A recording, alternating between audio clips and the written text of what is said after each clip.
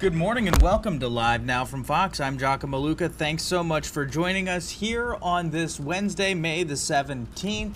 It's 7 a.m. over on the East Coast, 4 a.m. over on the West Coast. We've got a number of top stories we're heading to this morning, one including the debt ceiling showdown. That's certainly coming to a head as members of the U.S. Congress as well as the president expected to be meeting sometime today, again in the Oval Office, and with the leaders in the House, especially House Republican leader Kevin McCarthy, saying a debt deal could be possible sometime by the end of the week. We also, following another issue, a story happening over there in Iceland, the Council of Europe discussing a number of issues, especially related to the safety and the growing humanitarian crisis in Ukraine as that ongoing war continues between Ukraine and Russia. That meeting happening today.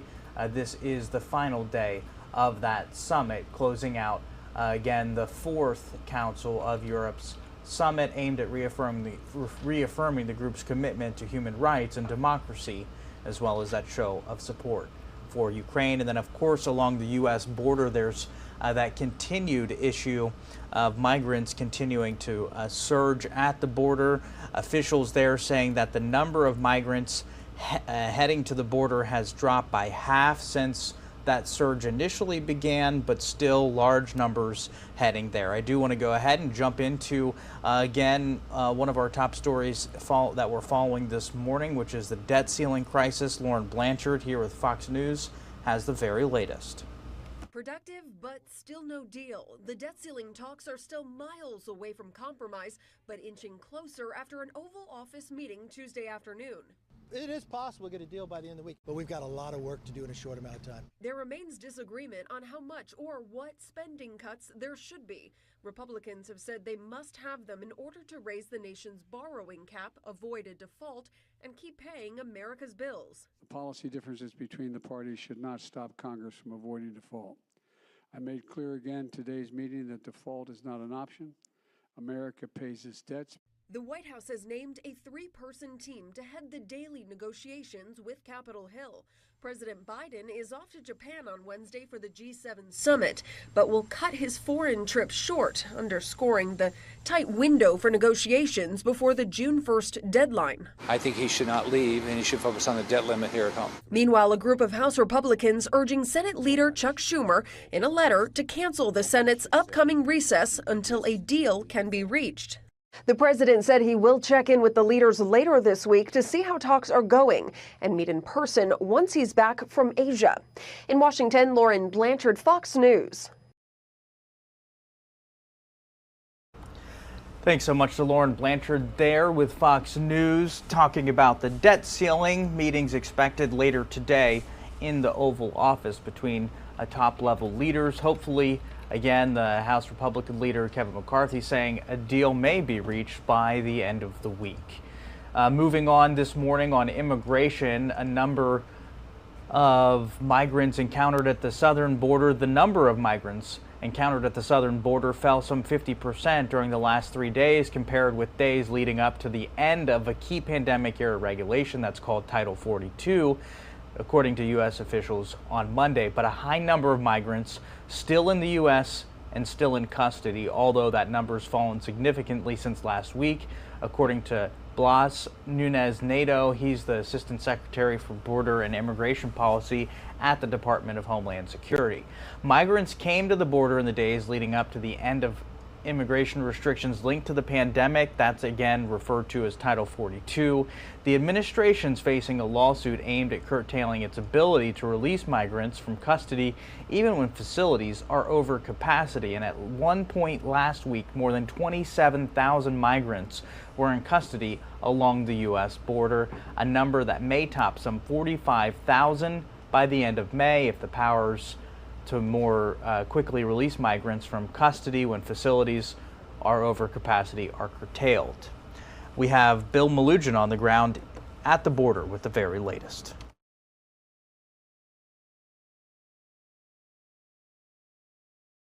shows a large group of migrants crossing illegally into private property in Eagle Pass, Texas, as a Border Patrol boat watches from the river. A National Guard soldier can be seen opening a gate for the migrants. The Texas National Guard tells Fox that soldier is not one of theirs. They say she is a Missouri soldier working for the federal government. In Idaho, Arizona, Border Patrol reports encountering 3 huge groups of more than 200 migrants each in the days after Title 42 expired. Sources tell Fox these migrants came from all around the world. And in the Rio Grande Valley, Texas DPS says a trooper encountered this group of 30 Chinese nationals walking down a road near Roma, Texas, after they crossed illegally. Despite illegal crossings being down sharply in recent days, mass releases continue as capacity remains an issue in some Border Patrol sectors like El Paso. That's where migrants are still camped out on city streets after release. We thank God and the United States government for welcoming us with open arms. Fully grateful. El Paso's Democratic Congresswoman blames a federal judge for overcrowding after he blocked Biden administration efforts to mass release migrants without court dates. That has meant that our processing facilities in El Paso are seriously overcrowded. And last week, a 17-year-old unaccompanied migrant minor from Honduras died in HHS custody while living in a federal facility in Pinellas County, Florida. Today, the sheriff there announced their investigation found that teen died of an epileptic seizure. He suffered from seizures, he didn't have his meds on him, and the sheriff says he told nobody at that facility about his medical condition. Reporting in Brownsville, Texas, Bill Malugin, Fox News.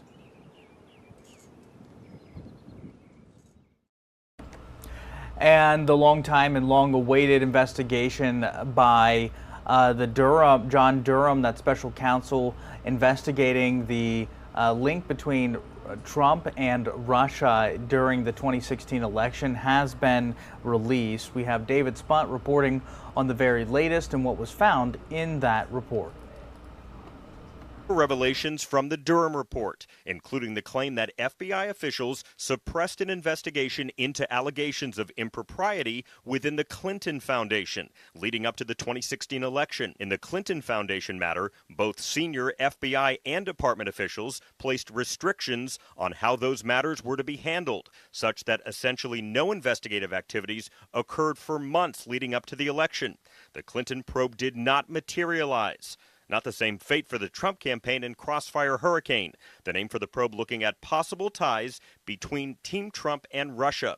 Former Deputy FBI Director Andrew McCabe's name is mentioned 58 times in the report. John Durham is wrong. I don't think this investigation was legitimate from its inception, and it continues to fuel a false narrative about alleged FBI malfeasance that continues to this day. McCabe defends the Bureau decision to open Crossfire Hurricane around the time when candidate Trump said this about his opponent. Russia, if you're listening, I hope you're able to find the 30,000 emails that are missing. But Durham wrote, senior FBI personnel displayed a serious lack of analytical rigor towards the information that they received, especially information received from politically affiliated persons and entities. The FBI, under new leadership since 2017, in a statement touted dozens of reforms that even John Durham agreed would likely prevent a repeat of history. House Republicans have invited John Durham to testify before Congress next week. No word if Durham has accepted that invitation. In Washington, David Spunt, Fox News.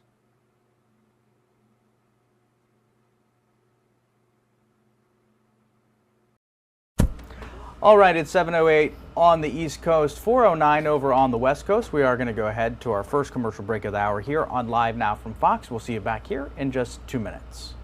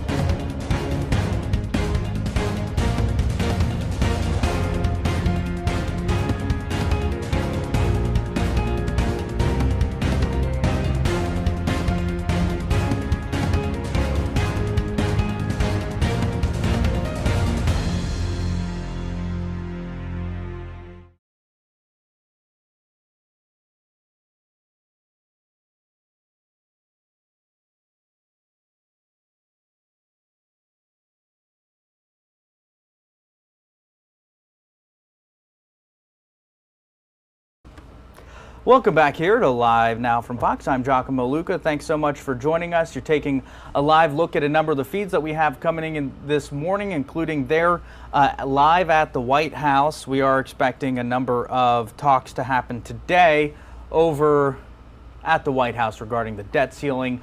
There in New York City, we're also expecting to hear some news potentially later today from congressional members about a potential bill calling for the removal of the Representative George Santos following charges being levied against him just last week in federal court. Also there in Iceland, hosting the Council of Europe, discussing a number of issues related to the European continent, including that growing humanitarian crisis there in Ukraine. I do want to go ahead and dip right into that right now here on Live Now from Fox. Let's listen in, live, raw, and unfiltered.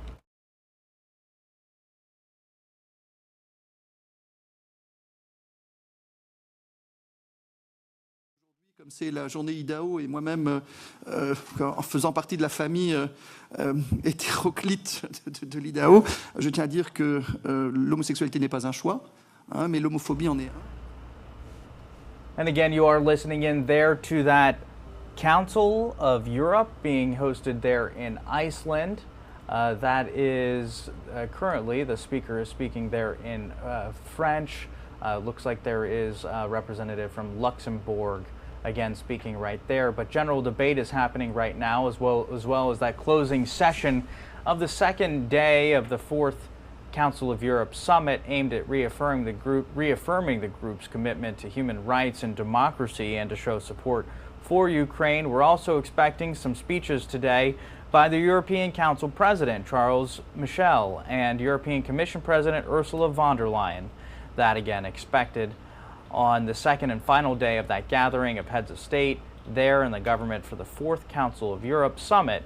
This two-day summit is Europe's main human rights body, centering conversations around providing legal and judicial means to go after the Kremlin, of course the Russian government that is. By Wednesday's conclusion, leaders at the summit want to have the outlines of a system in place to set up a register of all damage already caused by Russian forces so Moscow can be held liable for compensation to victims potentially later.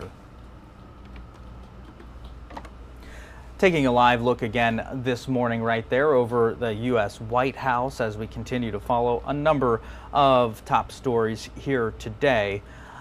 The debt ceiling, obviously a number one story happening, a number of conversations happening there at the White House and in Washington as officials continuing to try to break the deadlock in this months-long impasse on the debt limit. Debt limit talks shifted to an encouraging new phase on Tuesday as President Joe Biden and House Speaker Kevin McCarthy named top staffers to negotiate a deal to avert an unprecedented nationwide default. Biden cut short an upcoming overseas trip that is was expected to happen over the weekend there in Japan. He will still be going to Japan, but not going to Papua New Guinea as well as Australia. He would have been the first U.S. president to visit New Guinea. The fresh set of negotiations specific to that debt ceiling crisis means discussions are now largely narrowed to what the White House as well as House Speaker Kevin McCarthy say will accept in order to allow lawmakers to raise the debt limit over in the coming days. The Speaker said after a meeting with Biden and congressional leaders that a deal was possible by the week's end, even as, in McCarthy's view, the two sides remained very far apart, at least for the moment. Now, Biden was publicly critical of some of the comments that came out after that roughly hour-long meeting over there on the debt ceiling, despite having to cancel that Australia and New Guinea portions of his overseas trip that begins on Wednesday. Biden does plan to participate in a Group of 7 summit again. That's in Hiroshima, Japan, but then return to Washington on Sunday. Again, Kevin McCarthy, the House Speaker, said that it's possible that the debt ceiling talks could reach agreement by sometime by the end of the week. I do want to take you to also some images that we got out of Japan just earlier this morning. This happened within the last hour or so. There are protesters ahead of that G7 summit meeting, again expected in Japan. This has happened before when previous G7 meetings happened in the United States, including in Chicago. Major protesters went there to Chicago as well to protest the meeting of the G7. Those are the world's top economic leaders making many big decisions. Russia was once a part of that conversation and no longer is.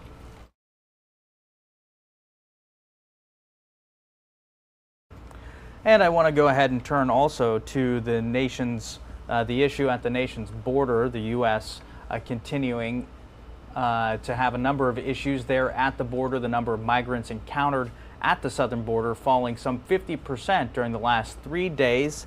That, of course, being compared to the days leading up to the end of a key pandemic-era regulation, U.S. officials said on Monday. But a high number of migrants are still in the U.S. custody, although the number's fallen significantly since last week. Assistant Secretary for Border and Immigration Policy at the Department of Homeland Security said that migrants came to the border in the days leading up to the end of migration restrictions linked to the pandemic, referred to as Title 42. The administration's facing a lawsuit aimed at curtailing its ability to release migrants from custody, even when facilities are over capacity. At one point last week, more than 27,000 migrants were in custody along the U.S.-Mexico border, a number that may top some 45,000 by the end of May. If the powers to more quickly release migrants from custody when facilities are over capacity are curtailed, Deputy Border Patrol Chief said that in a court filing last week. Bill Malugin's on the border right now with the very latest. Security video obtained exclusively by Fox News shows a large group of migrants crossing illegally into private property in Eagle Pass, Texas, as a Border Patrol boat watches from the river. A National Guard soldier can be seen opening a gate for the migrants. The Texas National Guard tells Fox that soldier is not one of theirs. They say she is a Missouri soldier working for the federal government. In Idaho, Arizona, Border Patrol reports encountering 3 huge groups of more than 200 migrants each in the days after Title 42 expired. Sources tell Fox these migrants came from all around the world. And in the Rio Grande Valley, Texas DPS says a trooper encountered this group of 30 Chinese nationals walking down a road near Roma, Texas, after they crossed illegally. Despite illegal crossings being down sharply in recent days, mass releases continue as capacity remains an issue in some Border Patrol sectors like El Paso. That's where migrants are still camped out on city streets after release. We thank God and the United States government for welcoming us with open arms, fully grateful. El Paso's Democratic Congresswoman blames a federal judge for overcrowding after he blocked Biden administration efforts to mass release migrants without court dates. That has meant that our processing facilities in El Paso are seriously overcrowded. And last week, a 17-year-old unaccompanied migrant minor from Honduras died in HHS custody while living in a federal facility in Pinellas County, Florida. Today, the sheriff there announced their investigation found that teen died of an epileptic seizure. He suffered from seizures, he didn't have his meds on him, and the sheriff says he told nobody at that facility about his medical condition. Reporting in Brownsville, Texas, Bill Malugin, Fox News. All right, and over there in the UK this morning, we have Rishi Sunak, the Prime Minister there of England, responding to questions by lawmakers in his parliament. Let's listen in live, raw, and unfiltered.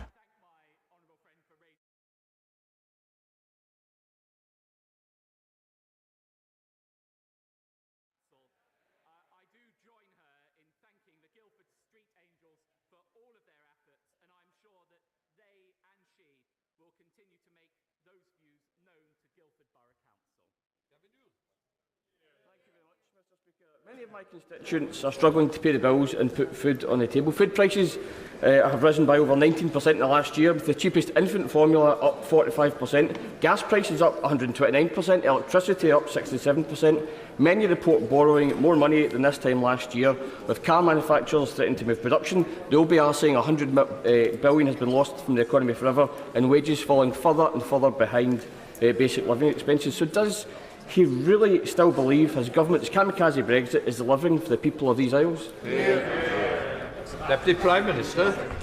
I certainly do believe that, Mr. Speaker, and I would say to the members on those benches that it's only because of the strength of our United Kingdom that we're able to afford the sort of interventions, for example, that we've had with the cost of living, with over £3,300 for every single family in our United Kingdom, paid for by a 75% windfall tax on oil and gas companies. That's the United Kingdom delivering on the cost of living.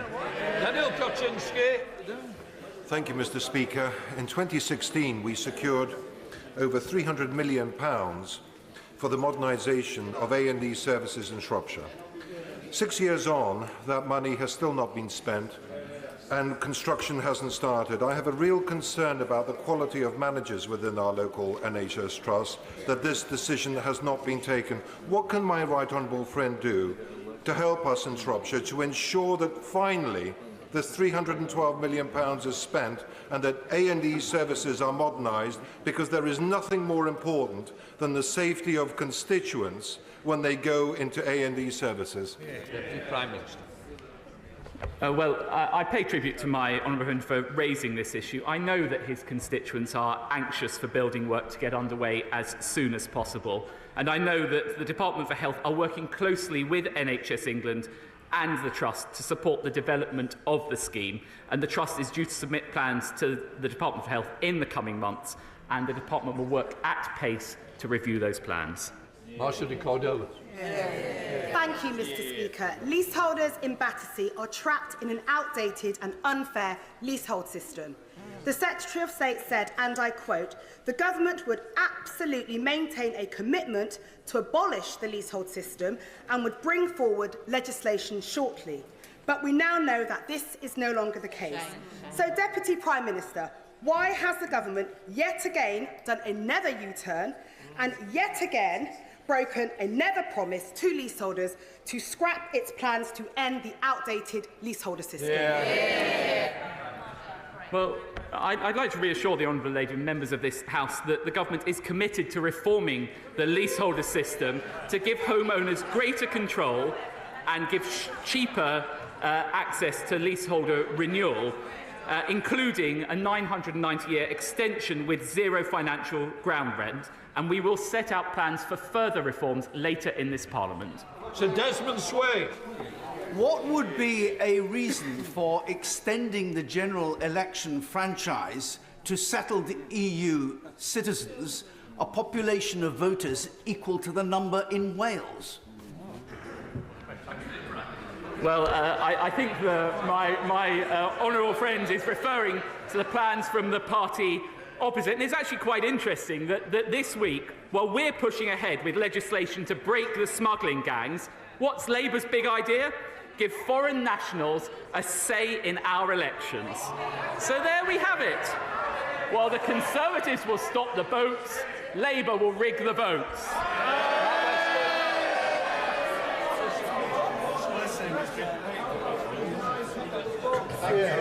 Thank you, Mr. Speaker. I was concerned to read last week that the Prime Minister had to be airlifted to a pharmacy in Southampton after suffering electoral dysfunction. Several weeks earlier, he flew all the way from Lancashire to Yorkshire by private jet. Meanwhile, angry rail commuters face the reality of cancellations, longer journey times, and are unable to get to work on time as operators shed services. The public think that the Prime Minister's got his head in the clouds. They're right, aren't they? It is quite extraordinary, Mr. Speaker, to take lectures from the party opposite about the railways when actually the head of the train drivers union actually sits on Labour's NEC. And indeed, she was described by the Right Honourable Lady, the Deputy Leader of the Labour Party, as, quote, one of us. No wonder Labour won't stand up to the militant rail unions. They literally let them drive their policies. Mr. Speaker, incredible regeneration work is taking place on Teesside, led by our Mayor, Ben Houchin. Sadly, we have seen a shameful attempt to smear the amazing Teesworks project, led by the Honourable Member for Middlesbrough, who I've given advance notice to. Will he confirm that it was always an integral part of the business case that the private sector should co-invest alongside government, and that the Teesworks arrangements themselves have been checked and approved by the government? And will he reconfirm his full support for the Teesworks projects, reassure investors, and join me in calling for the Labour Party to apologise for talking down Teesside? Well, my right honourable friend is absolutely correct to raise this issue. It is the UK's first free port, and it continues to attract billions of pounds of private sector investment, creating jobs and supporting the local economy. And I think the whole House will see through the inexcusable attempts by the Labour Party to talk down those successes on Teesside, where local leaders are working tirelessly to improve that region for the first time in a generation. Mr. Speaker, in 2011, the first year that the Tories came into government, 61,000 people received emergency food parcels from food banks. In 2022-23, that figure had gone up to nearly 3 million. 1 million of them children. It's gone up every year that the Conservatives have been in power bar one. So will he tell the House, is that a record that he proudly defends? I'm very proud of the fact that this government has given record numbers of people the opportunity to have jobs and employment, which is the surest route out of poverty. And it is the case that I believe up to 3.6 million new jobs have been created under this government. Walker. Thank you, Mr. Speaker. All right, you have been listening in there to the UK Parliament there. The Prime Minister Rishi Sunak expected to be responding to a number of questions by UK lawmakers. Obviously, energy and the economy, a #1 topic over there in the UK as they continue to face problems there in the global changing economy. All right, I do want to get on to another top story that we've been following for you all this week and really for the past several weeks. The head of the artificial intelligence company that makes ChatGPT told Congress that government intervention will be critical to mitigating the risks of increasingly powerful AI systems. Altman proposed the formation of a U.S. global agency that would license the most powerful AI systems and would have the authority to, quote, take that license away and ensure compliance with safety standards. His San Francisco-based startup rocketed to public attention after it released ChatGPT late last year. That free chatbot tool, it answers questions with convincingly human-like responses. And what started out as a panic among educators about ChatGPT's use to cheat on homework assignments and expanded to broader concerns about the ability of the latest crop of generative AI tools used to mislead people, spread falsehoods, violate copyright protections, and upend some jobs. Chris Warren, he's the managing partner of the New York-based Warren Law Firm. He's standing by here today to talk to us about all things AI. Good morning, Chris. Thanks so much for joining us. We appreciate having you on the show. Morning. Thank you so much. Thank you. And first, let's jump into it. What are the big concerns that we have with AI? And specifically, what are the big concerns that lawmakers have with AI? Yeah, we're talking about forced implicit or explicit bias, right? Being coded into these large language models.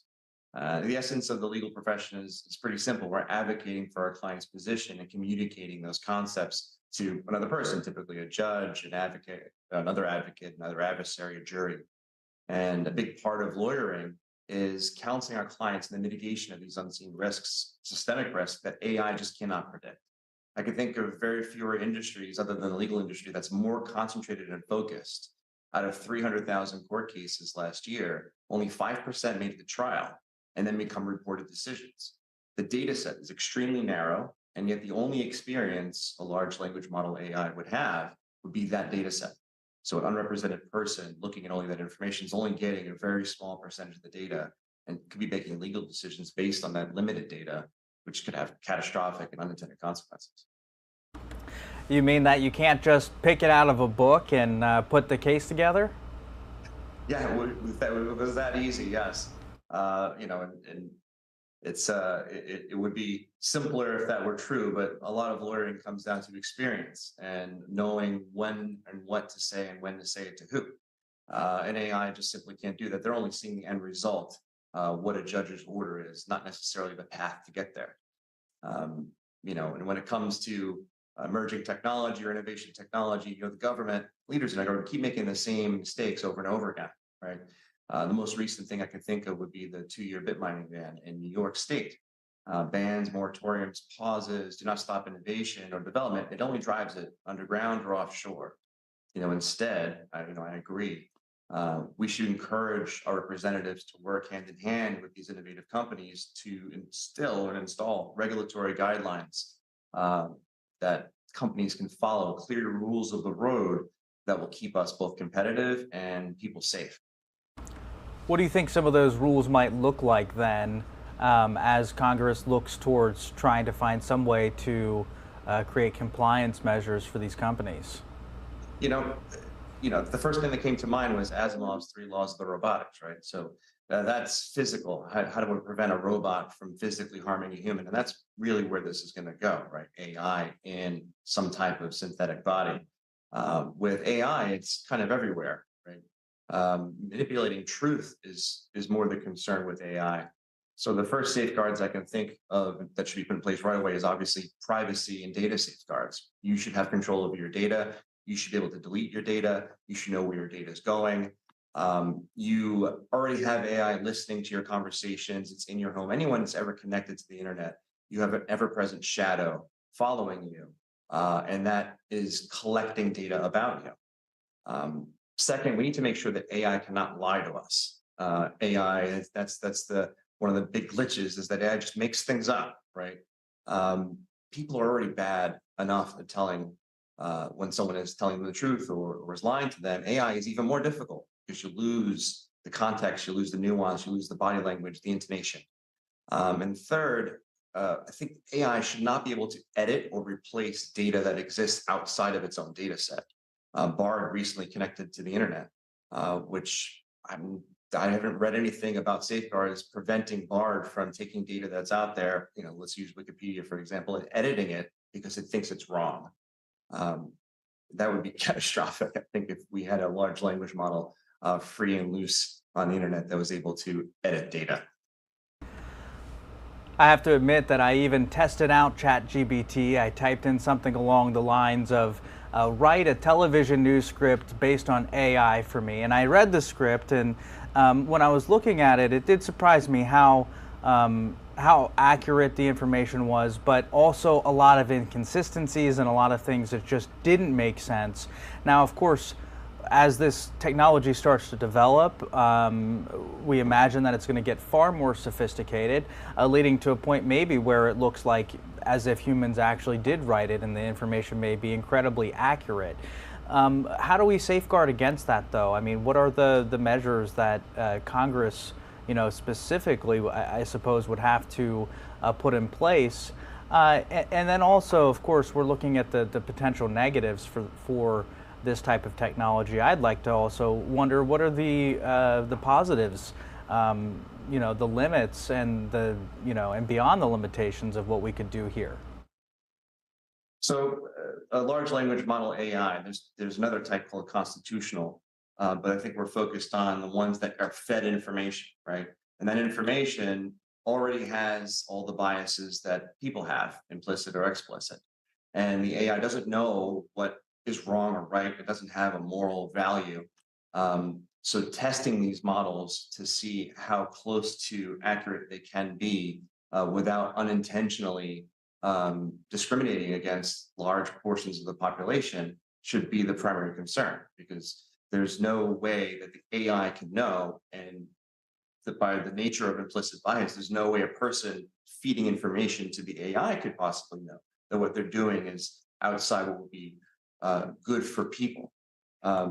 As opposed to how AI is going to change the world, it's clearly already has. With respect to the legal profession, I found that using AI tools in my practice every day has made me a lot more efficient. It's made me a better advocate. I can provide exponential value back to my client by incorporating AI into my practice. And I really believe it's very clear to me that in the very near immediate future, there'll be two types of attorneys. Attorneys that embrace innovation and return value back to their clients, and attorneys that are unemployed. This is here to stay, and you have to get on this bus or it's going to leave without you. Certainly, you have to keep up with the times, have to keep up with the technology. I think a lot of people learned that when pagers went to cell phones and cell phones became kind of top of mind. Last question I got for you. There have been some discussions from some of the makers of these technologies discussing whether or not AI, next-gen AI development should be put on pause while lawmakers look into this more to see outweigh the risks and benefits. What do you say to that? Banning innovation does not work. Innovative companies are going to go underground or go offshore. They're going to, it'll actually do the opposite thing that lawmakers and the people should really want. You want government working with the companies to develop the right guardrails to protect the public. And if you cut out that transmission and you make it so that the innovators can't talk to the government, you're creating a recipe for disaster, because this is not going to stop. In the end, it'll be other countries that are developing technology faster and better than we are, and we're going to be at a strategic disadvantage from everything from business to how our governments run, to national security, to who knows what implications a ban might have. The right way to do this is to work with these companies and innovate alongside them, and make sure that there are regulations in place that are common sense, that make sense, that promote the innovation, and that hopefully have companies embrace the rules of the road. So there's a clear path to, hey, how do we develop this in a safe way that serves the people, that doesn't create chaos, much like cryptocurrency or the lack of government oversight cryptocurrency did. Certainly, as you have these new technologies being developed, essentially creating a bit of a safeguard in the meantime as the processes are being developed can help shape it to best suit the needs for our people in the future. Chris Warren, managing partner over at the Warren Law Firm there in New York City. Thanks so much for joining us. Any closing thoughts on this? Looking forward to seeing where this develops. It's been a very exciting time in our industry and a lot of our clients' industries. The embrace of this technology is going to change the world. It's certainly changed the practice of law in a very short period of time that it's been available to the public. And we're looking forward to working with businesses to make sure that they're complying with whatever regulations are passed by local government to keep them safe. Chris Warren, thank you so much. So many possibilities ahead when we talk about AI. Thanks so much for joining us. Thank you so much. All right, folks, it's 7:40 over on the East Coast, 4:40 over on the West Coast. We're going to go ahead and take a short break here on Live Now from Fox. When we return, we'll reset with all your top headlines.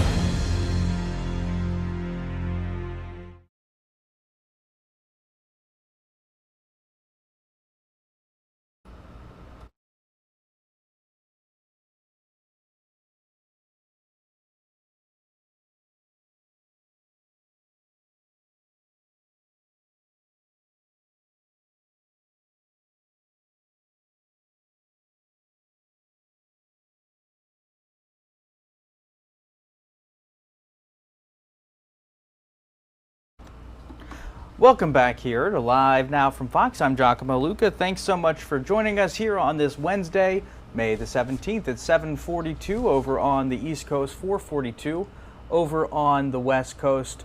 Taking a look at a number of our feeds this morning. We've got on the left side corner of your screen, that is New York City there. Expecting to hear some news sometime today out of Washington related to that New York congressman there from Long Island, where officials are expected to be calling for his removal from office, this following federal charges facing that congressman. Top right-hand corner of your screen, you've got London over there in the UK. Earlier on our show, just the past few minutes, we did have the UK Parliament on. We had officials there asking questions to the Prime Minister, Rishi Sunak, and over there in Washington, D.C. at the White House, expecting some top-level discussions today and perhaps throughout the week, after some lawmakers signaling that a deal on the debt ceiling may be possible closer than we are expecting, perhaps by the end of the week. We're going to turn now to Lauren Blanchard following the latest on this from Washington.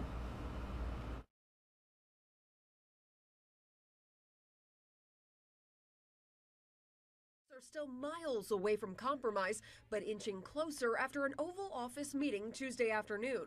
It is possible to get a deal by the end of the week, but we've got a lot of work to do in a short amount of time. There remains disagreement on how much or what spending cuts there should be. Republicans have said they must have them in order to raise the nation's borrowing cap, avoid a default, and keep paying America's bills. The policy differences between the parties should not stop Congress from avoiding default. I made clear again today's meeting that default is not an option. America pays its debts. The White House has named a three-person team to head the daily negotiations with Capitol Hill. President Biden is off to Japan on Wednesday for the G7 summit, but will cut his foreign trip short, underscoring the tight window for negotiations before the June 1st deadline. I think he should not leave, and he should focus on the debt limit here at home. Meanwhile, a group of House Republicans urging Senate Leader Chuck Schumer in a letter to cancel the Senate's upcoming recess until a deal can be reached. The president said he will check in with the leaders later this week to see how talks are going and meet in person once he's back from Asia. In Washington, Lauren Blanchard, Fox News.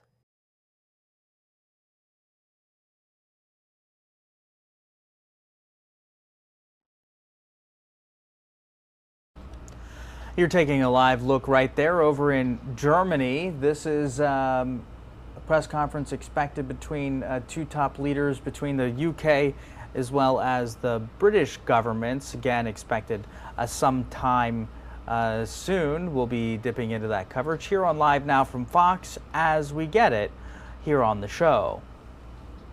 And I do want to go ahead and turn now to this conference that we're hearing there in Iceland. This is happening live.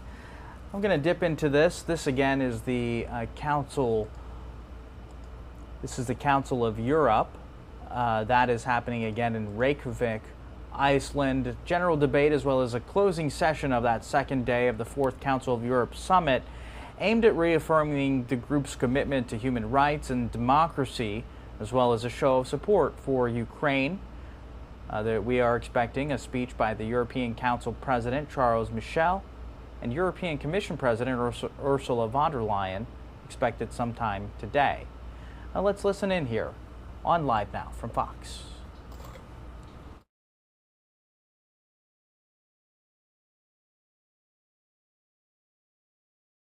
Corruption and control over care and competence. Together, let us continue to stand on the front lines of freedom, and let us continue our close and enduring cooperation from climate to cyber crimes to counterterrorism to make the world a better, freer, more just place for us all. Thank you.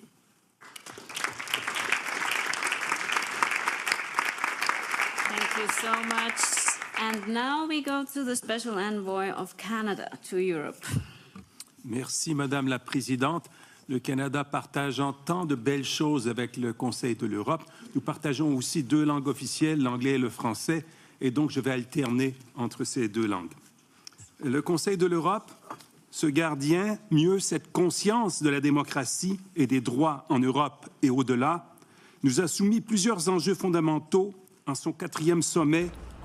You have been listening in there to the Council of Europe happening there in Reykjavik, Iceland. You're hearing from a diplomat there from Canada, speaking there in French Canadian, following some comments being made very briefly there by Ambassador Linda Thomas Greenfield. That's the American ambassador to the United Nations, as well as a representative of the U.S. in the Security Council of the UN.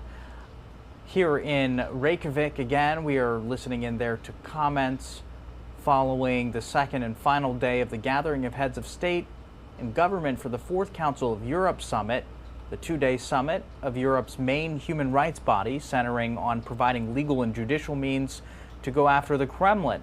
By Wednesday's conclusion, leaders at the summit want to have outlines of a system in place to set up a register of all the damage already have been caused by Russian forces so that Moscow can be held liable for compensation to the victims later. Taking a live look at a number of the feeds that we have popping up on your screen this morning over there in New York City.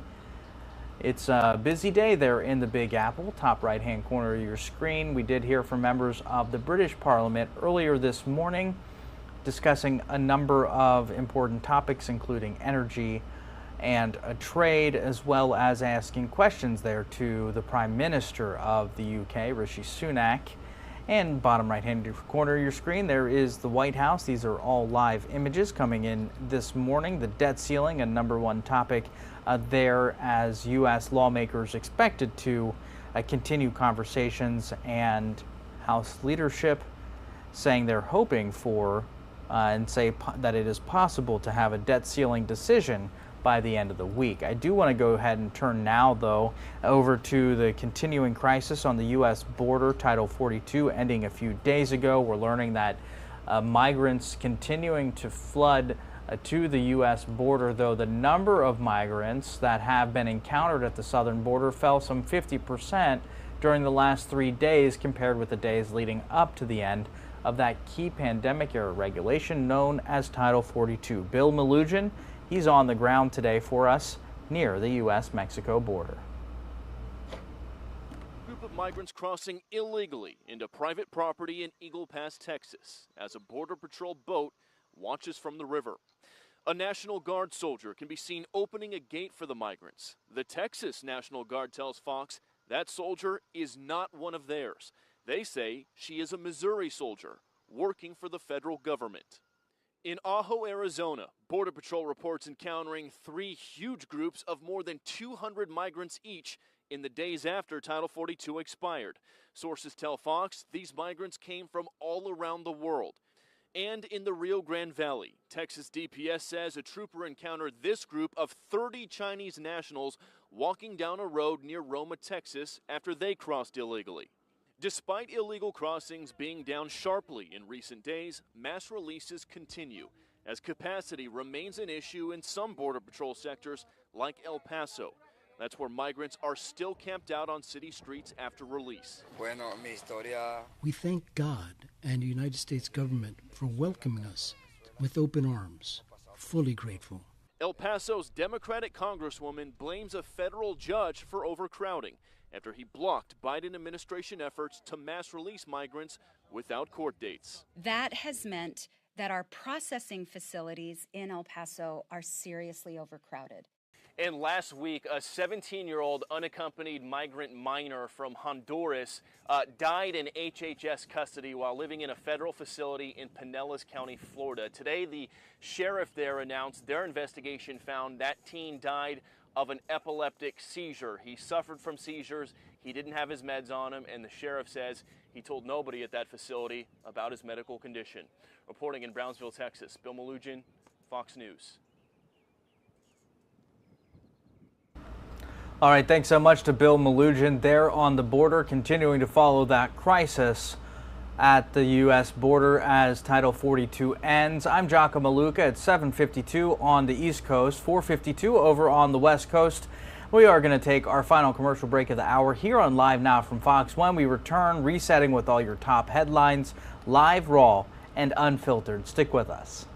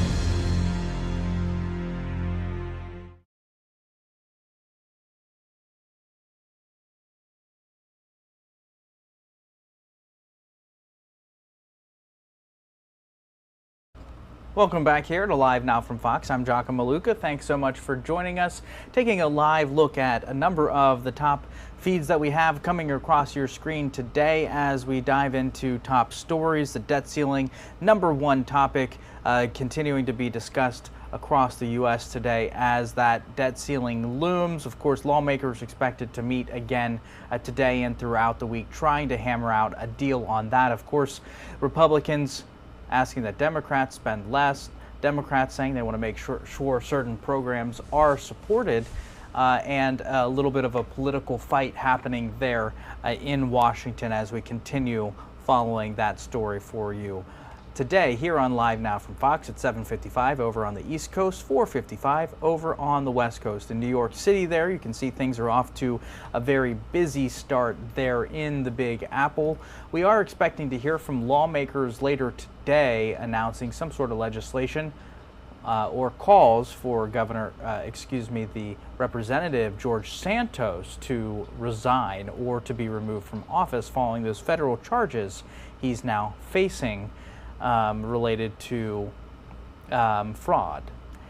Okay, and then we also have up in the top right-hand corner of your screen, London, England. We were following the UK Parliament there, asking their Prime Minister a number of questions about energy and trade and a number of other issues there in the UK this morning as we continue to follow the very latest happening here in the U.S. and all over the world. I do want to go ahead and jump into another story we're following today over in Kentucky.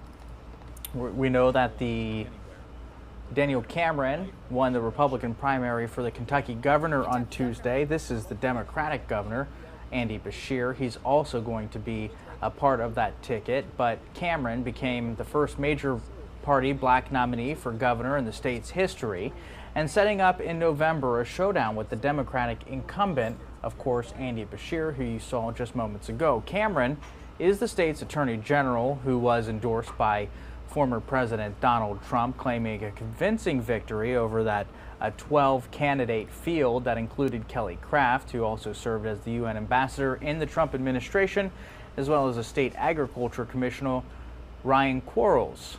Beshear easily beat the two under-the-radar Democrat challengers in his own party. Cameron then again, the state's first black attorney general, will be the state's first black governor if elected.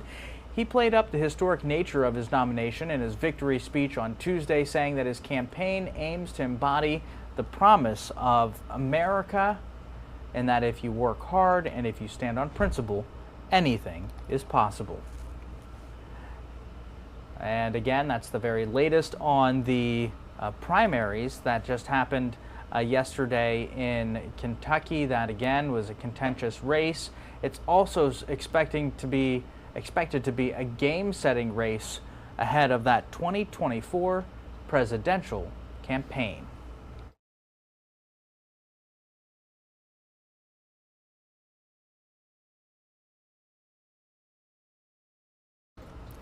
And we do have this video from earlier this morning. It's happened within the past couple hours over in Japan ahead of the G7 summit meeting, where President Biden is expected to be meeting with a number of other world leaders later this week. Protests already happening there in Japan in these, quote, no G7 protests happening in Hiroshima.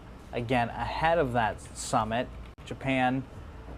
Japanese protesters gathered there again in Hiroshima ahead of that summit, which is expected to open on May the 19th. And I'll turn back now over to the U.S., where we are learning there's a major situation over on the U.S. border as the situation there continues after Title 42 ends. Title 42, the COVID-era policy that allowed the expulsion of certain migrants, now ending, and thousands of migrants from all over central Mexico, as well as all over the world, Central America, I should say, all over the world heading to the U.S. border. This situation becoming a very concerning one there. We have Bill Melugin following the very latest for us on the border.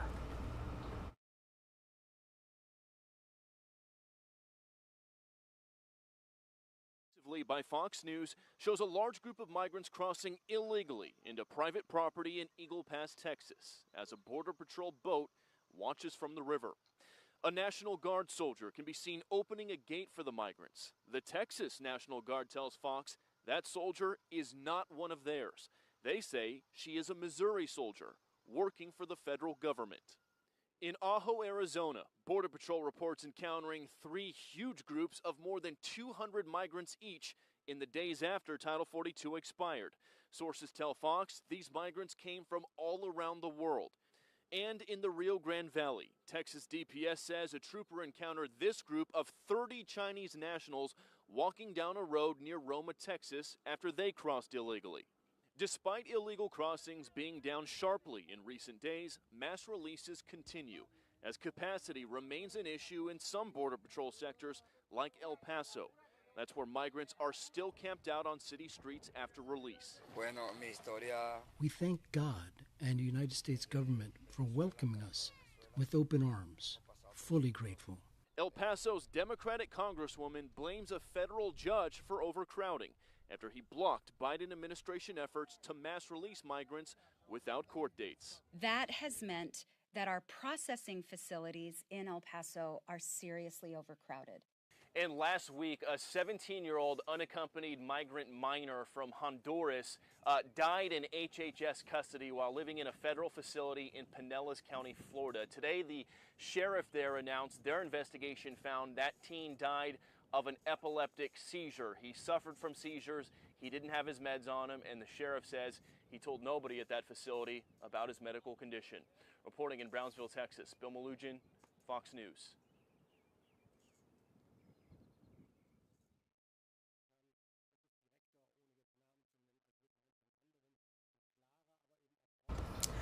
Thanks so much to Bill Melugin there on the U.S. border, following the very latest on that migrant crisis following the end of Title 42.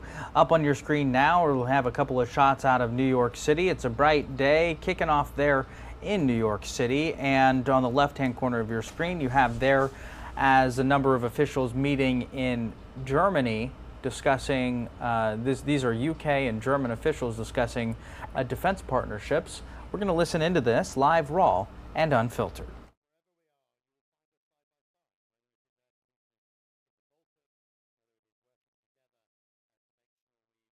Our people out of Sudan, whether that is exercising or indeed joined together at the hip, as we see in Minden, in joint units. Britain and Germany is always in the same place and is nearly always side by side on our operations. And I think people shouldn't forget that. Those are the actions that matter. Those are the partnerships that see us all through. That special relationship. That is what a relationship is. That our officers know each other, that our officials know each other. And I'm delighted to come back to this ministry. I've done my job for 4 years. And the people I recognise most in the room, apart from the Defence Minister, is obviously the officials who have been here through changes of government and indeed are still sitting in that room. And that is what a relationship is about, an enduring relationship. Germany and Britain are at the forefront of Europe's response to Russia's invasion of Ukraine. The systems that we have both put in place to help Ukraine maintain its momentum and defend itself are significant systems. They're not just symbolic. The M270, the tracked version effectively, the HIMARS, was gifted by 2 nations into Ukraine, the United Kingdom and Germany, a good few months ago, and that complemented the American HIMARS. That made a difference. That's why Russia could not succeed when it wanted to, and definitely put a stall in its advance. And you know, I saw the statement from both the Chancellor yesterday and indeed during President Zelensky's visit the day before yesterday, and I think that is the key, that Britain, Germany send the message to Russia that what they are doing is unacceptable and that they cannot win in this war, and that they should seek alternatives to it and indeed leave Ukraine. And I think that is very, very important. But it's great to work. We're looking together. We are also ministries and defence armed forces in similar positions. We have been at the long end of decades of disinvestment or hollowing out, and we are now in a position where we are having to reinvest. And with that reinvestment comes reform. And that's a challenge that we both have. It's why it's important we share our lessons and our thinking about how to do that. But we are in very, very similar positions. And no one should underestimate the challenge we both face. So I'm delighted to regularly speak to Boris. And I think we're going to do lots more working together. Thank you. Wir haben Zeit für Fragen. Würden Sie bitten, Ihren Namen und das Medium zu nennen, für das Sie arbeiten? Are there any questions from the British side?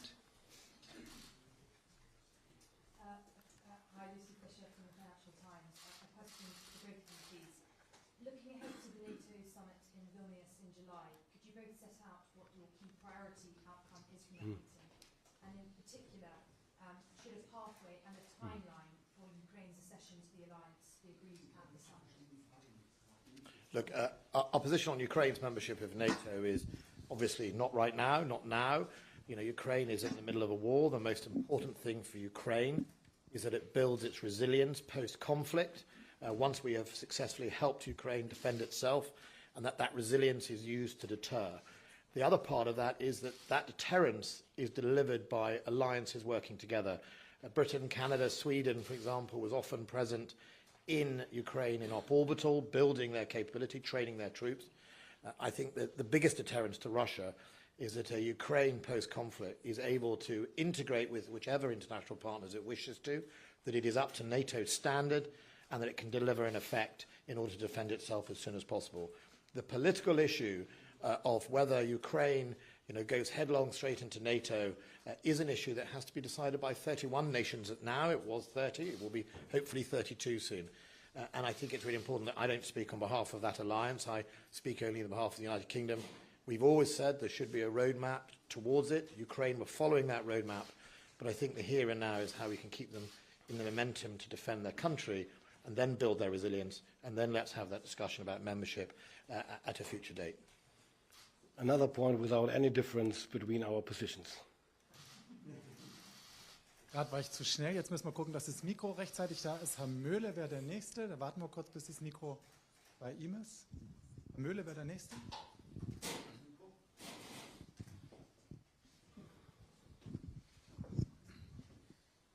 Ja, vielen Dank, Holger Möhle, Bonner Generalanzeiger. Eine Frage an Minister Ben Wallace. Es gibt Berichte, wonach Ihr Land zusammen mit den Niederlanden an einer Kampfjet-Koalition arbeiten soll. Was kann Ihr Land bei Kampfjets an die Ukraine liefern? Haben Sie schon eine Entscheidung gefällt und welche Staaten sind mit dabei? Und eine Frage an Minister Pistorius in diesem Zusammenhang. Was könnte denn Deutschland bei dieser Kampfjet-Koalition beitragen und wird es etwas beitragen? You are listening in there to a press conference happening between the UK and German defense ministers in Berlin, answering questions being asked in German but answering in English. Saying we're not going to deliver Typhoon Tranche 1 is not a plane that would be suitable, but also we make the clear point that this is not about gifting weapon systems. This is gifting a platform. And with that, if anyone follows Formula One, you don't just gift a car, you have to gift a pit team of hundreds of people. And none of us standing here, no European nation is going to put British forces or British Air Force personnel into Ukraine in the middle of that war zone. We've always been clear on that. What we are talking about, and it links to the earlier question, is resilience of Ukraine. How can Ukraine stand firm after this? How they can deter? And they will need more fighter capability. So starting the basics of helping train cohorts of Ukrainians for the long term to fly aircraft, whichever aircraft they choose to buy or develop, is what's important now to discuss. And, Ukraine have expressed, I think, a preference for F-16s. We don't hold those in our inventory. But fundamentally, I think it's about training and enabling that will take some time, considerable time. I don't think this is the magic wand that will solve today. What will solve today is giving Ukraine the same effects an aircraft can deliver. An aircraft can deliver anti-air, ground support, and deep strike. The Storm Shadow gifting we gave recently will help achieve that deep strike and build on the 80-kilometre range of the HIMARS system and the M270s. The anti-air, well, we've all seen how much donations Germany and others have given on anti-air missiles from surface to air. Ukraine is actually very well covered by that anti-air, and as we've seen, the Russian Air Force doesn't really take off and has to rely on firing missiles over the Caspian Sea to hit Kyiv. So, we can deliver the effect without necessarily rushing in aircraft that we either don't have or aren't suitable for this war. And then when we can talk about after the war, we talk about the resilience, then it's important that we're busy training their pilots and their capabilities.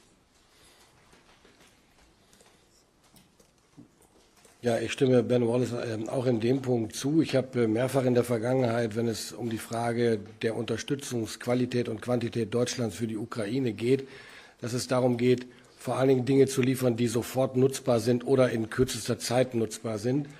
Dass es vor allen Dingen darum geht, das zu liefern, was am dringendsten gebraucht wird und gleichzeitig das geliefert wird, wo auch die Nachhaltigkeit gegeben ist, sowohl was Logistik angeht, als auch Wartung und Instandsetzung. Denn das ist es, worauf es am Ende ankommt. Es nützt uns nichts und auch der Ukraine nichts, wenn wir Dinge liefern, die nach 3 Monaten nicht mehr nutzbar sind, weil Material entstanden. You have been listening in there to UK as well as German defense ministers meeting there in Berlin. Conference happening there discussing a number of issues between the UK and Germany. Of course, a big conversation and a big topic being discussed there over in Europe and all across Europe, including in Iceland today, a part of the European Council meeting. Are those discussions happening there on the security in Ukraine, as well as the war between Russia and Ukraine? It's 8:11 over on the East Coast. It's 5:11 over on the West Coast. I do want to go ahead and turn now to that investigation coming out in the very latest on the Russia-Trump probe. That, of course, a special counsel releasing an investigation just yesterday on that. We have David Spunt with the very latest following the story. More revelations from the Durham report, including the claim that FBI officials suppressed an investigation into allegations of impropriety within the Clinton Foundation, leading up to the 2016 election. In the Clinton Foundation matter, both senior FBI and department officials placed restrictions on how those matters were to be handled, such that essentially no investigative activities occurred for months leading up to the election. The Clinton probe did not materialize. Not the same fate for the Trump campaign and Crossfire Hurricane, the name for the probe looking at possible ties between Team Trump and Russia. Former Deputy FBI Director Andrew McCabe's name is mentioned 58 times in the report. John Durham is wrong. I don't think this investigation was legitimate from its inception, and it continues to fuel a false narrative about alleged FBI malfeasance that continues to this day. McCabe defends the Bureau decision to open Crossfire Hurricane around the time when candidate Trump said this about his opponent. Russia, if you're listening, I hope you're able to find the 30,000 emails that are missing. But Durham wrote, senior FBI personnel displayed a serious lack of analytical rigor towards the information that they received, especially information received from politically affiliated persons and entities. The FBI, under new leadership since 2017, in a statement touted dozens of reforms that even John Durham agreed would likely prevent a repeat of history. House Republicans have invited John Durham to testify before Congress next week. No word if Durham has accepted that invitation. In Washington, David Spunt, Fox News.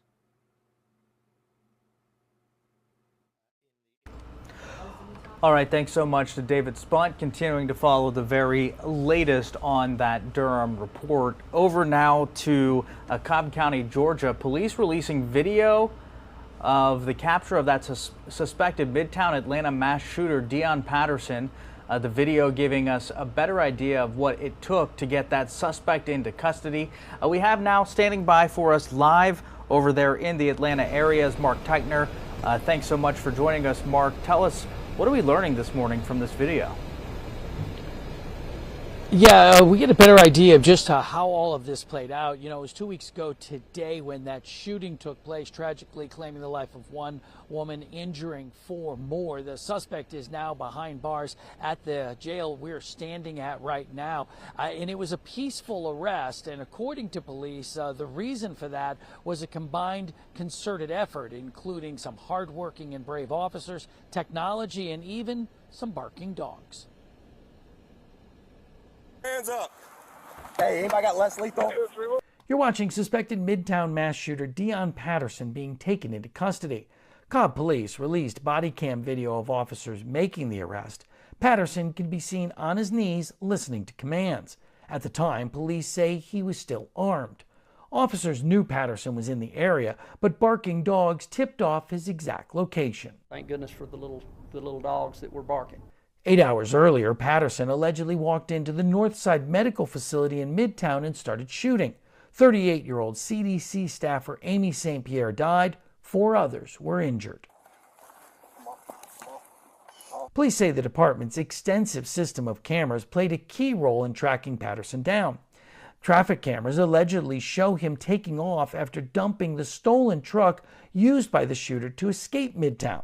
License plate readers also helped narrow the search area. If you imagine the entire Atlanta area with all the square mileage and the millions of people in the area, the integration of cameras allowed us to send the officers to a very particular place and a very particular location. The chief was proud watching his officers in action. For you guys, it's just a police officer in a uniform. For us, it's our police officers. We know their voice. We talk to them. We love them. Patterson is being held here without bond. His lawyer says that he suffers from mental illness issues. Reporting live from Atlanta, Georgia, I'm Mark Teichner for LiveNOW from Fox. And Mark, what is the situation there then in Atlanta following this attack? How are people getting back to their day-to-day? Well, unfortunately, this is something that seems to be a regular part of life here in the United States. To be honest with you, things are basically back to normal in Midtown Atlanta. It's a very busy part of the city. The building itself has reopened. However, the actual facility on the 11th floor where the shooting took place does remain closed. Scars left behind. Communities trying to get back to normal after such a tragedy. Thanks so much for joining us. Mark Teichner there in Atlanta. All right, folks, we are moving on. It's 8:16 over on the East Coast, 5:16 over on the West Coast, continuing to follow the very latest stories happening here and across the world. Over there in Germany, you can see right there, that is the UK Defense Minister speaking along with his counterpart there in Berlin, Germany, discussing a number of defense issues as Europe discusses a number of defense issues. We're going to listen into this live, raw, and unfiltered.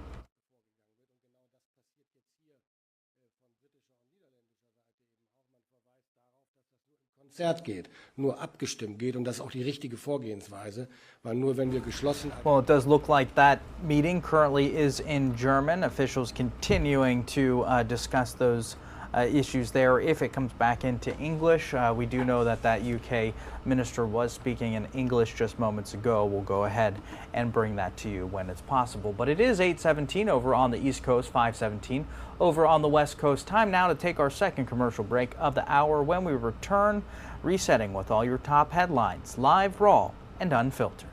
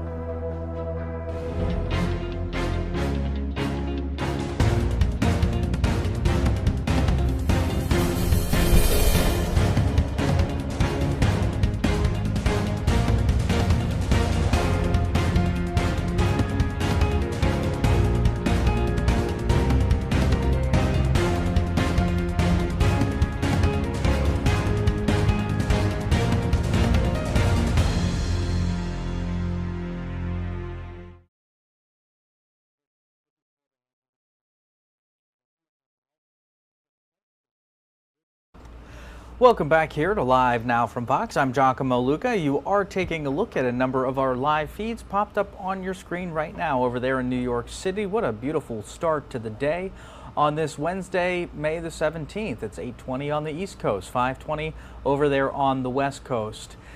A couple of shots there of New York City again, and the man talking on your screen, that is one of the defense ministers over there in Berlin.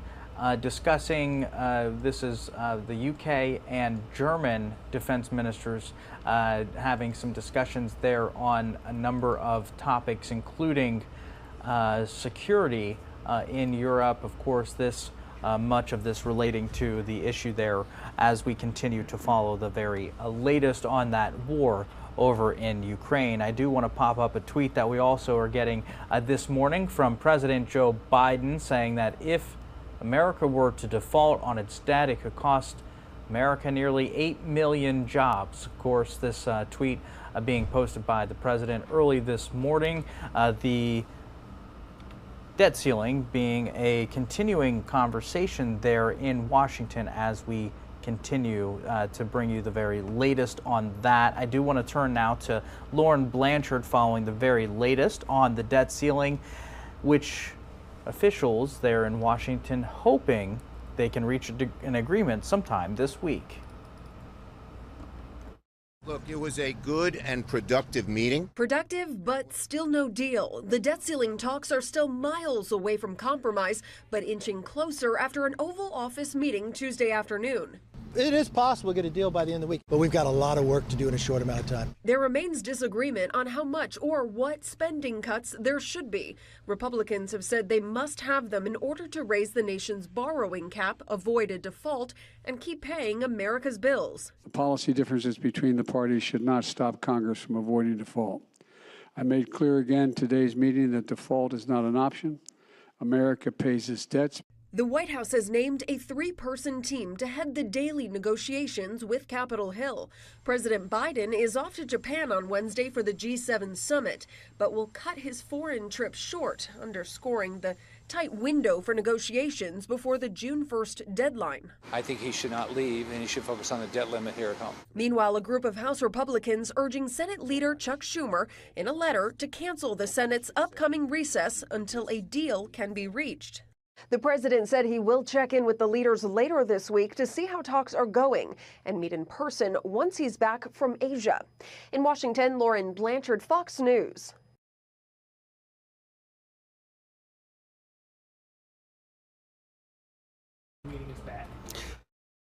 All right, welcome. Thanks so much to Lauren Blanchard following the very latest there on the debt ceiling. I do now want to turn over to the very latest out of that primary there in Kentucky. That is the Attorney General of Kentucky, who has just now became a top pick there for the primary for the governor's race over there in Kentucky, which is expected to be a contentious race, also one that is expected to really be kind of setting the stage for the 2024 presidential election coming up in just a year. Daniel Cameron, he won the Republican primary again for the governor's race on Tuesday there in Kentucky, becoming the first major party black nominee for governor in the state's history and setting up a November showdown with Democratic incumbent Governor Andy Beshear. Cameron is the state's attorney general. He was endorsed by former President Donald Trump, claiming a convincing victory over a 12-candidate field that included Kelly Craft, who served as the UN ambassador in the Trump administration, and State Agriculture Commissioner Ryan Quarles. Beshear easily beat the two under-the-radar Democratic challengers in his own primary, while Cameron, again the state's first black attorney general, would be the state's first black governor if he was elected. He did play up the historic nature of his nomination in his victory speech on Tuesday, saying his campaign aims to embody the promise of America and that if you work hard and if you stand on principle, anything's possible. That's the latest on the Kentucky primary. We'll be continuing to follow this and much more of your election news here on Live Now from Fox. The G7 leaders also gathering this week, later this week, over in Hiroshima, Japan. I do want to take you to some video we have from early this morning, some protesters there and what's being called the Say No to G7 protests happening early this morning, again there in Hiroshima, Japan. This ahead of the G7 leaders, seven of the world's top economies meeting there in Hiroshima. They're likely to focus heavily on the war in Ukraine, as well as concerns about Chinese threats to Taiwan. It's also lavishing more attention on the needs of the global South. It's a priority made by the inclusion of countries ranging from India to Brazil to the Comoros. Japanese Prime Minister Fumio Kishida hopes to use the host city of Hiroshima to remind the world of the risks of nuclear proliferation. And we're also learning that the head of the AI generating platform known as ChatGPT told Congress on Tuesday that the government intervention may be likely critical to mitigating the risks of increasingly powerful AI systems. Altman proposed the formation of a U.S. or global agency that would license the most powerful AI systems and have the authority to take the license away and ensure compliance and safety standards. His San Francisco-based startup rocketed to public attention after it released ChatGPT late last year. The free chatbot tool answers questions with convincingly human-like responses. And what started out as a panic among educators about ChatGPT's use to cheat on homework assignments has expanded to broader concerns about the ability of the latest crop of generative AI tools to mislead people, spread falsehoods, violate copyright protections, or even upend some jobs. We spoke with an attorney, Chris Warren, managing partner over at the New York-based Warren law firm, about that earlier today. We'll play that later on in the show so you can get some more context on this big talks happening there on AI over in Washington.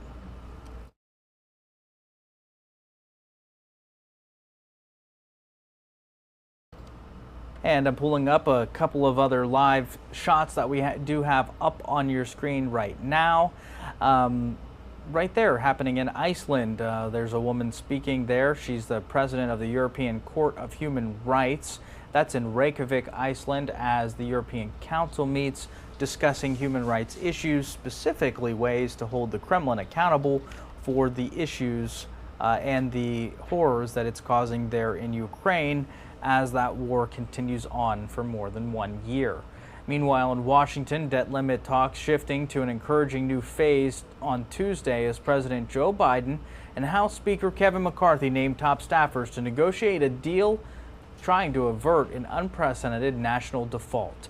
Biden cut short an upcoming overseas trip in hopes of closing an agreement before a June 1st deadline. The fresh set of negotiators means discussions are now largely narrowed into what the White House and McCarthy will accept in order to allow lawmakers to raise the debt limit in the coming days. The speaker said after a meeting with Biden and congressional leaders that a deal was possible by the week's end, even as, in McCarthy's view, two sides remained very far apart for the moment.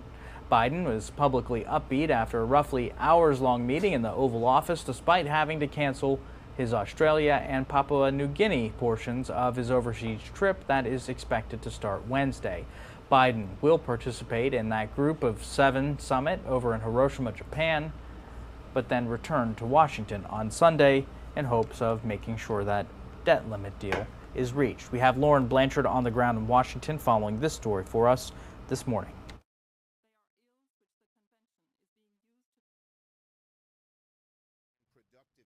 Productive, but still no deal. The debt ceiling talks are still miles away from compromise, but inching closer after an Oval Office meeting Tuesday afternoon. It is possible to get a deal by the end of the week, but we've got a lot of work to do in a short amount of time. There remains disagreement on how much or what spending cuts there should be. Republicans have said they must have them in order to raise the nation's borrowing cap, avoid a default, and keep paying America's bills. The policy differences between the parties should not stop Congress from avoiding default.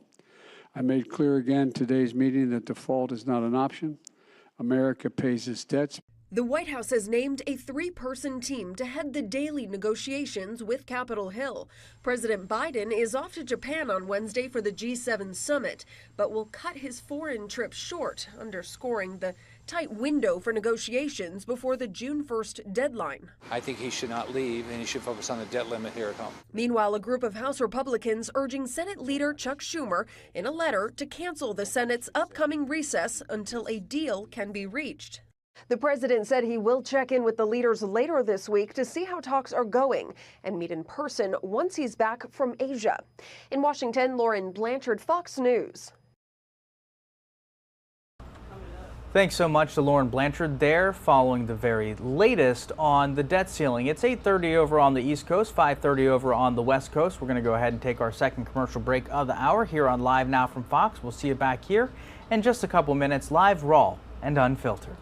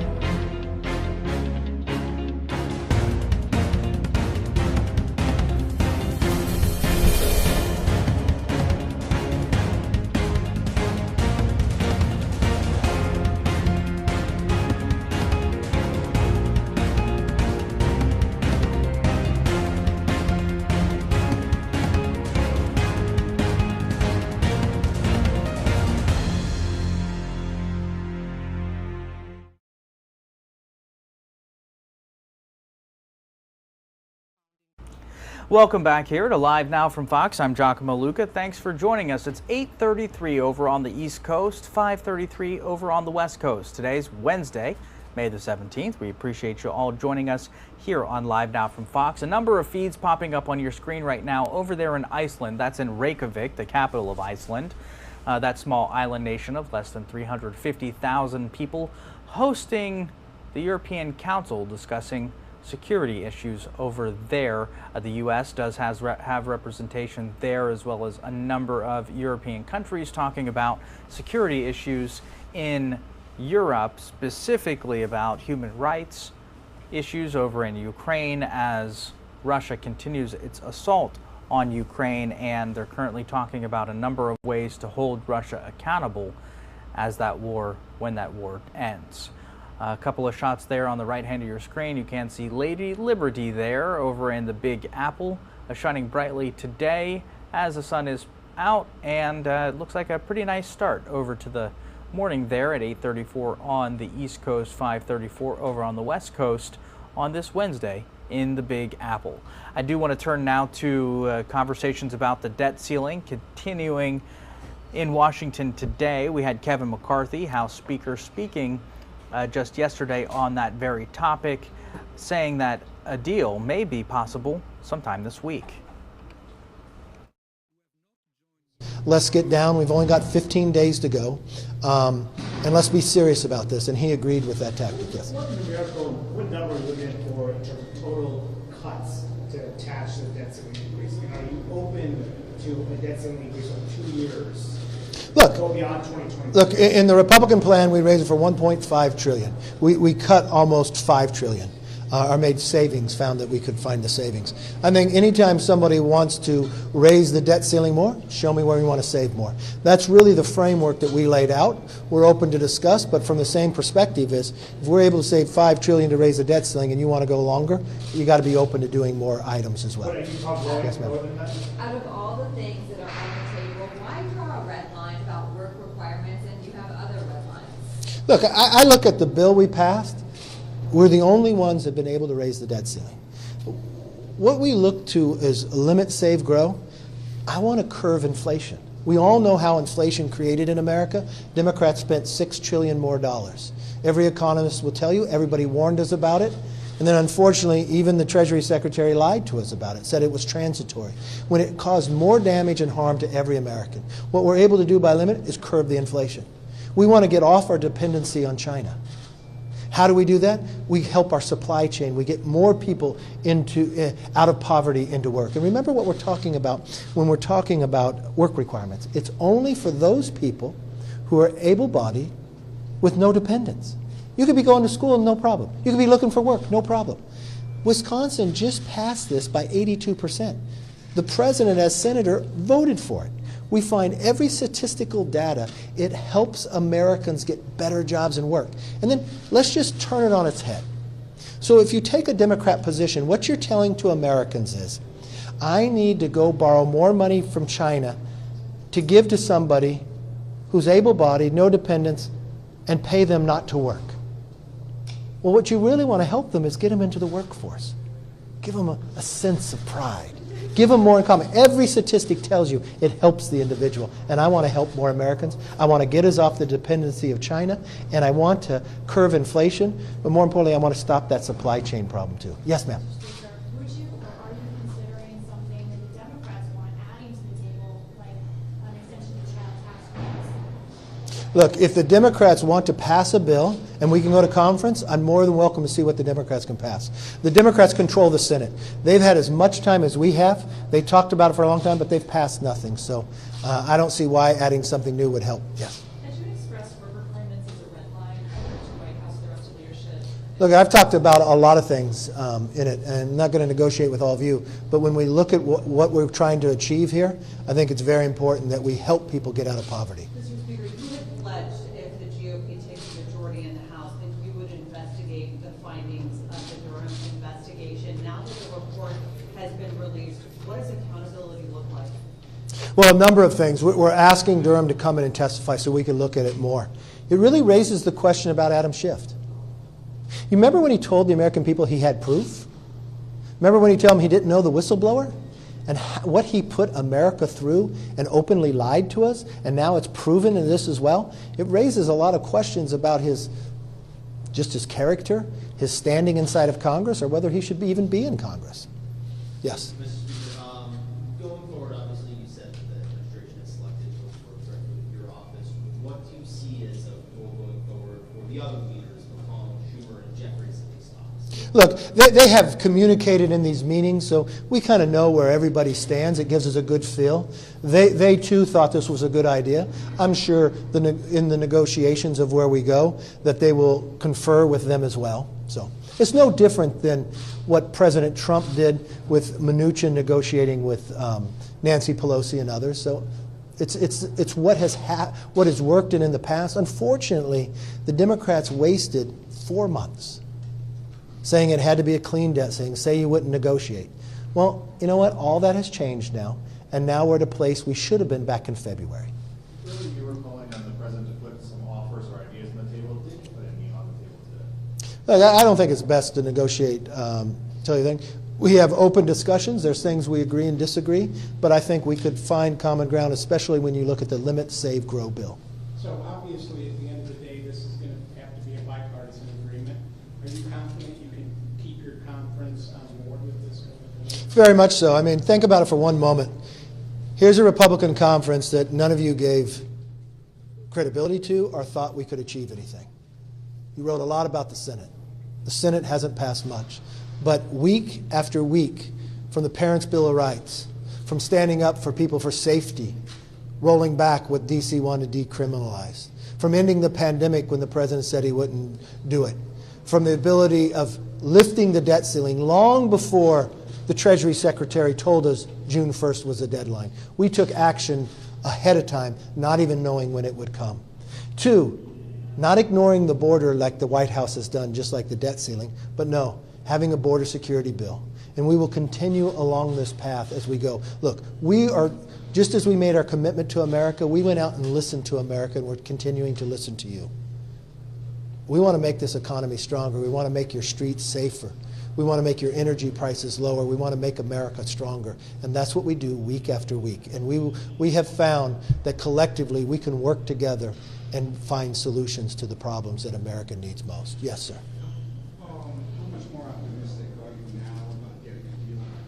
Look, I'm not more optimistic. You're only 15 days away and you're trying to raise the debt ceiling?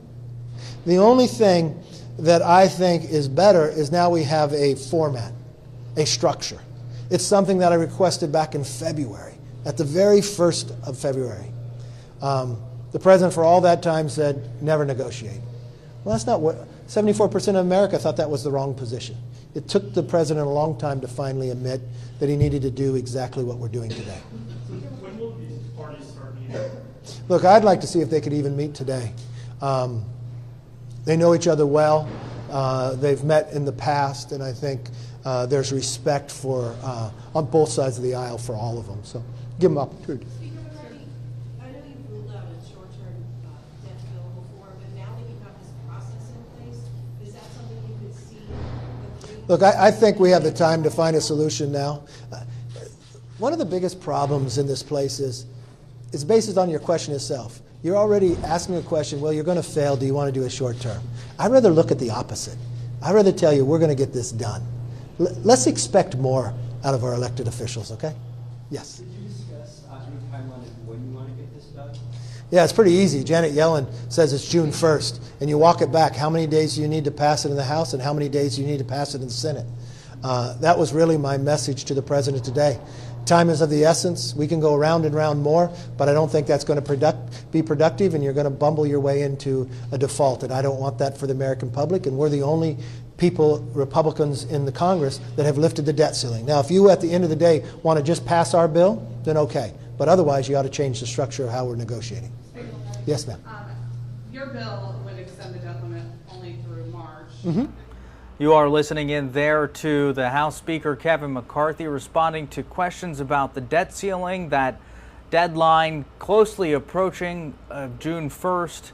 Of course, we've heard a number of reactions from folks like the Treasury Secretary Janet Yellen saying about the critical and impactful impacts of a potential default on the U.S. economy would be absolutely devastating. The Biden administration, President Biden, tweeting just this morning saying that some 8 million jobs could be immediately impacted if national default did happen.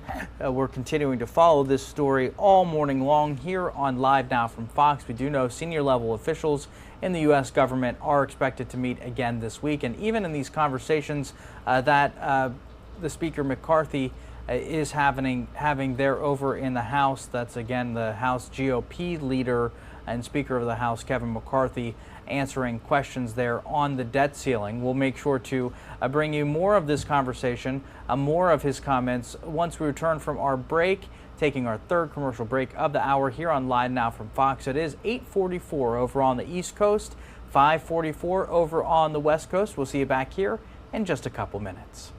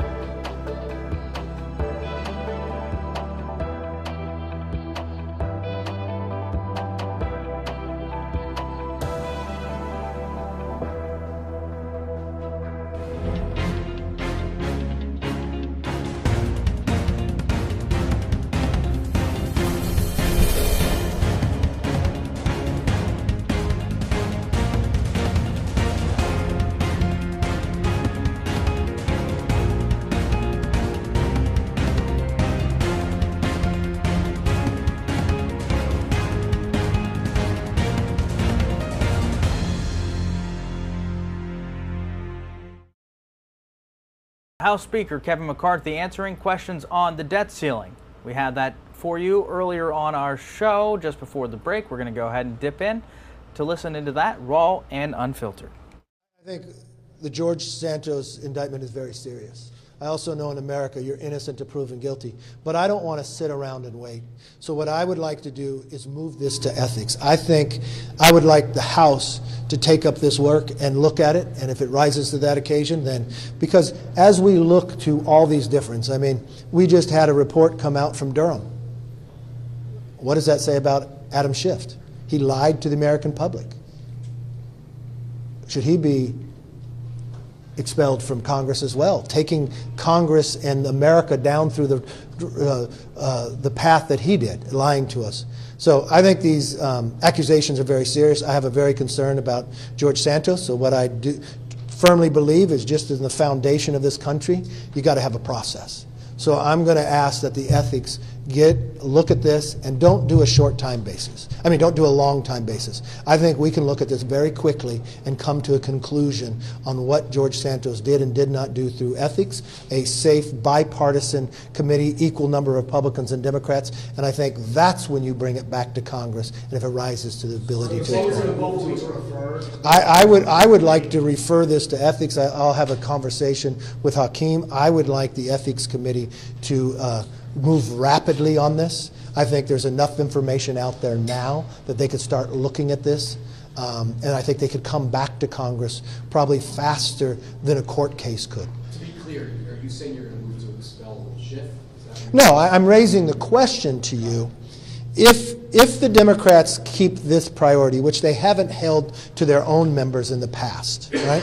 And I think for Congress to work properly, just like every American, you should have due process, right? Because now what are we finding with the Durham case, right? The Democrats rose and wanted to impeach President Trump based upon a made-up Russian collusion, where it was pushed in this Congress by Adam Schiff. They actually changed the rules of Congress not to do impeachment through judiciary. They went to Adam Schiff's committee. Adam Schiff went on television and said, I have proof, and lied to the American public. And he took this country down for 4 years, spending millions of dollars, but at the same time disrupting democracy. If you really care about democracy, can you lie and make a false report to take a president down going against what the voters have voted for, and you stay in office? That raises a serious question. Now, the same thing that comes to George Santos.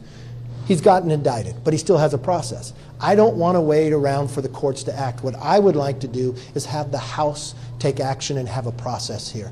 So let's send it to ethics, which is an equal number of Republicans and Democrats. We've got on there, the chair is Dave Joyce, a former prosecutor who understands, and I think they could do this work rather rapidly and come back and report to the full House on what they find. Mr. Senator, Donald Trump last week saying that default might not be a big deal, make it more difficult to get your members on board for whatever. No, I think our members were able to show that we can raise the debt limit and based upon to limit, to save, and to grow this economy.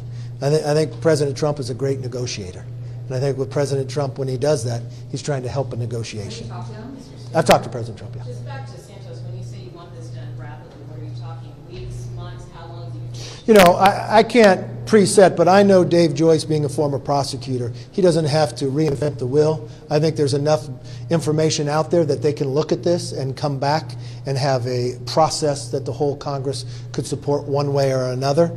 And I think from any American, especially when we look at our Constitution, that's the way we should handle this. And I have a trust in them and the Ethics Committee to do their work. Is President Biden's decision to shorten his trip as a result of your suggestion? Is that something that could be too discussed? Well, the president did start by saying he was going to Japan and meet with the G7.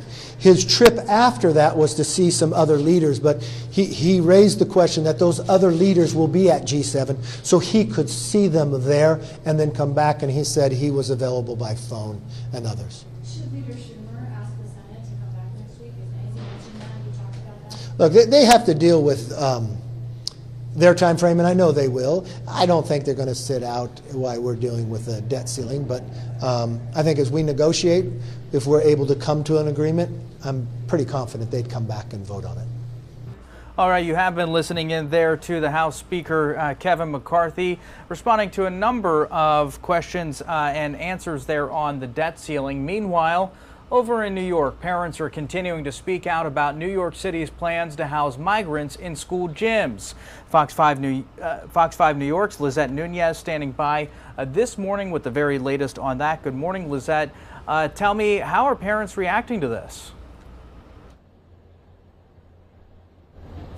Hey, good morning. Definitely parents are not happy about this. They were back out here this morning. This is day 2 of parents, grandparents, and students rallying outside of PS 17 in Williamsburg. They say they don't feel comfortable sending their children inside the classroom because just a few feet away inside a standalone gymnasium, that is where migrants are currently being housed. Our understanding, what we learned this morning, is that currently there's about 5 asylum seekers staying inside the gymnasium at PS 17 in Williamsburg. Migrants housed in this community, and it's just as simple as that. Orangetown packing the house during a town meeting to discuss plans to bus more than 300 migrants from New York City to the Armoni Inn in Rockland County. New York City is looking to take a regional approach and send migrants to counties in the Hudson Valley. The city would be paying for shelter, food, and medical services. New York City is a sanctuary city. Rockland County is not a sanctuary county. Orangetown is not a sanctuary town. We do not have the infrastructure to support this. We don't know who these people. They got to think about the safety of the children. and also the immigrants that's coming here, the safety of them too. An emergency meeting was held at PS 172 in Sunset Park, Brooklyn, over the city. They got to think about the safety of the children, and also the immigrants that's coming here, the safety of them too. An emergency meeting was held at PS 172 in Sunset Park, Brooklyn, over the city's plan to house migrants inside school gymnasiums. Give them your home, Mayor Adams. Open Gracie Mansion, you give them your home. Parents in Williamsburg also raising concerns over safety. The gymnasium at PS 17 and MS 577 is off limits to students, as 72 cots have been set up inside the gym for migrants. Mayor Adams says the city is looking at using 20 standalone gymnasiums as temporary shelters, as more asylum seekers are expected. We could potentially get 15 busloads over the weekend. 4,200 last week. Over in Yonkers, migrants arrived at the Ramada Inn, including this family who fled from Venezuela. Madalene Rodriguez arrived with her husband and 2 little girls. They made the long and treacherous trip through Colombia and Mexico. Rodriguez says they were detained in Texas for days. They eventually got bus tickets from a church and arrived in New York on Sunday. Mayor Spano is asking residents to be welcoming, as the city could receive as many as 100 families. Yonkers leaders are looking at what schools have space available, as the state mandates any child between the age of 6 to 16 to have a free education. Calling the governor to work to come up with a solution. Meanwhile, in Orange County, a state Supreme Court has ruled that New York City can no longer send migrants there. However, the 186 asylum seekers that are already at 2 hotels in Newburgh are allowed to stay.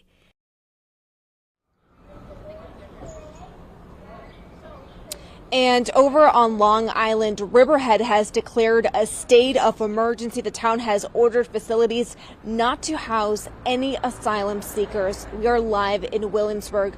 We'll send things back inside. All right, certainly a concerning situation there in Williamsburg in New York. Thanks so much for joining us. Lizette Nunez with Fox 5 New York. Okay, folks, it's 8:55 over on the East Coast. It's 5:55 over on the West Coast. I do want to pop up a number of the feeds that we are following for you this morning here on LiveNOW from Fox.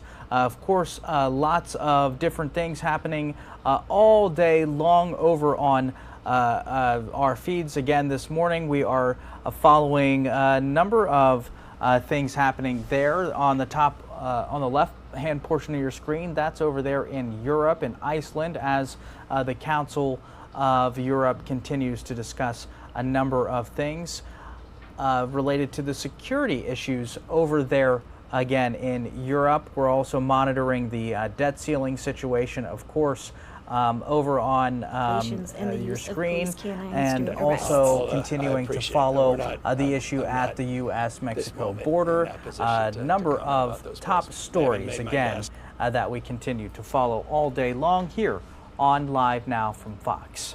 I do want to turn over to Lauren Blanchard, though. She's hitting the very top, very latest this morning on the debt ceiling, and then we'll come out and bring some more from the comments from House Speaker McCarthy on those negotiations and how close things may be getting. Look, it was a good and productive meeting. Productive, but still no deal. The debt ceiling talks are still miles away from compromise, but inching closer after an Oval Office meeting Tuesday afternoon. It is possible to get a deal by the end of the week, but we've got a lot of work to do in a short amount of time. There remains disagreement on how much or what spending cuts there should be. Republicans have said they must have them in order to raise the nation's borrowing cap, avoid a default, and keep paying America's bills. The policy differences between the parties should not stop Congress from avoiding default. I made clear again today's meeting that default is not an option. America pays its debts. The White House has named a three-person team to head the daily negotiations with Capitol Hill. President Biden is off to Japan on Wednesday for the G7 summit, but will cut his foreign trip short, underscoring the tight window for negotiations before the June 1st deadline. I think he should not leave, and he should focus on the debt limit here at home. Meanwhile, a group of House Republicans urging Senate Leader Chuck Schumer in a letter to cancel the Senate's upcoming recess until a deal can be reached. The president said he will check in with the leaders later this week to see how talks are going and meet in person once he's back from Asia. In Washington, Lauren Blanchard, Fox News. Debt limit only through March next year. Democrats want to have the debt limit extended. That's House Speaker Kevin McCarthy. He spoke just yesterday, responding to a number of questions from reporters on the debt ceiling. I do want to dip into this raw and unfiltered here on Live Now from Fox as we listen into the speaker's comments saying that a debt ceiling decision and agreement may be able to be reached by the end of the week. Against the wall, you always have a product out there you could pass to make sure you didn't default if that's what you want to do. A lot of speculation has been about sort of non-budgetary items like border security and permitting. I'm curious as to how much those are, in your mind, good places to work at, and how much, whether you're willing to trade those for less dollars in cutting, and if not, how much of that difference is going to be caps. If you look at our bill, Live It, Save, Grow, we have cutting the red tape so we could build things in America. I think that makes America stronger, saves money, and gets more people working. I would think everybody in America would want to save more American lives and stop fentanyl from coming across the border. I think every American would want to stop catching people on the terrorist watch list just walking across our border. We just caught somebody from Afghanistan. And we've watched what people that came out of that prison in Bagram was able to do and kill 13 Americans, military individuals. You know, just in the month of February alone, we caught more people on the terrorist watch list coming across that border illegally than we caught in the entire 4 years of the last administration. That is a problem. And if we could do something about the borders, well, I would welcome it. I'm coming on Thursday, there's going to be a vote on whether to expel George Santos. Do you support that expulsion resolution, or will the House move to table that? Look, I think the George Santos indictment is very serious. I also know in America you're innocent to proven guilty, but I don't want to sit around and wait. So what I would like to do is move this to ethics. I think I would like the House to take up this work and look at it, and if it rises to that occasion, then, because as we look to all these differences, I mean, we just had a report come out from Durham. What does that say about Adam Schiff? He lied to the American public. Should he be expelled from Congress as well, taking Congress and America down through the path that he did, lying to us? So I think these accusations are very serious. I have a very concern about George Santos. So what I do firmly believe is, just as in the foundation of this country, you got to have a process. So I'm going to ask that the ethics look at this and don't do a short time basis. I mean, don't do a long time basis. I think we can look at this very quickly and come to a conclusion on what George Santos did and did not do through ethics, a safe bipartisan committee, equal number of Republicans and Democrats, and I think that's when you bring it back to Congress, and if it rises to the ability to. I would like to refer this to ethics. I'll have a conversation with Hakeem. I would like the ethics committee to move rapidly on this. I think there's enough information out there now that they could start looking at this, and I think they could come back to Congress probably faster than a court case could. To be clear, are you saying you're going to move to expel Schiff? No, I'm raising the question to you. If the Democrats keep this priority, which they haven't held to their own members in the past, right? And I think for Congress to work properly, just like every American, you should have due process, right? Because now what are we finding with the Durham case, right? The Democrats rose and wanted to impeach President Trump based upon a made-up Russian collusion, where it was pushed in this Congress by Adam Schiff. They actually changed the rules of Congress not to do impeachment through judiciary. They went to Adam Schiff's committee. Adam Schiff went on television and said, I have proof, and lied to the American public. And he took this country down for 4 years, spending millions of dollars, but at the same time disrupting democracy. If you really care about democracy, can you lie and make a false report to take a president down going against what the voters have voted for, and you stay in office? That raises a serious question. Now, the same thing that comes to George Santos. He's gotten indicted, but he still has a process. I don't want to wait around for the courts to act. What I would like to do is have the House take action and have a process here. So let's send it to ethics, which is an equal number of Republicans and Democrats. We've got on there, the chair is Dave Joyce, a former prosecutor who understands, and I think they could do this work rather rapidly and come back and report to the full House on what they find. Mr. Senator, Donald Trump last week saying that default might not be a big deal, make it more difficult to get your members on board for whatever. No, I think our members were able to show that we can raise the debt limit and based upon to limit, to save, and to grow this economy. I think President Trump is a great negotiator. And I think with President Trump, when he does that, he's trying to help a negotiation. Have you talked to him? I've talked to President Trump, yeah. Just back to Santos, when you say you want this done rapidly, what are you talking, weeks, months, how long do you think? You know, I can't preset, but I know Dave Joyce, being a former prosecutor, he doesn't have to reinvent the wheel. I think there's enough information out there that they can look at this and come back and have a process that the whole Congress could support one way or another. And I think from any American, especially when we look at our Constitution, that's the way we should handle this. And I have a trust in them and the Ethics Committee to do their work.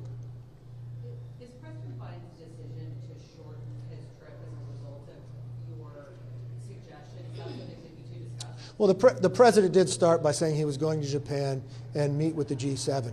His trip after that was to see some other leaders, but he raised the question that those other leaders will be at G7, so he could see them there and then come back, and he said he was available by phone and others. Should Leader Schumer ask the Senate to come back next week? Is anything mentioned that? Have you talked about that? Look, they have to deal with their time frame, and I know they will. I don't think they're going to sit out while we're dealing with a debt ceiling, but I think as we negotiate, if we're able to come to an agreement, I'm pretty confident they'd come back and vote on it. Last question? Yes, sir. Just to get back to Schiff and Santos, is there an unindicted congressman with one facing 13 indictments? Well, there's been a number of members in the past who've been indicted, especially on the Democrat side, and I never saw somebody raised to remove them from the House. And really, if you are now raising the question of this, because they were moving this even before the indictment, I think when the indictment has been put in place, I think the House should take actions right now. I think we should have ethics take the work to seriously look. These are serious accusations. But I also think everybody in America is able to have due process, just like Mr. Santos would be able to do with court.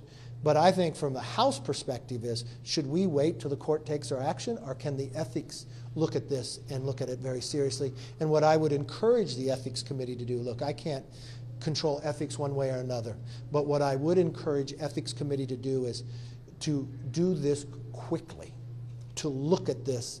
Don't play time out. There's enough facts. There's enough ability for people to come in and give your answers, and diligently together in a bipartisan manner look at it. I think for the long term of the House and the respect of the House, that is the way we should handle things, and especially going forward to anybody else. Yesterday you cannot support the impeaching Secretary Mayorkas. Do you support? Look, I think like anything else, I look at it from a constitutional point of view. I was very clear with Secretary Mayorkas months ago, even before this Congress took over, that I think he had failed at his job. I think every American, when they look at when Mayorkas goes on television, tells them the border is secure, and why you have in the camera frame thousands of people just walking into America, nobody believes that. I bet if you hook Mayorkas up to a lie detector test, he could not pass a lie detector saying the border is secure. I think America has a lot of questions, and I think he should have to come before the committee and answer all Americans about this. Other than that, thank you very much. It's been a pleasure spending time with you. I know you have a choice in your interviews, and I appreciate you selecting me. Take care.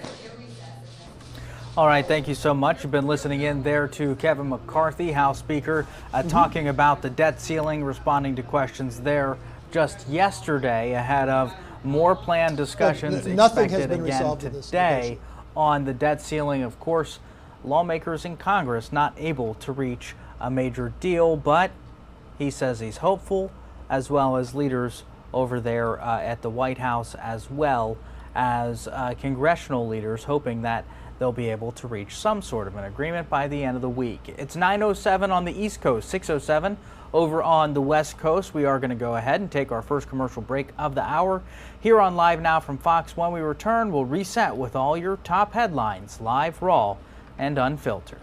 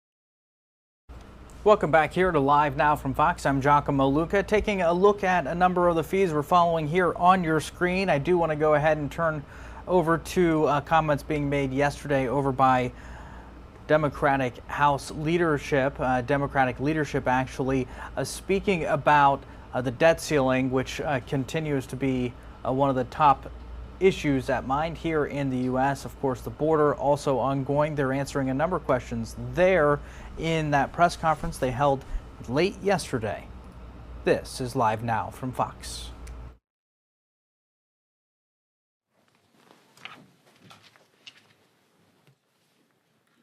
Good morning, everyone. Honored to be joined by some of my colleagues here, usual Vice Chair Ted Lieu, but also our Democratic Policy and Communications Chair Jonah Goose and DPCC Co-Chair Veronica Escobar. We begin, first I wanted to just, on behalf of House Democrats, let everyone know that we are in constant communication with Jerry Connolly. A lot of us reached out to him via text and via calls yesterday, but the violence that ensued at his district office, and making sure that he and his staff know that we're all in this with them, and we want to do everything we can to help them. But it was something that was quite jarring to all of us who have district offices and staff whose responsibility it is oftentimes the difficult task of making us look good. They do such an amazing job, and so our thoughts are with Jerry and his team. But I wanted to begin by talking about Speaker McCarthy, who continues to put the demands of the most extreme members of his conference over the needs of everyday Americans. We're on the verge of a Republican-led default because these individuals want to cut veterans' health care, manufacturing jobs, and so many other important areas. House Republicans can end this at any time they want, but they have to refuse to give up on the ransom demands that they have passed. They have yet to take any meaningful steps to lower costs, to make healthcare more affordable, or to help our economic recovery. Led by the Biden-Harris administration, over 12.7 million new jobs created. They have not addressed anything related to gun violence, prevention, and making sure that our children and our families are safe. Their top priority this Congress is to make it easier for the wealthy and the well-connected to cheat on their taxes. Where are these so-called moderate Republicans as well? They say one thing back home, and then they come back and they give their voting card to Marjorie Taylor Greene, George Santos, and Speaker McCarthy. We cannot go down a path toward default. 3 times under the prior administration, without incident or hostage taking, Democrats joined Republicans to pass debt limit increase. Unless these reasonable Republicans can come to their senses and reject extremism, we're afraid of the path that they are on currently. Vice Chair Ted Lieu. Thank you, Chairman Aguilar. This is National Police Week, and Democrats honor the brave and courageous law enforcement officers and their families. And I just want to give you some facts. Democrats passed the American Rescue Plan that funded law enforcement agencies and provided a significant amount of money to local jurisdictions to keep law enforcement personnel on the job and from being laid off during the pandemic. In contrast, Republicans recently voted for the Default on America Act that would cut thousands of law enforcement positions. Last week, a prominent member of the Republican caucus, the member purportedly known as George Santos, was indicted by law enforcement. And recently, the Republican frontrunner for nominee for the presidential election continues to praise the mob that attacked the Capitol on January 6th. Donald Trump called January 6th a beautiful day. Those are the facts. And now I want to introduce my wonderful colleague and friend, Jonah Goose, who is the terrific chair of the Democratic Policy and Communications Committee. Well, thank you first and foremost, Vice Chair Lieu and Chairman Aguilar, for your leadership.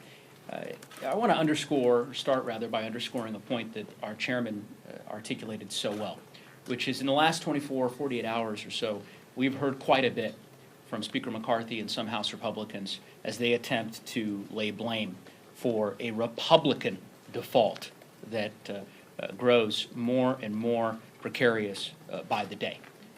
The only group of people in Washington threatening a default are House Republicans. No one else. House Democrats from day one have made clear our obligation to pay our bills, to do the right thing by the American people, and prevent a disastrous default. Speaker McCarthy and House Republicans have taken the exact opposite approach. They have manufactured a crisis, forced a false choice on the American people to choose between draconian and cruel cuts in the Default on America Act on the one hand, or a catastrophic default on the other, and now attempting to leverage this crisis of their own making. So it's important, as Vice Chair Lieu said, for us to understand and be cognizant of the facts. There is only one party that is threatening default, and it is House Republicans. One note I would just close on. There was some polling that came out just a few days ago, and I would encourage all of you to take a look. It shows what we all know to be true, which is that the Default on America Act is deeply unpopular with the American public. 58% of Americans, when they find out what is in that disastrous bill, oppose it. That includes, by the way, 32% of Republicans, 1/3 of Republicans across the country. Why is that? Of course, the reason is obvious, because their bill would lay off teachers, lay off first responders, strip away food assistance, from millions of families across the country, impose draconian cuts on health care for seniors and so many others. It's why, by the way, House Republicans and Speaker McCarthy decline at every turn to talk about what is actually in their bill, because they know that it is deeply unpopular with the American people. It's time for them to get serious. Do the right thing by the American people. With that, I'd like to turn it now to my wonderful colleague, co-chair of the Democratic Policy and Communications Committee, Veronica Escobar of Texas. Thank you so much, Chair Neguse. Thank you, Chair Aguilar, Vice Chair Ted Lieu. As many of you all know, I represent the beautiful community of El Paso, Texas, which has been in the news for some time now because of the number of migrants fleeing their homeland who've been arriving at our nation's front door. First, some context. We know that this is not just an issue that El Paso is facing. It's not just an issue, in fact, that our country is facing. We are seeing a Western Hemispheric refugee crisis of historic proportions. And every country in our hemisphere has been impacted by hundreds of thousands. House leaders there discussing a number of issues, that of course being the Democratic leadership answering media questions specifically relating to the debt ceiling as well as the border crisis still ongoing today, this May the 17th. Here on the East Coast, it's 9:18, 6:18 over on the West Coast. I do want to go ahead and dip into this event happening here in New York. There are New Yorkers protesting against housing migrants over in schools. That has been something that has been proposed over there in New York, and we have a camera there focusing on that event there in New York City. We will be hopping into that in just a moment here on Live Now from Fox, but let's go ahead and dip back into that press conference there from Democratic leadership from just yesterday. That the Trump administration engaged in has put a stop to that temporarily. That has meant that our processing facilities in El Paso are seriously overcrowded.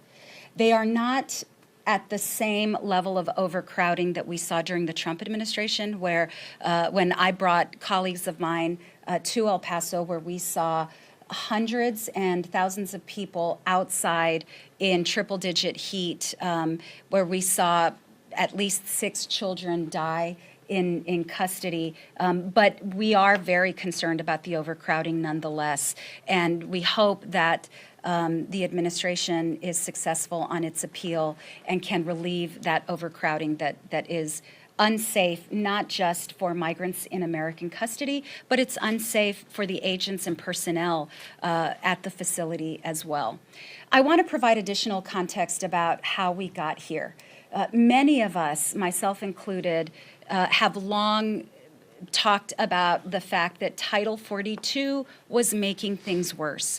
Title 42 essentially created a revolving door and incentivized multiple crossings by the same vulnerable populations over and over and over again. Late last year, when the administration asked for adequate funding, they warned Congress, the administration warned Congress that they needed sufficient resources in order to adequately address the lifting of Title 42. But out of the Senate came an appropriations bill that slashed the administration's request in half. When that bill got over in December to the House, the vast majority of Republicans voted against it. Included in that bill was funding for more Border Patrol agents, for more technology, for more funding for communities like El Paso, all the way to New York City, that would help these communities process and provide hospitality and support to migrant populations. They also, in this bill, also was more funding for immigration judges. So House Republicans, almost to a person, voted against those investments, and some of those same Republicans parachute into communities like mine, take their selfies at the wall, and hold press conferences denouncing the administration's lack of resources. So they cannot have it both ways. I would encourage everyone to hold them to account. It's not what they say, it's what they do. And speaking of what they do, last week they passed a draconian border bill, which, by the way, would make illegal the NGO support that communities across the country rely on for migrant populations. So we are at a moment where it's long past time for Republicans to work with us in a bipartisan manner to truly address the challenge that has gone unaddressed for decades, mostly because of Republican intransigence. But we stand ready to work with them for real and comprehensive bipartisan solutions. Thank you, and I turn it back to our chairman. Thank you. Thank you, Veronica. Questions, Mariana?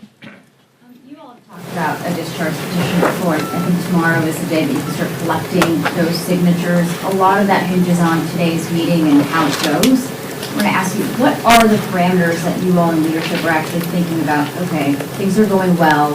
We don't need to deploy this. I know it's already like Plan Z for you all, the last ditch option. But what if something doesn't happen today? What is that barometer for telling Democrats, you should prepare for this backup final option?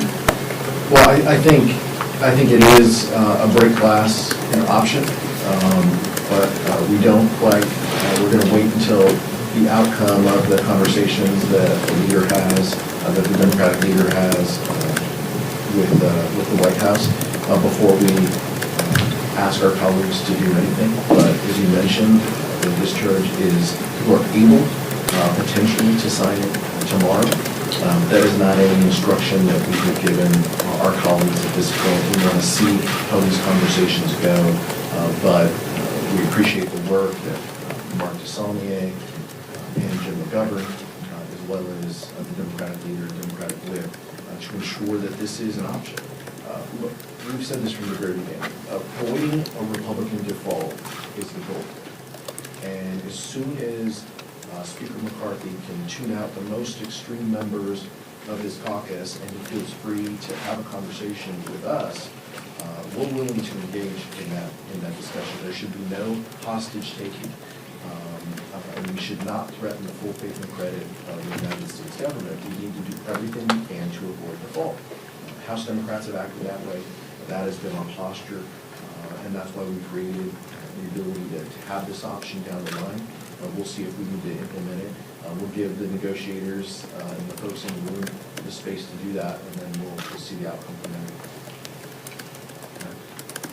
Yeah, I was wondering, how concerned are you personally about a default? And Republicans are saying, look, they passed their plan now to the White House and McCarthy. What's your reaction to those plays as Democrats will stand in the way? Yeah, I mean, I think it's crazy that Republicans call this a plan, that they're willing to hang their hat on this is a plan, when most of the members are walking away from the specifics of this, cutting 22% of so many vital programs, and when we call them out on it, on cuts to veterans, they say, no, we don't mean that. I'd refer you to the letter that OMB Director Shalon Dunn put out yesterday too. So taking the latest Republican comments at their face value, that we're going to protect defense and homeland and veterans, means a 30% cut to NIH, Meals on Wheels, so many vital programs that are utilized in our communities. We think it's nuts, but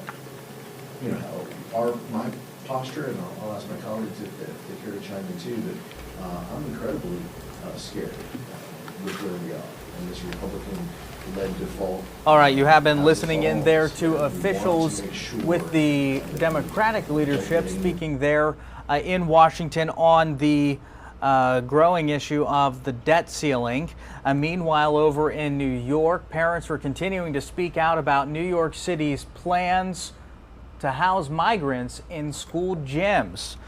Concerning issue there, and we have Nate Foy live on the ground there in New York at a protest happening. Good afternoon, Nate. Tell us what's happening there. Hey, Giacomo. Yeah, for a second straight day, parents here are protesting at PS 172, and many are also holding a no-show protest, holding their kids home from school until Mayor Adams changes his policy of housing migrants in the school's gymnasium, which is just to my left. As you see, many of these people protesting again this morning. We're still working. Many people are holding their kids home from school, but all this comes after a Parent-Teachers Association meeting last night. Take a look at this video. You see, I'm told 300 people showed up, and they claim that they didn't get many answers from the mayor's administration. There was a representative from the mayor's office there. Parents here today are telling me that his answer to almost all their questions was, "I don't know." We spoke just a few moments ago with a concerned grandmother who says her grandson will not be going to school until this policy is reversed. Listen here. It's not that we don't want to help them and we don't want them in our community. It's treat them with dignity. We don't have no showers for them. Where are they going to eat? There's a lot of issues here that they need to be looked at. Of course, these children just got through all of the restrictions related to COVID, and they already had limited social interaction. Now, with the migrants being in the gym class is canceled. A lot of extracurriculars are postponed for now. How concerned are you about their educational experience being anything but normal? Well, at this moment, the parents that I have spoken to, and me as a grandmother, we have decided our children are not coming to school. We're leaving them home. Even though that last night we were told that if the children are absent, we don't bring them to school, they're going to be considered absent. This is not our decision. This was the New York City Department of Education and city agencies that they took this decision to bring these migrants here without talking to the parents. It was a big surprise. Well, the letter that we received states that they have made a decision. So your grandson will not be in school until this policy is reversed? Exactly.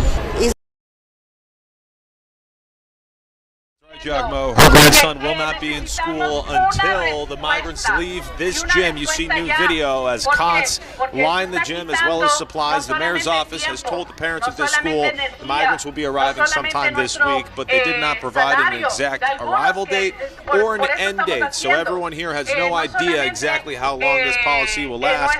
Take a look at this next video as we captured a group of migrants outside a different elementary school in Brooklyn yesterday.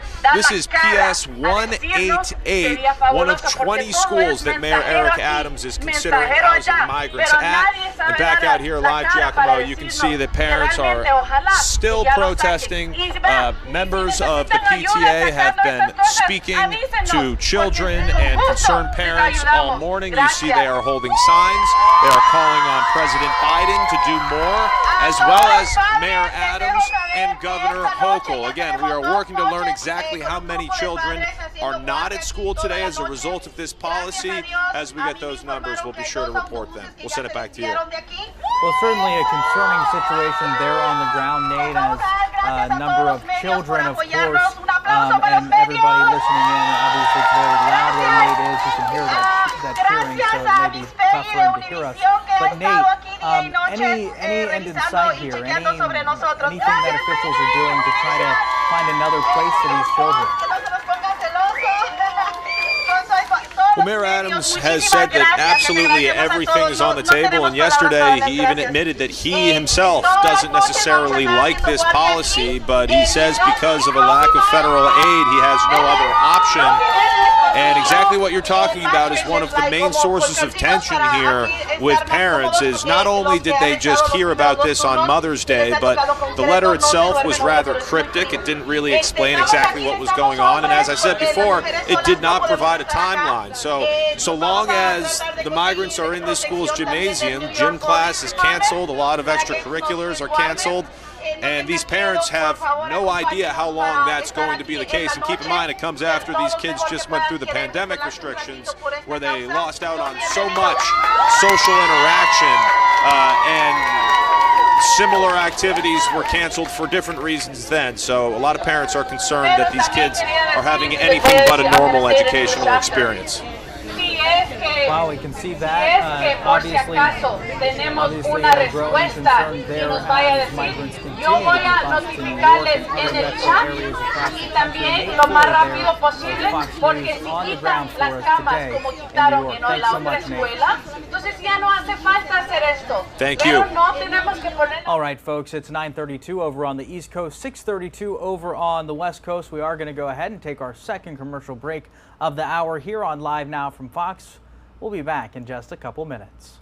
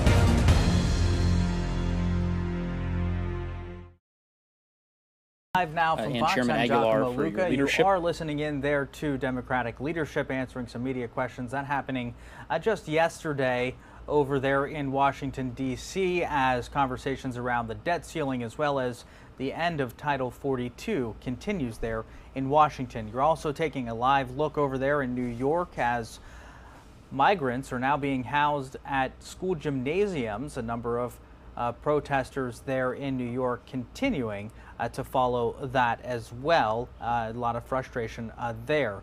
We are going to go ahead and go back into this press conference that we had from just yesterday there from Democratic House leadership, congressional leadership, I should say, speaking about the debt ceiling, responding to questions being asked there of members of the media. Republicans have taken the exact opposite approach. They have manufactured a crisis, forced a false choice on the American people to choose between draconian and cruel cuts in the Default on America Act on the one hand, or a catastrophic default on the other, and now attempting to leverage this crisis of their own making. So it's important, as Vice Chair Lou said, for us to understand and be cognizant of the facts. There is only one party that is threatening default, and it is House Republicans. One note I would just close on. There was some polling that came out just a few days ago, and I would encourage all of you to take a look. It shows what we all know to be true, which is that the Default on America Act is deeply unpopular with the American public. 58% of Americans, when they find out what is in that disastrous bill, oppose it. That includes, by the way, 32% of Republicans, 1/3 of Republicans across the country. Why is that? Of course, the reason is obvious, because their bill would lay off teachers, lay off first responders, strip away food assistance from millions of families across the country, impose draconian cuts on health care for seniors, and so many others. It's why, by the way, House Republicans and Speaker McCarthy decline at every turn to talk about what is actually in their bill, because they know that it is deeply unpopular with the American people. It's time for them to get serious. Do the right thing by the American people. With that, I'd like to turn it now to my wonderful colleague, co-chair of the Democratic Policy and Communications Committee, Veronica Escobar of Texas. Thank you so much, Chair Neguse. Thank you, Chair Aguilar, Vice Chair Ted Lieu. As many of you all know, I represent the beautiful community of El Paso, Texas, which has been in the news for some time now because of the number of migrants fleeing their homeland who've been arriving at our nation's front door. First, some context. We know that this is not just an issue that El Paso is facing. It's not just an issue, in fact, that our country is facing. We are seeing a Western hemispheric refugee crisis of historic proportions. And every country in our hemisphere has been impacted by hundreds of thousands of displaced people who are fleeing their communities, their families, their language, their homeland in search of safety and a better life. First, let me share with you what's happening in El Paso. Our apprehensions and encounters have dropped dramatically and significantly. The challenge that we are facing right now as a community comes from a ruling by a Republican judge, a Trump judge, who is... You have been listening in there to members of Democratic leadership speaking there in Washington. I do want to go ahead and turn now to leadership as well, discussing and calling for now the expulsion of the Republican Congressman from Long Island, George Santos.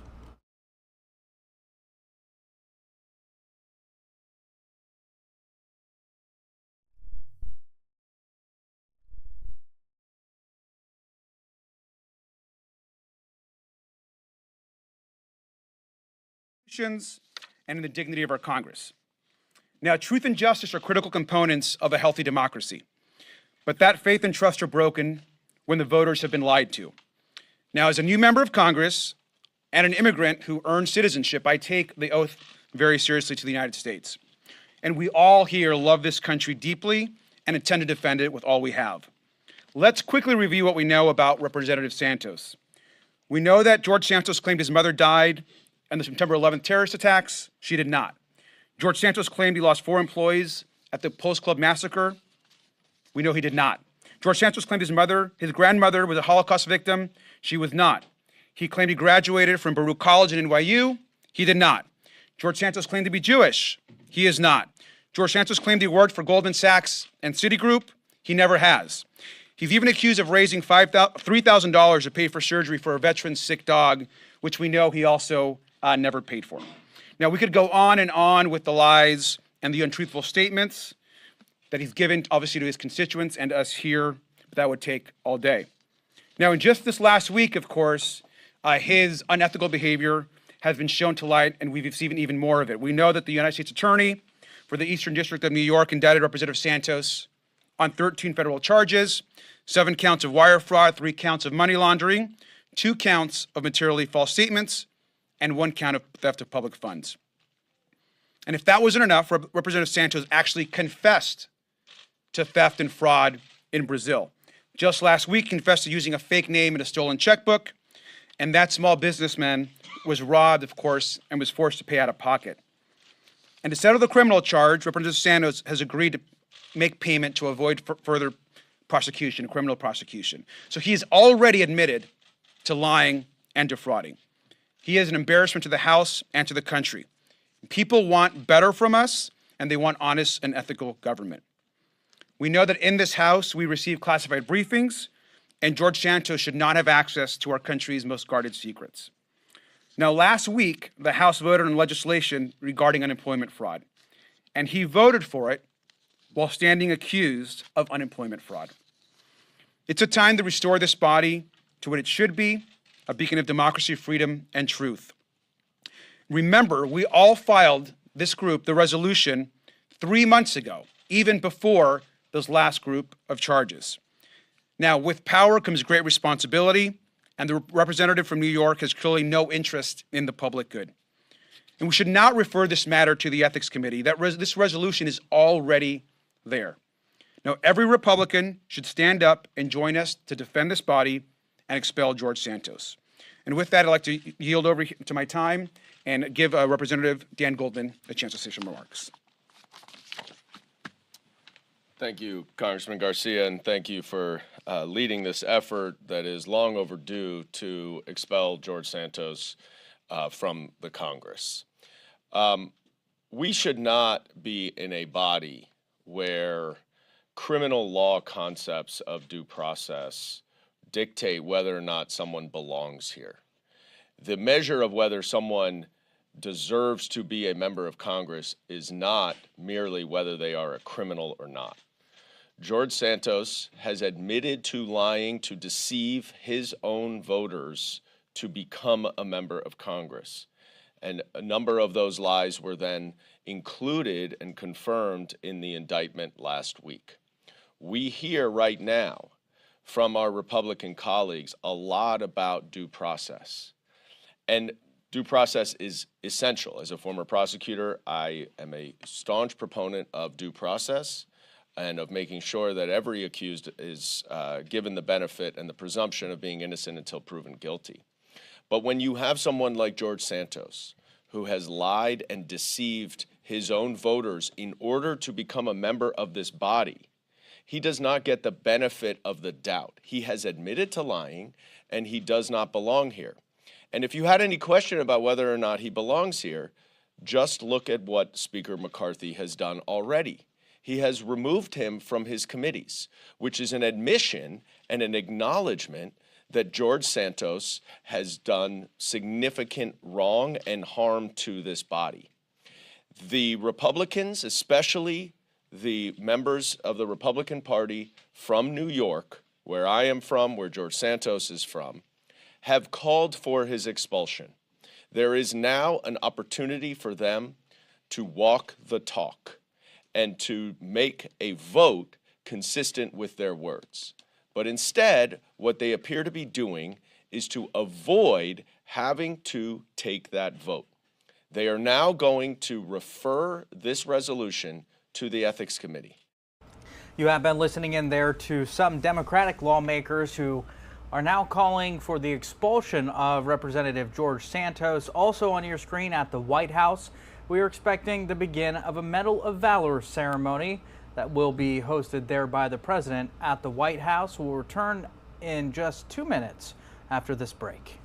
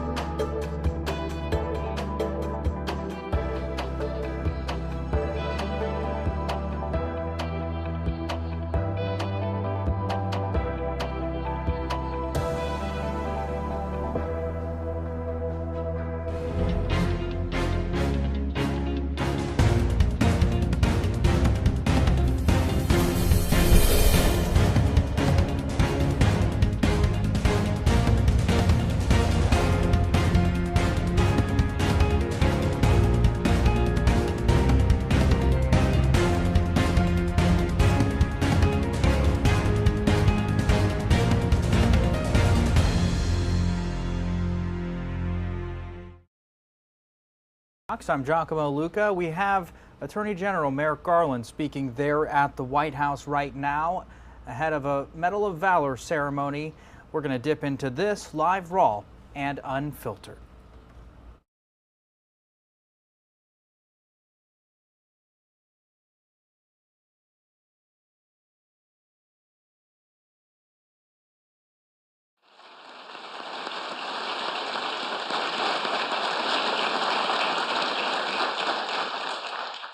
And to all of the family members and loved ones who are with us today, thank you for supporting these heroes as they have pursued their careers in public safety.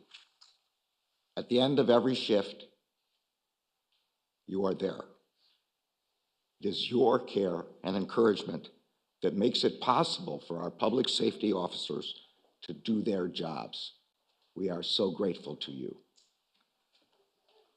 Every day in communities across the country, law enforcement officers, firefighters, and emergency services officers are asked to respond to our most difficult moments. And every day, without hesitation, you answer the call.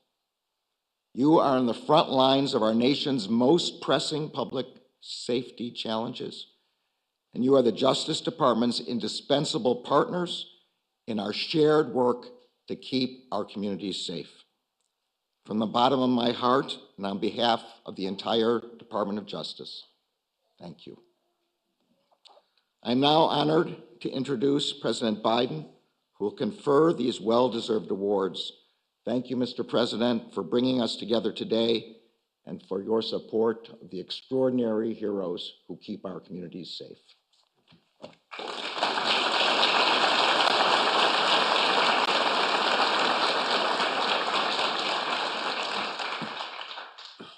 Before I begin, let me say one thing I said to the families of the two deceased officers.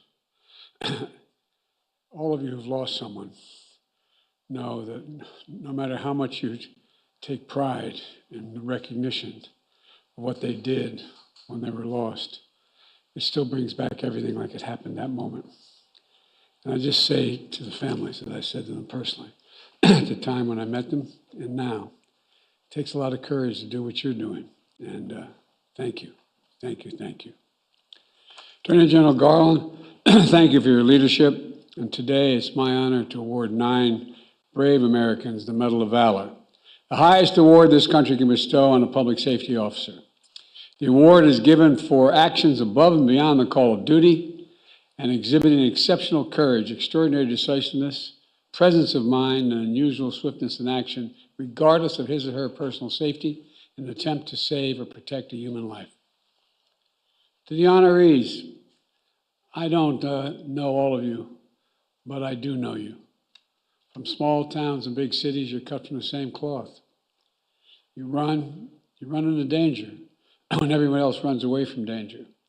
You possess a selflessness that's literally impossible to explain. And your bravery is one, it inspires. It inspires people. It inspires the community. Like Lieutenant Justin Hespler, served in the Marines and the NYPD, and for the past 17 years, the Fire Department of New York. He heard me say before that there's an expression where I come from, that, God made man, then he made a few firefighters. You're all crazy running in the fire. I was raised I went to a little Catholic school in Claymont, Delaware, across from the fire station. Everyone I grew up, as the secretary knows, was either became a firefighter, a cop, or a priest. Here I am. Anyway, but all kidding aside, one morning, a few days before Thanksgiving, a house fire in Brooklyn. Heavy flames, thick smoke billowed from the windows. Family members, including a 6-year-old boy, jumped from a 2-story window, yelling, "There's a baby up there." Imagine the presence of mind of that young child. There's a baby up there. Justin rushed into the fire, climbing a ladder to the 2nd floor. Searing heat, zero visibility forced him to the floor. The stairs collapsed, the hose burst, stopping fellow firefighters from being able to continue to put out the fire. The order came, evacuate immediately. Justin searched through the smoke as fast as he could, crawling through the hall until he found a 5-week-old baby unconscious in his crib. Justin shielded the newborn with his body, crawled back through the smoke to the window and down to safety. New York's bravest. New York's bravest. And then there's Lieutenant Jackson Hickey, patrolling the waters in a fireboat on one September afternoon, and he got an urgent call that came in on his boat. Someone was in the Harlem River being swept away by the current. Lieutenant's boat sped to the spot beneath the Triborough Bridge. They saw a man fighting to keep his head above water as the river pulled him away past jagged concrete toward the harbor. In desperation, the man pulled himself into a storm tunnel built into the seawall. You know, spotting his only chance to save the man, Lieutenant Hickey dove into the water. He swam 25 feet deep into the dark, black 4-by-4-foot tunnel where the young man was. Found the man, dragged him back out in the river.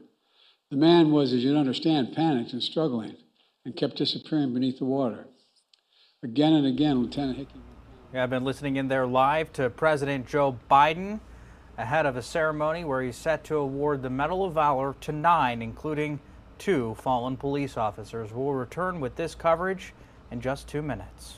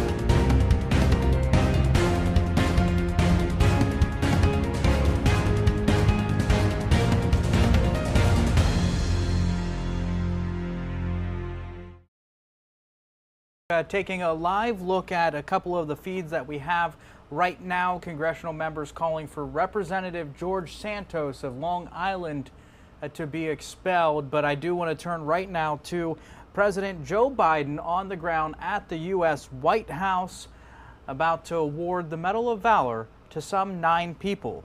This is Live Now from Fox. You're listening in live, raw, and unfiltered.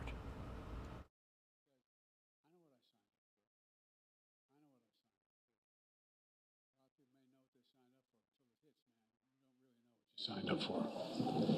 You know, I think one of your, you signed up for, I think it's one of the hardest jobs in America, what you signed up for.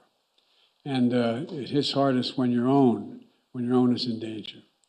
Living in Colorado, police officer Corporal Jeffrey Farmer and his partner, Officer David Snook, responded to a call of shots fired. In a dark parking lot, they approached the suspect's vehicle. One of the suspects took off running from the vehicle. The foot chase that followed, Corporal Farmer severely injured his knee.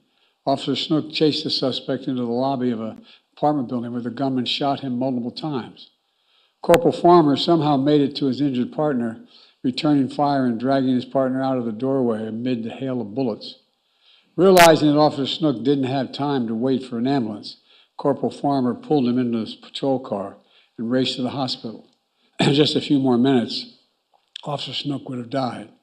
Thanks to Corporal Farmer, he survived, and he can be a dad to his 3 young boys who I got to meet today. On this day, remember all the families. You know, the English poet John Milton once wrote, "They also serve who only stand and wait." They also serve who only stand and wait. Each time your officer pins on their shield and walks out that door, there are spouses, children, parents who stand and wait and hope for their safe return. In some cases, dread, depending on what the call is, dread that they'll get a call. To all the family members here, especially those who have served in uniform, thank you, thank you, thank you. And finally, while acts of heroism mean lives saved, they can also mean lives lost. Today, we posthumously honored 2 deceased NYPD detectives from the 32nd Precinct, Wilbur Moore and Jason Rivera. We honor Detective Sumi Sulan, who is also here today. Here, one day in January in Harlem, they responded to a 911 call from a distressed woman. Her grown-up son was threatening her and his brother. When they arrived at the apartment, Detective Moore and Rivera walked down the hallway in the back room to check on the man. Detective Sulan, then still a rookie, was assigned to observe as more experienced colleagues stayed back with the mom and the other son. Suddenly, the door flew open and the man started firing from the back room. He had a stolen Glock, illegally modified, with a drum magazine capable of holding 40 rounds. Detective Rivera and Moore were hit. Detective Rivera died a few hours later at age 22, one of the youngest officers ever killed on the line of duty. Detective Moore died 4 days later, just 27 years old. They are the who and the what law enforcement of this country should be. You know, their families are here today, including Detective Moore's mom, sister and Detective Moore's childhood sweetheart, married just months before he was killed. She's expecting their child any day now. I told the story of Detective Moore and Rivera at a State of the Union last year. I spoke with the families shortly after their funerals. I told them, and I meant it then and I mean it now, that our nation is forever in debt for their loved ones and the sacrifice they made on behalf of their fellow citizens. That terrible day when the bullets started flying, Detective Sulan had only been then with the precinct, 32nd Precinct, for 2 months. 2 months. But he jumped into action. He shielded the mother and brother from gunfire, then drew his weapon and fired twice, hitting the gunman and ending the incident. A very dark day for the city of New York could have been even more tragic, with a much higher body count if it weren't for Detective Sulan. Let me, I met the detective shortly after that, and I knew his relatives were going to be around. And he relives that day often. Detective Moore and Rivera are never far from his mind. And the entire nation is grateful for the quick thinking, swift action, and courage under fire that he demonstrated. So let me close with this.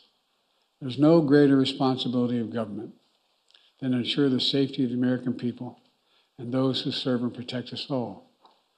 We're incredibly proud of all of you, and I mean that. Incredibly proud of all of you. And we're going to have your back as long as we need to, as long as you're engaged. You know, just the past 2 weeks, our nation has observed a National Fallen Firefighters Memorial Weekend, National Police Weekend, National Peace Memorial Officers Day. And I've also hosted this event several times as president and vice president, and co-sponsored the bill that created the Medal of Freedom when I was a U.S. Senator, the Medal of Valor when I was a U.S. Senator. These are some of the most meaningful things that I do as president, because knowing you, meeting your families, looking into your eyes, seeing your courage gives me so much hope for the country. You represent, and this is not hyperbole, you represent the very best of us. You represent the best of who we are as Americans. And God bless you all. May God protect public safety officers and their families. It's now my honor to award these medals and ask my military aides to read the citations. Thank you.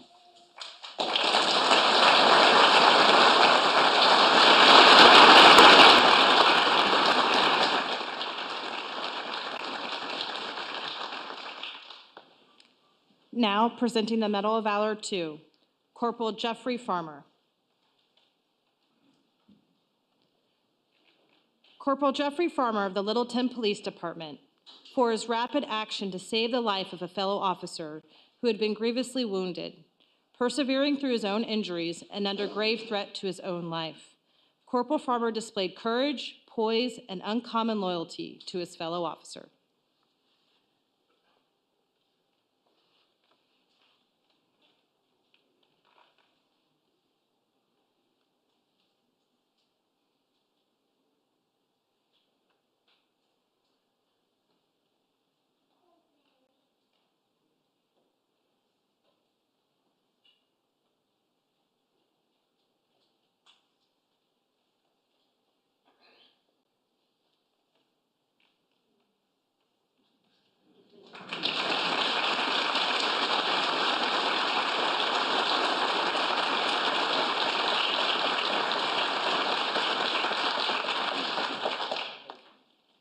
Firefighter Justin Hespler.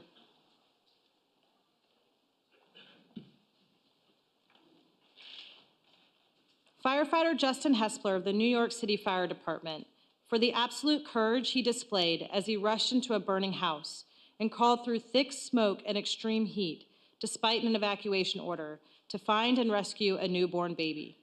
His undaunted determination under punishing conditions and willingness to put himself at grave risk saved the child's life and embodies the strength and spirit of New York's bravest.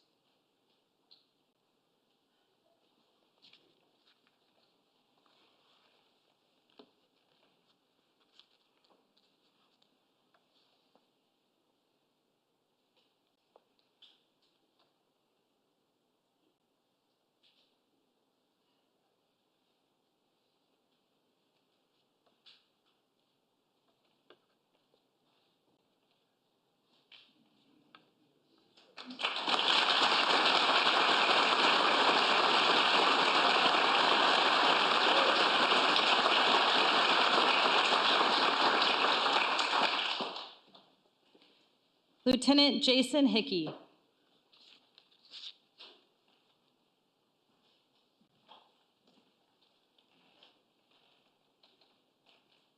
Lieutenant Jason Hickey of the New York City Fire Department retired for his fearless resolve and quick thinking as he braved life-threatening obstacles to rescue a man from the surging Harlem River.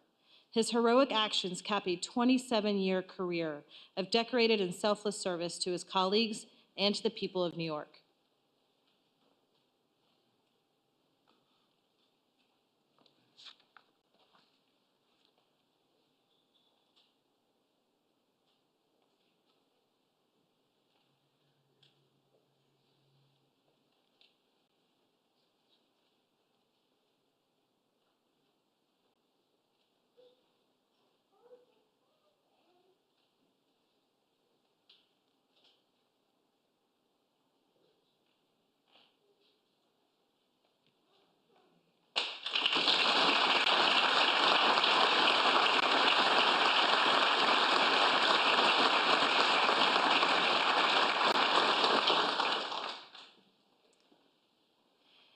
Gabina Amalia Mora, accepting on behalf of her son, fallen Detective Wilbert Mora.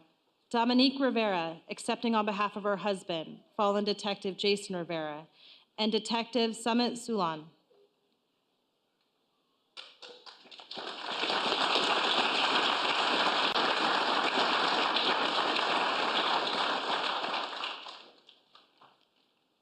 Detectives Jason Rivera and Wilbert Mora and Detective Sumit Sulan of the New York City Police Department, who put themselves in the line of fire to protect a mother and son from an armed man threatening violence in their home.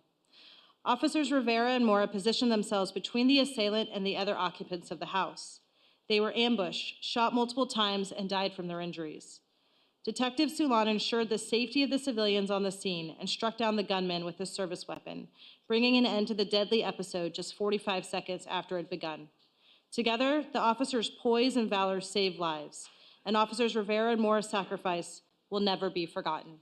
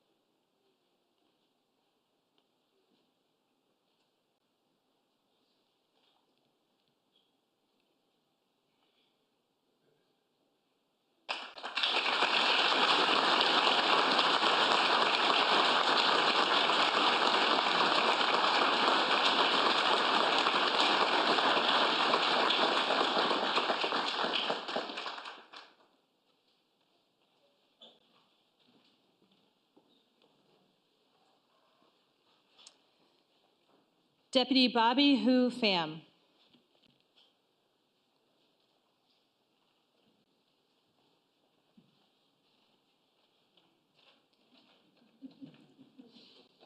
Deputy Bobby Hu Pham of the Claremont County Sheriff's Office for his resolute determination to fulfill his mission, diving into frigid waters to save a drowning woman despite being unable to swim. He demonstrated clear thinking and ingenuity and maintained his composure as he risked his life to save the life of another.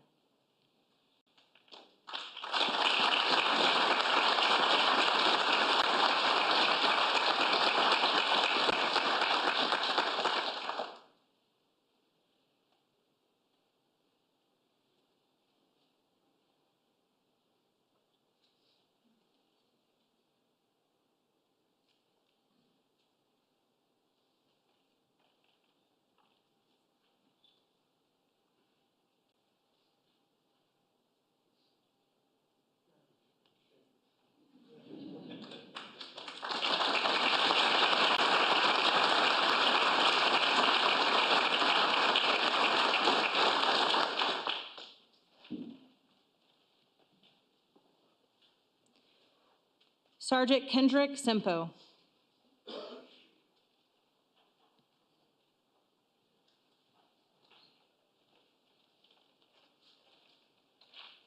Sergeant Kendrick Sempo of the Houston Police Department, who demonstrated unflinching bravery as he fearlessly confronted a man carrying an assault-style rifle in a shopping mall who appeared intent on inflicting harm. Sergeant Sempo acted discreetly and decisively, placing the safety of others above his own and restraining the heavily armed suspect with his own hands.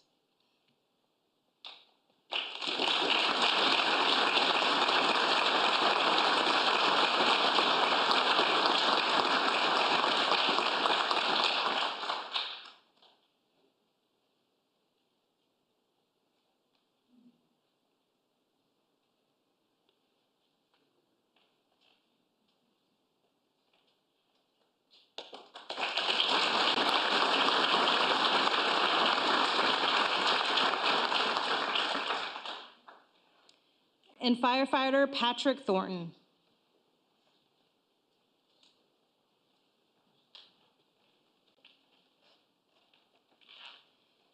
Firefighter Patrick Thornton of the New York City Fire Department for diving instinctively toward danger to save a man trapped beneath a capsized boat and pulling him through treacherous waters to safety. His courage and decisive action saved the man's life and demonstrated a commitment to the highest traditions of public service.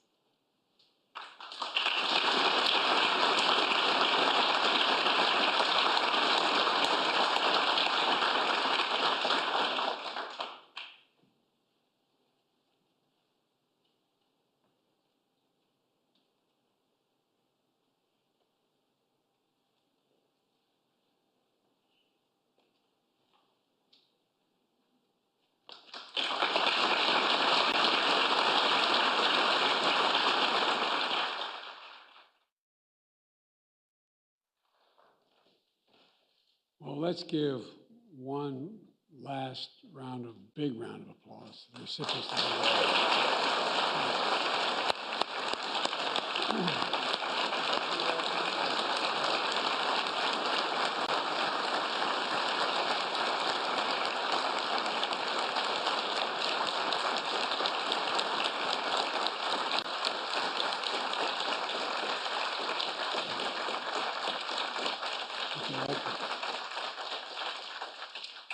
Well, thank you all for your service and your sacrifice, and I mean this sincerely. May God bless you and your families.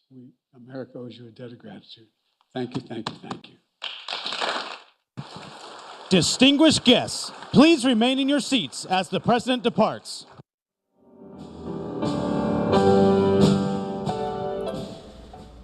All right, that right there was a live, raw, and unfiltered look as President Biden did award the Medal of Valor to 9 different people there. Of course, you are taking a live look over in Washington, D.C. as all of this is underway. That is what we do here on Live Now from Fox. We bring you live events as they happen. I do want to take you out to another live event that we are keeping an eye on right now, as we do know that any moment now we expect a news conference to take place. This is after an extensive search involving multiple law enforcement agencies. We know that a teenage inmate who escaped from a Philadelphia prison earlier this month has now been taken into custody. Philadelphia police say 18-year-old Amin Hurst did escape from the Philadelphia Industrial Corrections Center back on May 7th, along with Nasir Grant. Grant is already in custody there. He was arrested about 4 days after the escape. We do know another person is charged with helping them escape, and again, a news conference set to get underway here any moment where we will learn more about how police were able to track down that suspect. For now, let's head to a quick 2-minute commercial break, and on the other side, right back into your headlines and live events. You're watching Live Now from Fox.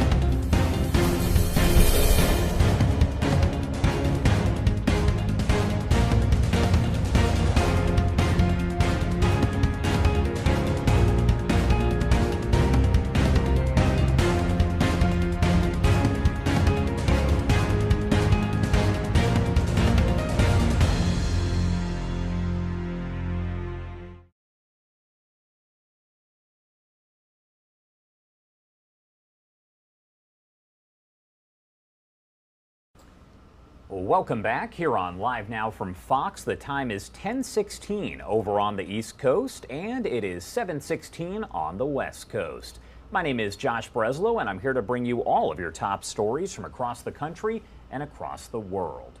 A deal amid debt limit talks is quote-unquote possible by the end of the week. That is the latest from House Speaker Kevin McCarthy, who met again Tuesday with President Biden. That is where this video here is from. The two sides have been discussing ways to prevent an unprecedented national default with a a deadline there on June 1st. Biden and McCarthy have named top negotiators to work on a deal, and the discussions now on what the White House and McCarthy will accept, allowing lawmakers to raise the debt limit in the coming days, they say hopefully. Jadrian Wooten is an economics professor at Virginia Tech, and he joins us live right now to help break all of this down for us. Thank you so much for taking the time here to join us today. Thanks, Josh. I appreciate it. So first off, the big question here, what is going on? What is the issue, and why can't the two sides kind of come together and figure it out? So probably the biggest issue that's kind of facing both groups is just really the polarization we've seen over the past couple of years. This isn't the first time that we've reached the debt limit. We've done it dozens of times since the 1960s. In the past, though, it's usually something that it kind of gets taken care of really, really quickly, and we move on and don't even notice it. But over the past 10 years or so, that's changed a lot, where there's been a lot of infighting between the two parties. So the big question here that a lot of people are asking, is there actually a real risk that there won't be an agreement reached by June 1st? We're just a few weeks away, or is this more of a political move right now? So I actually think that's probably why this has gotten so much more attention than a lot of the past ones. The risk is real. Like, there is the chance that they won't be able to come to an agreement. Realistically, that risk is fairly small. We expect them to come to some sort of agreement to move on, to start paying our bills, and to kind of move past this and figure out the spending issues later. But a lot of it is this polarization of whether they really will back down, and whether we actually will default and kind of stop paying our debt. So it's sort of an interesting situation. It's not necessarily one that we want to be in, and not necessarily one we want to talk about. So I would say real risk, but relatively small. So what happens for the average American here, or just really in general, if a deal is not reached by, let's say, June 1st, that deadline? So June 1st is sort of the earliest that we're projecting that we're not going to be able to pay things. Realistically, we could probably go a week or two into June as well, but June 1st is sort of that like momentous part where we're like, hey, we really need to do something. For the average American, where you're first going to start seeing issues is things like Social Security payments, veterans payments, any sort of obligations that the federal government has.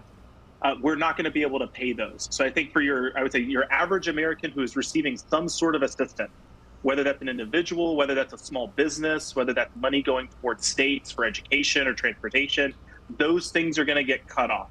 So I think you're going to see some initial short-term impacts very quickly.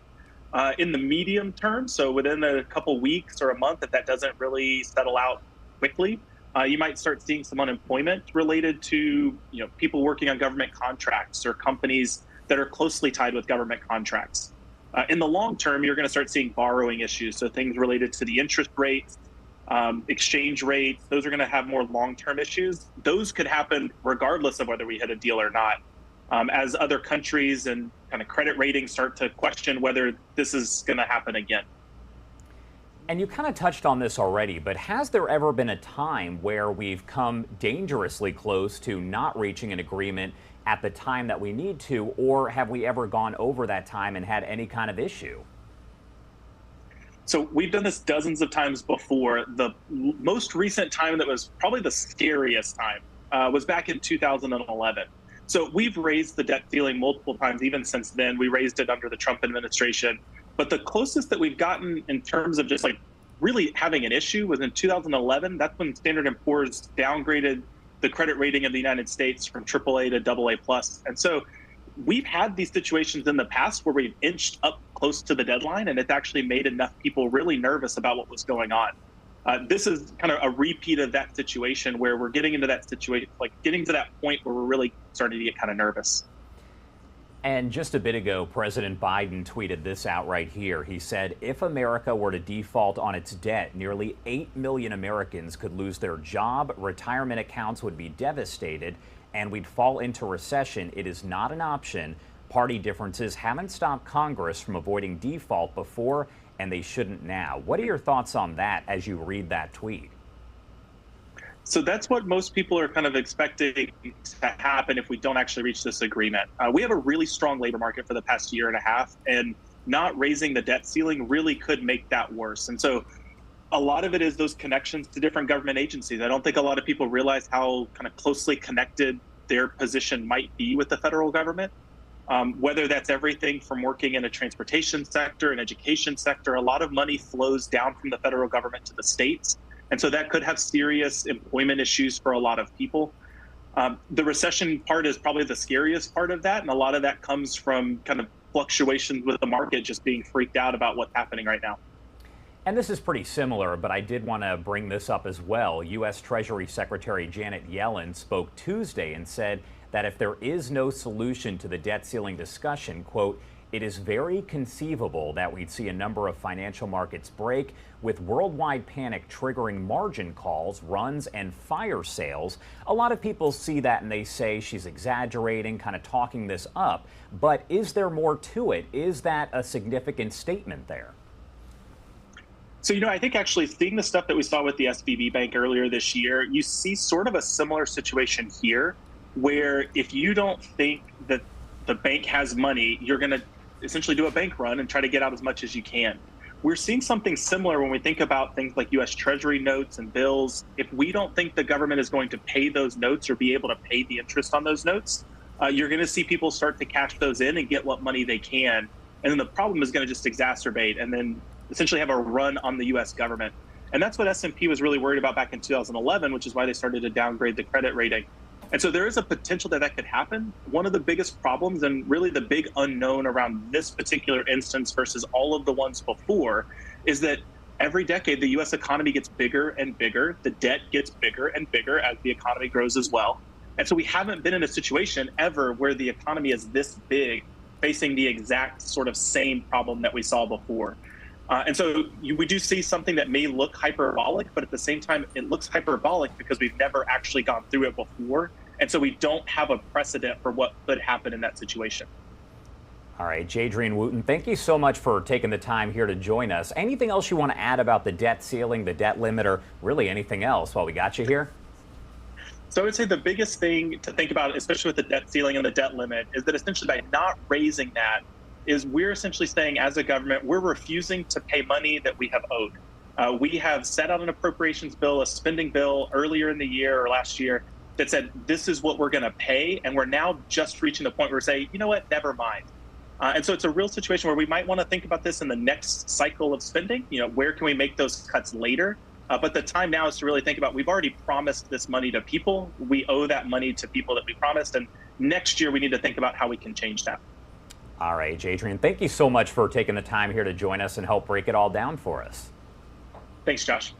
All right, everybody, I do want to get back to that breaking news here that we have been following. This is about an 18-year-old who escaped from a prison in Philadelphia. We did learn a short time ago here that Philadelphia police do have that 18-year-old in custody. This situation dating back several weeks here. We have been following it as it has progressed. I do want to head to a quick 2-minute commercial break, and on the other side, we'll head to a news conference that is getting underway here with authorities kind of breaking down how they were able to locate that 18-year-old escaped inmate.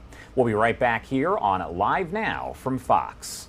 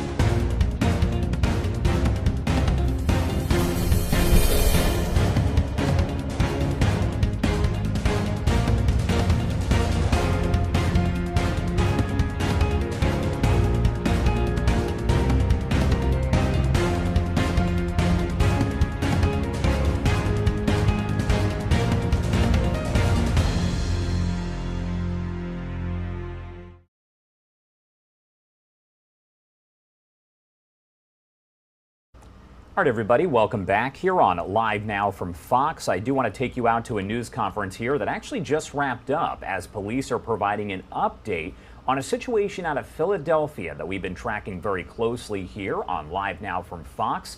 After an extensive search involving several law enforcement agencies, a teenage inmate who escaped from a Philadelphia prison earlier this month has now been taken into custody. We're talking about 18-year-old Amin Hurst. Let's pop up the audio and listen in, raw and unfiltered. Okay, so my name is Robert Clark, Supervisory Deputy, U.S. Marshal, Warrant Supervisor for the Eastern Pennsylvania Violent Crimes Fugitive Task Force.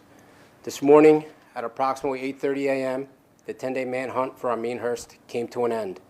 After an aggressive night of negotiations with family members, after missed deadlines time and time again over the past 18 hours, an enforcement action was taken. Amin Hurst was arrested in the 6100 block of Washington Avenue by members of our fugitive task force here without incident. We had set surveillance teams up after another missed deadline this morning for Hurst to turn himself in had come and gone. Our surveillance team observed who they believed was Hurst and two other family members get into a vehicle, and at that point, a vehicle containment was conducted. Hurst was extracted out of the vehicle, positively identified, and taken into custody, again, without incident. The arrest of Hurst concludes the 10-day manhunt for Nasir Grant and Amin Hurst, in which two other individuals were arrested by the Marshal Service. It should be noted that in all 4 arrests, no force was used. There was no incidents. Our task force worked tirelessly for the past 10 days, 16 hours a day. We sorted through dozens and dozens of tips and exerted hundreds of man-hours. The arrest couldn't have come without the help of the media, the public, and the tireless efforts of the investigators here at our fugitive task force, the incredible effort of Northeast detectives, and the efforts of the district attorney's office, who also supported us.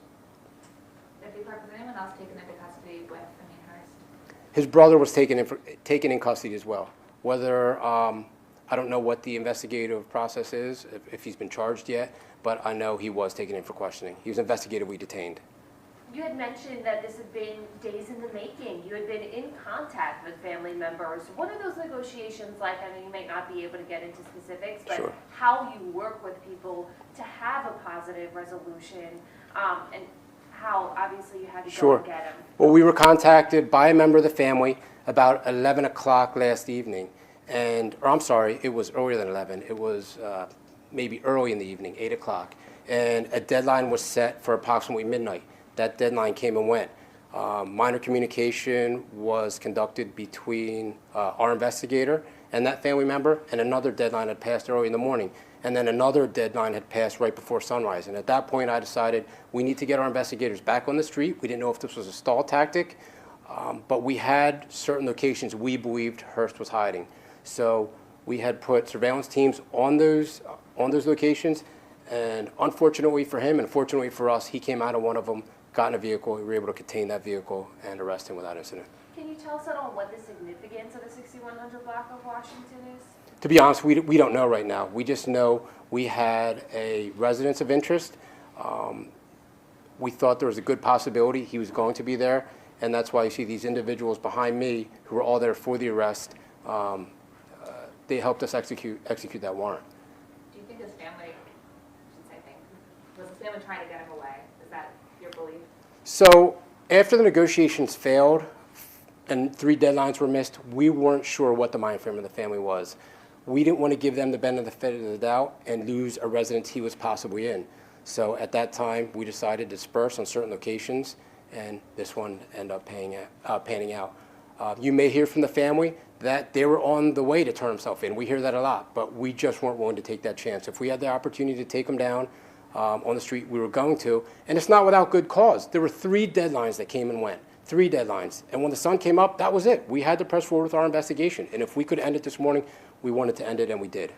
This is someone that you've said repeatedly is armed and believed to be armed and dangerous, accused of 4 murders. For this to end in a way where nobody else was hurt, can you kind of comment on that? You know, it's just a credit to our task force, the way that we train, the way that we conduct surveillance, the way we conduct our investigative operations, our vehicle operations. It's just a credit to the guys you see behind me, the way that we can execute arrests. And you'll hear it time and time again, nobody got hurt, all the arrests were made without incident, and that's the way we like it. I want to make sure the guys behind me go home to their families at the end of the night. And sometimes if that means guys get away for a day or two, then that's what happens, but not in this case. We also know that 2 other people were arrested by marshals. 1 other woman was also taken into custody. These are people who aid fugitives, and we talked about this earlier when this first happened. If you're helping, you're in it now too. Correct. And perhaps that's why the brother was investigated, we detained. I don't know. That's for Northeast detectives to figure out, but you're absolutely right. 2 other individuals, a male and a female, were arrested during the course of this investigation. And we had said before, if you had helped during the escape and you were found culpable in aiding his flight or obstructing justice, warrants were going to be issued. Nobody was playing. The Philadelphia Police Department, Northeast Detectives, the District Attorney's Office, and the U.S. Marshals, we were all on the same page. We were going to do whatever we had to bring these 2 individuals, and I couldn't be prouder that we did it in 10 days. Do you feel that the family member that called last night or who you were with today, were they harboring him? I mean, again, they would... Well, I guess there's a fine line between harboring and trying to negotiate a surrender, but once again, I state we had 3 deadlines, and we were in constant communication, and they significantly missed those deadlines. There was minor communication, and at some point we had to say, let's put our guys back out on the street because we think we had a chance to end this morning. One last question Sure. from me, and it's a little bit candid, so forgive me, but were you surprised these guys were in Philly, Chester County? I mean, like, everybody stayed local, even with that 17, 18-hour advance that they had on the guards who didn't know they were missing. Correct. Well, I am surprised. But I can tell you that our fugitive investigation here took us to 3 states. It took us, obviously, here in Philadelphia, Pennsylvania. It took us down to Delaware, and it took us up to New York. So we had credible tips in all 3 places, but ultimately, we were able to uncover the hiding spots here in Philadelphia. Thank you. Good. All right, thanks. I guess we go to see what I hope I didn't steal the thunder from the next press conference, I think. All right, so that is the news conference there that just wrapped up. That was over with police and U.S. Marshals there in Philadelphia as they do provide an update on an 18-year-old escaped inmate who is now back in custody. We're talking about 18-year-old Amin Hurst, who escaped from the Philadelphia Industrial Correction Center May 7th, along with Nasir Grant.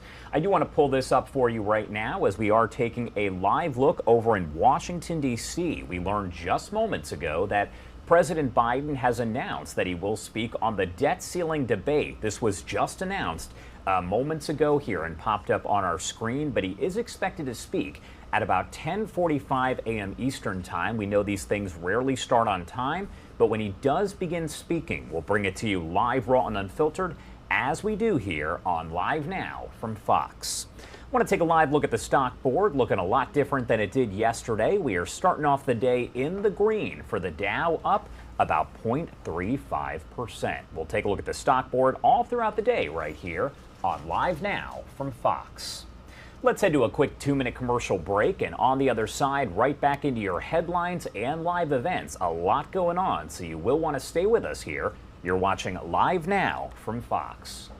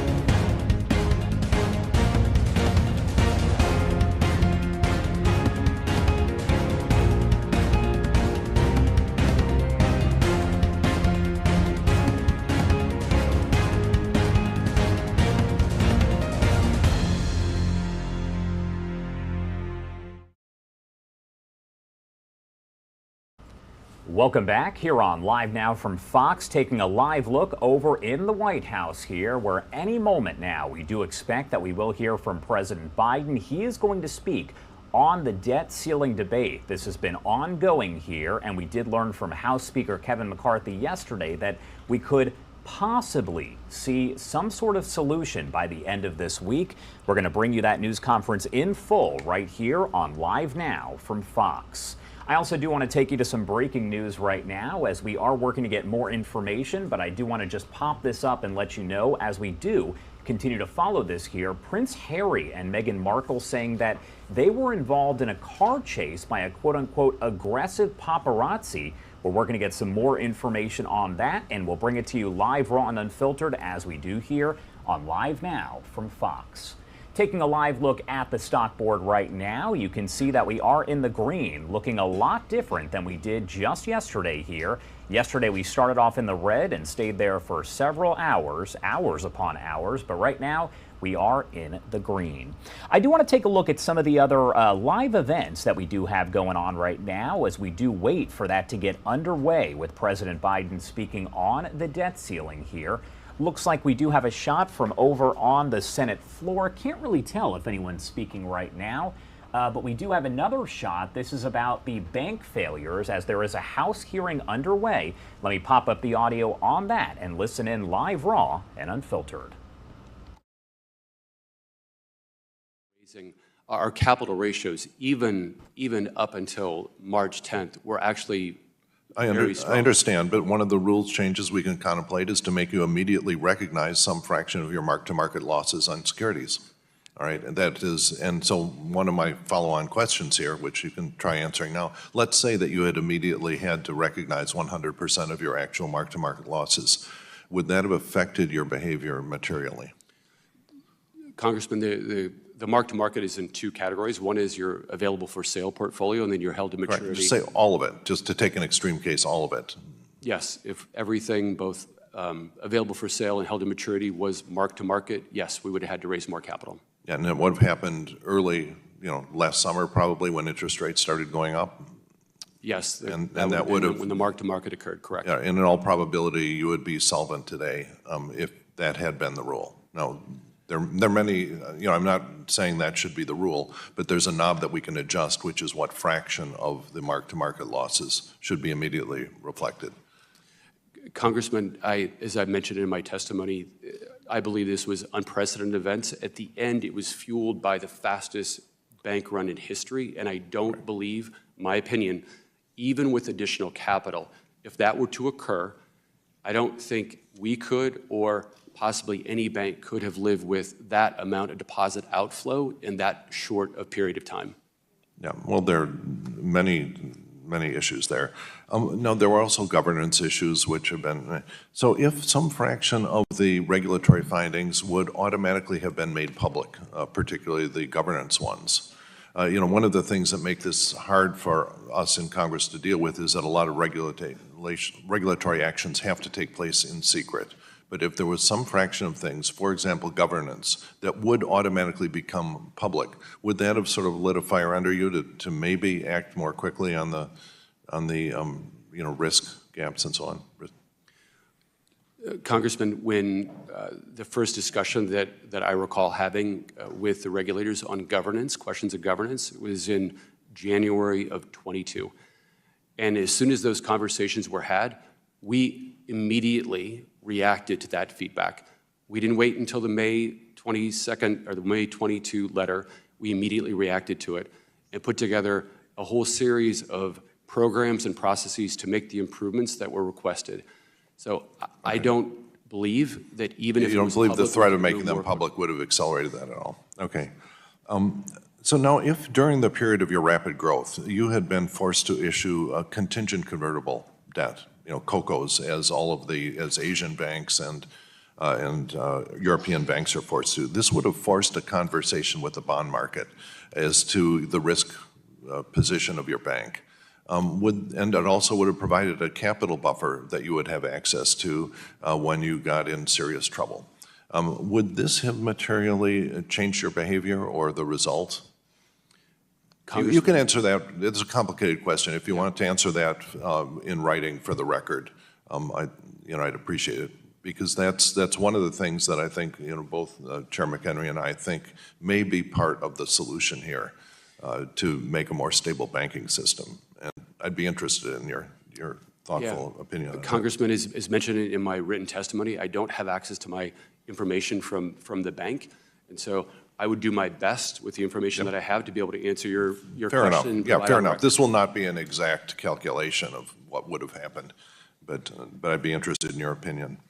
Mr. Shea, it seems like the most significant factor in signatures demise was not so much a concentration in crypto assets or deposits, but a lack of pledgeable assets immediately available for liquidity support. Are there changes in procedures or rules to make that more agile that you'd advocate?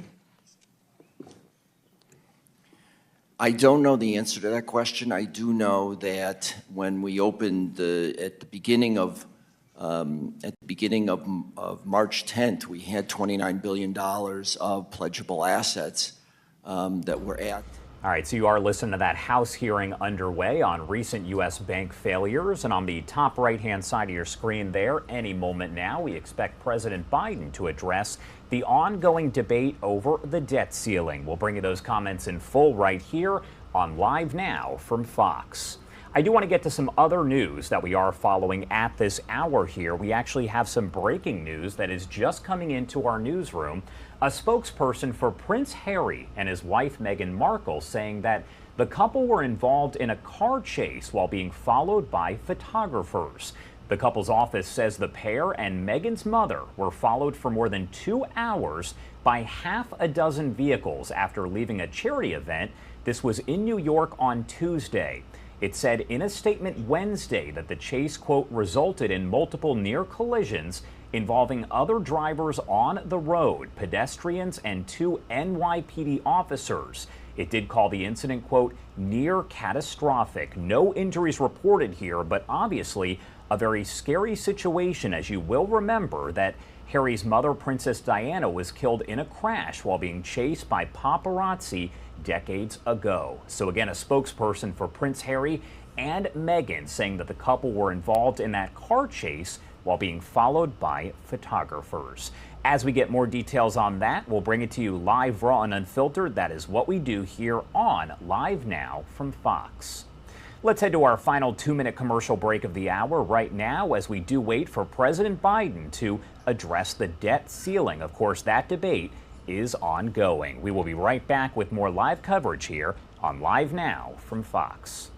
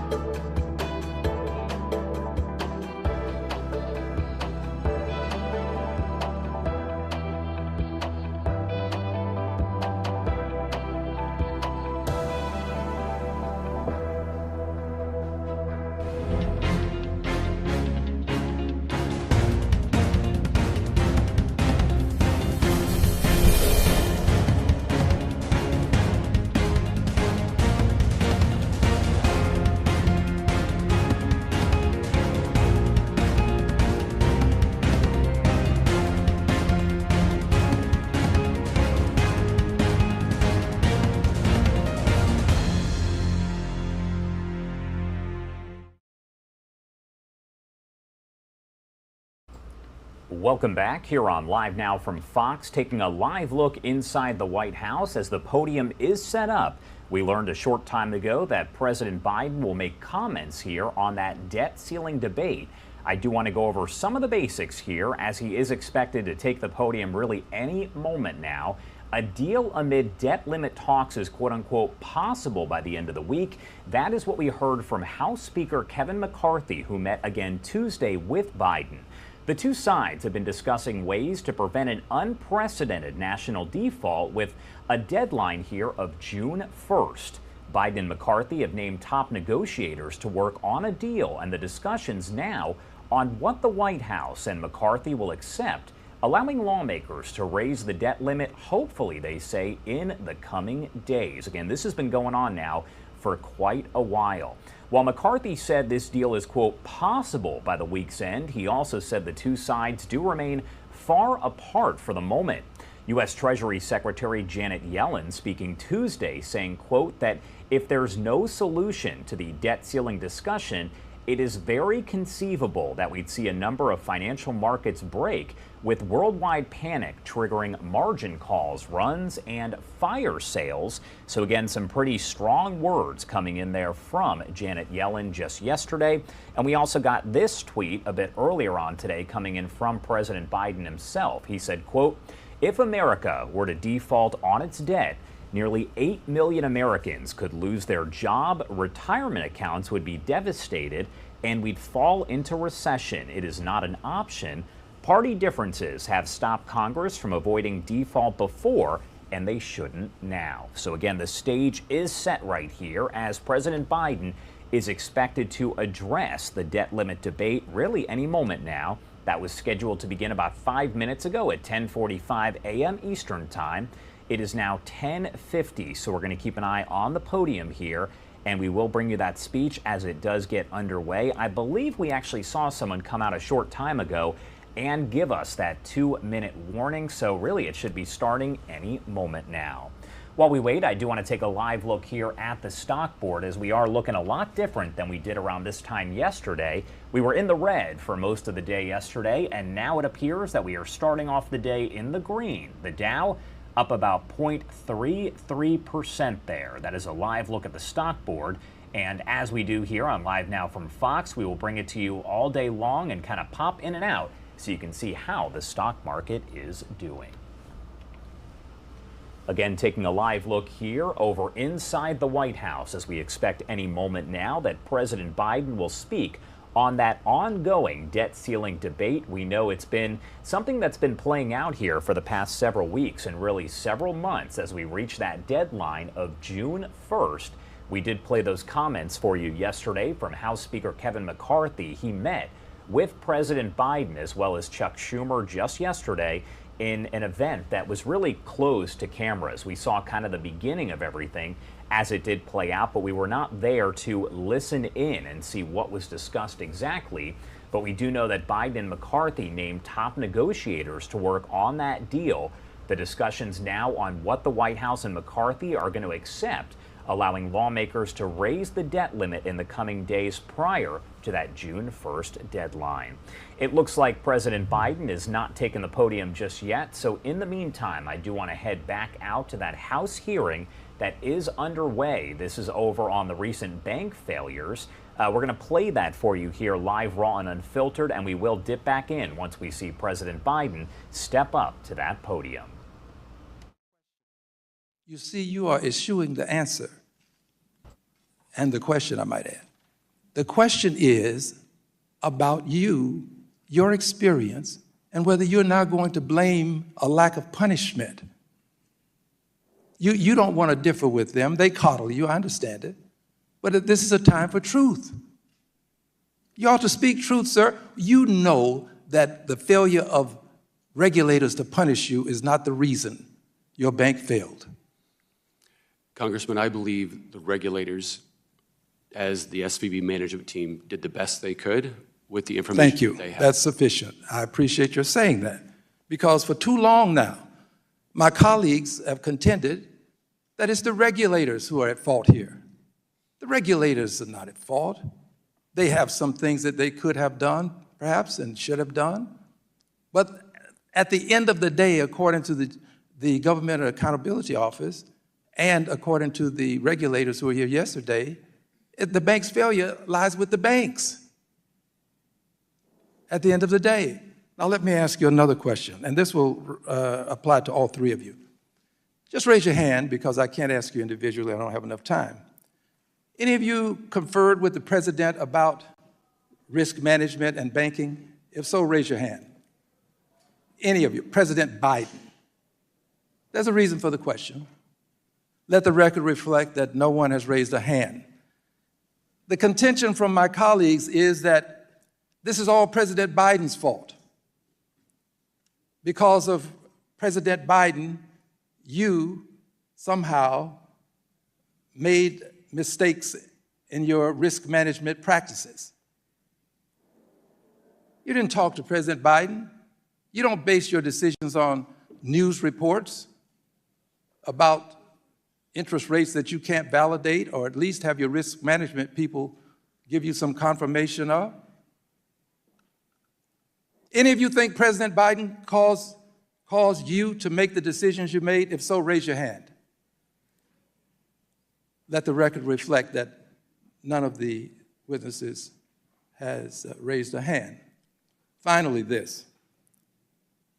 Do you think that the bonuses received, Mr. Becker, Chief Executive Officer, should be returned? The bonuses received at or near the time of the collapse of the bank should be returned. Congressman, that would be a yes or no. The expect to chair is ready to with sound the the hammer. process that's going to be given. Yes, but do you think they should be returned? Congressman, I will cooperate with the process that I know will be. Well, we're going to have some clawback legislation for you to cooperate with. I yield back. The gentleman's time has expired. The gentleman from Florida, Mr. Posey, is now recognized for 5 minutes. Thank you very much, Chairman Barr. We heard an exchange a while ago from a member on the other side said when he got here in 2008, he was reminiscing some of the circumstances. They weren't very pretty. But one thing that was resolved by the party in charge at that time to make sure that we never had another bank failure or an economic crisis, they established the CFPB, the Consumer Financial Protection Bureau. And among its charges was to make sure we never had any more bank failures. And I'm just wondering, did you have any contact with the CFPB, Mr. Becker? The CFPB was one of our regulators, but given that we were predominantly a commercial bank, the interaction with the CFPB wasn't as significant as the other regulators. It was less significant than with the other regulators, did I hear that correct? Than the Federal Reserve and the state and the FDIC. Okay. Mr. Shea, same question. In my role as chairman, I don't recall ever meeting anyone from the CFPB. Okay. Mr. Roffler, same question. I don't believe I've met with anyone from the CFPB, but they did periodic exams and visits to First Republic. Okay. Do you think the CFPB, Mr. Roffler, could have been more helpful in helping you avoid? I think that the CFPB, along with our other regulators we interacted with, we ensured we had a very professional and open relationship. We shared with them what the bank was up to and what the strategy was and how our results were. And they did thorough examinations, and we responded to any feedback. Mr. Becker, did you sell, convert, or otherwise affect any of your stock in the 12 months preceding? I sold, there was no stock that was sold in 2022. A little bit into the mic, I can't hear you well. Yeah, there was no stock, I didn't sell any stock in 2022, and in 23, I sold after our earnings release, after it was reviewed by our legal team and myself, that I didn't have inside information. We put a 10b5-1 plan in place in January, and that was sold with expiring stock options from 2016. How much was that, the value at the time of that, probably? The gross amount was $3.6 million. Okay. Mr. Shea, same question. I sold no shares I sold no shares. Actually, I sold no shares in 2022, with the exception of reversing 3 shares that were accidentally bought in my account, which were then sold back. Those were 3 shares. And indeed, I purchased shares throughout that period. 2023? 2023, I purchased shares on March 10th, 2023. Okay. Mr. Hoffman?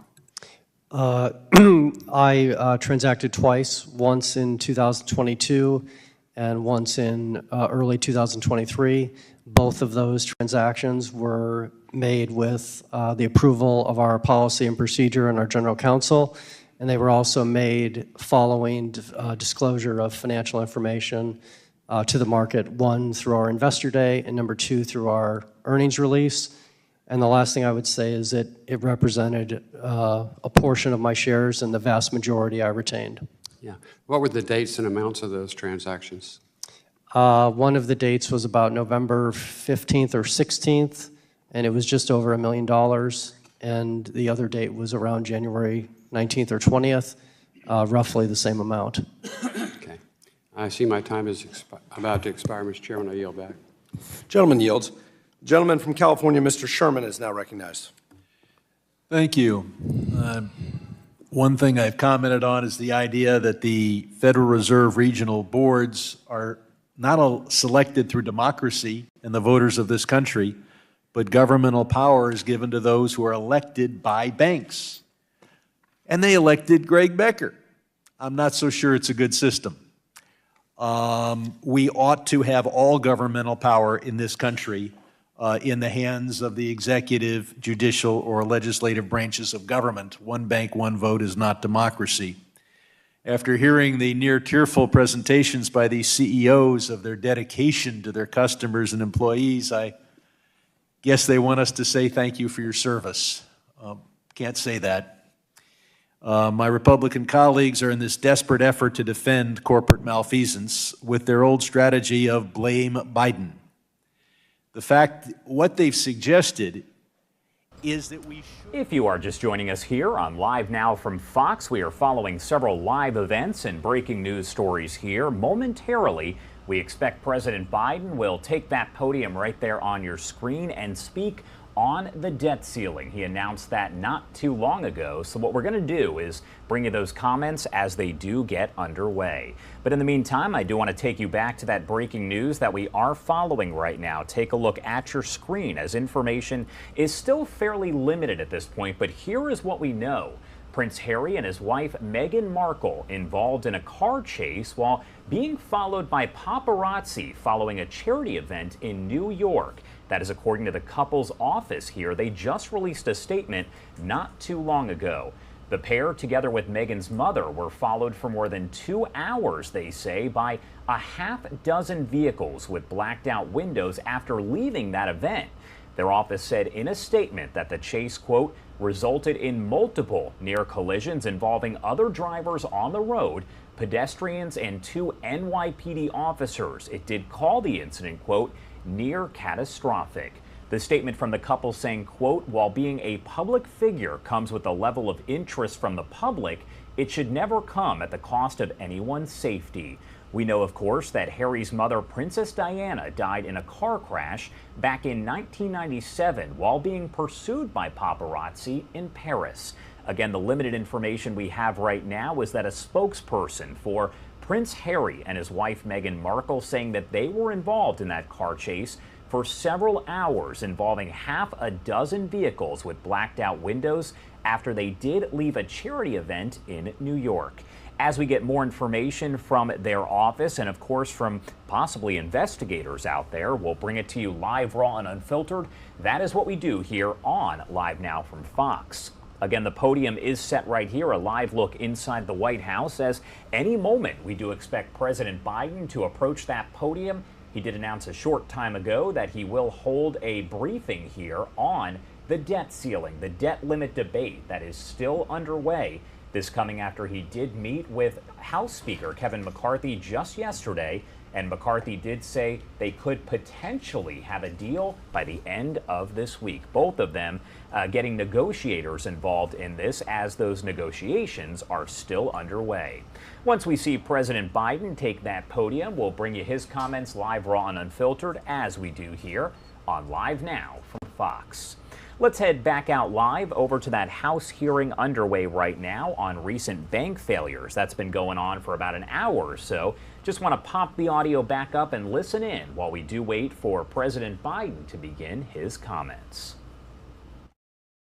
That means only if the government forces you to.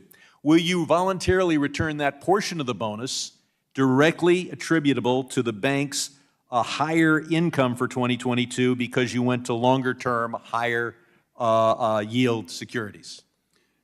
Congressman, I will cooperate. In other words, only if forced. And will you return that portion of the bonus attributable to the money you saved by throwing away your flood insurance as it began to rain, or cashing it in, and not having hedges and credit default swaps on your portfolio? You return that part of the bonus? Again, not voluntarily. Cooperate with the process. Mr. Becker, you testified before Congress in 2015 that having tough regulation would divert significant resources of the bank to complying with enhanced prudential standards and other requirements. So we have less regulation of your bank. How'd that work out for you? The gentleman can submit his answer in writing. The gentleman's time has expired. The gentleman from Missouri, Mr. Luchtenmeyer, the chairman of the National Security Subcommittee, is now recognized. Thank you, Mr. Chairman. Welcome to the guests this morning. Gentlemen, as tragic as the situation is, I think it's also a learning moment for all of us, an instructive moment, I think, for us in Congress and for the regulators and for bankers around the country, quite frankly. From the standpoint that I think we're in a new world now with regards to social media and the actions that can be taken, the actions that can have adverse effect on our financial system, our culture, our economy, and I'm very concerned about it. Each of you in your testimony mentioned that Mr. Becker, $42 billion went out your bank in 10 hours. Mr. Shea, $16 billion went out in just a few hours. And Mr. Rothwell, I missed the number on yours, but again, you had the same situation where social media excited people to the point where they ran out, changed their banking situation, and as a result, a lot of the uninsured deposits in your bank ran out. I would like for you to give me your analysis on this. Was the FDIC tracking this with you as this was happening so that they were aware of this, or were you notifying them at all as this money was running out the door? Mr. Becker? Yeah, Congressman, is it, we notified the regulators that we were doing the capital raise, so they were aware of that. And when the bank run started on March 9th, I was not directly involved, so I can't say the exact discussions that were happening, but to my memory, to my knowledge, our risk team and our regulatory affairs team were engaged in conversations with the regulators. Mr. Shea? As chairman, I don't know precisely I don't know the conversations that were taking place between Treasury. Was there contact, I guess, is the question. Excuse me? Was there contact between your bank and the regulators with regards to the amount of money that was flowing out? I would defer to management. I don't know the... Mr. Rothler? Thank you, Congressman, for the question. As I mentioned in my testimony, we always had an open working relationship with the regulators. That included, as the contagion spread on March 10th, we had multiple meetings in the morning all the way through the evening that day, reviewing our funding and our liquidity and what was happening at the bank. All of you having gone through this, what do you think is a realistic situation that we need to be considering here? Now, I sit on the China Select Committee, and this scares the dickens out of me, quite frankly, because I'm sure the Chinese are watching us play funny business with our own banks and our own economy. Do you think, having gone through this is a very real concern, or am I overreacting to this? You know, the short selling is going on right now, not to the extent it was, but can social media have the kind of effect on this that could actually and directly impact or could crash our system. What do you think, Mr. Becker? I think we are evidence of that, and I think it's something that needs to be looked into to determine how best to protect against it. Mr. Shea. Thinking back to that Friday, those few hours, and I remember talking to depositors who were so panicked. I started my career, I was on Wall Street during 1987. The panic that was flooding through social media, people were saying they didn't want to hear about solvency, that the bank was solvent. They didn't want to hear about $29 billion of liquidity. They didn't want to hear about rating agencies, ratings. They didn't want to hear about anything. They just wanted to hear they had to get their money to a too big to fail bank, and they needed to do it immediately. All right, what you're looking at right there appears to be the 2-minute warning coming in for President Biden to speak. He will, of course, be speaking on the debt ceiling here, so we'll bring you those comments in full. As you can see there, once again, they are getting the camera ready. They're getting everything ready for President Biden to speak there on this debt limit. While we do wait for that to get underway, I do want to remind you that we are following this breaking news coming in from a spokesperson for Prince Harry and Meghan Markle. They say that they were involved in a car chase while being followed by photographers following a charity event that happened in New York. Again, a statement released by the couple's office a short time ago. The pair, together with Meghan's mother, followed, they say, for more than 2 hours by a half-dozen vehicles with blacked out windows after leaving that event in New York. Their office said in a statement that the chase, quote, resulted in multiple near collisions involving other drivers on the road, pedestrians, and 2 NYPD officers. It did call the incident, quote, near catastrophic. Now, the statement from the couple said, quote, while being a public figure comes with a level of interest from the public, it should never come at the cost of anybody's safety. Harry's mother, Princess Diana, you'll remember, died in a car crash in 1997 while being pursued by paparazzi over in Paris. As we get more details on this, we'll bring it to you live, raw, and unfiltered. Now, before President Biden does speak, I want to take a quick 2-minute commercial break, and we'll bring you his comments in full here on the debt ceiling, live, raw, and unfiltered.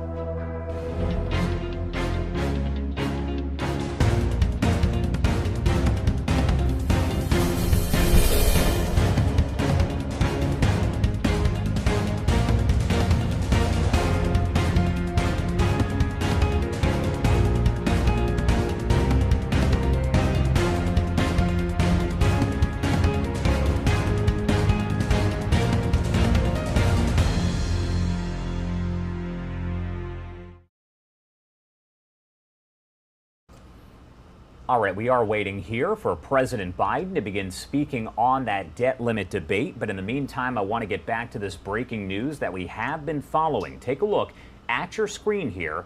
Prince Harry, Meghan Markle, and her mother involved in a, quote, near catastrophic paparazzi chase in New York. That is according to a family spokesperson.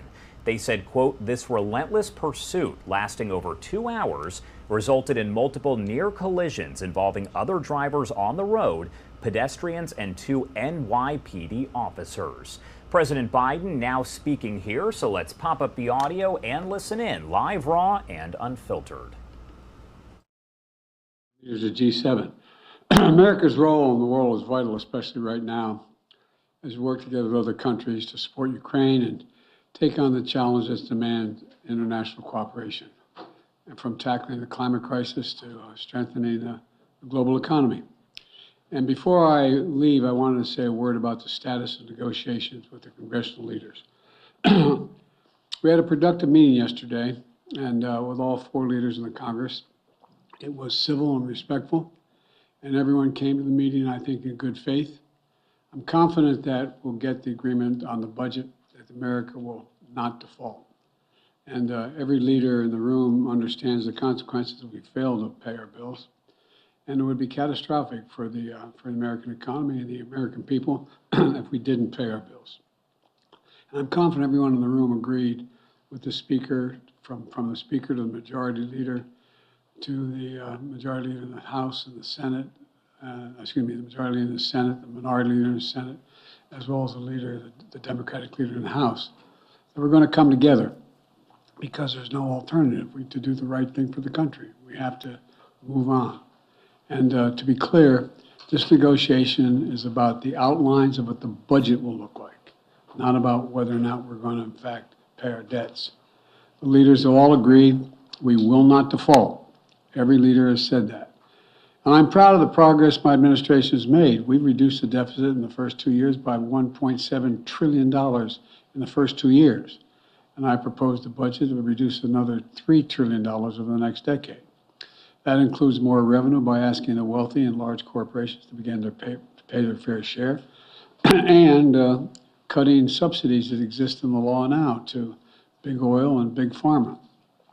Yesterday, we all agreed that both the Speaker McCarthy and I would designate senior members that we would negotiate to give our authority to make agreements in detail on what we wanted. So we narrowed the group. To meet and hammer out our differences. And we've done that.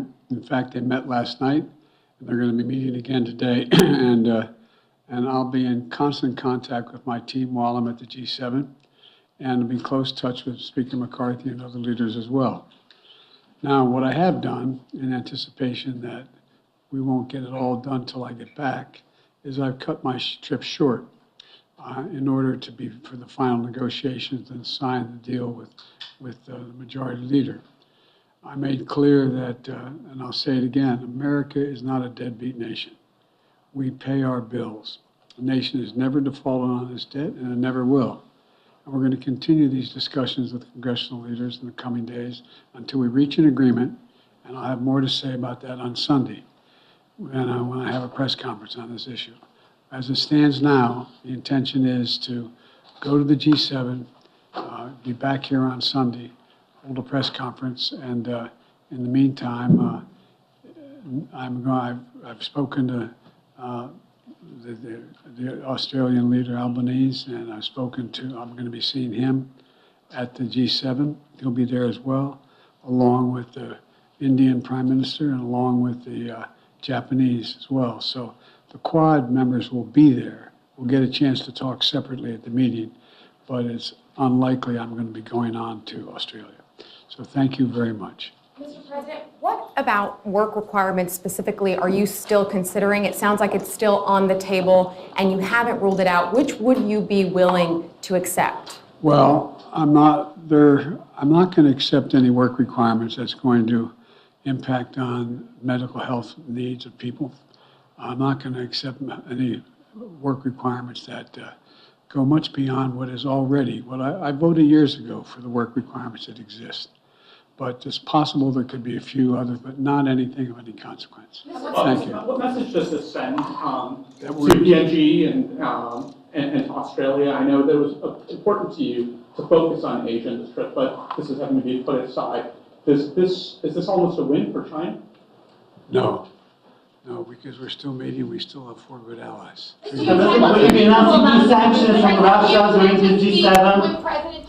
So some brief comments there made by President Biden on that ongoing debt ceiling debate. We know he met yesterday with House Speaker Kevin McCarthy again, and McCarthy did say that he expects there could possibly be some kind of deal that is reached here by the end of this week. We know President Biden has also said that he does plan to host a news conference on Sunday. We'll bring that to you live, raw, and unfiltered, as we do here on Live Now from Fox. Let's head to a quick 2-minute commercial break, and on the other side, we're going to get right back into your headlines and live events, and we'll have the latest here on this breaking news involving Prince Harry and Meghan Markle and a car chase. That's all coming up in just 2 minutes.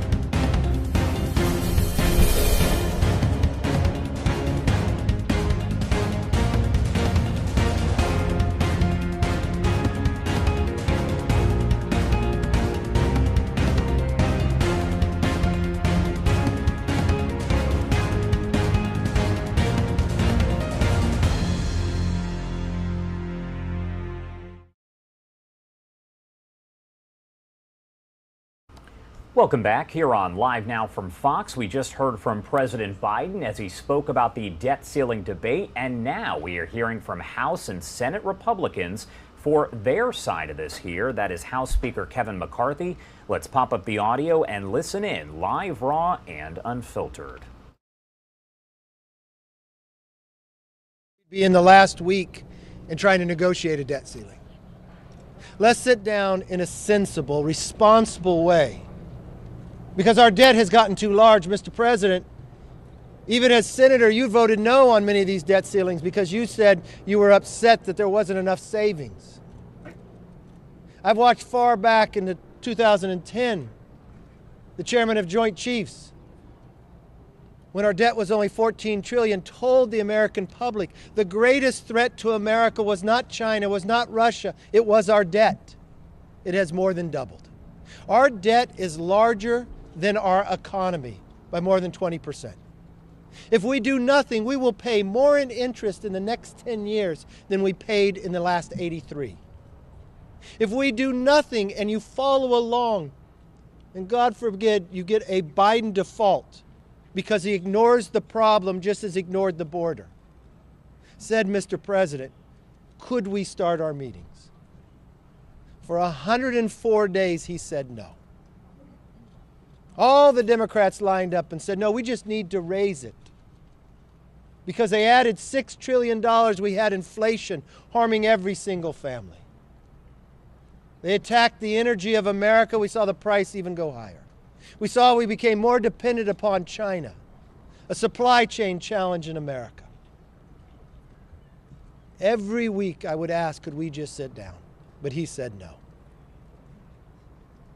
The difference was Republicans in the House and the Senate got together to listen to the American public. And we said we would make sure that we don't have a Biden default. So we raised the debt ceiling. But in doing so, we did it in a limit, save, and grow. Limit the future ability of Congresses to just spend wildly and stop the inflation. So we said, let's start with spending where we spent just 5 months ago and grow each year by 1%. Let's save the hardworking taxpayers' money in this waste and money that you have appropriated that hasn't been spent, like COVID, that has sat there for 2 years. We finally got the president to sign a bill that the pandemic is over. And you know what else? Let's grow our economy so we're not dependent upon China. Let's help people get lifted out of poverty into jobs with work requirements, something the president, as a senator, voted for and President Clinton signed into law. Let's make sure we could build things in America again. Let's cut the red tape. Let's get some permitting reform that we know we can make America stronger and less dependent upon China. Well, we passed that bill. Had we not passed that bill, the meeting never would have taken place. Yesterday was a change. Yesterday, united. Quote, Brother Muhammad, have you forgotten that once we were brought here, we were robbed of our name, robbed of our language, we lost our religion? We actually passed a bill to secure our border. We continue to listen to the American public. And I will tell you, as Speaker, we have a group of Republicans in the Senate that have listened to the American people as well. Senator from Wyoming, Senator Barrasso, has helped lead the charge with Mitch McConnell, with Thune and all the others, and Senator Lee, who put a letter together. I remember when he talked to me, could he get enough signatures? I was worried for one moment. Could we get enough signatures? He called me back, I think, in an hour and said, I've got more than enough, and I got people who didn't sign it that will still vote that way because they're listening to the American public. And I can't tell you enough of how thankful I am of you being so responsible with the idea. Am I optimistic? I'm optimistic for America because of the people standing behind me. I'm optimistic of our ability to work together. Do we have obstacles? Yes, we have a big obstacle in the White House. But we're going to change the course of history because we're going to stand for the American public. And let me introduce the senator and the chair over in the Senate Republicans, John Barrasso. Well, thank you, Mr. Speaker. Thank you for your leadership. The President of the United States is playing Russian roulette with the American economy. For month after month after month, the President refused to meet with the Speaker of the House to talk about debt and spending. Why? Does the President believe that there is no wasteful spending in Washington? Does the President believe that in a $6 trillion budget that nothing could be cut?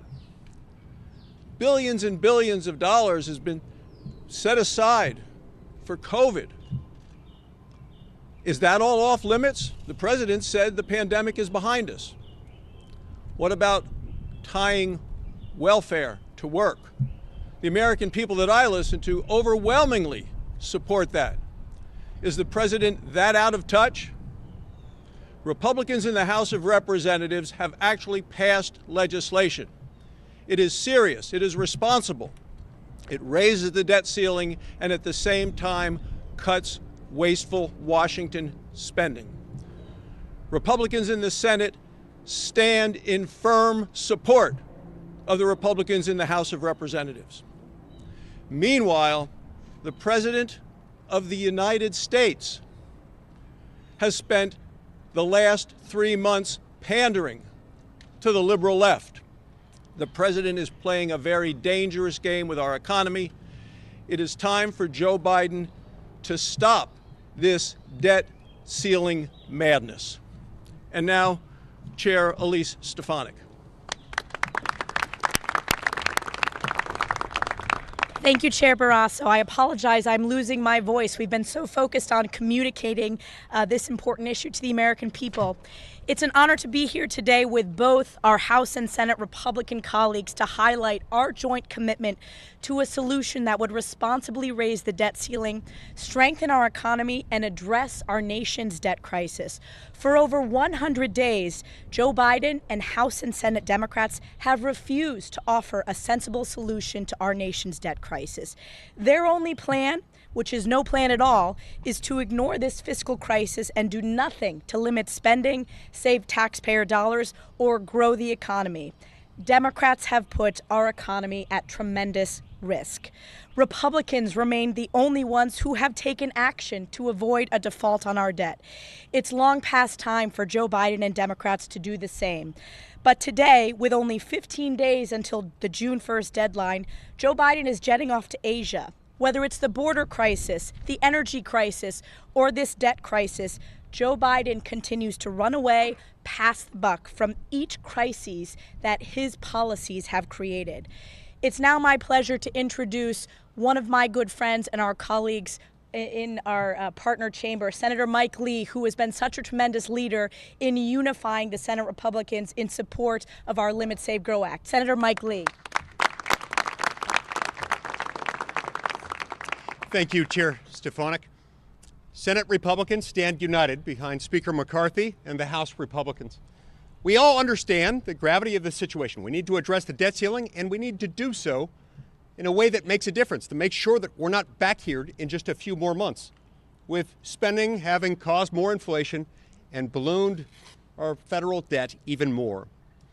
So, to that end, 45 Senate Republicans have acknowledged that they will not, they've committed that we won't support cloture. We won't support bringing debate to a close on any debt ceiling increase that does not contain substantive spending and budgetary reforms. Now, it just so happens the House of Representatives has passed precisely such a bill. We stand behind that bill. We need to pull up and pass that bill. We need to do it today. Look, the Senate has no business leaving town before an agreement has been reached. Let's get this done. Thank you. It's now my pleasure to introduce Representative Dusty Johnson from the great state of South Dakota. Thanks. Yeah, you bet. Thanks. Mr. President, for 97 days you refused to negotiate with the Speaker. For 97 days you underestimated the unity and the resolve of this conference. For 97 days, you assumed that ignoring this problem would make it go away. Now, we can't get back the squandered 97 days, but more concerning, sir, is the fact that you don't appear particularly committed to using the 13 days that we have left. Mr. President, cancel your trip to Japan. Stay at the table. Acknowledge the resolve of this team on these stairs, and accept the fact that we must change how this town spends money. Inaction and intransigence will not wipe away $32 trillion in debt. Good grief, Mr. President, when is enough enough? Shame on anyone who refuses to act. Speaker McCarthy and this entire team have been responsible, reasonable, and sensible. Time is short, Mr. President. Let's get this done. With that, I'm happy to introduce a great legend from West Virginia, Chair Shelley Moore Capito. Go get him. Yeah. I should just sit down now that I'm a legend, but that goes against everything we do, right? It's great to be here with my House colleagues and my Senate colleagues.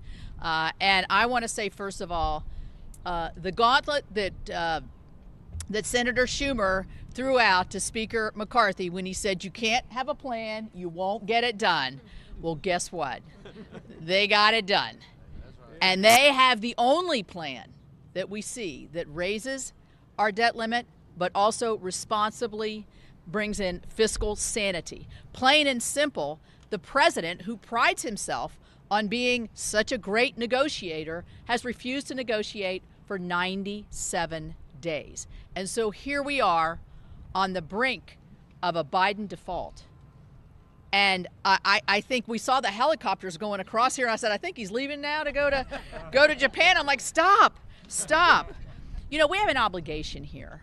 We have an obligation to the people that we represent. We have an obligation to ourselves as responsive legislators, to do the right thing. And the right thing was to get into the room.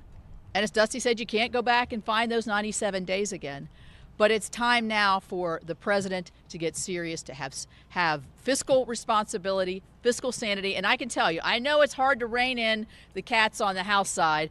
It's really hard to rein in the Republican cats on the Senate side. And we are united behind our House colleagues. They did a magnificent job of showing strength, of showing a plan, of showing a common sense, plain and simple way to answer the great challenge of the fiscal situation that we find ourselves in. So I have full confidence that the negotiators in the room are going to be able to work this out with the Speaker leading the way. And I've heard Leader McConnell say more than a few times, this is not an unusual exercise to negotiate the debt limit, to have fiscal responsibility as a part of that. We've done it many times in the past, and we have to do it this time again. And I would like to introduce Representative Chip Roy from the great state of Texas.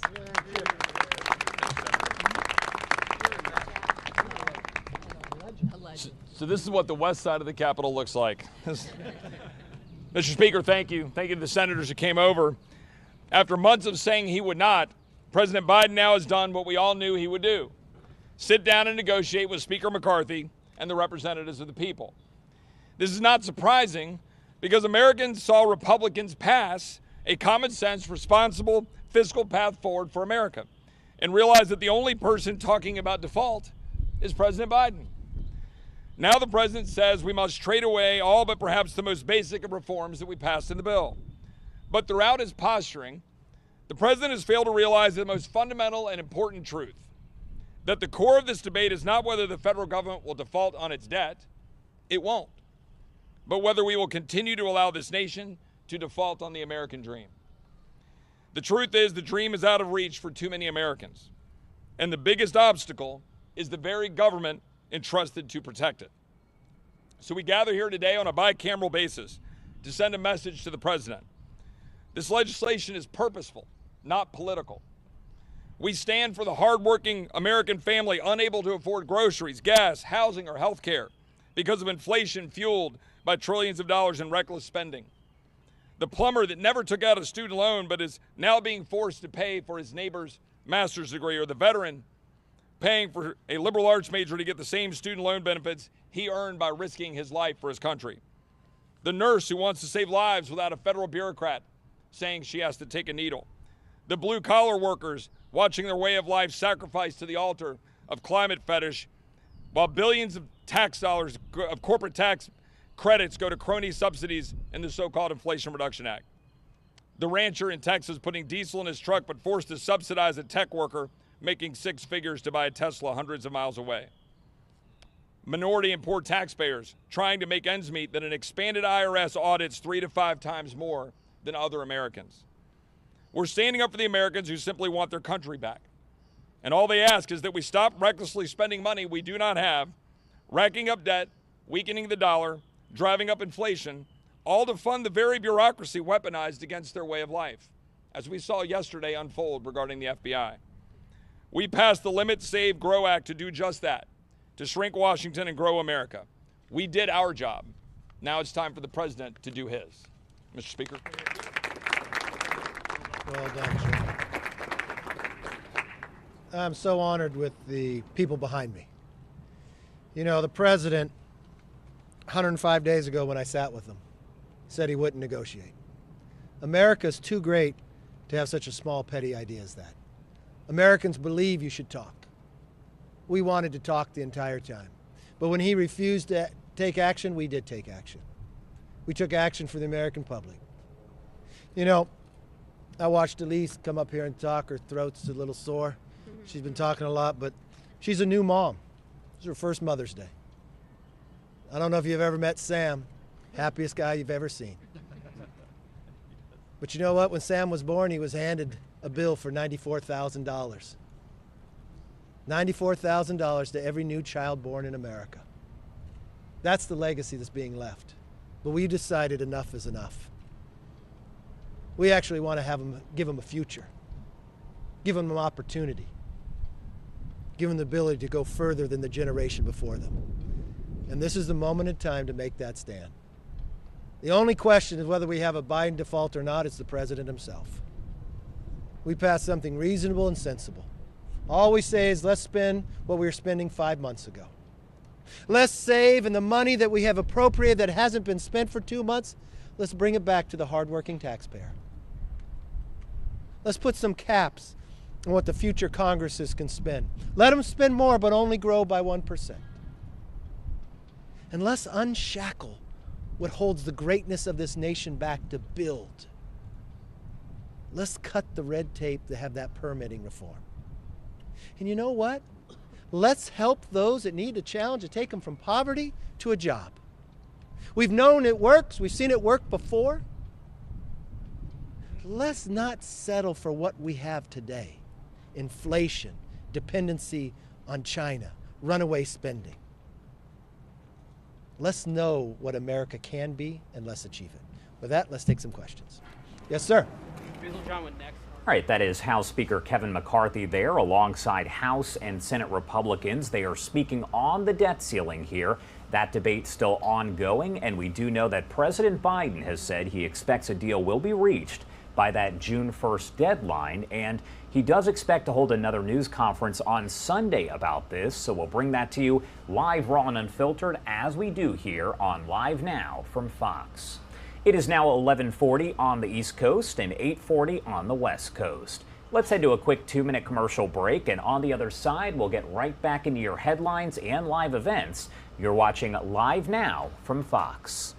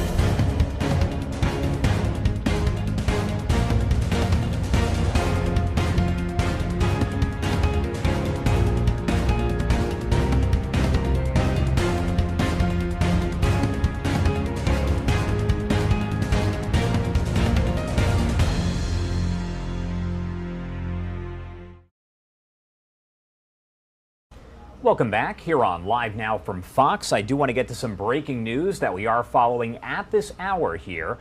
Brian Kohberger, the criminology PhD student accused of the home invasion murders of 4 University of Idaho undergrads, has now been indicted by a grand jury. That is according to officials there in the county where all of this did play out. The superseding indictment means the accused quadruple murderer will not have a chance to attack the evidence used to arrest him, at a preliminary hearing that had been scheduled for the week of June 26th. We have talked a lot about that over the last several months here. A new arraignment has now been set for this coming Monday, May 22nd at 9 a.m. local time. That should be noon Eastern time. It also spares the two surviving housemates and other potential witnesses from having to testify under cross-examination prior to that trial. The move not expected here. We do know that Boise defense attorney Edwina Elcock said in January that it could be announced at any moment once a grand jury had been impaneled behind closed doors and convinced that the charges there should stand. Koberger is accused of sneaking into a college town rental home around 4 a.m. on Saturday, November 13th and killing 4 students inside. At least some of them were sleeping at the start of the ambush. That is according to the coroner's office. Kaylee Goncalves, Madison Mogan, Xana Kernodle, and Ethan Chapin all received honors at the university's commencement ceremony that did take place over the weekend. Now, we do know again that the suspect, Brian Koberger, was set to appear in court June 26th. That is now not going to happen, as a new arraignment has been set for this coming Monday, May 22nd at 9 a.m. Brian Koberger now indicted in the deaths of those 4 Idaho college students. As we get more details, we'll bring those to you live, raw, and unfiltered right here on Live Now from Fox. I do actually want to take you out to this live image here. This is actually over as we are seeing Air Force One get ready to take off. This is President Biden as he does head out from Washington, D.C. a short time after we did hear from him his brief comments that were made about the ongoing debate there on the debt ceiling. Right now, House Speaker Kevin McCarthy is speaking alongside other congressional Republicans on the debt ceiling. I want to pop up that audio and listen in live, raw, and unfiltered. He doesn't want to go there. He does not want to go back $1. I literally ask him, what is finally the number? Is it $40 trillion in debt? How much before you say, let's stop borrowing from China and not looking at places that we're wasting our money in? Every household does that, and we should do it too. Yes, sir.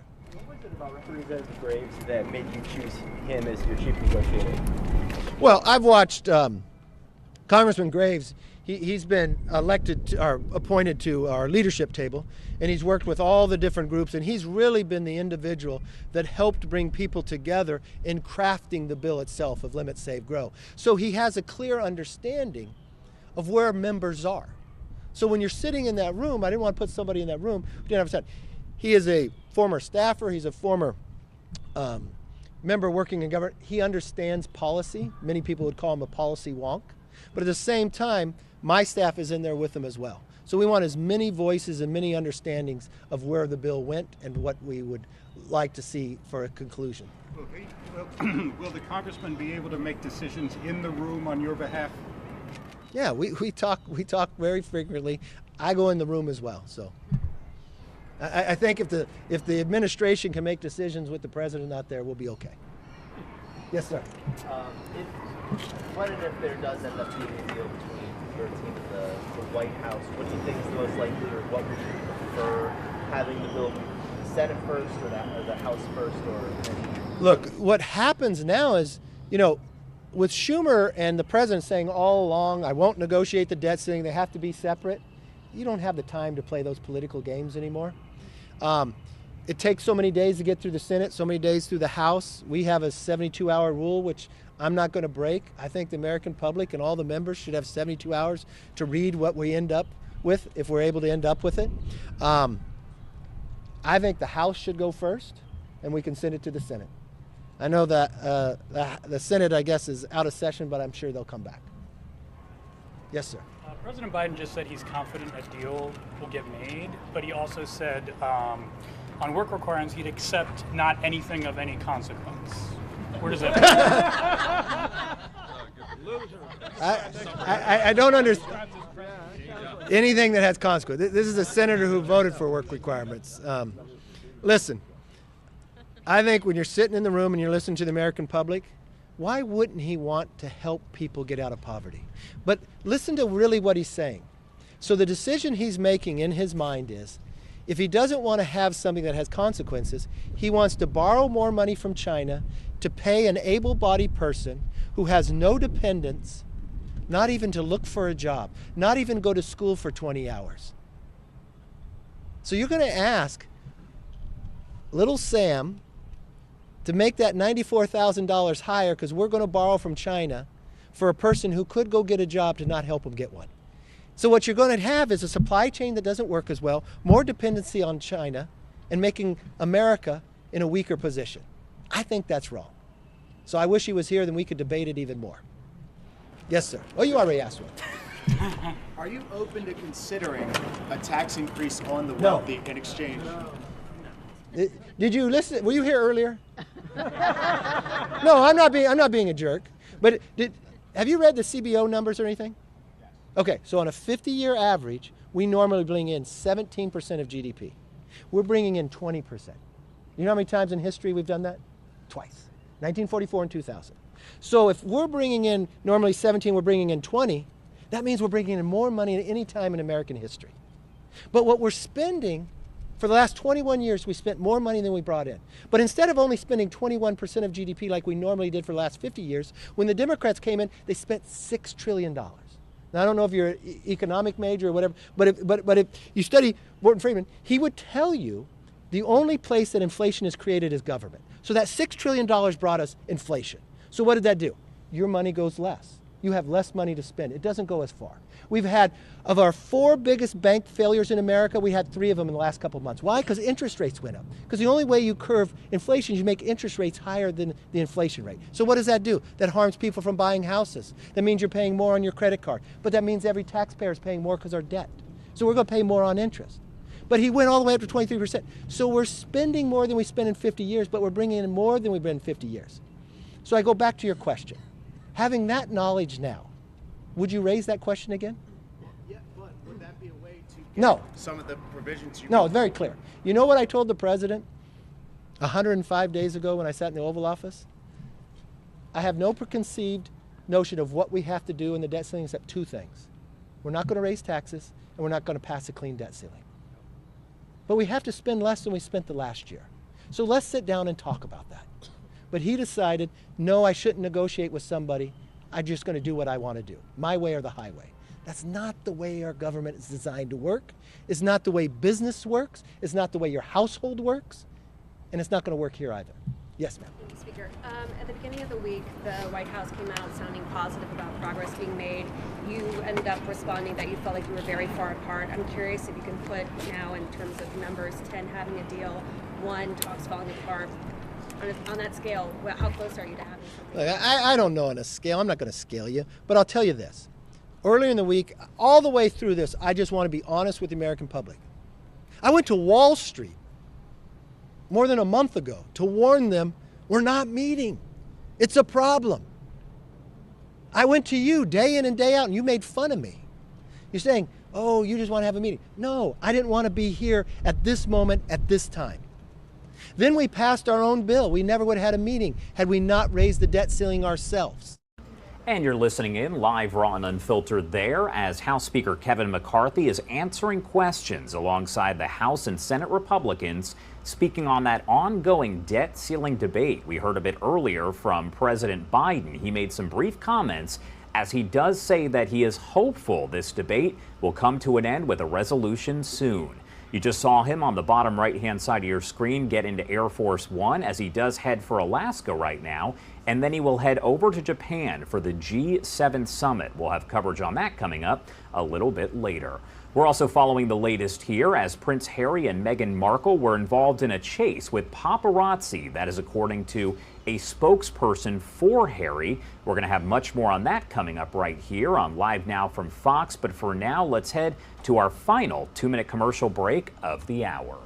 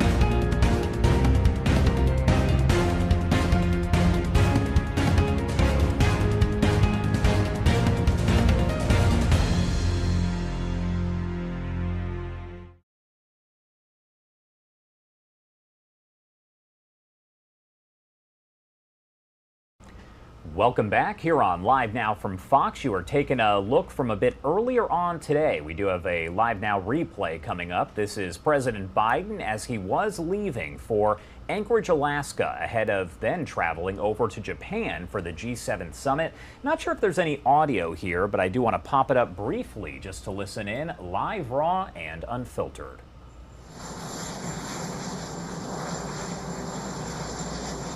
All right, can't hear much of anything, but again, we did see as Air Force One was about to take off for Anchorage. That's actually a live look there as we saw President Biden load up onto the plane just moments ago. Do want to head out to some of the other live events that we do have going on at this hour. Representative Bush is introducing legislation recognizing federal reparations. That is ongoing here, so let's pop up the audio and listen in live, raw, and unfiltered. And through this power, we can fuel our demands for rightful repair. When we mobilized by the masses in defense of Black lives, we shouted, "We can't breathe." And what did the federal government say? Just wait. We shouted, "Stop killing us" in the streets. And what did the federal government say? Just wait. We can't wait when Black communities experience an excess of 1.6 million deaths compared with white populations during the past 2 decades. We can't wait when in the last 2 decades, Black youth aged 10 to 19 have experienced the greatest increasing percentage of suicides amongst all youth. Okay? This country has 2 pathways to choose from. Destruction or repair. There is no middle road. It's time for reparations now. That's right. Dreesen Heath, founder of the Why We Can't Wait Coalition. And I would love to bring up amazing student activists, Ollie Henry and Kesley Wanvier. Come on! Come on, bring it forward. Good morning. Good morning. My name is Kesley Janvier. I'm an organizer with Georgetown University's Hoyas Advocating for Slavery Accountability. And it is my pleasure to be here today to support my hero, Representative Cori Bush. Before I begin, I would like to note that I speak on behalf of myself and Hoyas Advocating for Slavery Accountability and not the university.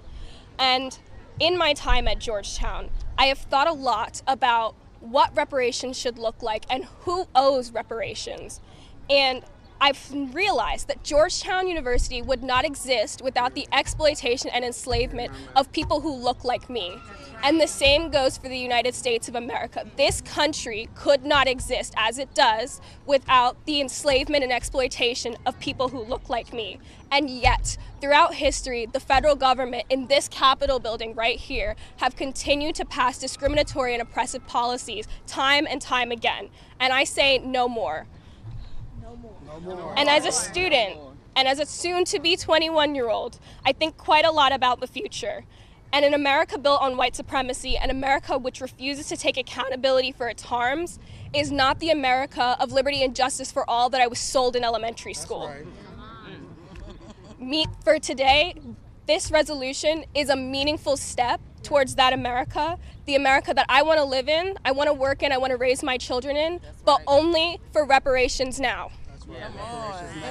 And it is my pleasure to introduce my colleague, Ollie Henry. Come on, Ollie. Ollie. Great work. Great work.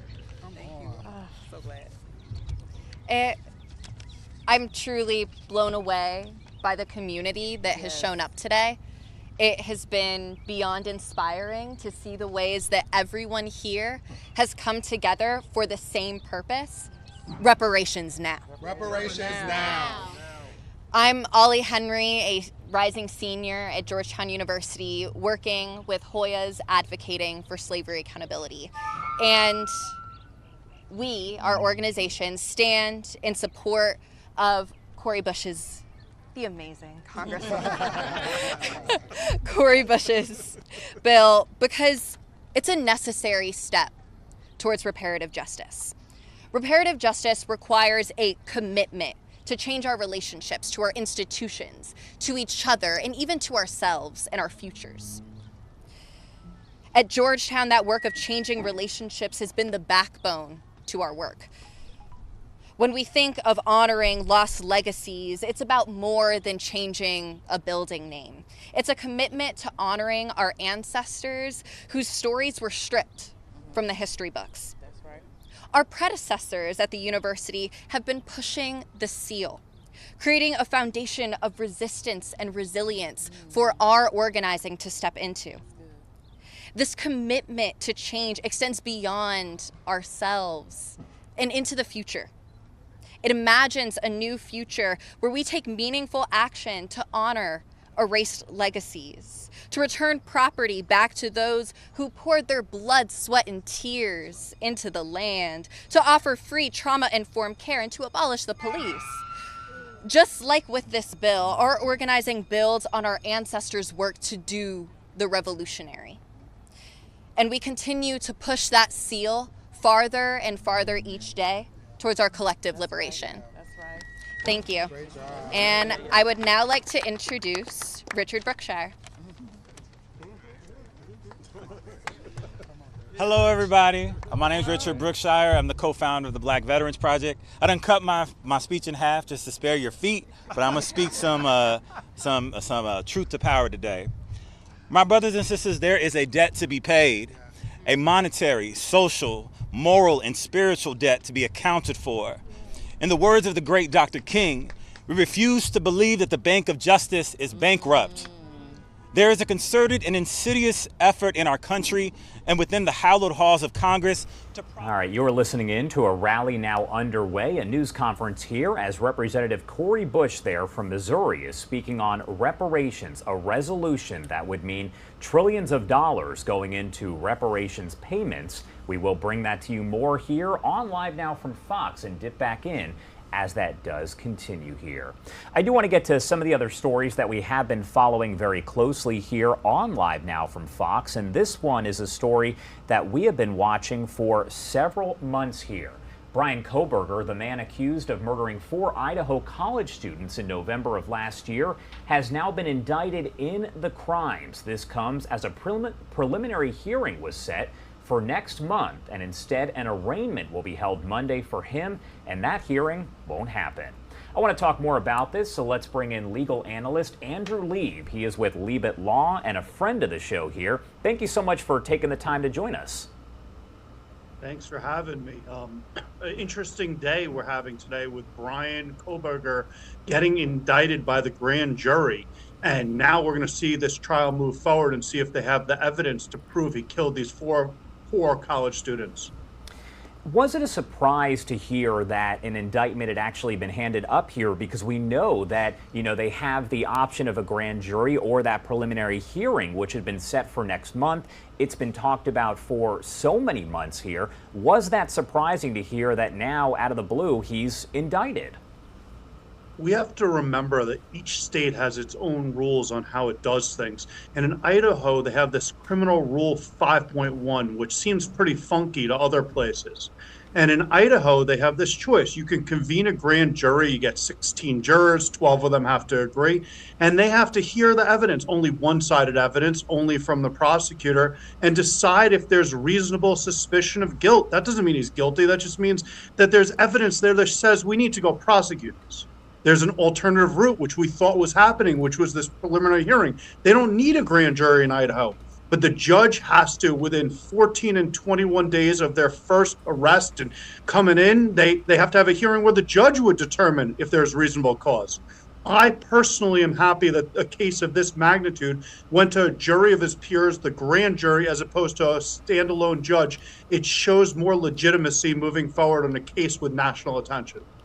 And there was set to be some testimony here at the preliminary hearing when that was scheduled to happen for next month. So does that mean we won't get more information here? We were expecting to possibly get some new details during that hearing. At this point, is it possible that we're just not going to get that information now? Yeah, so there's two things happening now. First, we're going to get information on the 22nd. That's just around the bend, because that's the date we're hearing he's going to get arraigned. When we say new information, though, at an arraignment, most people just come in and say very little. An attorney generally will make an appearance, waive the public reading, meaning we don't need to hear the charges. We know what they are, and enter a plea of not guilty. They'll usually do something that says they're ready, which puts the people, the prosecutor, on a time crunch as we have rights to speedy trials. And that's really all we get. But what's more interesting, and this is the part I want you to focus back on May 5th, there was a motion from the defense team saying, I want all the footage of getting all this records on how he was arrested and all the evidence, because you see the defense is starting to point out there may be a DNA issue because that's how they tied him to this murder. And we're going to have to find out more because the evidence is going to be the key moving forward. And unfortunately, I think we're going to have to wait a little while till we find out something there. What happens next in the legal process now that we know that he has been indicted and he will be arraigned there on Monday? Yeah, so the first step is this arraignment again. The arraignment means that he's going to plead not guilty. The judge can hold him on in jail. They could just say, we're not releasing you. You're a flight risk. That's a possibility. And just to remind you, this is a guy who fled to Pennsylvania, his family home, when they found him in the first place. So they can hold him that way. They can also let him out. They can also have bail terms. That's something that could go down on this hearing that we're seeing on the on the Monday coming up on the 22nd. And then from there, we're going to see much more of this motion practice. That's called an application. A motion just means you're asking the judge for some sort of relief. And we're going to see a lot of disputes going on whether evidence gets in, whether evidence was tainted, because this case all comes down to that DNA evidence. And if it wasn't collected properly, if it wasn't compared properly, even if he's guilty, they're going to have a lot of problems proving beyond a reasonable doubt that he killed these people and should be tried on first-degree murder, which is what they're pursuing, which results potentially in a death penalty. This is some serious stuff. And I know that each case is pretty much its own beast, so to speak, but is there any way to know how long it would take for a case like this to go to trial if it does actually go to trial? I want to loop back to something I said before. There's a very big difference between a civil case and a criminal case. In just going to the Constitution, we understand that criminals can't be held without a trial forever and ever and ever and ever. We understand that. And that's why there's a right to a criminal defendant to have a speedy trial. So as soon as they're saying, hey, we're ready to have a trial, the defense could do that at any time, and the prosecutor's got to jump, and go. I'm not thinking it's going to be yesterday that we're having a trial because we have these evidentiary issues. We have these suppression issues. And the people, interesting, the prosecutor said, hey, we don't have any body cam footage when the defense made that motion. And that's a curious thing. Why don't they have cameras recording their collection of evidence when we're dealing with such an important situation when they went to the family home and they got that evidence? So I don't see it happening tomorrow. I don't see it happening yesterday, obviously. But I would say in the coming months, we're going to be seeing a trial here, and it's going to be a very interesting, best show in town. And is there a chance that this actually never goes to trial? Could there be a plea agreement at some point prior to a trial ever taking place? Yeah, there's two possibilities. Number one possibility is we could have the key evidence suppressed. It's possible. This happens in any criminal case. The defense counsel could find flaws in the collection of evidence. Search and seizure, we've probably heard about that, how we have a right in the Constitution. If the people did improper searches, improper seizures, and that was what they based their whole evidence on. We've probably seen a Law and Order episode where they say, people, you have another day to fix this, otherwise we're dismissing this. That's one way that it could go down. The other way is, as you alluded to, there could be a plea bargain, a settlement. Why would that happen? Well, you see, he's facing the death penalty. So it's very possible someone facing the death penalty could say, you know what, I did it, but give me life in prison. I don't want to die. That's a possibility. At this stage, though, on Monday, when we're dealing with this arraignment, I don't see that happening yet. We're going to have to see some of these preliminary motions shaking out before both sides understand their true risk assessment. And only after understanding your true risk assessment can you make smart dealings to try and do a plea agreement. And the arraignment itself is pretty much going to be the same, I guess, as any arraignment. There's going to be no difference. I imagine it's going to be a fairly quick hearing. He enters that plea of not guilty, assuming that's what he does, and that's pretty much it, right? An arraignment's a whole lot of nothing. It's one of the things that most criminal defendants don't like, but most partners in law firms would be perfectly happy to send a first-year associate to. So the only reason why a partner is going or someone good in a law firm is to have an appearance and FaceTime with your client. But really, you could be slightly non-functioning and do an arraignment. It's a robotic type of experience. You say, hi, my name is such and such. I'm from such and such firm with such and such address. I waive the public reading and I enter a plea of not guilty, and then you're done. All right, I'm going to ask you a very loaded question that I know we've talked about before, but why do you think people are paying such close attention to this case as it does develop? You have so many people that are following it every step of the way. Why is that? My PR and social media team probably wants the answer to that question too. I wish I could understand the pulse of the people. I'm going to tell you what I'm seeing because I like to read social media on both sides of the political spectrum. I think that's very important, with the really charged people on both sides. And I think one of the big issues is twofold. Number one, college students. We all relate to college students. I think college students are interesting. And when I say relate, even if we didn't go to college, they're kids, they're in their 20s. These are babies. These are people we're all caring about. And it's one of those stories where you see, wow. But the more interesting part for me is that this defendant was a criminology major. He's studying criminology and he gets caught with DNA evidence. The irony of that and him not covering his trails and fleeing to Pennsylvania, I think there's just juicy drama there. And if this was not real, which is terrible, I just have to put that out. Terrible what happened. Terrible that these 4 students are dead. Terrible, terrible, terrible. Whoever actually did this, whether it's him or someone else, should definitely face charges and definitely have serious punishment. That all said, assuming it was fake, this would be one of the best TV shows ever, that a criminology major is a defense in a murder trial. It's just made for TV movie. So I think that's what's got the public all wrapped up in it. And we talked about this a short time ago, but this is technically a death penalty case, correct? That is an option here. It's an option, and I could definitely see it happening if they could tie him 100% lock and sinker to this case. This is, again, something that people can touch and feel, and unfortunately or fortunately, we're emotional creatures. We as humans have emotion. We feel things, and when you're killing 4 kids, that's something that most people say, kill him. And I have to tell you, it's scary because we find DNA evidence sometimes is flawed, and we find sometimes DNA evidence changes as technology changes in the future, and the death penalty is a real final thing. So there's going to be people that are for or against the death penalty, but assuming the death penalty is on the table, which it is in Idaho, I could definitely see that being a result, and I could definitely see that be a reason for him taking a plea bargain. I think that's why we're going to see plea bargain negotiations, assuming these suppression motions fail. And another big question here, how hard is it going to be to seat a jury in this case, people who haven't heard about the case, considering how much national attention it has received? Well, I'm sure they'll have heard of the case.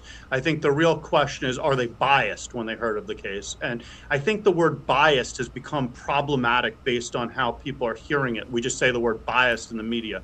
Bias doesn't mean that you don't think that people that did crimes or he might have done crimes or what. Bias means that you can't listen to the instructions of the court and follow the rules moving forward.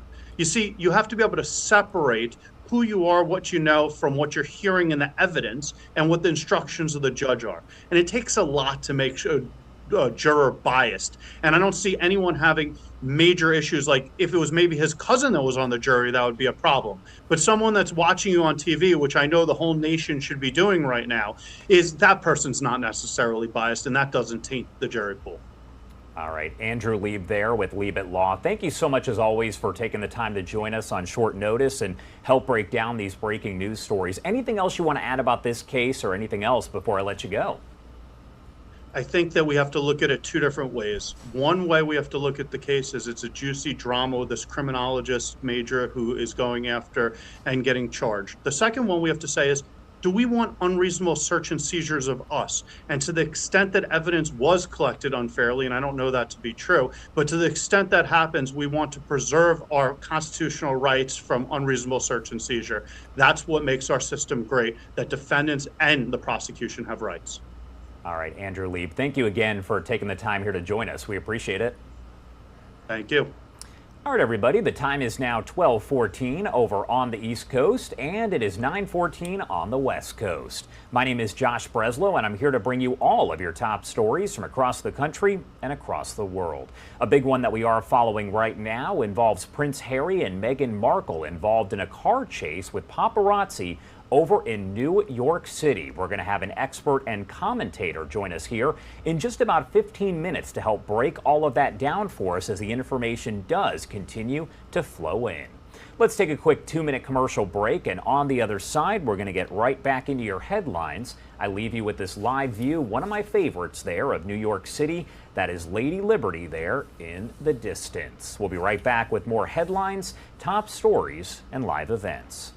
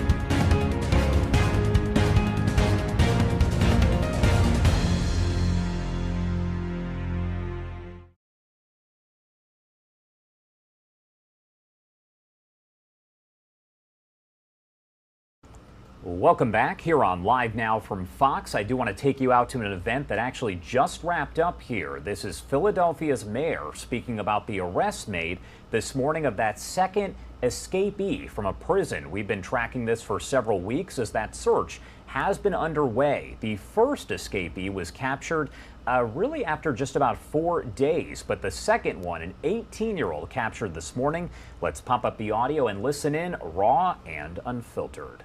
Has reached resolution. Before I turn it over to Deputy Police Commissioner Frank Venor, I just want to tell our federal partners, both in the U.S. Marshal's Office and in the FBI and everyone else in law enforcement, Pennsylvania Attorney General's office, they always have our back. Whether it's this situation or it's stuff dealing with drugs and guns, I just want to thank them because they're making our city much safer, and I appreciate you. Thank you. Deputy Commissioner Venor.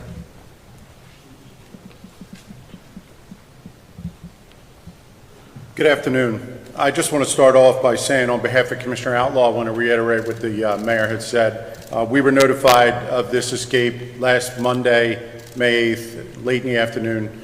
As soon as that occurred, Northeast Detectives, Homicide Division began an investigation, and we were joined by the marshals immediately, the Gun Violence Task Force, Attorney General's office, as well as the District Attorney's office.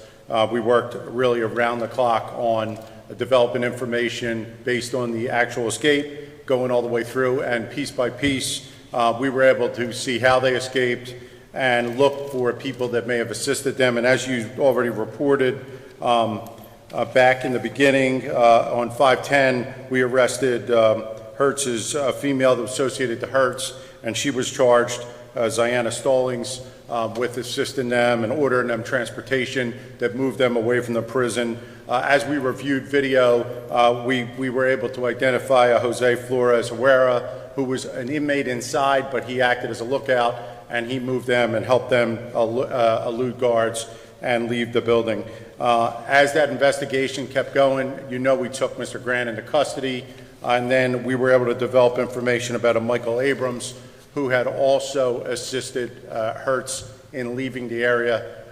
He was taken into custody this week on Monday. Those arrests were all associated and all charged with assisting them in the escape. The events, that arrest and more information that we developed led to the events that occurred today. Today, the marshals will explain, but they were able to take Mr. Hertz into custody without incident, West Philadelphia. He was stopped with his mother and brother. We are in the process now of charging his brother. I'm not going to name him because we're not through with those charges yet, but later on you'll get information on that. And again, I just want to thank all our assistants on this, people from the public that listed tips, because based on that, this was a very quick amount of time. We were able to find both individuals, and no one else was injured or affected by this. So thank you.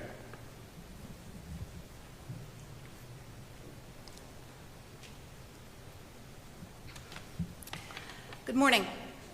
My name is Leandra Rattacco. I'm the Chief of the Special Investigations Unit at the District Attorney's Office. I'm here with Chief of Homicide Unit, Joanne Pescator, and we also would like to invite up the two main investigators from our unit who's been working so collaboratively with all of the agencies in Philadelphia, Jeff Palmer from the Gun Violence Task Force, Brett Sikosian from the Special Investigations Unit, and Liz Amoroso as well from the Gun Violence Task Force.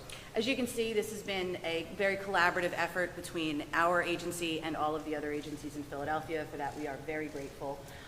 We have been able to put this information together. It's flowed very quickly, and as people have been working basically around the clock, and we are very pleased that these escapees and their conspirators have been arrested without incident. As far as the additional investigation, it is ongoing, and as a result, there is little that I'm going to be able to share today about other steps that we are going to be taking, but I can assure the public and the press that this is going to be an ongoing concern with the District Attorney's Office and police, and we will be able to update as soon as we can.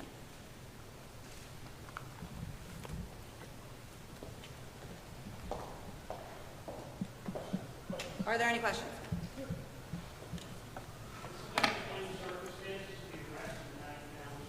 I'm sorry, could you repeat that? I would have to point that to the marshals.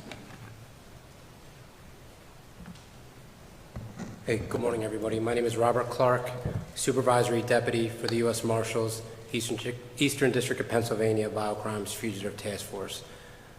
Like I stated this morning, the Marshal Service is proud to announce after 10 days we were able to take Amin Hurst into custody this morning in the 6100 block of Washington Avenue. The arrest comes after an aggressive night of negotiations with family members, whereas numerous deadlines were missed to turn Hurst in. So at approximately 0600 this morning at first light, we decided to take an enforcement action. That enforcement action including setting surveillance teams up on residents we believe Hurst to be presently in. At around 8:30 this morning, we identified Hurst coming out of a house on the 6100 block of Washington Avenue and enter a vehicle with two family members. At that time, a vehicle containment was conducted as the vehicle tried to pull off the block, and Hurst was identified and taken into custody without incident. We just wanted to reiterate here, over the past 10 days, we've made 2 arrests, 2 escapees, and 2 other people who were culpable in the escape. And for all 4 arrests, we're proud to announce not 1 iota of force was needed. It was, that we attribute that to the training that the Marshal Service gives, to the knowledge of our investigators, to the experience, and it's something that we take pride in, that in 10 days we were able to get 2 escapees in custody without any use of force. I said it this morning, we want to thank the media, we want to thank the public. This is a manhunt that expanded 10 days, 3 states to include Pennsylvania, Delaware, and New York. Dozens and dozens of tips that we had to triage, and hundreds of man hours. So we couldn't be happier with the result today. And we're always here for our state and local partners. The Marshal Service Fugitive Task Force around the country, that's what we're here for, to help our state and local partners. And we'll always be here for the surrounding counties, and especially the Philadelphia Police Department, who we've had an exemplary relationship with over the years.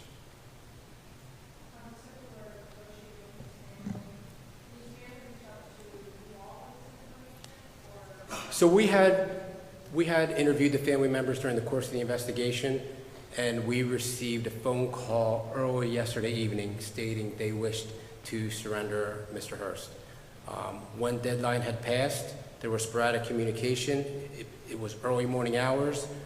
Another deadline had passed, and then a third deadline had passed right before sunset. And at that point, it was my decision that we needed to go out and shake the tree a little bit, go after places that we thought Hurst was presently at.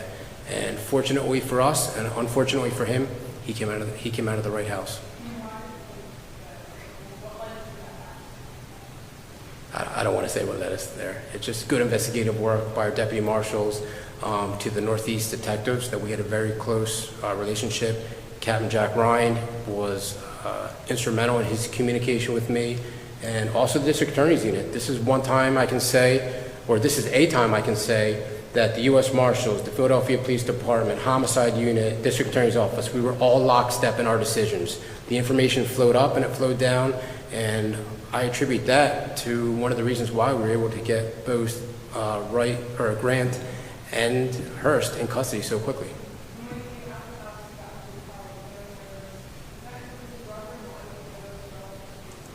One of those family members was the brother, and I believe, I'll just say one of the family members was the brother. I didn't know if we revealed anything as far as charges or what's happening with him, but one of his family members was the brother. This may be more for the President's Sure. office. Can you just give us, because it may be a little connection between all of the people, understand that there's one of the names of the lookout, but can you give us a little bit of the pieces of the puzzle? I really gave as much as I can give, but I'll try to give it again. It's an ongoing investigation. The initial female, we know she was in communication with them and probably arranged some transportation, right? The other individual was a lookout. I explained that. We had him on video. He never left the prison, but he contributed to them escaping, all right? And the individual we arrested, Abrams, he was part of helping Hurst leave the area, and he was associated with Hurst after he escaped the prison. So he assisted him in moving around. So that's what we have at this point. As far as the brother, not charged yet. The district attorney's reviewing everything. If charges are approved, we'll get that out to you. And then is there a look inside the prison to see if there was any help inside the prison? The investigation is ongoing. The answer is yes, and we're not able to give more details about that at this stage, but we hope to in the very near future. And to be clear about that, I mean prison officials. I understand. Okay. I'm just making sure. Yes, thank you. Yes, the investigation is ongoing into what happened, because we need to be able to track it back. We need to be able to figure out how this kind of thing could happen with where we are today in Philadelphia, so that we can ensure that the prisons and the community are safe for the community at large and for the people who are in the prisons.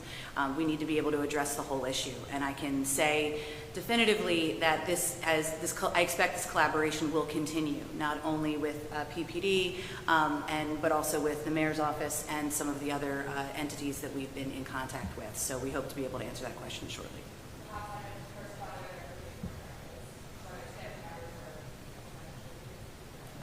The investigation is ongoing.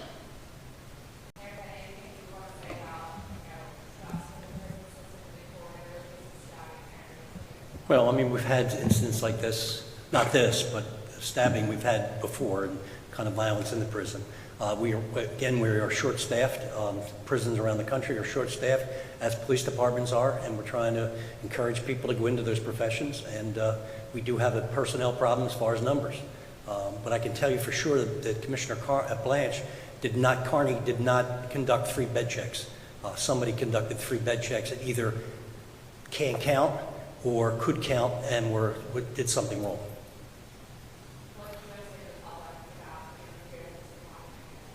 We're under review now with the State Department of Corrections and some of our outside consultant vendors to try to figure out what we can put in place to keep it from happening again. There's also some critics that say that they didn't raise an alarm as soon as they figured this out. There was an hour lapse between the time that they actually called the Philadelphia Police Department and the prison officials found out. Like, kind of in that spirit, how can you make the public confident that the next time, if this were to ever happen again, if you would alert the community specifically? Well, Good afternoon, Timur Alexander, Managing Director. I think as the mayor stated, we're conducting an internal review on everything that happened, both operationally and looking at the facilities, conditions and assessments. So I think once that review is done and we're able to present that to the public, I mean, we just want to make that as extensive as possible.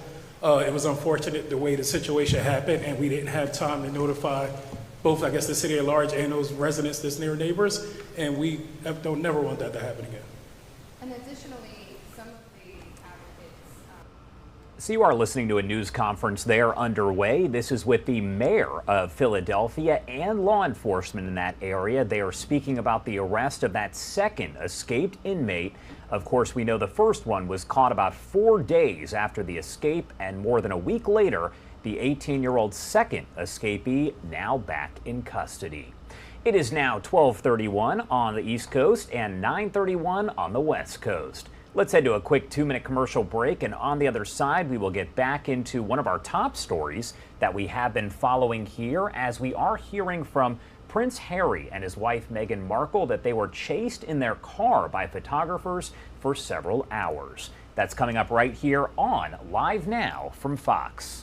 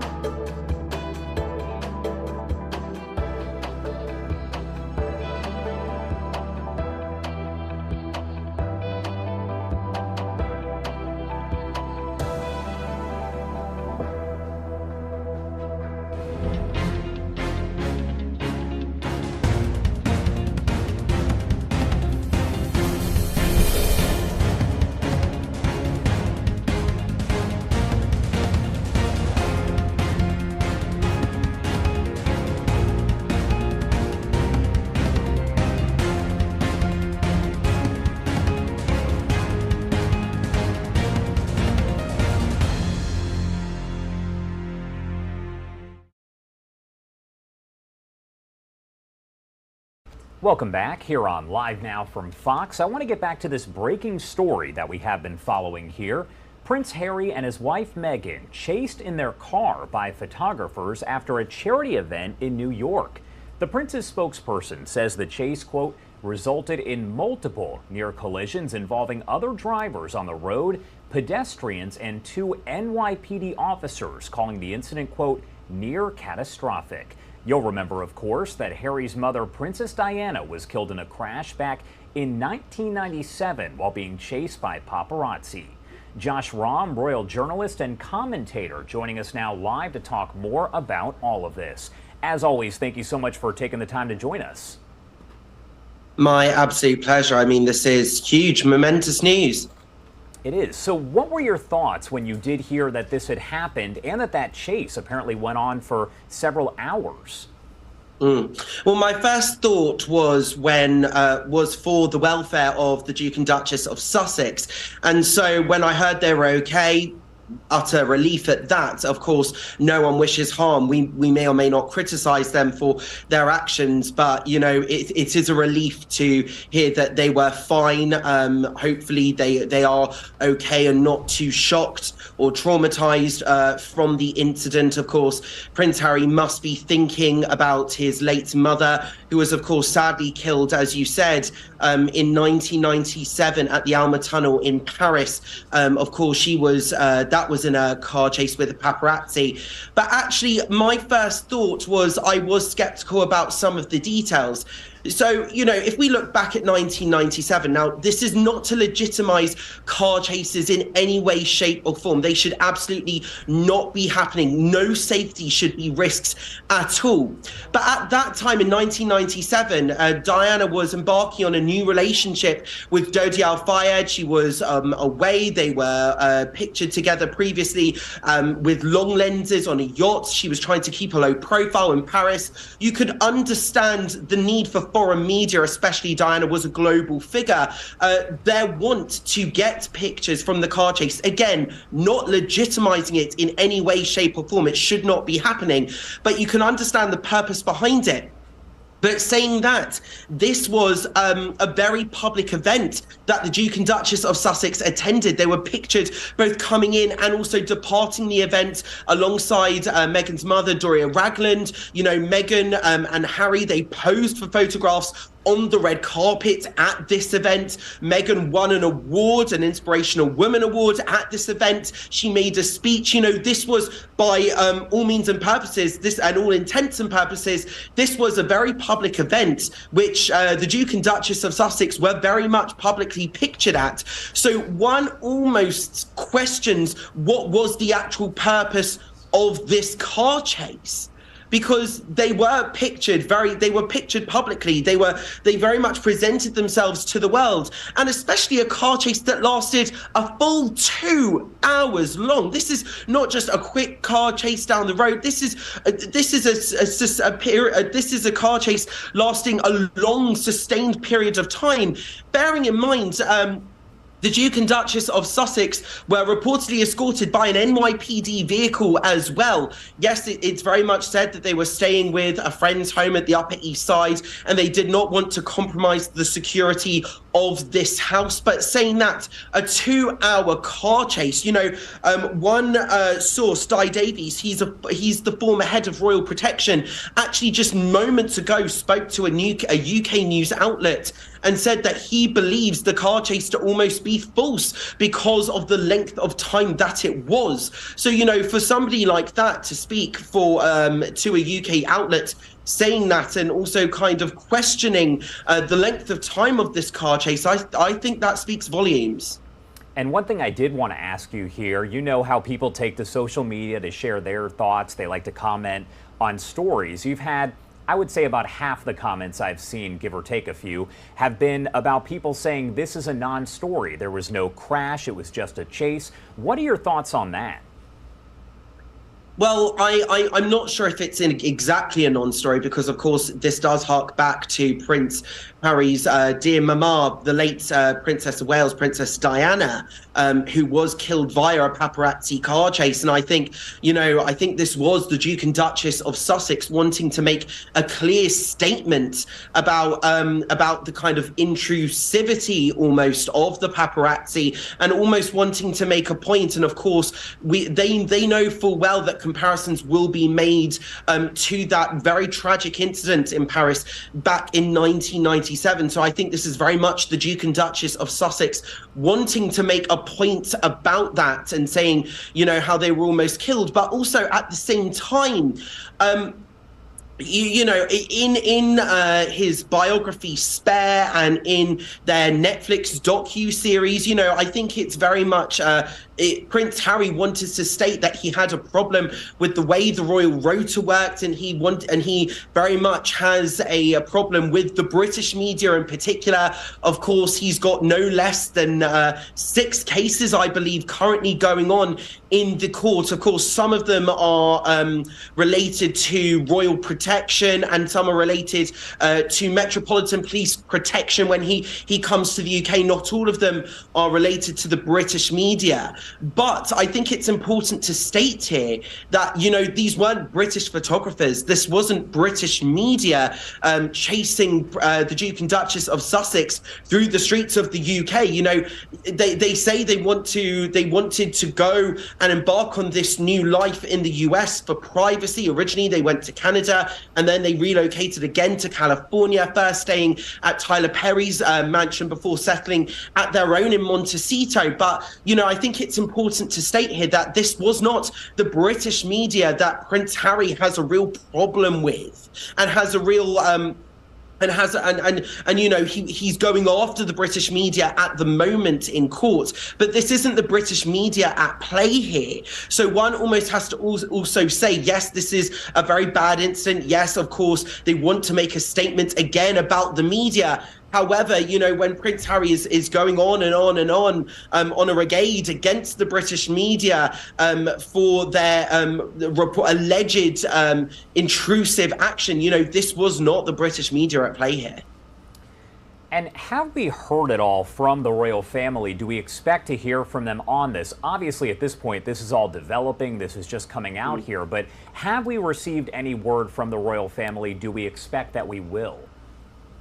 Well, what we do know is that it's very much keep calm and carry on. His Majesty the King did release a statement today saying that he has met Hamza Youssef, the First Minister of Scotland and the leader of the Scottish National Party in Scotland today. And then Buckingham Palace have also said that they are not going to comment on this incident either. So it's very much keep calm and carry on from the royal side. Maybe I would expect that members of the royal family may or may not reach out to Prince Harry and Meghan Markle on a private basis, but I doubt, especially as those are private conversations, and very much there is this kind of point about privacy. I doubt that Buckingham Palace, if members of the royal family do reach out to Meghan Markle and Prince Harry and even Doria Ragland, I doubt that Buckingham Palace will be commenting publicly on that. And I'm going to ask you what is essentially more of a legal question here, but do you think, considering just how high profile Harry and Meghan are, that someone can actually be charged for something like this? I mean, potentially. I mean, listen. They are. This is not.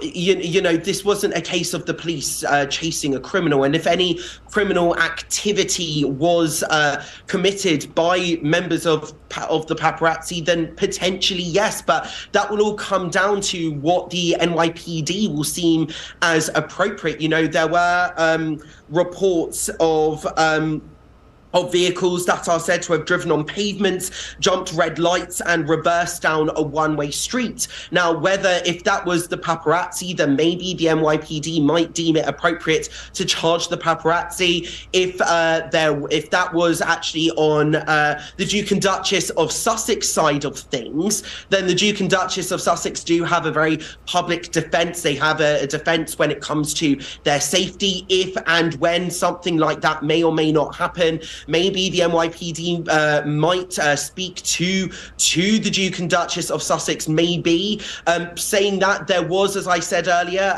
there have been reports that an NYPD vehicle was escorting the Duke and Duchess of Sussex through New York City as well. I assume that the Duke and Duchess of Sussex will probably have had their own security there present. So I expect that if any criminality was to be investigated, it may be from the paparazzi perspective, or saying that they may interview the paparazzi, but we will of course monitor future developments. For sure. Josh Rahm, royal journalist and commentator, thank you so much as always for taking the time to join us here.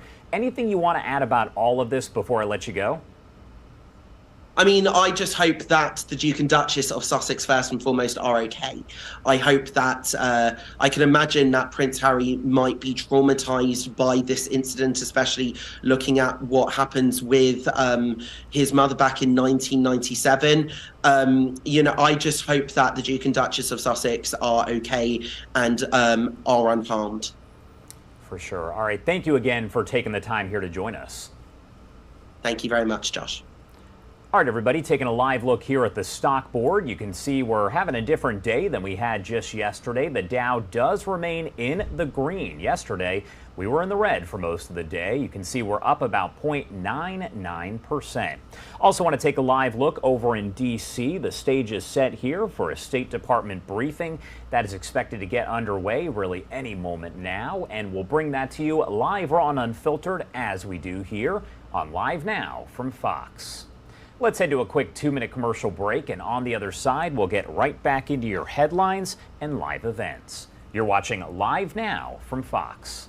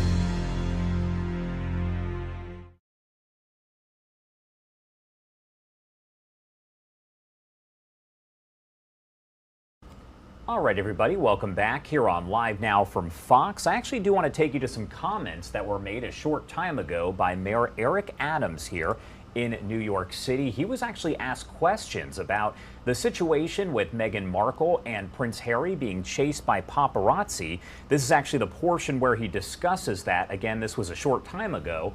Let's pop up the audio, live, raw, and unfiltered. We will announce, but right now, everything. I tell the team every morning at 8 a.m., we are looking at everything. And as we roll them out, we're going to share with you. Convert the space.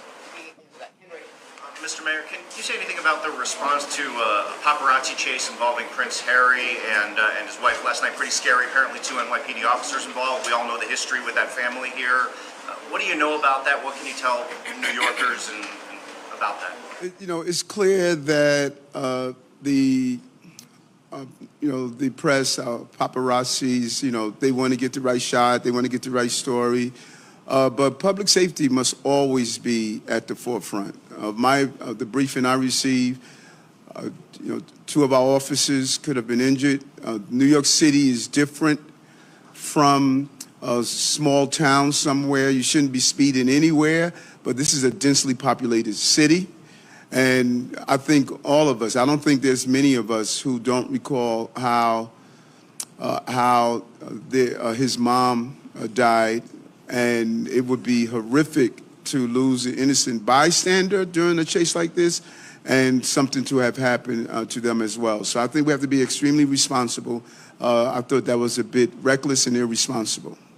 Mayor Adams, just to follow up to that, can you share more details about the briefing that you received, and if they've confirmed that this was a 2-hour chase? Because this is a densely populated town, as you mentioned, there are lots of traffic, and just did they confirm that the duration was 2 hours in New York City traffic, and just any other details you might be able to share about the briefing, please?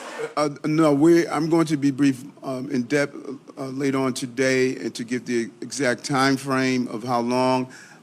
I would find it hard to believe that there was a 2-hour high-speed chase. That would be, I find it hard to believe, but we will find out the exact duration of it. But if it's 10 minutes, a 10-minute chase is extremely dangerous in New York City. We have a lot of traffic, a lot of movement, a lot of people are using our streets. Any type of high-speed chase that involves something of that nature is inappropriate. You know, police do it under limited circumstances when they're going after violent people, but to do it because you want to get the right shot can turn out to be a place where people can be harmed in a real way. Mr. Mayor, so the Citizens Budget Commission analysis. I'm doing both today. So, the Citizens Budget Commission analysis found that for the fiscal year 2024, that the NYPD's budget is likely 1.6 billion less than it should, given the ratified PPA. All right, those were some comments made there by New York City Mayor Eric Adams. He was asked some questions during a news conference earlier today to address the Prince Harry car chase. We know, of course, that we did hear a bit earlier today from a spokesperson for Prince Harry and his wife Meghan, saying they were chased in their car by photographers after a charity event yesterday in New York City. The Prince's spokesperson saying the chase, quote, resulted in multiple near collisions involving other drivers on the road, pedestrians, and 2 NYPD officers, calling the incident, quote, near catastrophic. You'll remember, as you did hear the mayor mention, that Harry's mother, Princess Diana, was killed in a crash back in 1997 while being chased by paparazzi.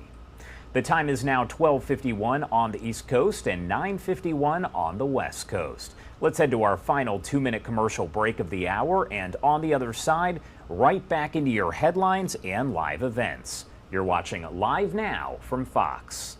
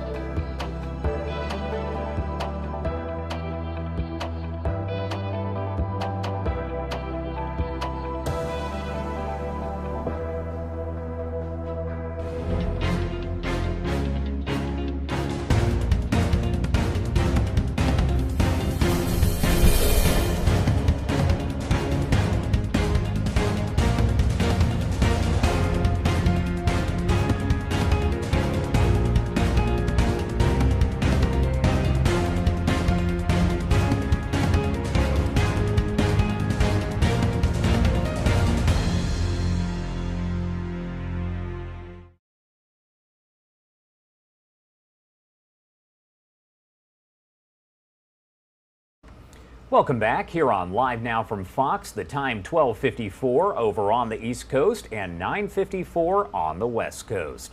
My name is Josh Breslow, and I'm here to bring you all of your top stories from across the country and across the world.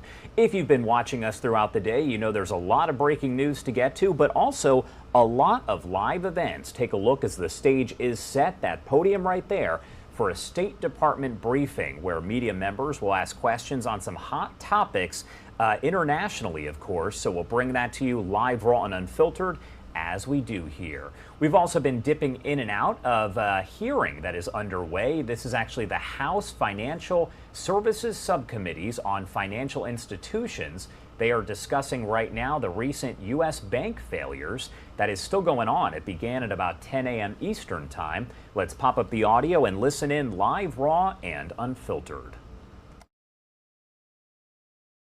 Solvent, well diversified. It had a strong securities portfolio, and had $29 billion pledged at the Federal Home Loan Bank and Federal Reserve. I fully expected Signature Bank to continue on, and I fully thought that the plan that was presented for financing against good collateral at Signature Bank would have allowed it to continue open successfully on Monday and be still serving its customers, its middle market customers, its customers today. I will yield back my time and at this time recognize the gentlewoman from Texas, Ms. Garcia. 5 minutes. Thank you, Mr. Chair, and thank you to the witnesses today. I know we've been talking about trying to have this hearing. Democrats have kept constantly been asking Republicans to bring you down here, and I'm glad you're here, and I'm glad you cooperated and are here with us today. Because it's time for accountability. Republicans have been pointing fingers at regulators, but we finally have a chance now to visit with you about your internal workings and your leadership on these failed banks. First, I want to get into some lobbying questions here. Mr. Becker, in 2015, you had lobbied Congress to raise the asset threshold for banks that were considered systematically important. Years later, in 2018, the former twice impeached president had signed S-2155, the Economic Regulatory Relief and Consumer Protection Act, into law, which raised the threshold from 250 to 250 billion, an increase from the previous 50 billion. By this time, Silicon Valley Bank had just reached 50 billion in assets and quickly grew so that by 2022, as been stated earlier, the bank held more than 200 billion in assets. The passage of this law and the way Trump's regulators implemented the law reduced stress, testing, liquidity, and other requirements for banks like Silicon Valley Bank. Mr. Becker, was that your intended goal when you urged Congress to roll back Dodd-Frank's enhanced prudential standards for regional banks, or is it just a coincidence that it was regional banks like yours that failed in rapid succession earlier this year? Congresswoman, the written testimony that I provided in 2015 was focused on tailored regulation. And what we wanted to do is empower the regulators to make the decisions about risk and be able to then tailor those regulations based on their assessment of the risk profile. So you don't think that this was just a coincidence as it happened to help your bank and your bank grew as a result of the change in regulations? Congresswoman, Silicon Valley Bank in 2015 was one of many banks and other institutions or organizations that were talking about tailored regulations. Okay. Mr. Ruffalo, let's talk about First Republic banks. Reportedly, you spent significant sums lobbying Congress under your leadership. In 2018, First Republic spent $370,000 on lobbying. This was reportedly some of the highest lobbying spending in the bank's history. Do you recall what congressional business or legislation might have been of interest to First Republic in 2018? Thank you, Congresswoman. I was not the CEO at the time. I was at the bank. And there are two topics that came to mind. One is what you referenced before, S-2155, and the other was around tax deductibility around student lending and contributions to student loan forgiveness or student loan repayment plans. So were your paid lobbyists urging Congress to roll back the Dodd-Frank enhanced prudential standards for regional banks? I believe they were speaking with Congress about the tailoring rules, as one of the panelists mentioned. And at that time, as I mentioned, I was not the CEO, so I'm not entirely familiar with all of the communications. Were you at the bank at all? Excuse me? Were you at the bank at all? I was, yes. So were you not privy to any of the discussions about your lobbying efforts? Not always, no. Not always. But it seems to me that you all were lobbying for the changes that may have resulted in some of the failures. But thank you for that response. And now, Mr. Baker, the Federal Reserve stated that it issued multiple supervisory issues to Silicon Valley Bank, including matters requiring attention, and we've talked about those MRAs, and matters requiring immediate attention, MRIAs, which are typically considered to be more urgent issues. Mr. Baker, why didn't the bank take these warnings by the Federal Reserve seriously?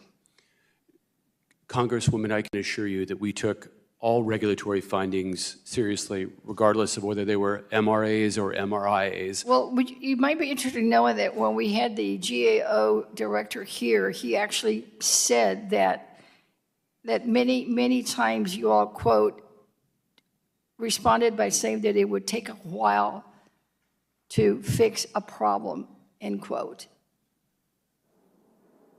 What's your response to that? That their analysis was that you all took. You are listening there, live, raw, and unfiltered. A House hearing underway on the recent U.S. bank failures. That question and answer session there taking place as we speak. Want to take a live look here at the podium set up for the State Department briefing that is expected to get underway really any moment now. We'll bring that to you live, raw, and unfiltered as it does get underway. Also want to take a look at a news conference that we actually had earlier on today. We have not played this for you just yet, but Pennsylvania State Police, their media barracks, held a news conference to announce a break in a popular 2016 Ridley Creek Jane Doe case. The media barracks there holding that news conference once again in joint with the Criminal Intelligence Unit in reference again to identifying a Jane Doe here through testing. I do want to play that for you here, raw and unfiltered.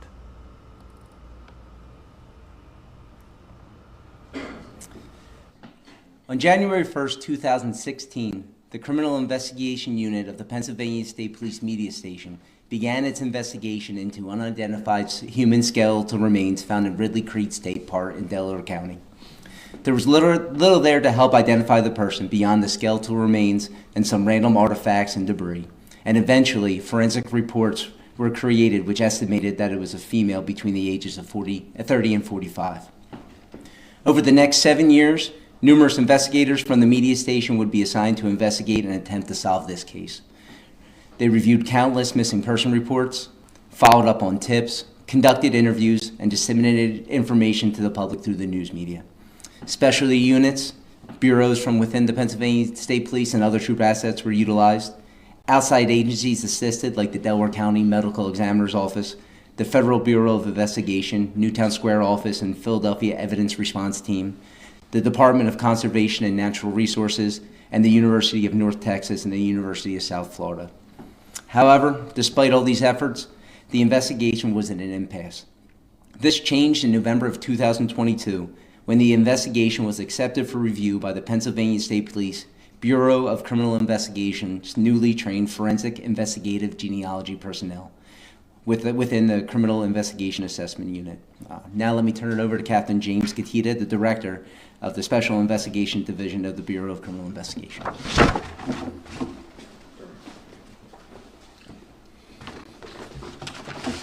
Thank you, Captain.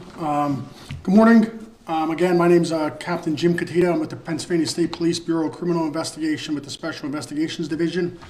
I'd just like to start with a little background on how we got here today.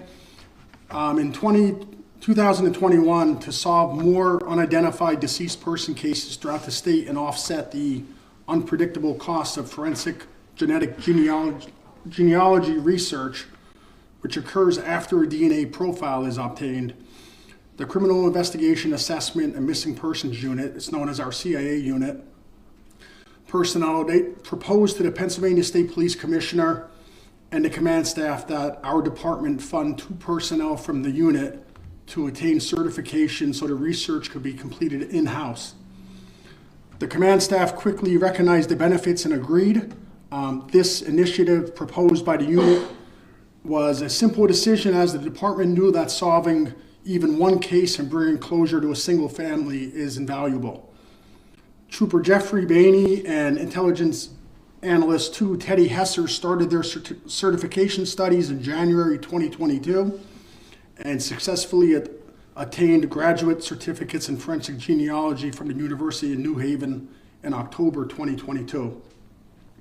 With their certifications, the Pennsylvania State Police became the first known state policing agency in the Northeast United States with this in-house capability. This allows us to eliminate the unpredictable and rising cost of third-party genealogical research, which is based on the amount of time committed to an investigation.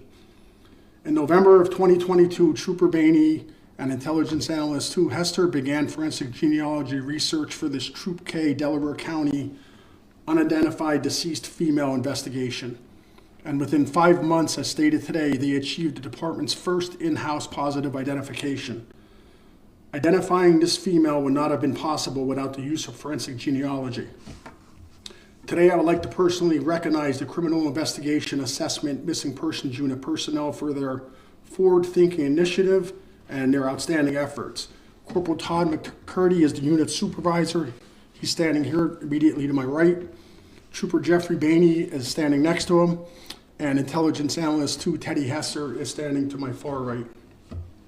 I would also like to congratulate the Troop K Media Criminal Investigation Unit to my left, those members for their hard work and endless commitment to solving this case. Their efforts in partnership with our department CIA unit was exceptional. It's important for family members to know that the Pennsylvania State Police won't stop investigating until their loved ones are found and or positively identified. We are committed to bringing some closure to each and every case. I would lastly like to emphasize that you cannot put a value or cost on identifying even a single loved one for a family, and we look forward to many more successes in the future. Thank you. Please. Now that the victim's been identified, who is she? At the request of the family, the troop investigators have spoken with the family. We're not going to release that information at this time. Are you able to say how long, well, what the cause of death was, or how long she had been dead before, like when she was found? I'm going to turn that over to Captain McShay because they did the initial investigation. So the cause of death couldn't be determined. At the time when the remains were found, it had been there for several years. So the medical examiner's office could not come up with the cause of death. So at this point, it is carried as equivocal. And that being said, we will keep the investigation open. And I'm not sure if this is a question for you or one of the other speakers, but can you describe in detail how the forensic genealogy played a role in cracking this case? That would be for one of the other investigators.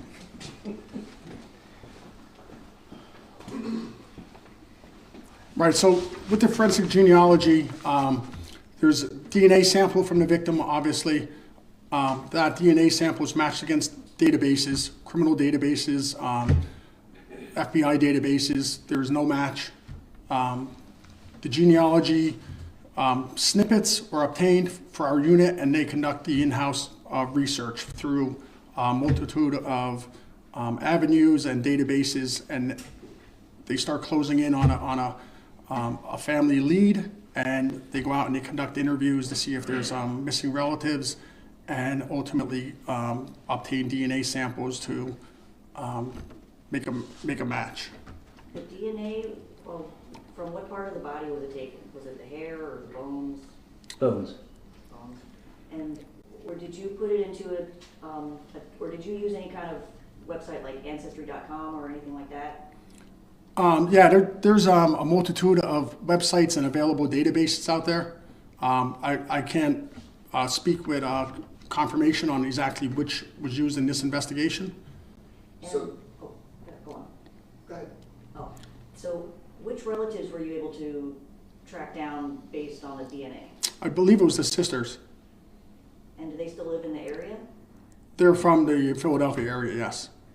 And what was their reaction when you initially made the contact and told them that they might be related to this missing person, this deceased person? I mean, obviously,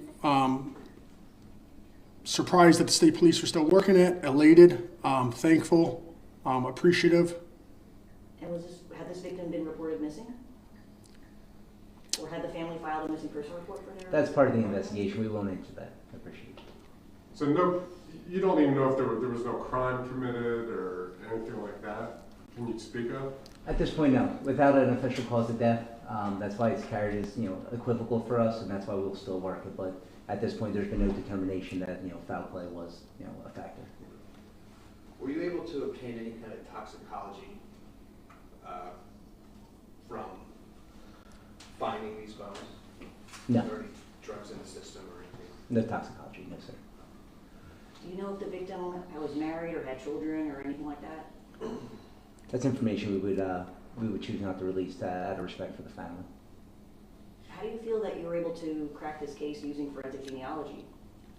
I think it's a technology that's used throughout the United States. I think for unidentified person cases, it's really the only way we're going to solve some of our investigations. It's the only means to identify deceased persons, and I'm just really thrilled with the work that the unit, first off, their initiative to come up with this idea and present it to our command staff. Truly support it 100%, and then within 6 months to have a successful case is just really just a reflection of their foresight and their efforts. Are you able to estimate about how many people were involved in trying to bring this case to a close? You're talking from beginning when the victim was found until us standing here today? Yeah, or even just most recently, how long, or how many people?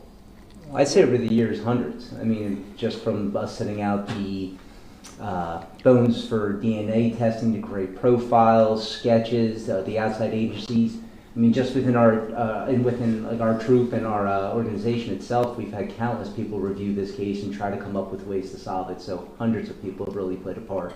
But I'd say, the people from the CIA unit with their genealogical testing was what got us there. There were 3 rings found on the victim. Did those help at all in identifying her? We released that information back closer to when the investigation was initiated, and no, we didn't have any successful leads that brought it to a conclusion. What happens to the case now? So the investigation will continue. Obviously, it's an equivocal death. In our policy, equivocal deaths we do not close out. We try to figure out exactly what happened to the victim. And that may take more investigative work, or obviously our announcement today may generate some leads and maybe some phone calls to the media station that might assist in that. Are you able to say where in Ridley Creek State Park the hiker made the discovery? Was it? Trooper Hennessy, would you be familiar? It was actually in Tyler Arboretum property. We don't have the exact coordinates. We have to go by latitude and longitude. So it's within the park within a good amount of distance. It was not a really walkable. It was a walkable path. However, she was approximately 100 to 200 feet within the wooded area. On the ground? On the ground, yes. Was that a hiking trail? Was it an obvious hiking trail, or was it just kind of like an area where? It was an obvious hiking trail. However, as the individual progressed, it seemed like it was more out in the woods.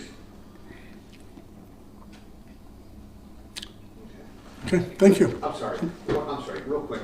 Can you kind of give us an idea? You have the genetic squad here. Do you use public profiles? Where do you get your DNA profiles from to make the comparisons?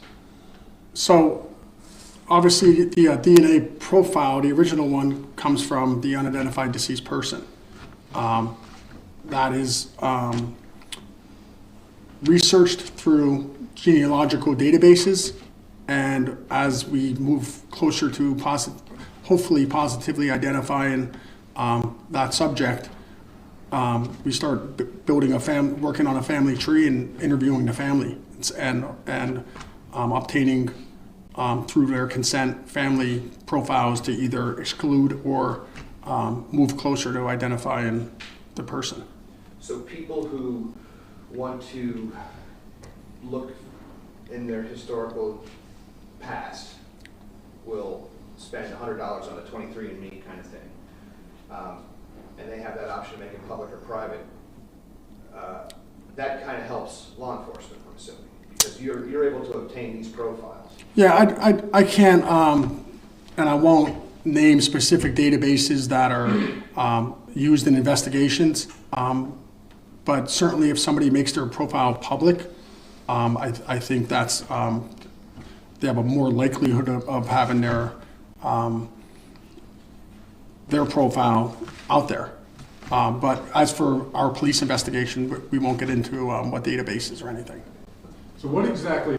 All right, so that was a news conference there with Pennsylvania State Police and other law enforcement as they do announce that they have identified a woman who's been known as Jane Doe. She was found there back in 2016, so they say good news, of course, for family members of this Jane Doe as she has now been identified. Coming up here momentarily, we do expect that we are going to get the State Department briefing getting underway here. We'll hear from the State Department here about a variety of different subjects. Let's actually head to a quick 2-minute commercial break, and we'll pop that audio up for you as it does get underway.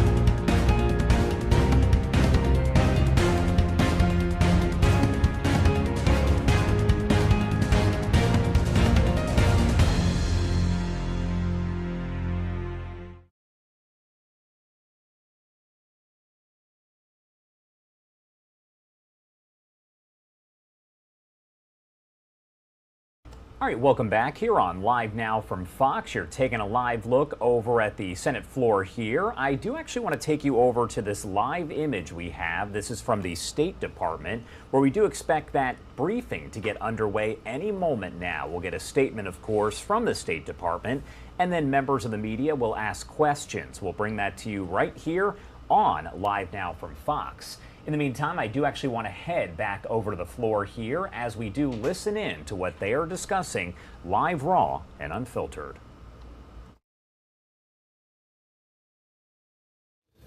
The gentleman from Alabama is recognized. Thank you, Mr. Chair. I yield 5 minutes to Mr. Gabarino from New York. The gentleman is recognized. Mr. Speaker, I stand here today during Police Week to urge the passage of H.R. 2494, the Police Act of 2023. The crisis at our southern border is a clear public safety and national security threat, but also puts the lives and safety of our law enforcement officers at risk.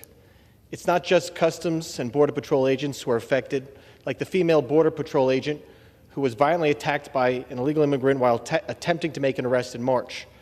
Local police departments have also been placed on the front lines as thousands of migrants are relocated to New York and states across the country. As the border crisis rages on unchecked and violence against law enforcement officers continues to rise, this legislation sends a crystal clear message that any non-citizen who commits acts of violence against police cannot stay in this country. The Police Act codifies something that is common sense, but under current law remains ambiguous. This bill corrects that by providing clear guidelines for removal of any migrant who engages in violence against a law enforcement officer. This is about improving officer safety and making it easier to remove migrants who have demonstrated flagrant criminal violence while on U.S. soil. I urge my colleagues on both sides of the aisle to vote in favor of the Police Act to show our brave men and women in law enforcement that we have their backs as they continue to battle the criminal element currently taking advantage of our unsecured southern border. And to address some of my colleague from the other side of the aisle, this is not mandatory. This bill does not mandate immediate deportation. And so his admitted far-fetched, absurd examples that we just heard will be taken into account. This just says that an assault on a police officer or a firefighter or an EMT makes it a deportable offense. And I have to go on further, and we heard about this possible amendment coming forward about requiring conviction. If our district attorneys in their roles would actually prosecute crimes against police officers, I would be fine requiring conviction.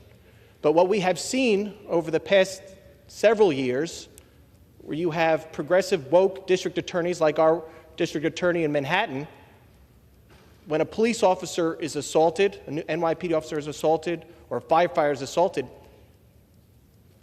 the criminal, the assailant, is not actually prosecuted. So we can't be left to require convictions on something like this when the district attorneys in certain areas are not doing their job. So therefore, I understand the idea behind the amendment, but requiring a conviction here would tie a lot of people's hands, especially when district attorneys are not doing their jobs and assaults against law enforcement are not going prosecuted. So I urge my colleagues again on both sides of the aisle to vote in favor of this piece of legislation and show that you support members of law enforcement. Thank you, and I yield back. The gentleman from Alabama reserves. The gentleman from New York is recognized. Mr. Speaker, the gentleman from New York referenced our district attorney, Alvin Bragg. As a resident of Manhattan, I must say that I find Alvin Bragg a perfectly fine district attorney, and he's being attacked only because he has led the indictment. He has secured indictments on 34 counts against Donald Trump, and that's why they're holding him up for criticism. I am very glad that I supported him in the Democratic primary against a number of opponents 2 years ago, and he's doing a fine job, including the 34 indictments he secured against former President Trump, who it appears is also going to be indicted in Washington and in Georgia. I now yield 4 minutes to the distinguished gentlelady from Washington, Ms. Jayapal. The gentleman is recognized. Thank you, Mr. Speaker. I rise in strong opposition to H.R. 2494. Once again, the majority has put forward an extreme and unworkable piece of legislation. No one condones serious assaults against law enforcement officers. However, H.R. 2494 goes well beyond serious crimes to include minor offenses and would even allow people to be deported without an arrest, let alone a conviction. We hear a lot about the border from my Republican colleagues, but let's remember that this bill has absolutely nothing to do with the border or with undocumented immigrants. All this bill does is add a new way for people who are living here lawfully, lawfully in the United States to be deported. Most importantly, we're talking about the ability to deport lawful permanent residents, people with green cards. My Republican colleagues like to say that they support legal immigration, that these immigrants did things the, quote, right way. Do we really want to be deporting people with lawful status, many of whom are eligible to apply for citizenship for low-level offenses without a conviction, without due process, without a day in court? Let's remember that convictions for serious assaults on law enforcement are already offenses that make someone deportable under current law. Our immigration laws can be very unforgiving and many times capture actions that we do not intend to include. Under current law, if an individual is convicted of a crime of violence and sentenced to a year or more in prison, that is an aggravated felony and that person is deportable. The same is true for someone who is convicted of what's called a crime involving moral turpitude, where the crime is punishable by imprisonment of 1 year or more. Both of these deportability grounds are already invoked when someone is convicted of a serious intentional assault on a law enforcement officer where bodily injury occurs or is intended. But under this bill, no conviction is required at all. Merely committing, quote, the essential elements of an assault makes someone deportable. Who is to say what an essential element is? This bill certainly doesn't define it. So I just want to give a couple more examples to what the ranking member already gave of what could happen under this bill and the unintended consequences of not requiring a conviction. Let's say someone gets a parking ticket. They're upset about getting a parking ticket. They crumple up the ticket, they throw it on the ground, and it lands in front of the feet of a police officer. That would actually be considered assault. Let's say an EMT is on the scene of an accident, and they're going to give someone medical care. But that person is in the throes of having just been in a serious situation. They're afraid. They push the hand of that EMT away, and it seems like they're pushing that person. All right, so that is debate there, live, raw, and unfiltered. Over on the House floor, they are discussing what's known as the Police Act there, which is aimed at protecting, some might say, the U.S. border. We will dip in and out of that, but I do want to remind you here, we are waiting on this U.S. State Department briefing to get underway. Once it does, we'll take you live, raw, and unfiltered into that room right there on your screen. Let's head to our second 2-minute commercial break of the hour, and on the other side, we'll either head back to the House floor, or if we see the spokesperson for the State Department speaking, we'll pop the audio up over there. You're watching Live Now from Fox.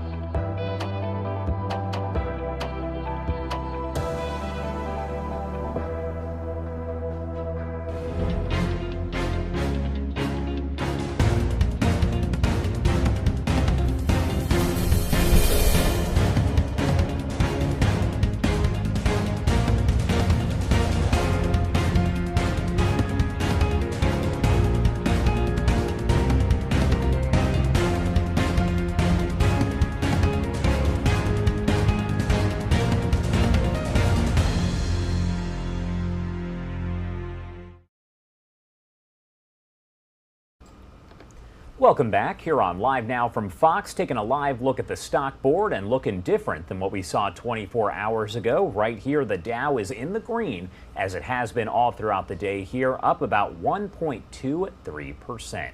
We are still awaiting the State Department briefing that is expected to get underway any moment now. It was slated to begin at 1:15 p.m. Eastern Time.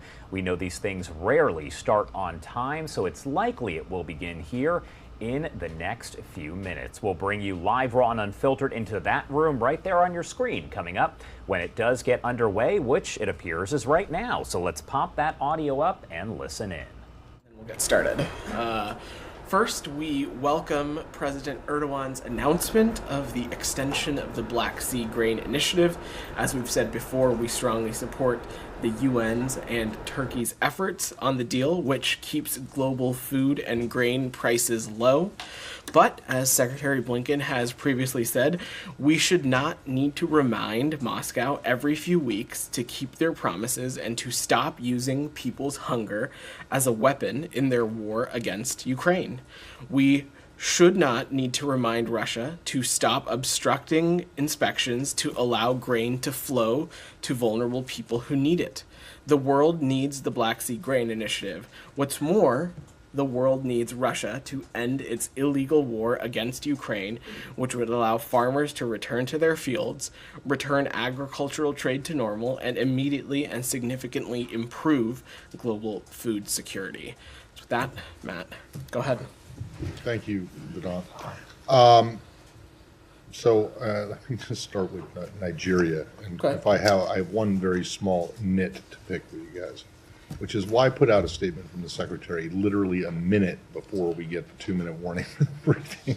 We wanted to make sure that you all had it before we came out. Even digest it before we get in here to ask you questions about it. So anyway, let me just start with that, if I could. Sure. So, your understanding. Well, I assume you're not going to have a whole lot more to add. Then. Correct. And but has there been any discussion with the Nigerian authorities about this? I understand that Secretary Blinken, when he was speaking to the president-elect yesterday, it was before this had happened, and so that hadn't come up. But does he have plans to talk? I don't have any calls to preview for you, Matt. And of course, we are continue to be in touch with Nigerian authorities on this. But if you'll allow me, just to reiterate what the statement says, on the afternoon of May 16th, unknown assailants attacked a convoy of 2 U.S. government-operated vehicles in the Ogbaru local government area of the Anambra state in Nigeria. This convoy was carrying 9 Nigerian nationals, 5 employees of the U.S. mission to Nigeria, and 4 members of the Nigerian police force. They were traveling to advance a visit by the U.S. mission personnel to a U.S.-funded flood response project in Anambra. At least 4 were killed based on the information we have now, and U.S. mission personnel are working urgently with Nigerian security force counterparts to ascertain the location and condition of the other members of the convoy. We condemn in the strongest terms this heinous act, and we will work closely with our Nigerian law enforcement colleagues in seeking to bring those responsible to justice. We express our heartfelt condolences to the families of those killed in the attack and pledge to do everything possible to safely recover those who are unaccounted for. The U.S. reaffirms its commitment to the people of Nigeria to assist in the fight against violence and insecurity. Okay, and so you don't have any more indication about potential motive, whether they were just in the wrong place at the wrong time? We have no reason to believe that this convoy was targeted because of its connection to the U.S. mission or because its connection to the embassy or anything like that, though an investigation continues. Thank you. All right. Mara, go ahead. Chairman McCall scheduled a committee meeting for next Wednesday to consider holding Secretary Blinken in contempt of Congress over the Descent Channel cable. I'm wondering how the State Department is going to respond. Thanks for your question, Humira. First, let me say it is unfortunate that the House Foreign Affairs Committee has continued to pursue this even before the State Department had the opportunity to respond to the chairman and the committee. We will be sending a response to the committee later today. And as you know, we continue to engage with the committee and discuss accommodations on the request for this information. To take a step back, we believe that we have provided sufficient information through our classified briefing, through the written summary, and we believe that these efforts already should have and would satisfy their request for information. But that being said, in our letter to the committee today, we will invite Chairman McCall and Ranking Member Meeks to view the dissent channel cable here at the State Department in camera with appropriate personal information redacted. Chairman McCall himself has said that this is what he is interested in, and so it is our sincere hope that our offer here will sufficiently satisfy their request for information. Anything else on this topic before we move away? Sure, go ahead. I'm just wondering why it took us so long to get here.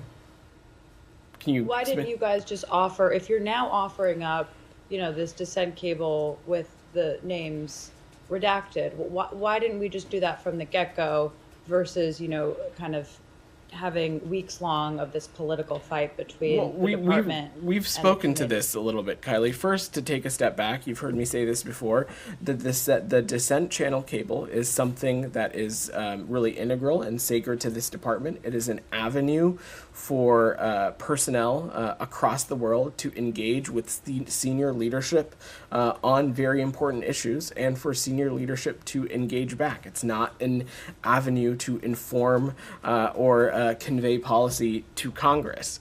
And we wanted to ensure that we are taking steps to respect and protect the integrity of that channel.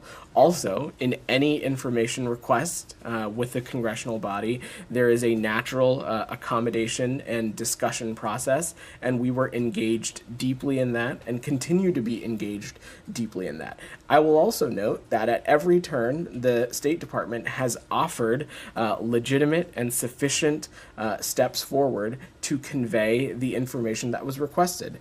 We have, even before this new Congress was sworn into office, we have understood the importance of legitimate oversight requests and requests for legitimate information on the time period of our evacuation from Afghanistan, but on other foreign policy issues as well. And so we have engaged with Congress on all of those matters in good faith. And just one more question. Yeah. The concerns that you guys have stated have pointed to, the sanctity of the dissent cable channel in this building, and not wanting to disrupt that. So you believe that the action that you guys are following through with now, providing them this cable without the names, still protects the sanctity of that channel in this building? We do. We believe that. We also believe, Kylie, and I want to stress this, that the steps that we had taken previously, a classified briefing, an in-depth written summary of these documents, sufficiently met the mark when it came to their information request as well. Anything else on this before we move away? One more thing on this, and that is Chairman McCall also wants to see Secretary's response to the dissent cable. Is that included in this offer, or have you guys already turned that over because it is not protected in the same way as the? I'll have to check on the specifics on that, Matt, but we can get back to you on that piece. Anything else on this before we move away? Go ahead, Saeed. Thank you. I have a couple of questions on the Palestinian issue and one question on Syria. Sure. There's apparently very severe restrictions imposed by the Israeli Foreign Ministry on the entry of foreign nationals, including Palestinians. And, per the reform that was introduced back in 2022. I know that you talked from behind this podium on this issue before, but is this something that you raised with the Israelis while discussing the waiver issue? Of course, Said. We engage with the Israelis on a number of issues, including this one, and we engage with them on these procedures that I know you've asked me about before that were unveiled, I believe, in the fall, that, as you know, impact the entry, the study, and the work and residence of potentially thousands of people to and in the West Bank. Our view is that we seek equal treatment and freedom of travel for all U.S. citizens, regardless of national origin, religion, or ethnicity, including, of course, Palestinian Americans seeking to enter or transit through Israel. And we fully expect the government of Israel to ensure transparency as well as fair and equal treatment for other foreign nationals traveling to and in the West Bank. Thank you. All right, that is the U.S. State Department briefing underway right now, where reporters are able to ask questions. It sounds like they're going to move on here to a different topic, which seems like the perfect time to head to a quick 2-minute commercial break. On the other side, that hearing will still be underway, so we'll pop up the audio and listen in live, raw, and unfiltered.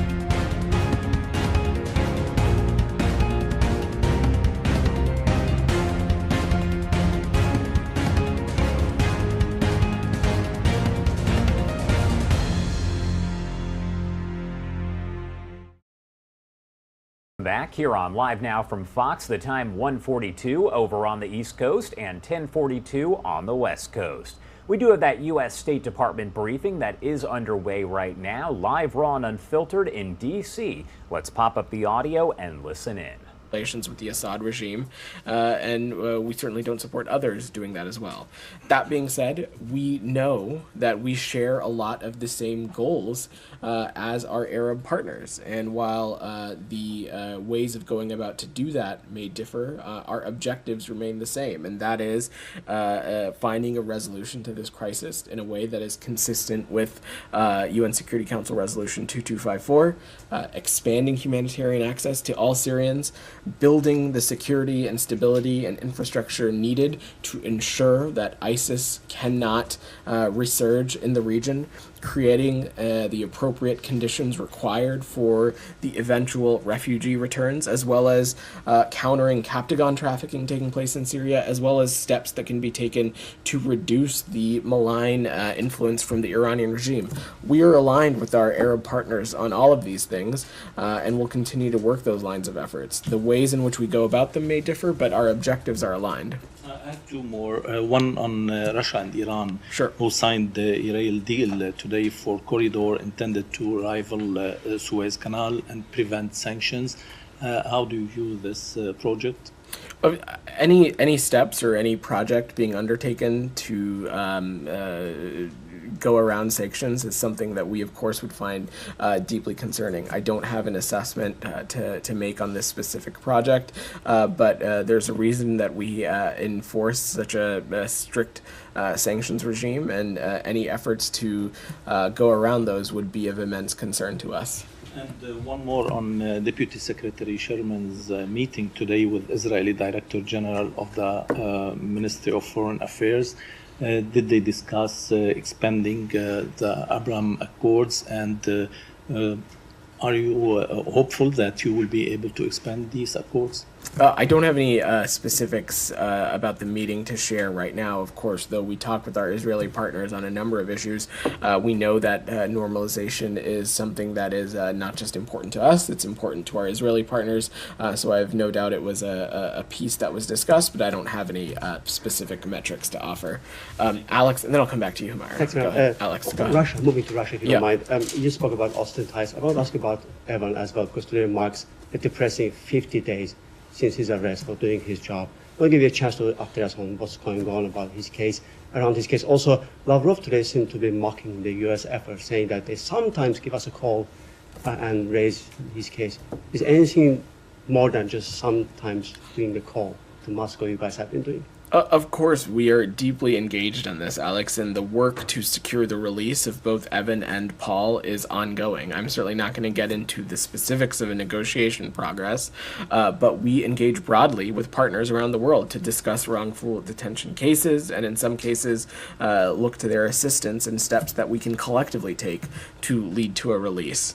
We continue to work aggressively, using every means to bring home all U.S. nationals that are wrongfully detained or held hostage. And our view, again, is that Russia should immediately release Evan Gershkovich and Paul Whelan. But beyond that, there is a responsibility here consistent with the consular conventions that we have in place with the Russian Federation, that they need to be offered consistent and regular consular access as well.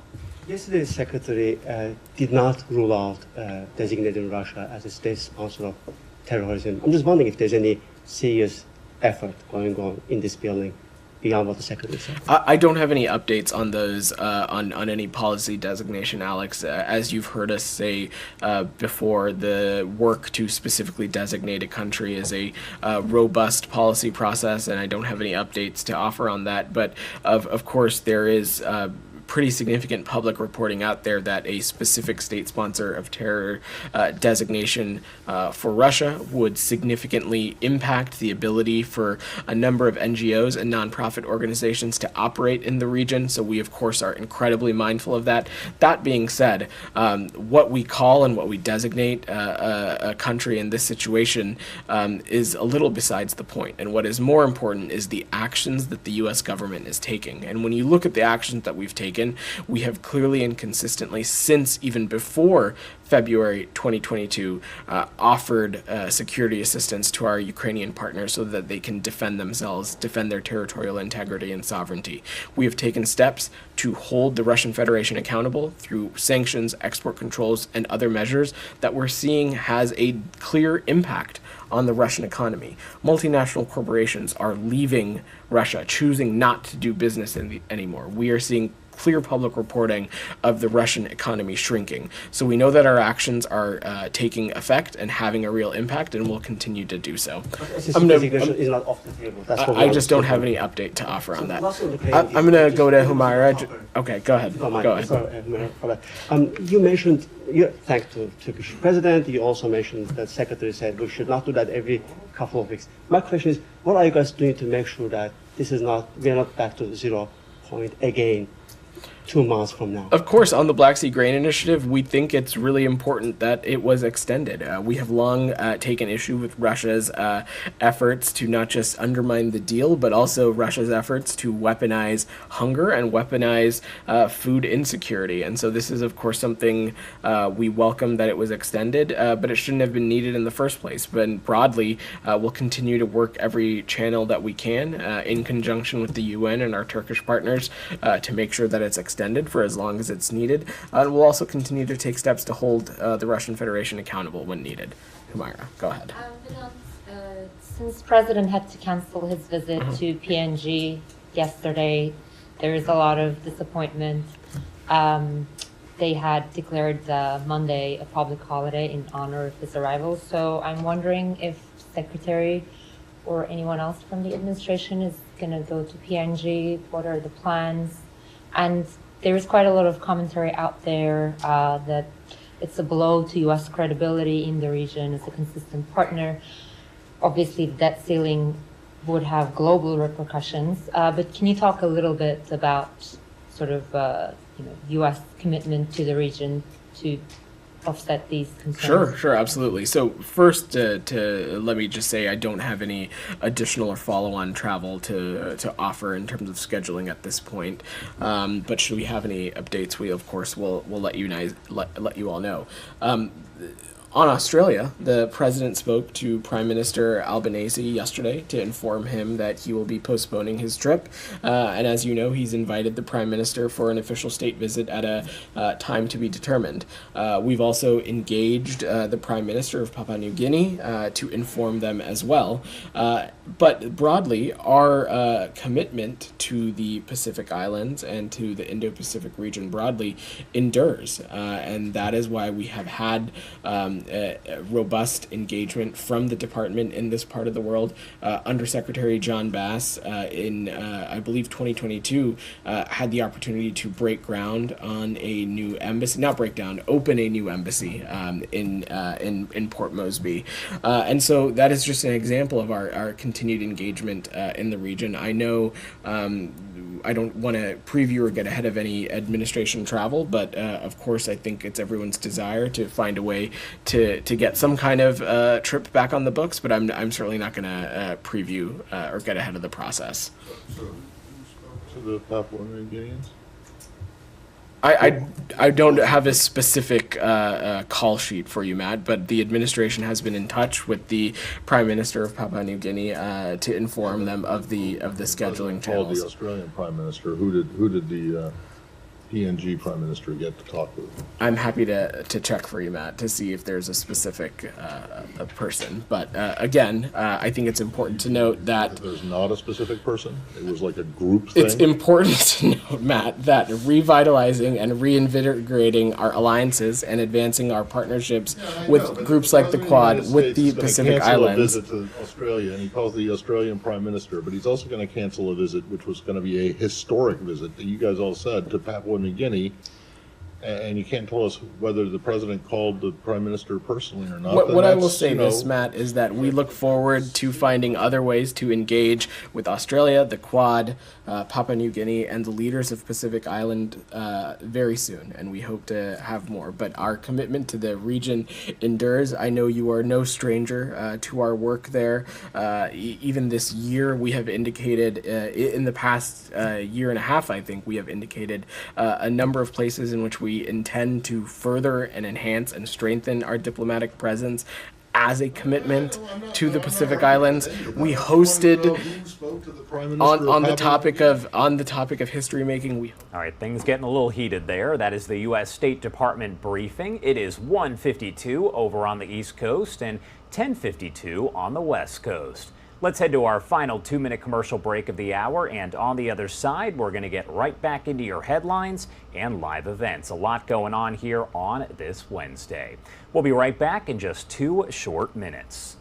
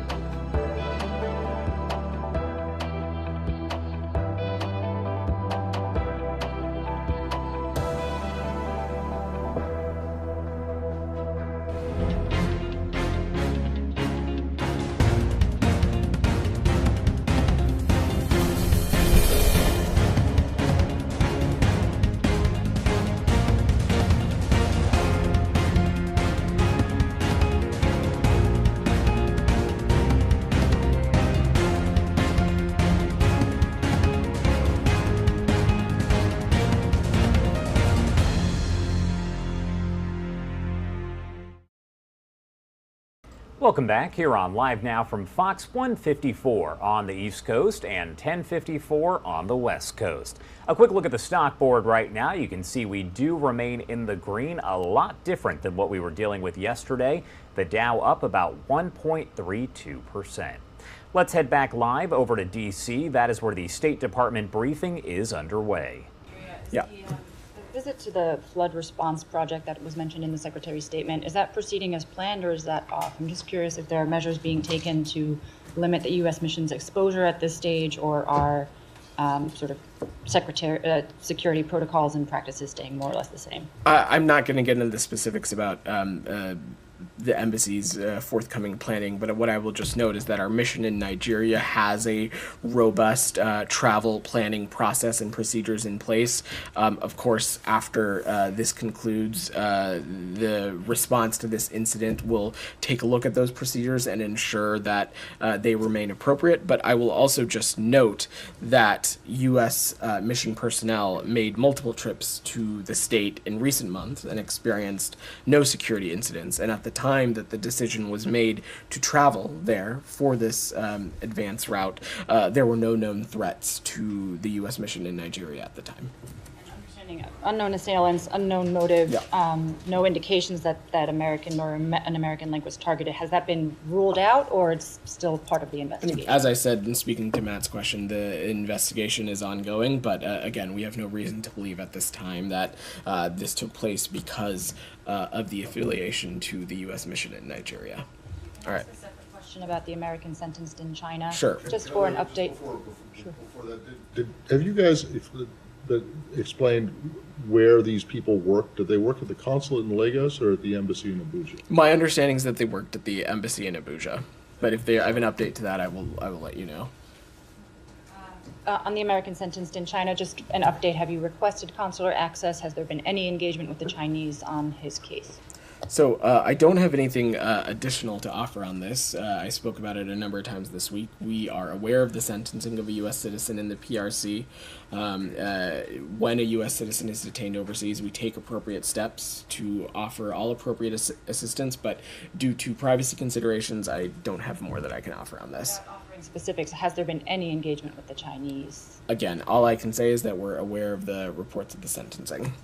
Geeta, go ahead. I want to go back to Michelle's question about the Russia-Iran question. He mentioned the rail project. Now, Iran and Russia have recently signed on for several projects. Like, for example, apparently one Russian bank opened a branch in Iran, and Russia is also considering investment in Iranian oil fields. Now, you mentioned enforcement of sanctions and sanction evasion. Do you see Russia, Iran, economic cooperations all in that vein, in them trying to evade sanctions? I'm not going to paint it with a broad brushstroke, Geeta, but what I will offer on this is that we have not parsed our words about the deepening of the cooperation between the Russian Federation and the Iranian regime. We spoke to that earlier this week, and candidly, it is a situation in which, in the security context, support is flowing both ways, from Iran to Russia and Russia to Iran.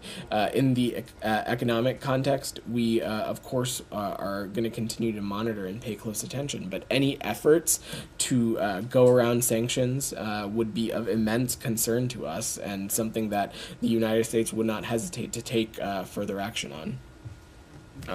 Go ahead. A U.S. official told Wall Street Journal that the drone strike that killed a U.S. contractor and wounded several U.S. personnel in Syria on March 23rd was launched by Iranian-backed groups in Iraq. Can you confirm that this attack was conducted by the Iranian-backed militia in Iraq, and if so, will there be any response or action against these groups? The activities of Iranian-backed militias and proxy groups, not just in Iraq but in the region broadly, continues to be something of immense concern to us that we raise directly with partners in the region, including the government of Iraq. But specifically on this, I don't have anything to offer from here. I will let my colleagues from the Department of Defense speak to that. What I will just note is that this administration has not hesitated to take steps to ensure that our personnel are kept safe, but I don't have anything else to offer on that. Is there anything that put you in a position that not to pursue or to following the groups in Iraq that making threats on U.S. personnel? I just don't have any other assessments to offer on this from here. Yeah. The Kurdistan region of Iraq is scheduled to have an election later this year, which they should have last year. But there are still many disputes between the political parties, and the dispute is mainly on the minority position in the parliament, which they have 11 seats. Then the question is that, have you touched this issue with the Kurdish political leaders? And second, will there be any engagement or encouragement to this matter? Well, we commend Kurdish parties for coming together to resolve issues through dialogue, Iraq in general and the Iraqi Kurdistan region in particular. These steps are benefited when its leaders are focused on the needs of the people, and we encourage them to build on the momentum. We welcome the efforts by the parties to reach an agreement on holding Iraqi Kurdistan parliament elections later this year. Go ahead. Yeah. To the latest DPRK state media report, North Korea military spy satellite #1 is ready for loading. Do you have any indication that North Korea would launch that spy satellite in imminent future, as well as its 7th nuclear test? And are you preparing any strong response to its launching, including additional sanctions? Well, any DPRK launch that uses ballistic missile technology would also include SLVs used to launch a satellite into space, and that would violate multiple UN Security Council resolutions.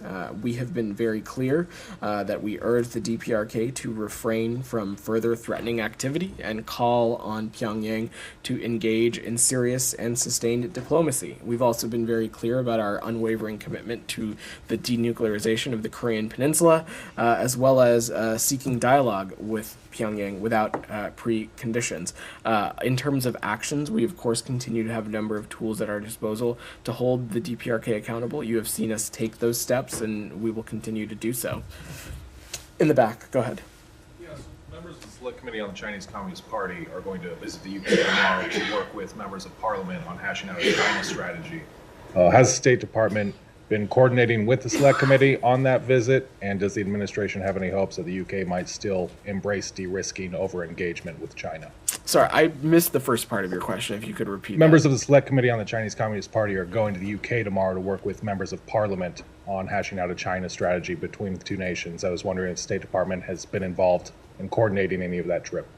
I will let the Select Committee speak to their own travels, but broadly, we have a China strategy. Of course, Congress plays an important role in that piece. But as it relates to our British partners, you've heard the Secretary speak quite clearly about this. Even you all heard from Foreign Secretary Cleverly last week. Between the United States and our European partners, including the United Kingdom, there continues to be immense convergence on the challenge faced by the PRC. And a key aspect of our strategy is to continue to engage, invest, and align with our allies and partners, and of course, a big piece of that would be the United Kingdom. Go ahead. I had a question about Somalia. The government there is in the midst of an offensive to eliminate al-Shabaab. If they're successful, what's the State Department's plan to support stability there? Well, we remain committed to working with the people and government of Somalia to improve the security condition, to respond to humanitarian needs, support economic growth. A big piece of that is, of course, deepening and strengthening our security partnership to further degrade al-Shabaab, but I don't have anything to speculate or preview from here. Abby, go ahead. A couple of follow-up questions on Nigeria. Sure. The Secretary's statement says that the U.S. mission is working with the local government to ascertain the whereabouts of those who are unaccounted for. Are the remaining 5, is that the number that are unaccounted for from the convoy? That is correct. And the statement didn't say how many of the 4 who were killed were U.S. consulate employees. It had been reported that that was 2. Is that accurate? So that is information that we are still trying to ascertain, which is why I don't have any additional information on that. Yeah. Go ahead. I just have one clarifying question on the descent cable. Yeah. You said that state is going to allow Congressman McCall and Meeks to review that cable in camera at State Department. Will you also allow any staffers from that committee to review it, or just the 2 top members of the committee?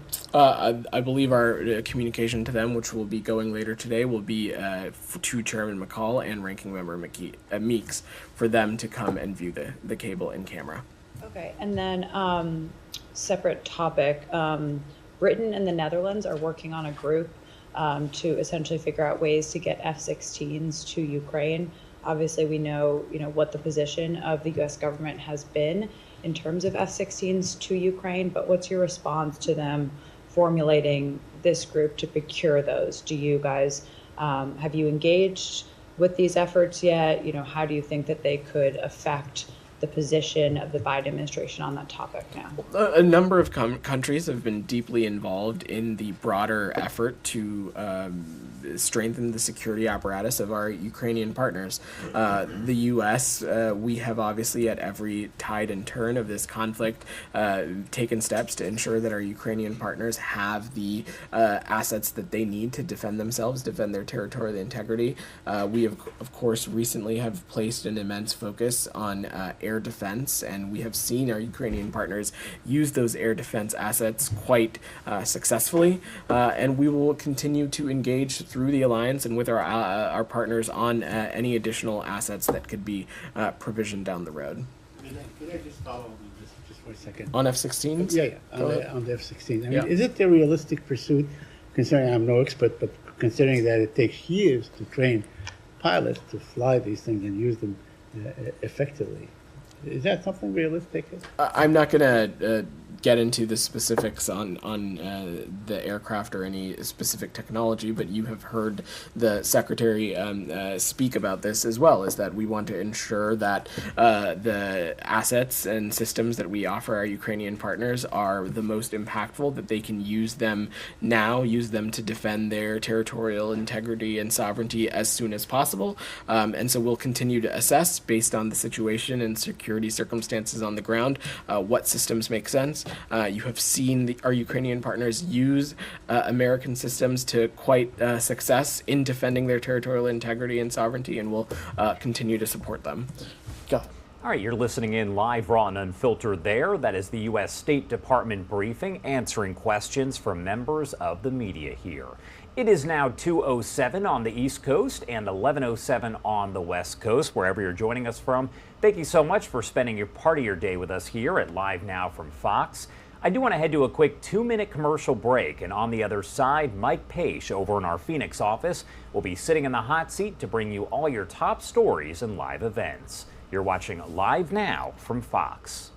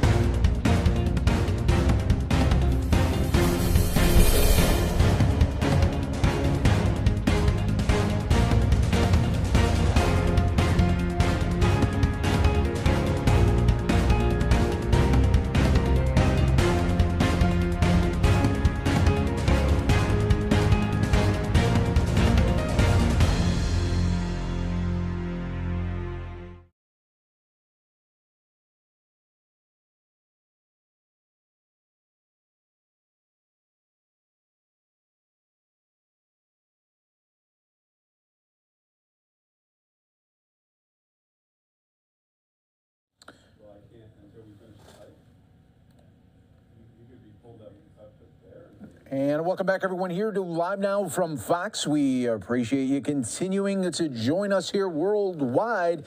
You can look at the Dow today. It is really high charged up there in the green, more than 400 points there. Investors are happy to hear that there could be a debt ceiling workaround coming soon from President Biden and Congress there. So they are a little bit more hopeful on that. Hi, everyone. Mike Pace here. Thank you again for being here, as always, on Live Now from Fox, where we bring you live feeds, top stories, and, of course, breaking news when it happens. Coming up here in just a little bit, we will feature the latest from President Biden making some remarks on the debt ceiling. We'll be bringing that to you, as well as congressional members speaking on it, including Speaker of the House Kevin McCarthy and other Republicans. We'll have all that for you coming up here in just moments. We'll also get a live update from TMZ on the latest there with Harry and Meghan after they were allegedly chased by paparazzi in New York City. We will be bringing you the latest there with that update, as that could have been a scary situation from the reports there from Meghan's team saying that it could have been a near-death experience. So we will be bringing that to everyone right here on Live Now from Fox in just a little bit. But in the meantime, I do want to go out still to State Department is about to wrap up here in just moments. We'll stay with this before we take a quick 2-minute break, and then we will come back with TMZ featuring the latest on Harry and Meghan. Is there anything that the administration can do to save them? Alex, we pay close attention to the statements coming from the Public Defender's Office, and Georgian authorities should ensure that Mr. Saakashvili's human rights are protected and that he's receiving the appropriate medical care that he needs. I heard you saying that before. You are talking about a Georgian dream government, which is flirting with the Kremlin. I'm asking about a president who actually made a lot of enemies in the Kremlin because he stood up against Putin in the past. Aren't you concerned that by not standing behind, let's put it this way, by letting his life in the Georgian regime's hands, you are sending wrong signals? I don't think we're setting the wrong signal. We have been very clear that we think that his human rights need to be protected and that he should receive the appropriate medical care that he needs. All right, thanks everybody.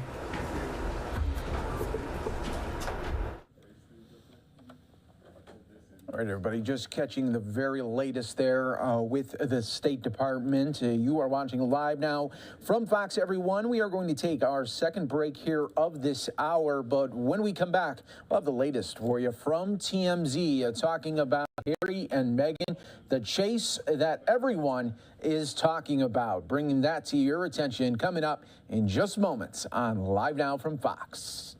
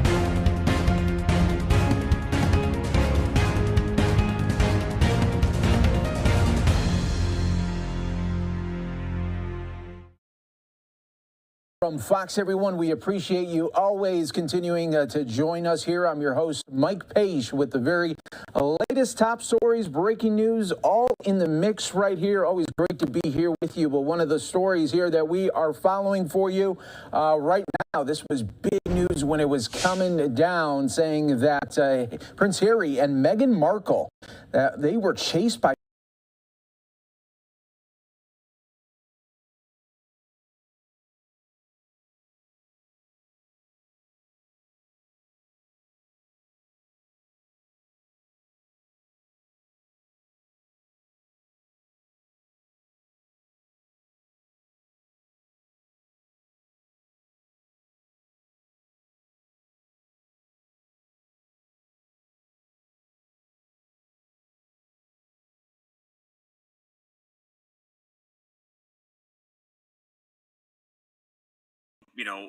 what Harry has experienced in his life going back to 1997, when obviously his mother, Princess Diana, is killed as she's being chased by paparazzi. So I don't think you could hear this story and not think back to that, Mike. So here's what Harry and Meghan and people close to them say happened. They were in New York City last night, actually the first time that they had been out publicly since the coronation of King Charles. So they're in New York City, they're in Manhattan.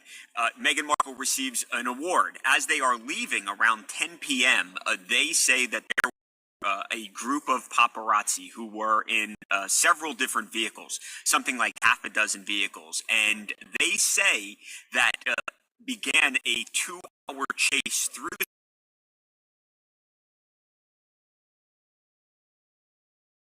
the FDR Drive, where they were going 80 miles an hour, as the driver for Harry and Meghan tried to shake these paparazzi who were following and giving chase. Now, ultimately, and there were police that were there on the scene. Ultimately, they tried to run a diversion. They were able to hop in a taxi and seemingly peel off and go in a different direction as the police officers led the paparazzi in a different direction.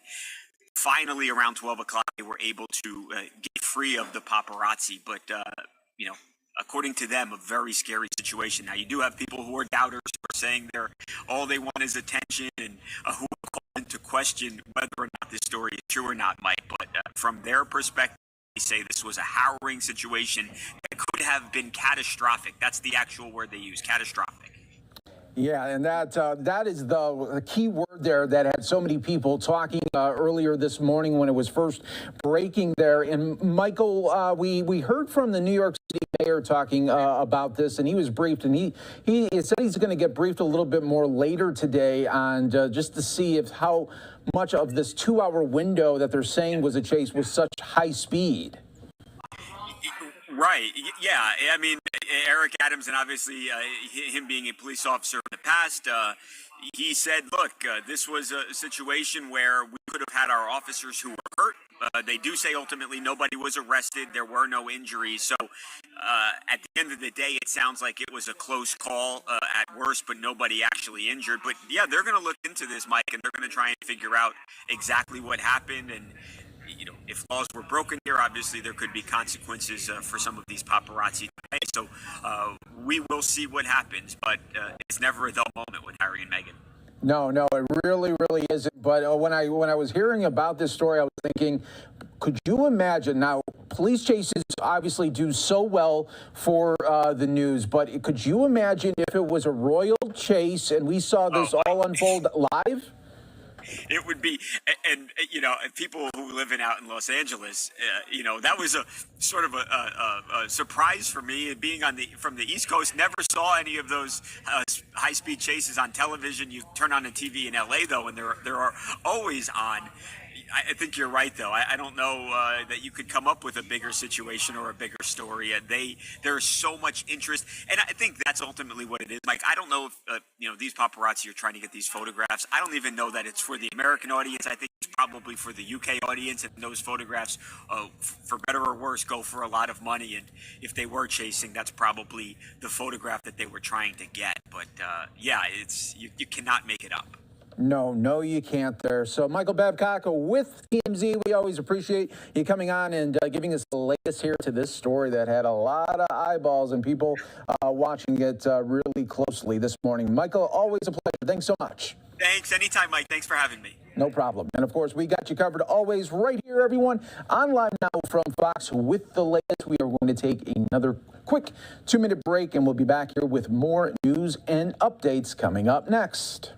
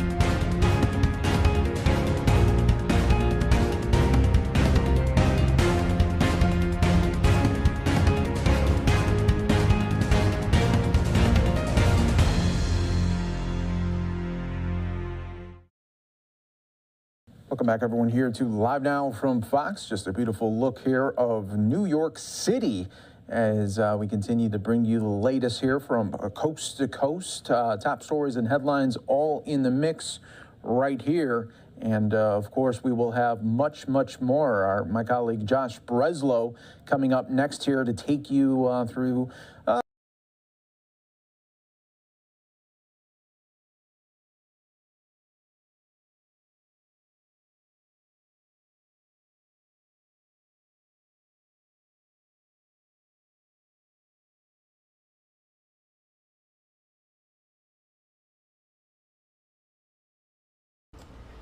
Welcome back here on Live Now from Fox. You are taking a live look at the stock board in the green all throughout the day. We are up for the Dow about 1.27%.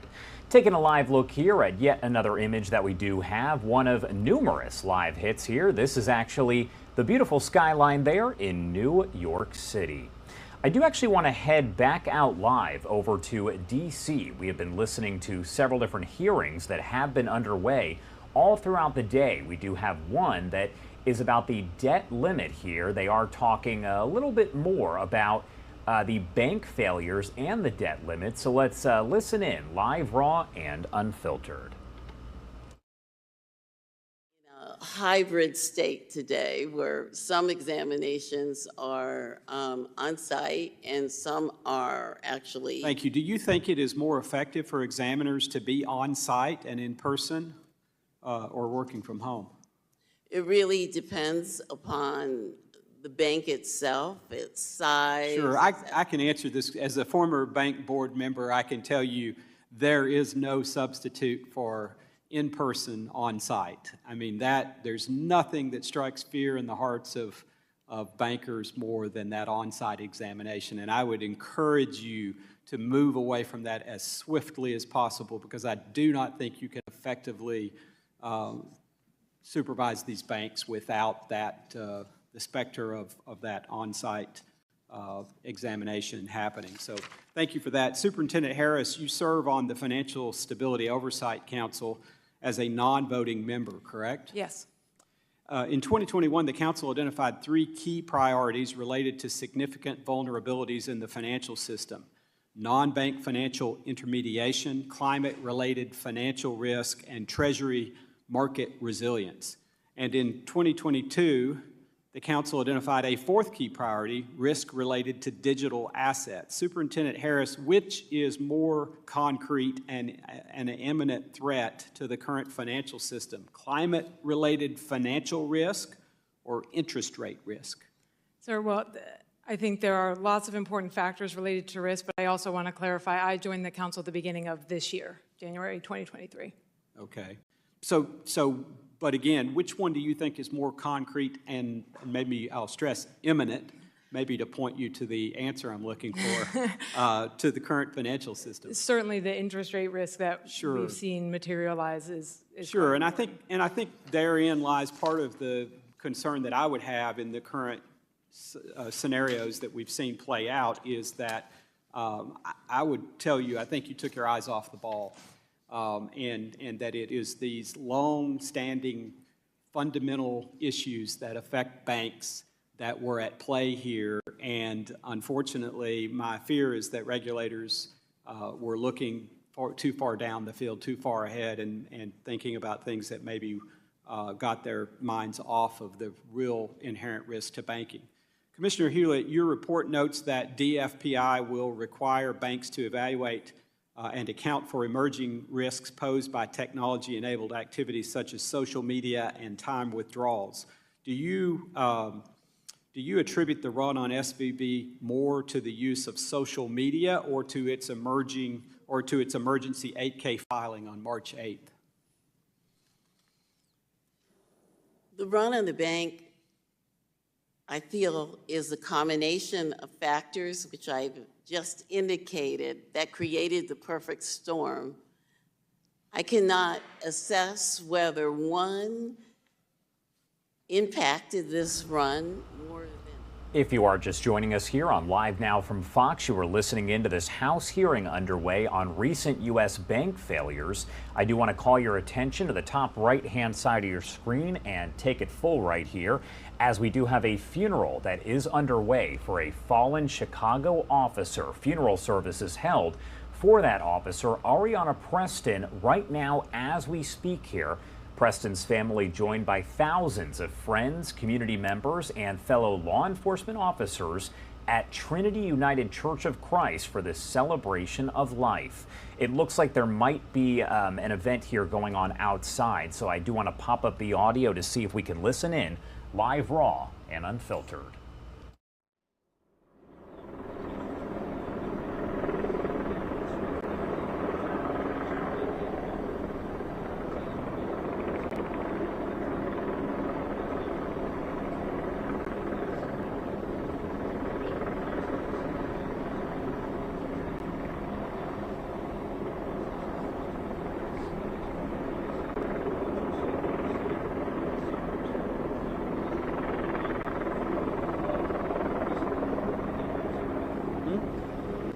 So again, that is a funeral service there that is underway for Officer Ariana Preston there in Chicago. Preston's family joined by thousands of friends, community members, and fellow law enforcement officers there at Trinity United Church of Christ for the celebration of life. I'm going to leave it in a box here on the screen so you can watch it as it does continue. But for now, let's head right back to that House hearing that is underway.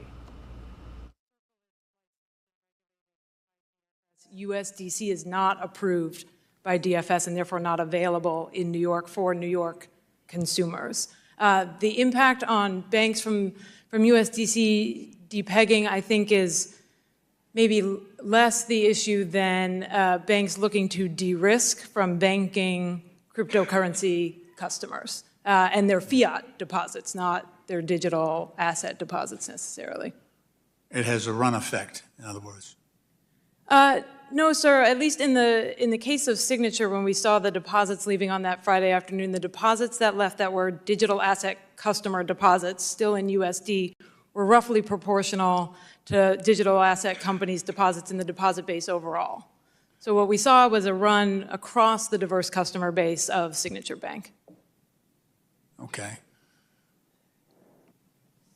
Well, what we saw elsewhere, I guess, across the country was, people moving to bigger banks that they felt were safer and that avoided the risk that banks that actually had crypto assets after Silvergate, SVB, Signature, after those problems, we saw migration. I'm worried about that trend because I don't think it's over yet.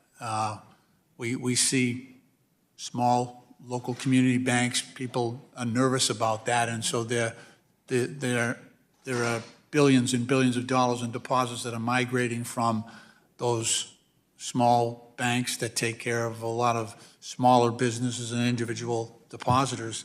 That's a huge shift. Do you think that's helpful for the entire banking ecosystem? No, absolutely not. I think the health and safety of our banking system depends on having this diversity about size of institution.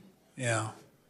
So I'm just wondering, I did read the Fed's guidance. They came up with a rule that, presumptively prohibits banks from taking, crypto deposits or stable coin deposits in many cases.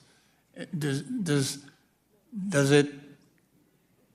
you worry that the volatility, because crypto products and stable coins for that matter, stable coins that are not stable, that it invites, when you marry up the banking industry with the crypto industry, you invite in or import in all of that volatility, which is extremely harmful, to the stability of that bank? Well, I agree, sir. I would say I want to distinguish between banks that hold digital assets themselves and banks that hold USD as part of deposits for virtual asset companies. They both obviously present risks, and banks have to have appropriate risk management protocols in place. DFS has also issued guidance to our DFS and state-regulated banks, making sure they understand that they have to get pre-approval from us before being engaged in any types of virtual asset activity.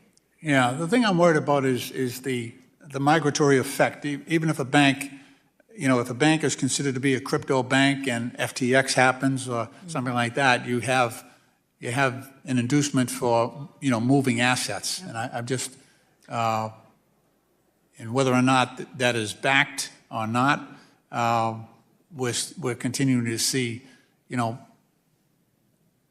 volatility. Well, I think having the one-to-one backing as we do in New York also helps prevent depegging because consumers know the liquidity is there. It's one of the reasons we've been so eager to continue working with you and your colleagues to put a federal framework in place that looks like what we do in New York. Yeah, in Massachusetts it's odd because we have excess deposit insurance above the 250. So it goes to, actually the limit is 10 million, and we still saw people moving their money to bigger banks, and so it continues to be a problem. Anyway, thank you. Mr. Chairman, I yield back. Gentleman's time has expired. The gentleman from Tennessee, Mr. Ogles, is now recognized for 5 minutes. Thank you, Mr. Chairman. Thank you, ladies, for being here. Ms. Hewlett, you previously stated that the regulator's primary responsibility was to evaluate and highlight deficiencies, and ultimately it was up to the bank to remediate those deficiencies. My question would be, is beyond that, did you have the authority or did your peers have the authority to escalate and essentially force compliance? We had the authority to escalate and force compliance. Yes, ma'am. And Ms. Harris, same question for you, ma'am. Yes, we do. Yes, ma'am. And then is there anything in the regulations that would have prohibited you from escalating the matter at hand with the banks that you were overseeing? There is nothing in the regulations that would have prohibited us from escalating. Anything in the rules that would have prohibited escalation? No. Same questions? No. No on both accounts? Yes, ma'am. Thank you. Ms. Harris, you've said that in reference to climate change, that it's a very data-driven approach to risk mitigation, operational resiliency, and so forth. So I'm curious, if there was a 3.5-degree change in climate temperatures, in exact numerical terms, can you quantify how that will affect interest rates? No, sir. Yes, ma'am. If there's a 10% reduction in polar ice, can you tell me how that will numerically impact deposits versus, say, interest rate risk? No, sir. Yes, ma'am. So I'm curious as to why any bank or any regulator would somehow assert climate change as part of the regulatory process when your role is fiduciary and not activism. Sir, I agree with you, but what I would say is where we have institutions with concentration, for instance, a set of mortgages in a flood zone, we want them to engage in fair lending processes, but also have proper risk management in place, which doesn't mean not lending in those areas, but being cognizant of concentration risk that may be new in the face of climate change. So instead of thinking of it as activism, we, at least at DFS, approach it as something that should be part of an existing risk management framework, the same way banks should approach any other risks. And one of the examples I use for operational resiliency, for example, is put the generator on the roof, not in the basement. Yes, ma'am. But still, that has nothing to do with interest rates or deposit structure and, quite frankly, bank governance. So again, to my colleague's point, I think there was some priorities given by some of the banks, not all, to climate change, and literally in their minutes of their meetings, they're spending virtually no time on interest rate risk. And so this is problematic, both from a bank management perspective, but also, as you both have stated, you had a responsibility, you had the authority to escalate. That did not occur. And obviously there's plenty of blame to go around, but I think what we have to do in this process is learn from this situation. And I think I would caution, we've had some of the agencies come before this body and ask for more authority, but I think we understand clearly that the regulations at hand give you the authority to act. There was nothing prohibiting your ability to act. And so again, and I have not heard you ladies ask for more authority, so I want to be clear of that fact, but I would caution, don't come before the committee and ask for more authority when the authority that was given wasn't used appropriately. And I want to go to capital requirements, and I think it's been stated, Chairman Jerome and Vice Chair Barr had recently said that banks were well capitalized. At the time, the banks that failed were well capitalized. But I think it's important to understand that deposit structure and interest rate risk was the key factor here, and more money. I don't think there was enough money that we could have poured into the system to save a couple of these banks, right? And in fact, what I would say is, and argue, especially our community banks, is the capital requirements, especially for your smaller community banks, are too high. And if you have a well-managed bank with lower liquidity risk or exposure risk, that should be taken into an account. And so instead of being at 9%, let's not ratchet that up, because what we risk here is we're forcing smaller and mid-sized banks out of the marketplace. And as I come from a working class family. I started my first business when I was very young, and it was the local banker who lent me the first loan, not because I had a great business plan, but because he knew my family. And I just think as you move forward, we must take that into account. Ladies, again, thank you for being here. And Mr. Chairman, I yield. Gentleman yields back. With that, we will be going to the Minority Party Ranking Member, Ms. Waters of California, for 5 minutes. Thank you very much, Mr. Chairman. I'd like to direct my question to Commissioner Hewlett from California. In your report regarding the failure of Silicon Valley Bank, you indicated that your agency is working to better coordinate with federal regulators to develop stronger and more effective systems to promptly remediate deficiencies. And if you could share with us some of the things that you envision could be done working with the feds that would help deal with the crisis such as we have just had before us. So what are you thinking about in ways to work with the Fed to help deal with these deficiencies that lead up to the failure? Well, first and foremost, we have added, through our existing resources, more people to our examination team to mandate adherence to timelines. We recognize how important our community banks are to us. All right, it is now 2:40 over on the East Coast and 11:40 on the West Coast. You can see that hearing is still underway, starting at 10 a.m. Eastern Time this morning and still going strong there. That hearing underway on recent U.S. bank failures. Let's head to our final 2-minute commercial break of the hour, and on the other side, we'll get right back into your headlines and live events. You're watching Live Now from Fox.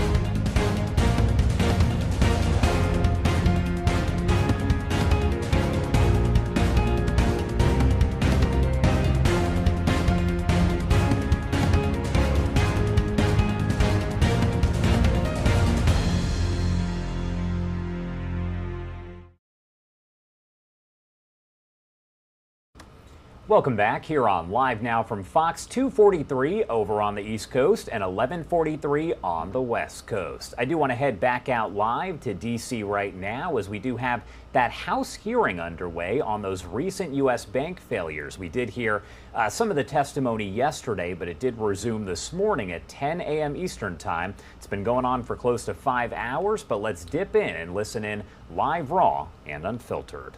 See that. Is responsibility of bank management to operate their bank.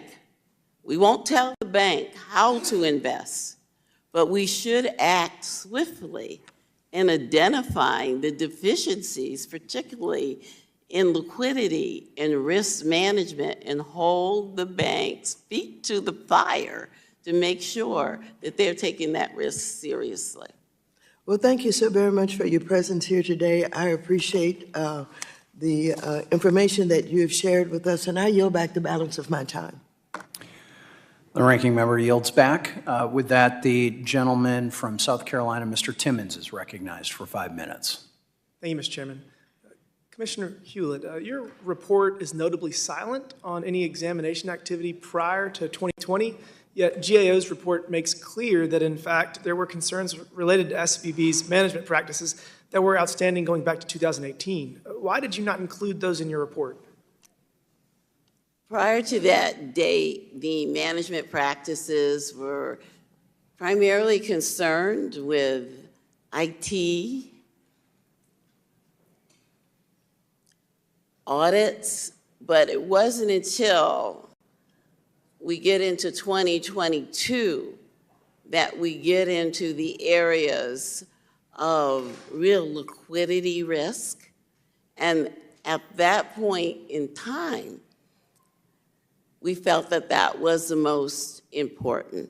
We did note that there were management deficiencies prior to that time, again, in terms of our review of their IT practices and some of the data privacy. But where we found the most significant deficiencies is when they were evaluated for management, governance, liquidity, and capital risk. Thank you for that. Can you explain how supervision by DFPI was conducted jointly with the Federal Reserve when a bank was in the Fed's regional banking organization's portfolio? We will assign dedicated examiners. In this case, there were 2 dedicated examiners. We meet with our regional federal partners, and we will become involved in the scoping and the planning of the exam, segmenting the different areas. And in this particular matter, we took the areas of governance and management from an enterprise perspective, asset review, and IT review, whereas the more enhanced reviews as they related to capital and liquidity risks were taken primarily by our federal partners who did the review. But we are in collaboration with our regional federal partners when it relates to larger banks. And when we say larger banks, banks that are over 10 billion in assets. And when the bank reaches a point where it's over 100 billion in assets, it even goes to another level of review under the Large Foreign Bank Organization Program. Thank you. Your report states that from late 2021 throughout 2022, a dedicated examiner in charge highlighted the need for additional resources to review SVB materials. Even the DFPI financial institution managers elevated the need to divert resources to SVB, yet the discussions did not result in assigning additional staff to the exam team. In August of 2022, the examiner again reported the need for additional resources. According to your report, no additional resources were scheduled to be added until after the bank failed. How many times typically is a resource request raised with respect to an examination team before it is addressed? And that is one of the reasons why we have added from our existing staff a more enhanced team. We've also added another level of supervisory review so that when you see areas that would put a bank at a high risk, particularly a large bank with this level of assets, that it is addressed immediately. And that was done after SVB failed? That is correct. Okay, and prior to the bank failure, did a similar staffing issue occur at any of the other 8 large banks that DFPI oversees, or was it only with SVB that had the resource request issue? SVB was an outlier. It grew at a very, very fast pace. It had assets over 200 billion. And as I previously indicated, our average size for our community banks is 4 billion, and about half of ours, 43, are 1 billion in assets. Thank you. Mr. Chairman, I yield back. Gentleman yields back. With that, the gentleman from Illinois, Mr. Foster, is recognized for 5 minutes. Thank you, Mr. Chair. Superintendent Harris, in the Signature Bank failure, it seems like the most significant factors in its demise was not so much the concentration of crypto client deposits, but a lack of pledgeable assets that were immediately available for liquidity support. And so, you know, and as the speed of runs increase with technology, it's going to be necessary to have even better real-time liquidity information available to regulators. I was also surprised to see in your testimony that at Signature, during the days immediately before the failure, there was a lot of real-time uncertainty about the net and pending deposits and withdrawals. So why isn't that real-time information? What are the limiting factors that cause you not to have real-time? I think the limiting factor in this case was the inability of management to produce the data that's very basic and that any set of bank managers, board members should be able to produce at a moment's notice. So as we've noted in our report and in my testimony, the numbers that all regulators were getting with the bank were inconsistent and unreliable, and it's just unacceptable. But did the bank management have some sort of real-time dashboard where they can just sit there and look and see how deposits are flowing in and out? I would say they should, or at the very least have the ability to assess the value of collateral that they have, the value of the securities they have on their balance sheet. Yeah, it's a separate thing. I was talking, it seems like deposits might be a simpler case. Are there things that limit, what are the items that limit having real-time deposit and withdrawal information? I think mostly settlement times and the variety of payment systems that a bank might use, but I think certainly in the case of Signature, they were too slow and unrealistic about their deposit and withdrawal inflows and outflows, respectively. Okay, and do you get access when they get in trouble? Do you get access to whatever dashboards they have? We requested data from them many times throughout that weekend, and often we were faced with hours-long delay in those productions and then swiftly changing estimates within minutes. Well, it seems like they should just have given you the password to an account where you get to see whatever dashboard they're looking at. And now to the issue of collateral. Are there mechanisms, for example, what's your view of the home loan bank system and how rapidly it was able to respond? Are there deficiencies there? Are there other ways that we could speed up qualifying collateral, or was this just mechanisms exist and weren't used ahead of time? I think the mechanisms for evaluating pledging collateral probably bear some modernization. It's one of the reasons why in our report we suggested operational stress testing, as we've termed it, almost tabletop exercises that institutions can engage in with their regulators to be able to run these drills real time so that in the event of a real life crisis, they're better equipped to provide data, pledge collateral, and take the steps that they need to get liquidity. Mm-hmm.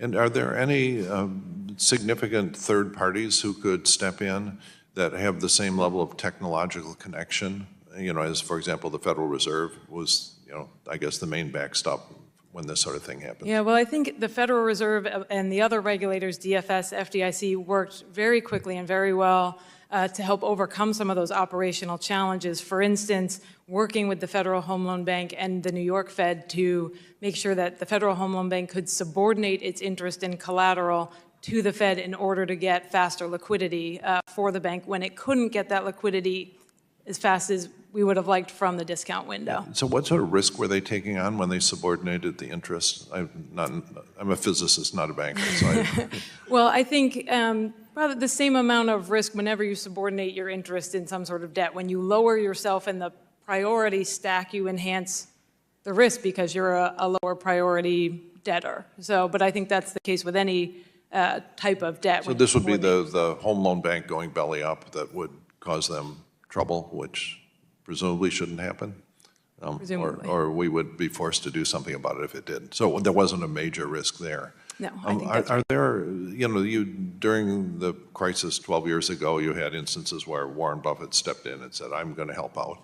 And is there a merit to have, a group of accredited people with the right technology who can step in and provide liquidity support, in emergency situations? Is there a need for something like that, to have something besides the Federal Reserve, the liquidity provider of last support?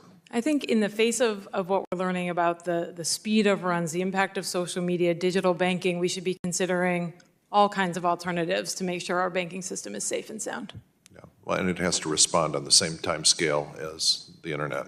Yeah, and we want to make sure that it's subject to the same safeguards as well. Correct. Thanks much. Yield back. Gentleman's time has expired. The gentleman from Wisconsin, Mr. Fitzgerald, is recognized. Thank you, Mr. Chair. On November 11, 2022, Wall Street Journal article explained at length interest rate risks presented to the banking system by the Fed's inflation fighting rapid increases in interest rates.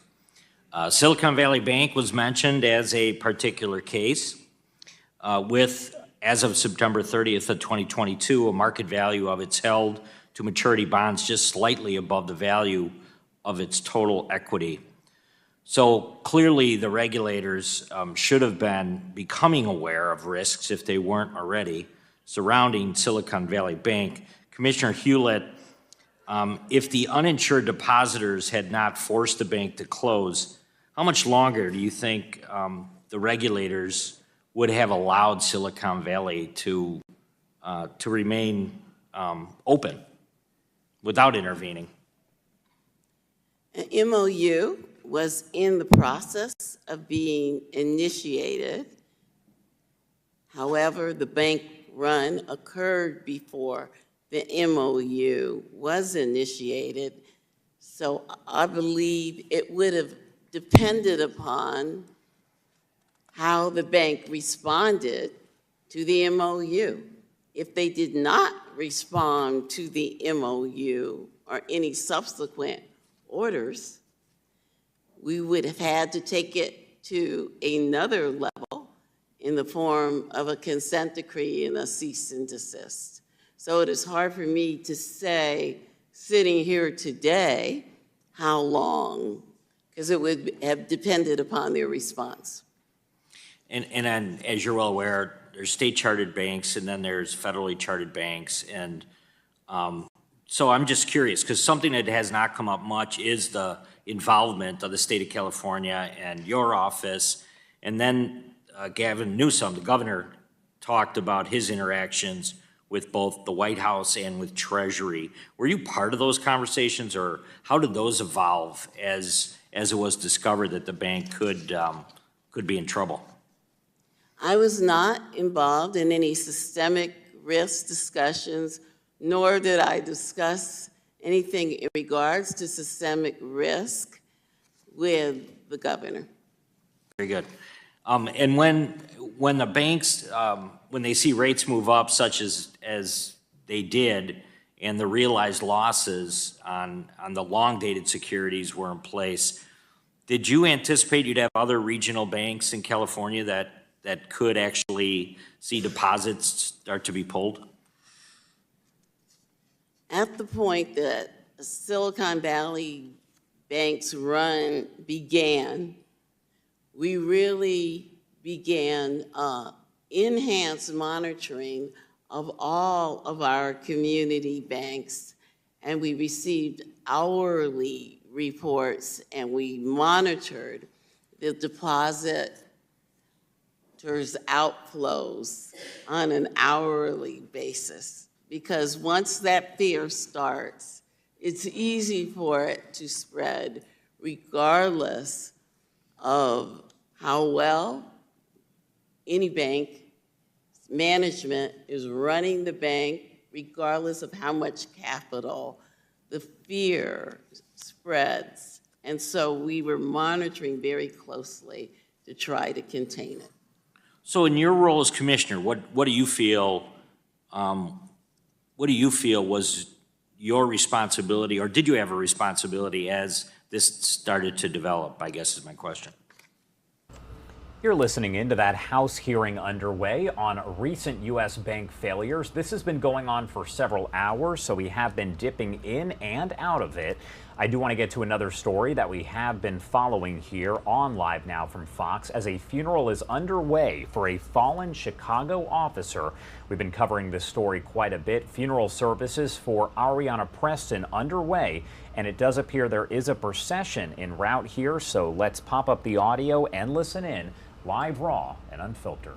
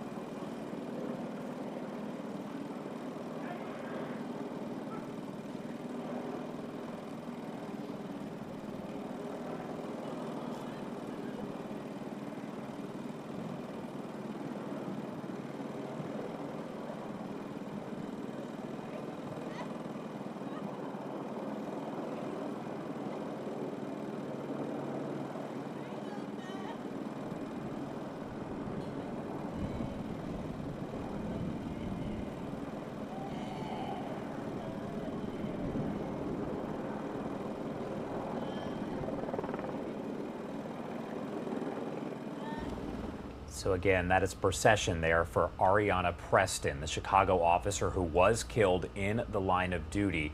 We'll keep tracking in and out there as that procession is underway.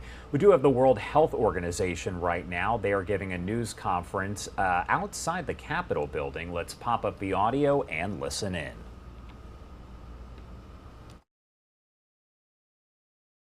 Will be giving away our sovereignty. It's a possibility that several agencies have been compromised by China, which they have.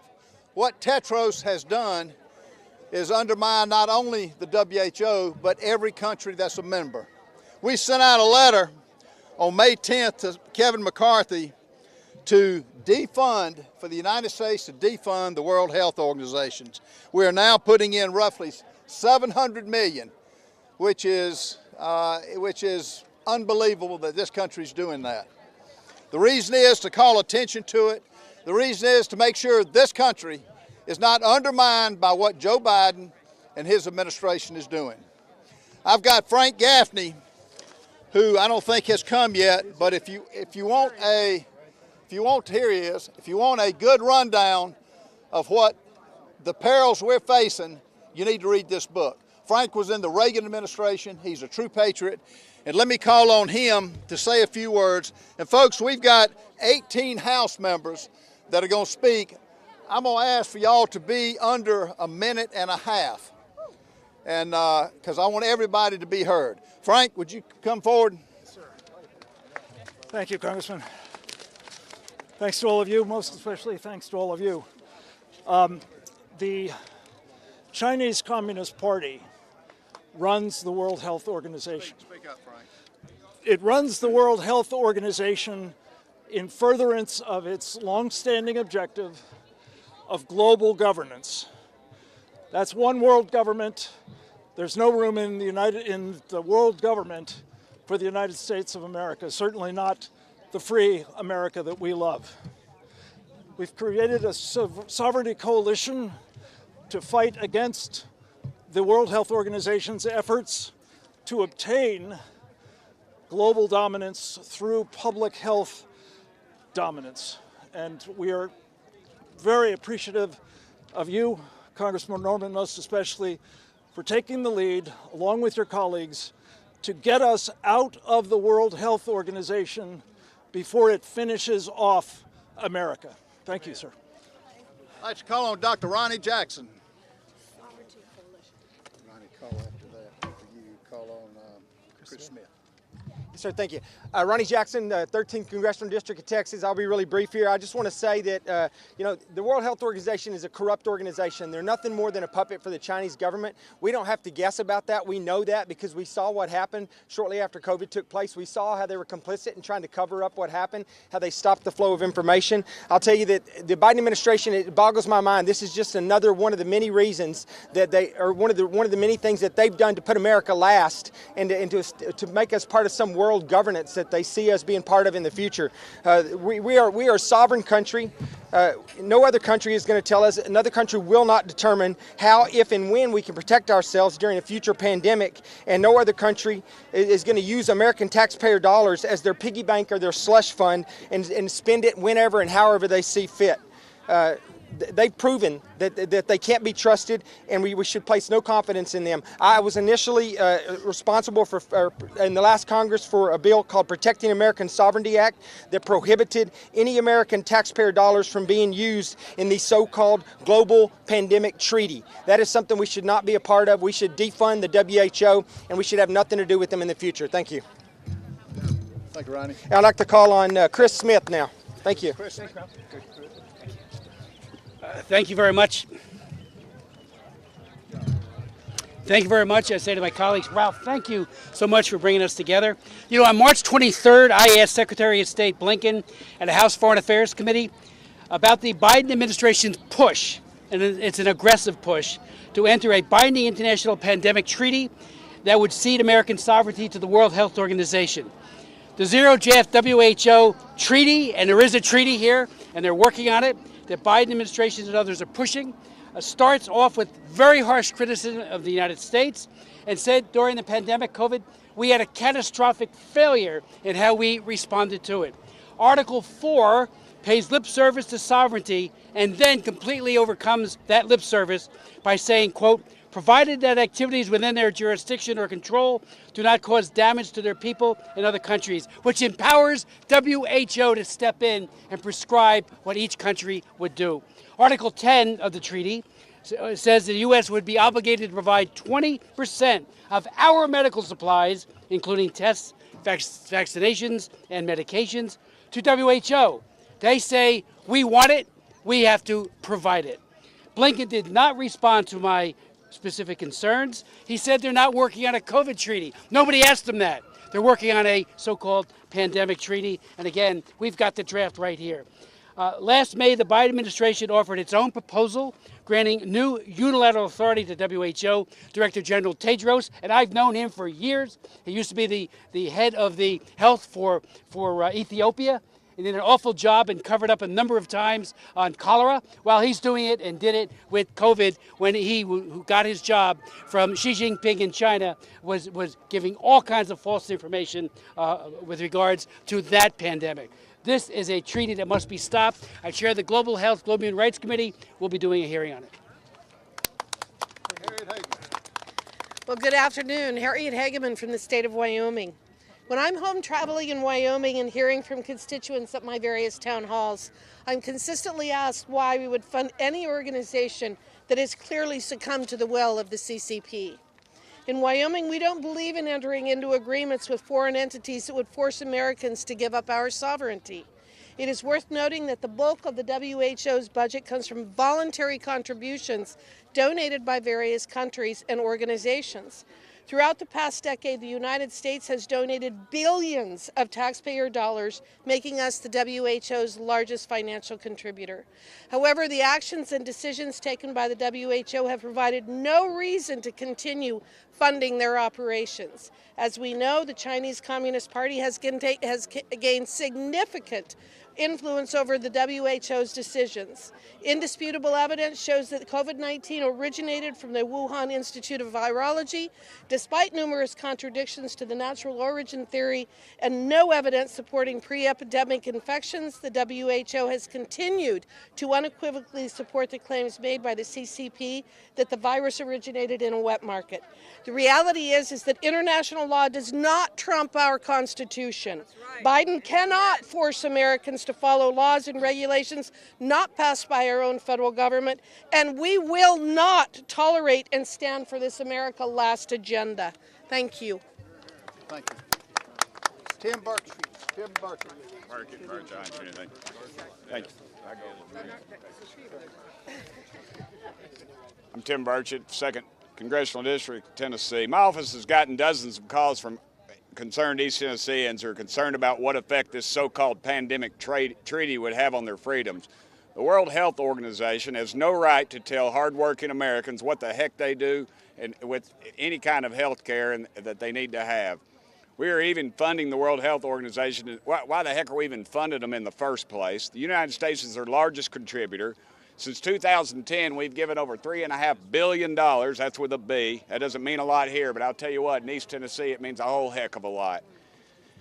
The World Health Organization pandemic treaty is very vague. It affects our sovereignty, and it could be exploited to tell Americans what kind of health care that they need in the event of a global pandemic. My priority has always been protecting Americans' freedom to choose their own health care, and it also protect American companies that are investing in health care. The Biden administration, honestly, I don't think they could pour water out of a boot if the instructions were written on the dadgum heel. They don't care about our interests, and they don't share them. During the COVID-19 pandemic, the Biden administration wanted to give away important intellectual property related to U.S. companies' vaccine research. Last year, I introduced a bill to protect Americans' intellectual property from being wrongfully seized and handed over to the Communist Chinese Party, and I'll introduce that bill again this year. Thank you all very much for the opportunity to be here, and thank you all for being quiet over there. Dr. Brian Babin. Sir, thank you. Thank you. Well, first off, just want to say thank you to Ralph Norman, our friend and colleague from South Carolina, and to Frank Gaffney. Thank you so much for this important endeavor. I'm Brian Babin. I represent the 36th Congressional District from great state of Texas. And in case it still needs to be said, the Chinese Communist Party is on a quest to supplant America as the world's #1 superpower, and because of Joe Biden's weakness and ineptitude and inability to lead, the CCP, unfortunately, is succeeding.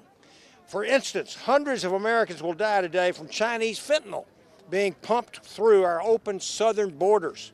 The CCP is buying up our farmland, pushing propaganda on our universities, stealing our technology, and spying on Americans through apps like TikTok. Biden is allowing the CCP's influence at every single turn. The World Health Organization is absolutely a prime example. Trump took us out. Biden has put us back in. And for what benefit? China runs it. If we continue to bow to globalist organizations who don't act in the interest of our own country, we will continue to be hurt. Look no further than the WHO and how they handled COVID, the lockdowns, the repression, the lack of transparency and truth. The last thing we need is to be put under the heel of the World Health Organization and lose our sovereignty. We cannot afford to surrender not another inch of our independence and autonomy to Beijing or to those who do its bidding. And so China, remember, is no longer our friend and really never was. And it's time that we started acting like that. Thank you very much, and I yield back. Thank you, Brian. Andy Biggs.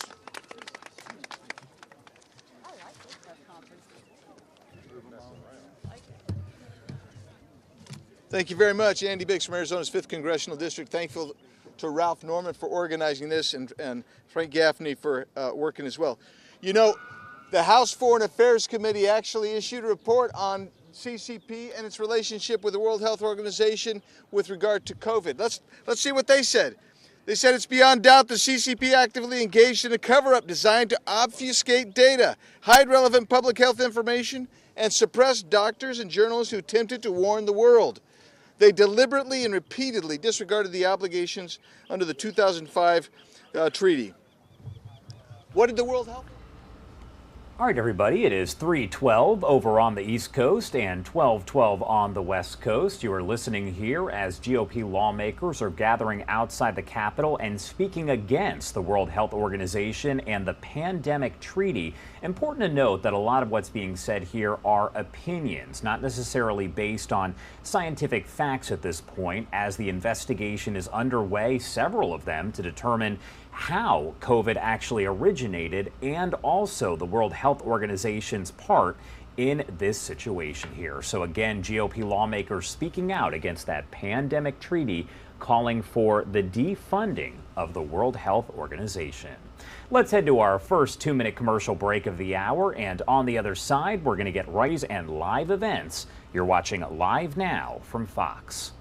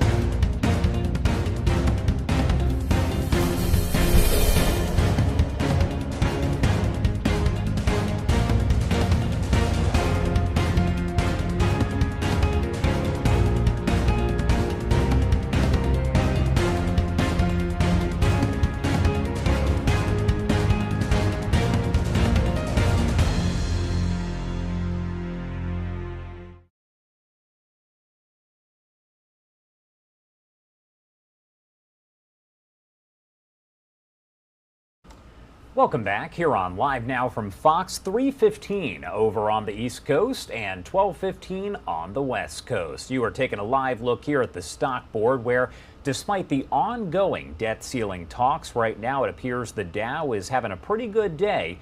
You can see that they are up about 1.18% at this point, in the green for the entirety of the day here. I want to take a look at this beautiful shot that we do have just coming into our newsroom here. This is actually from our Fox 13 Tampa team. That is a live look over at St. Petersburg Beach. Just take that in as you are sitting here at home, at work, wherever you are watching, and just imagine that is where you are.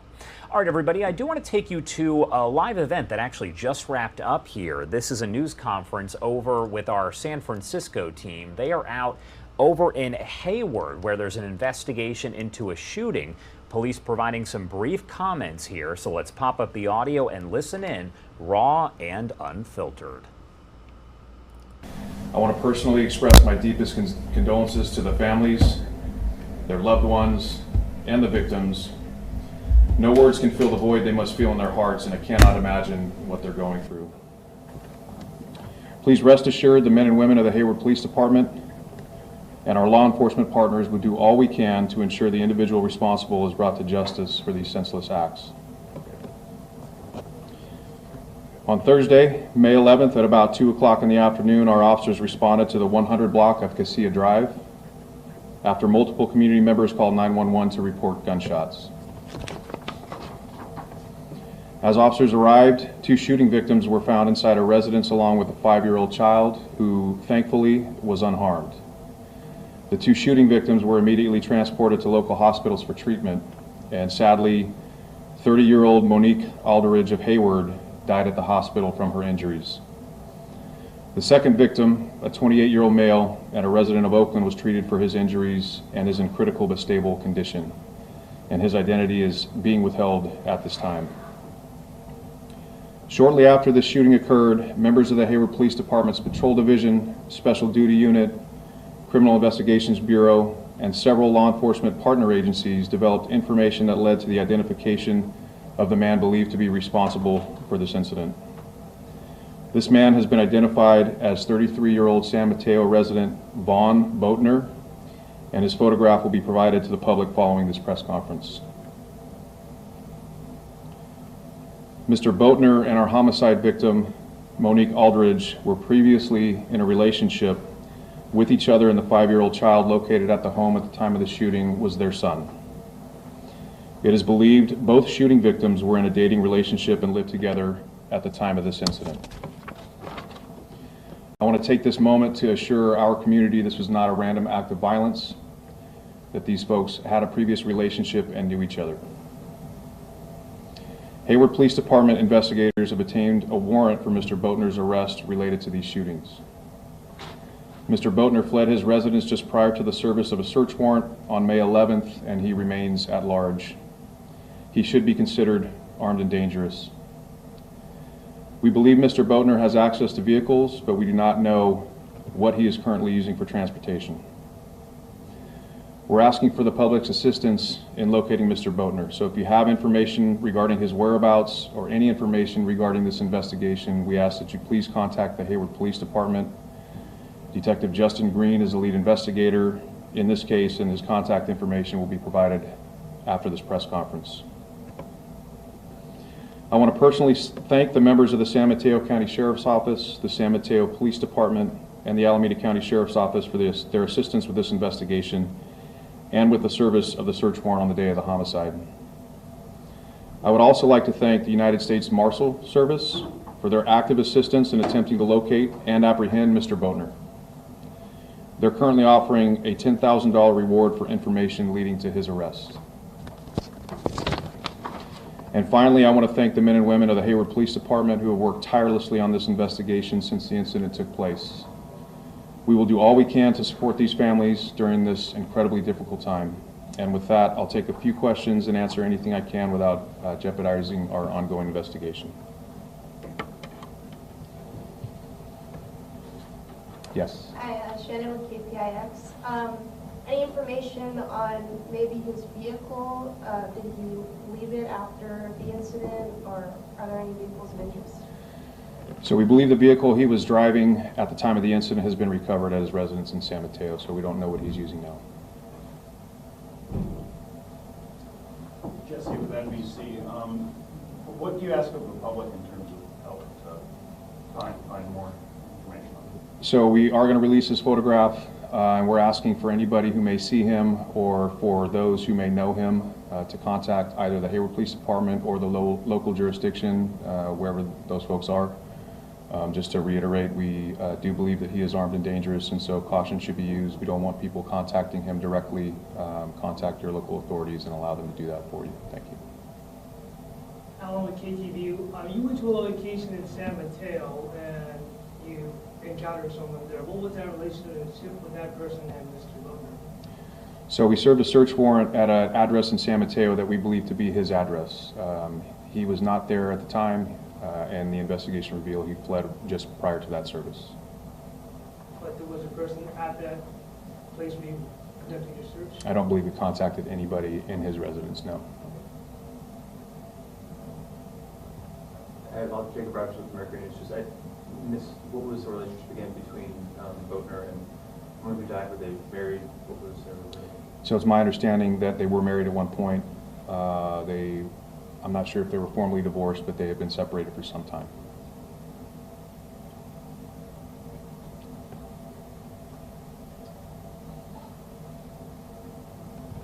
And May 11th was he was last seen at May 11th? Yes, he was last seen May 11th at leaving his address in San Mateo. Is there a sense for where he might be? Is he known to be certain places in the Bay Area or outside, elsewhere in California? We believe he does have ties to the Bay Area. We believe he has ties to the Vacaville, Susan City area. He does have relatives that live local, and so all of those avenues are being explored.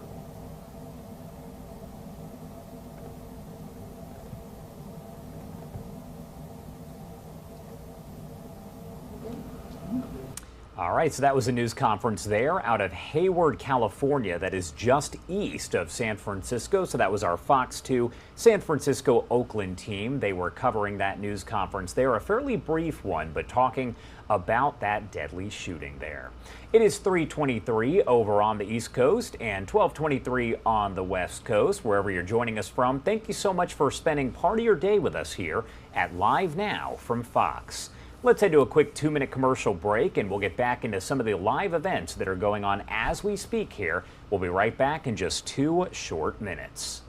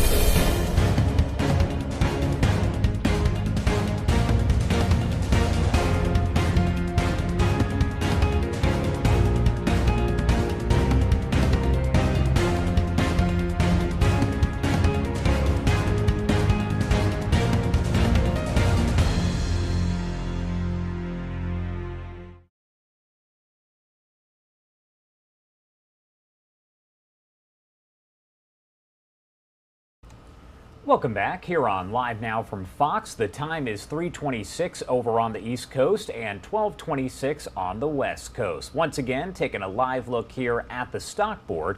You can see we have been in the green all throughout the day for the Dow, up about 1.08%. There is a news conference underway through our Seattle station right now as they are talking about wildfire smoke and some new airborne vehicles, I believe, that are going to help with determining the situation when there are wildfires. I do want to pop up the audio and listen in as this is underway right here, raw and unfiltered. All of this information that I shared with you leads to significant fire potential, and so the bullseye, if you will, you see those maps that come out from Predictive Services at our national office, partner office, and the red is setting up along the east slope of the Cascades. So that's where it's holding right now. If we experience this warm, dry summer that we're thinking, then that red spot is probably going to get a lot bigger.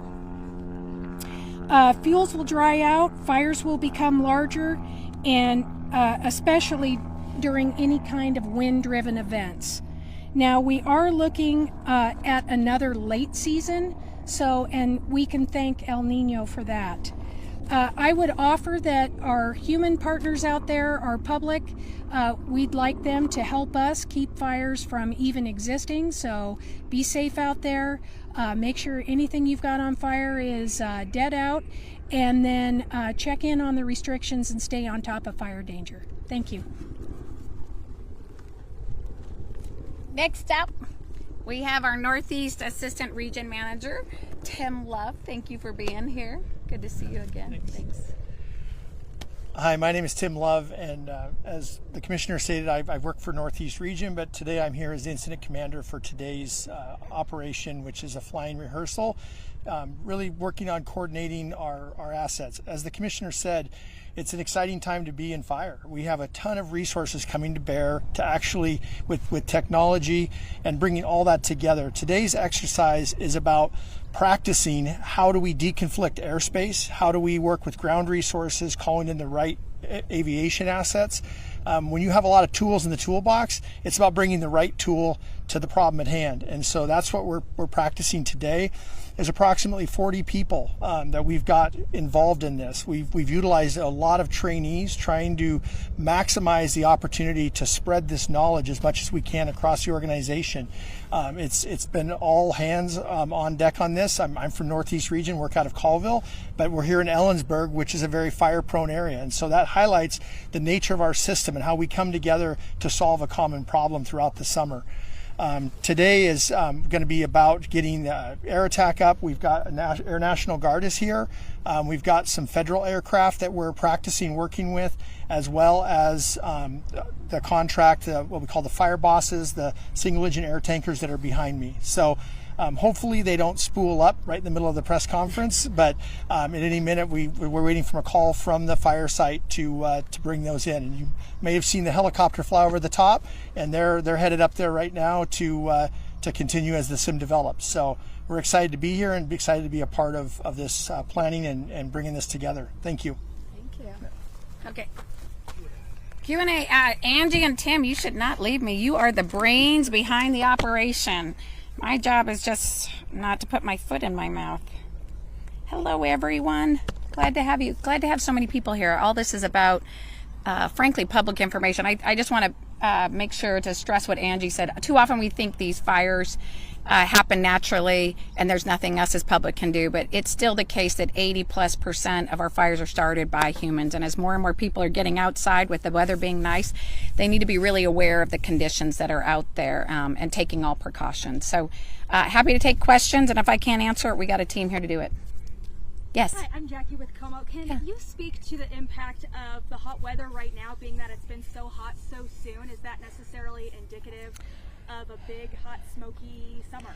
It can be. I mean, I will say our weather patterns change all the time. I mean, we saw in 2020 where we expected a really hot summer, and we actually got really lucky and through July, through August when it's hot, until, as we remember, the horrific Labor Day firestorms that it took some hot weather days coupled with some hurricane force winds and all hell broke loose.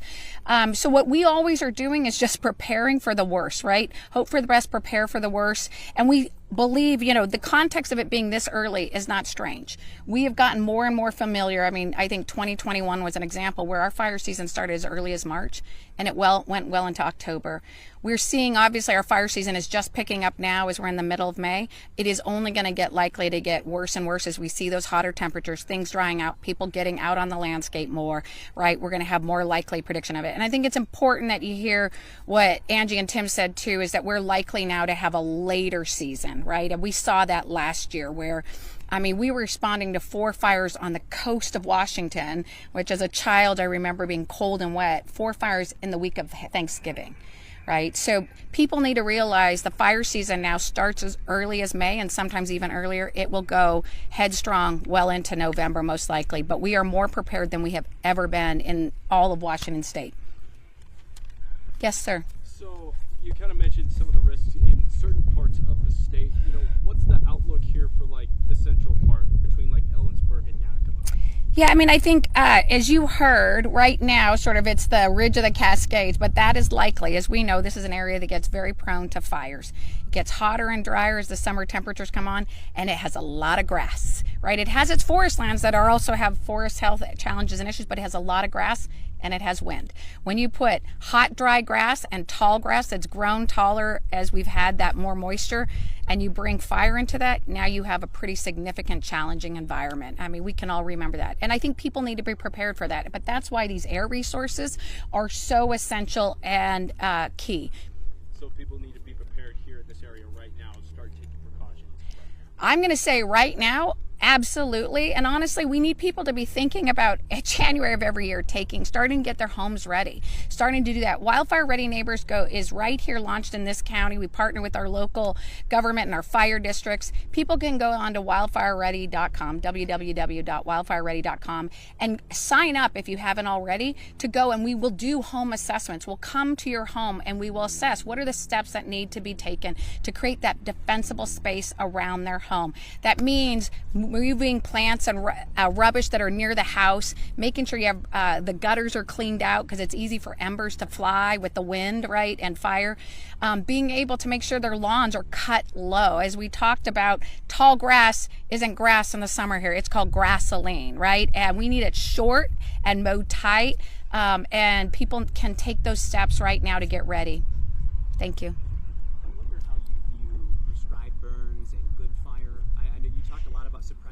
Yeah. We know historically a lot of suppression has led to overgrowth, especially in forested lands. How much space is there in Washington's outlook to do prescribed burns, to allow some fires to burn in safe places? How do you view all that? Yeah, well, right now prescribed fire is happening, I think, right in this region, and they're urging me to get there as fast as I can if I can make it after this training exercise. But so we're a big supporter of prescribed fire. Okay, I believe that fire is critical to the health of our landscape and to the health of our communities, but we need to be in charge of that fire. That fire needs to be done at the right time and in the right place, right? And we've taken huge steps to actually, there was an enormous amount of barriers, statutory barriers, regulatory barriers, policy barriers that were in place that made it hard for us to get on the land and do that prescribed fire. In addition to that, we also needed more people who are trained to do that work. It's an enormous amount of expertise to put fire on the landscape and do it safely, not only for the people doing the fire and managing it, but also for the communities. And so we've worked really hard. We're still just moving that, and we need to move at a much more aggressive scale. Fortunately, this Kittitas region is actually leading in the area of prescribed fire, as well as areas of our northeast region. You're going to see more prescribed fire on the landscape as the years come because of the barriers we're taking down. The reason, though, I believe in suppression during these kind of hot weather days where the landscape is dry, right, is that our landscape is right now currently not resilient to fire, whether it's our forests that we see with the forest health crisis or whether it's grasslands, right? So for us to allow that managed fire or fire on the landscape that was set either by humans or lightning to happen when our landscape isn't healthy is literally I would say, setting up our communities and our firefighters for huge risk. So it's fire on our time in the right place, and we're working to restore those forests so we can bring prescribed fire in and we reduce those catastrophic fires that we've seen.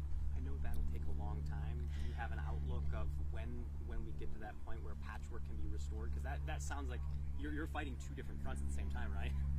I'm fighting a reactive front and a proactive front. But the beauty is we didn't move the reactive and then say, now we're going to finally start doing the proactive. We have literally been doing it simultaneously at the Department of Natural Resources, right? So we worked really hard on the wildfire plan to make sure we had the resources in place, from aviation to firefighters to equipment at the local and state level, so we're ready. And that helped push House Bill 1168 unanimously forward with those investments on top of the work we had done.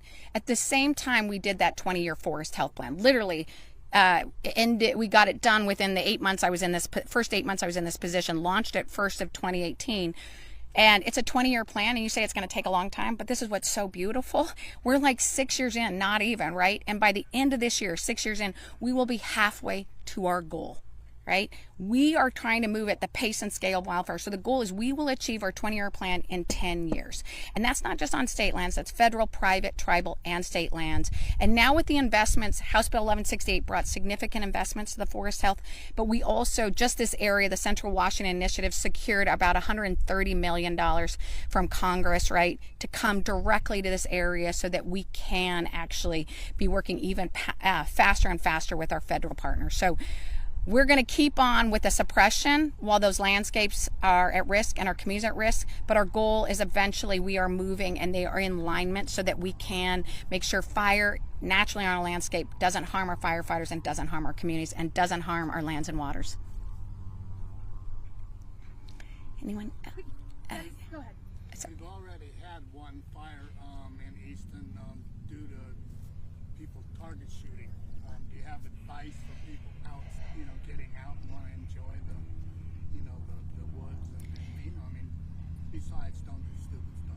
Yeah, I think the first thing is be smart and be aware, right? I think people right now, we just had all these rains and we had a cold winter and they're thinking, oh, we're fine, it's not fire season yet. The moment this sun is out, it's fire season in my mind, right? And people need to be aware. We want them to enjoy being on the landscape. We want them to enjoy recreating. They need to look at the fire risk and they need to go to burn bans and they need to go to and realize that even things like target shooting or other activities like campfires or debris piles are not appropriate at this time when it is this hot and this likely for fire. And I remember actually being in this community, my first year I was in this office after the Jolly Mountain North Peak fire. Our team had worked tirelessly for months to help contain that fire and protect structures and protect communities. It was beating down the backs of Roslyn and Ronald, and so many communities were at high risk.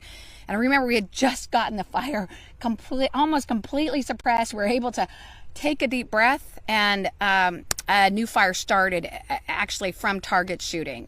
So people need to be aware, target shooting, campfires, debris piles, leaving a charcoal burner out there without managing and watching it is very dangerous. And people need to be ready that this is going to be a tough fire season and they should join with our team and not start them. What are some specifics of what we can expect? All right, you are listening to a news conference underway right there. They are talking about wildfire preparations in Washington state. This is actually a look from our Seattle, Washington team. We will, of course, continue to follow this as we do know that wildfire smoke is already arriving in Washington ahead of the summer. You can also see up to the top right-hand side of your screen, that is a live image. Any moment now, we do expect a portrait of former House Speaker Paul Ryan to be unveiled. There will be a ceremony there. Also want to show you a live look at the stock market here as the Dow does continue to rise, staying in the green all throughout the day, despite those debt ceiling talks that do remain underway as we get closer and closer to that June 1st deadline. Let's head to a quick 2-minute commercial break, and we will be right back with more of your top stories and live events. You're watching Live Now from Fox.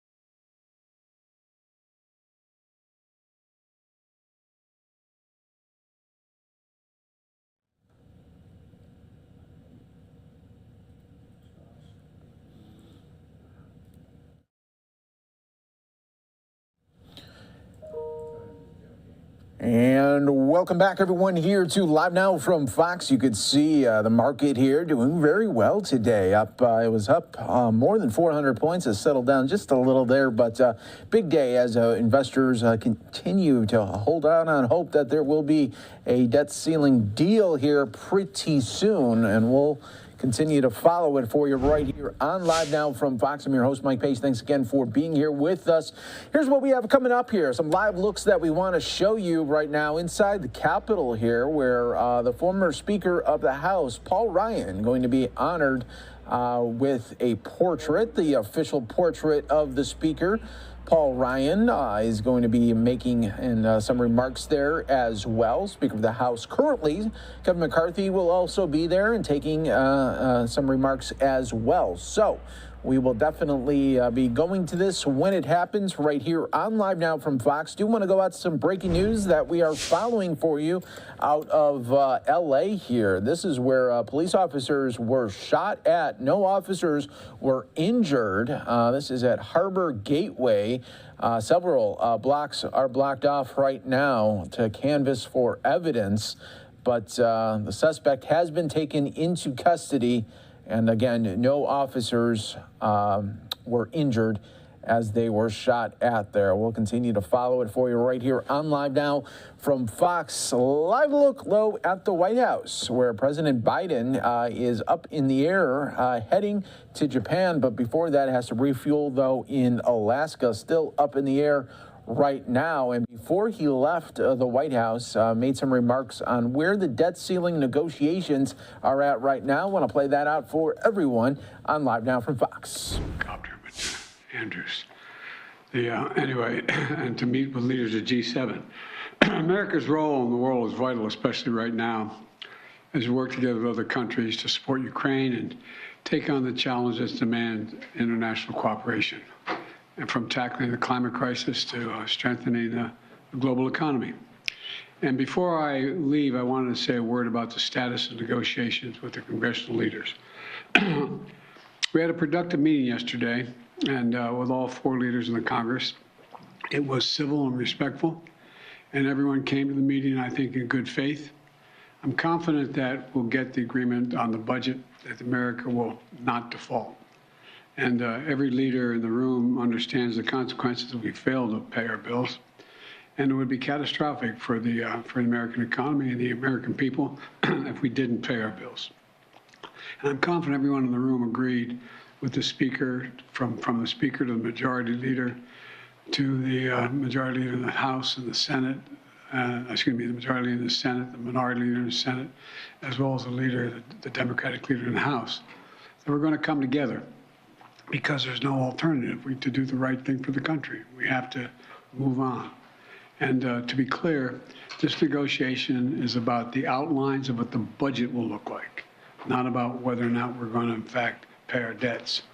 The leaders have all agreed we will not default. Every leader has said that. And I'm proud of the progress my administration has made. We've reduced the deficit in the first 2 years by $1.7 trillion in the first 2 years. And I proposed a budget that would reduce another $3 trillion over the next decade. That includes more revenue by asking the wealthy and large corporations to begin to pay their fair share, and cutting subsidies that exist in the law now to big oil and big pharma. Yesterday, we all agreed that both the Speaker McCarthy and I would designate senior members that we would negotiate to give our authority to make agreements in detail what we wanted. So we narrowed the group. To meet and hammer out our differences. And we've done that. In fact, they met last night, and they're going to be meeting again today. And I'll be in constant contact with my team while I'm at the G7, and be in close touch with Speaker McCarthy and other leaders as well. Now, what I have done, in anticipation that we won't get it all done till I get back, is I've cut my trip short in order to be for the final negotiations and sign the deal with the Majority Leader. I made clear that, and I'll say it again, America is not a deadbeat nation. We pay our bills. The nation has never defaulted on its debt, and it never will. And we're going to continue these discussions with congressional leaders in the coming days until we reach an agreement, and I'll have more to say about that on Sunday. when I have a press conference on this issue.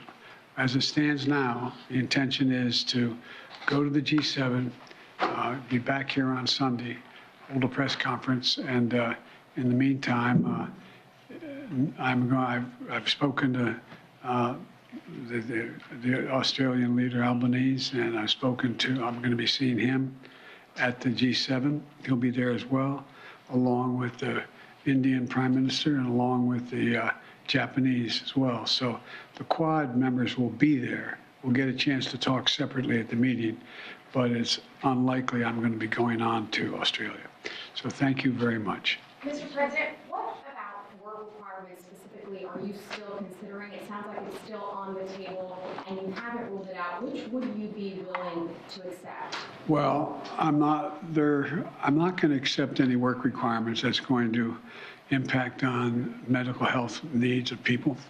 I'm not going to accept any work requirements that go much beyond what is already. Well, I voted years ago for the work requirements that exist.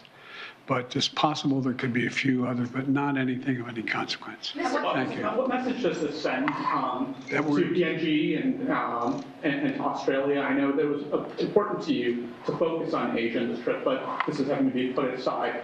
Is this almost a win for China? No.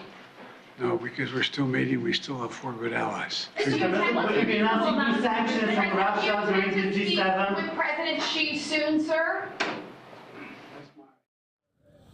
President Biden making those remarks earlier today. Want to bring everyone's attention here. Another event that we are following should be a news conference pretty soon here. This coming out of Washington, D.C. There was a school shooting lockdowns. 2 schools were placed on lockdown and police were investigating after a teen was found shot in a parking lot of a D.C. high school. So we will bring that to you once that gets going right here on Live Now from Fox. We have one more break loaded up that we will be taking. It's right before the top of the hour. So let's bring that to everyone right here. So we'll have the latest updates coming up next here on Live Now.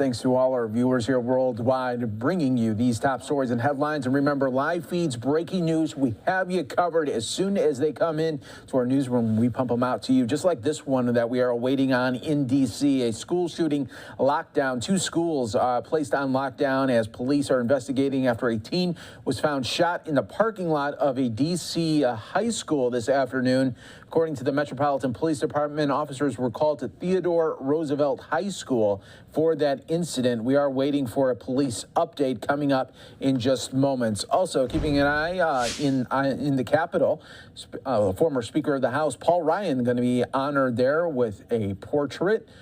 The official portrait of the Speaker of the House, Paul Ryan. So we'll be featuring that for you a little bit later as well. We're also keeping an eye out in L.A. Coast to coast, we have you covered here as always, as police officers were shot at earlier this afternoon. No officers were injured. The suspect has been taken into custody, but again, wanted to bring that to your attention as well. Well, one of the top stories that we have been following for the last couple of days, really weeks, has been the debt ceiling crisis. Negotiations continue. President Biden has left for Japan to be part of the G7 summit, but he is definitely taking his trip short there. He was supposed to go to Australia and other countries there, but that is going to be cut short because he is going to have to come back to try to negotiate once again there on the debt ceiling as default concerns continue. We heard from President Biden earlier. Now we want to show you Republicans speaking as how they are feeling negotiations are going. The insane, unrational, unsensible idea that you just raise the debt ceiling. The president has selected two individuals, OMB and Ricchetti, to sit down with us, but our timeline is short. This is what I wanted to avoid 105 days ago. And when the Republicans in the House lifted the debt ceiling, Secretary Yellen had never told us the deadline was June 1st. We wanted to act ahead of time, and we do that issue after issue. Just like the president avoided the border with Title 42, the House Republicans did not. We actually passed a bill to secure our border. We continue to listen to the American public. And I will tell you, as Speaker, we have a group of Republicans in the Senate that have listened to the American people as well. Senator from Wyoming, Senator Barrasso, has helped lead the charge with Mitch McConnell, with Thune and all the others, and Senator Lee, who put a letter together. I remember when he talked to me, could he get enough signatures? I was worried for one moment. Could we get enough signatures? He called me back, I think, in an hour and said, I've got more than enough, and I got people who didn't sign it that will still vote that way because they're listening to the American public. And I can't tell you enough of how thankful I am of you being so responsible with the idea. Am I optimistic? I'm optimistic for America because of the people standing behind me. I'm optimistic of our ability to work together. Do we have obstacles? Yes, we have a big obstacle in the White House. But we're going to change the course of history because we're going to stand for the American public. And let me introduce the senator and the chair over in the Senate Republicans, John Barrasso. Well, thank you, Mr. Speaker. Thank you for your leadership. The President of the United States is playing Russian roulette with the American economy. For month after month after month, the President refused to meet with the Speaker of the House to talk about debt and spending. Why? Does the President believe that there is no wasteful spending in Washington? Does the President believe that in a $6 trillion budget that nothing could be cut? Billions and billions of dollars has been set aside for COVID. Is that all off limits? The President said the pandemic is behind us. What about tying welfare to work? The American people that I listen to overwhelmingly support that. Is the President that out of touch? Republicans in the House of Representatives have actually passed legislation. It is serious. It is responsible. It raises the debt ceiling and at the same time cuts wasteful Washington spending. Republicans in the Senate stand in firm support of the Republicans in the House of Representatives. Meanwhile, the President of the United States has spent the last 3 months pandering to the liberal left. The President is playing a very dangerous game with our economy. It is time for Joe Biden to stop this debt ceiling madness. And now, Chair Elise Stefanik. Thank you, Chair Barrasso. I apologize. I'm losing my voice. We've been so focused on communicating this important issue to the American people. It's an honor to be here today with both our House and Senate Republican colleagues to highlight our joint commitment to a solution that would responsibly raise the debt ceiling, strengthen our economy, and address our nation's debt crisis. For over 100 days, Joe Biden and House and Senate Democrats have refused to offer a sensible solution to our nation's debt crisis. Their only plan, which is no plan at all, is to ignore this fiscal crisis and do nothing to limit spending, save taxpayer dollars, or grow the economy.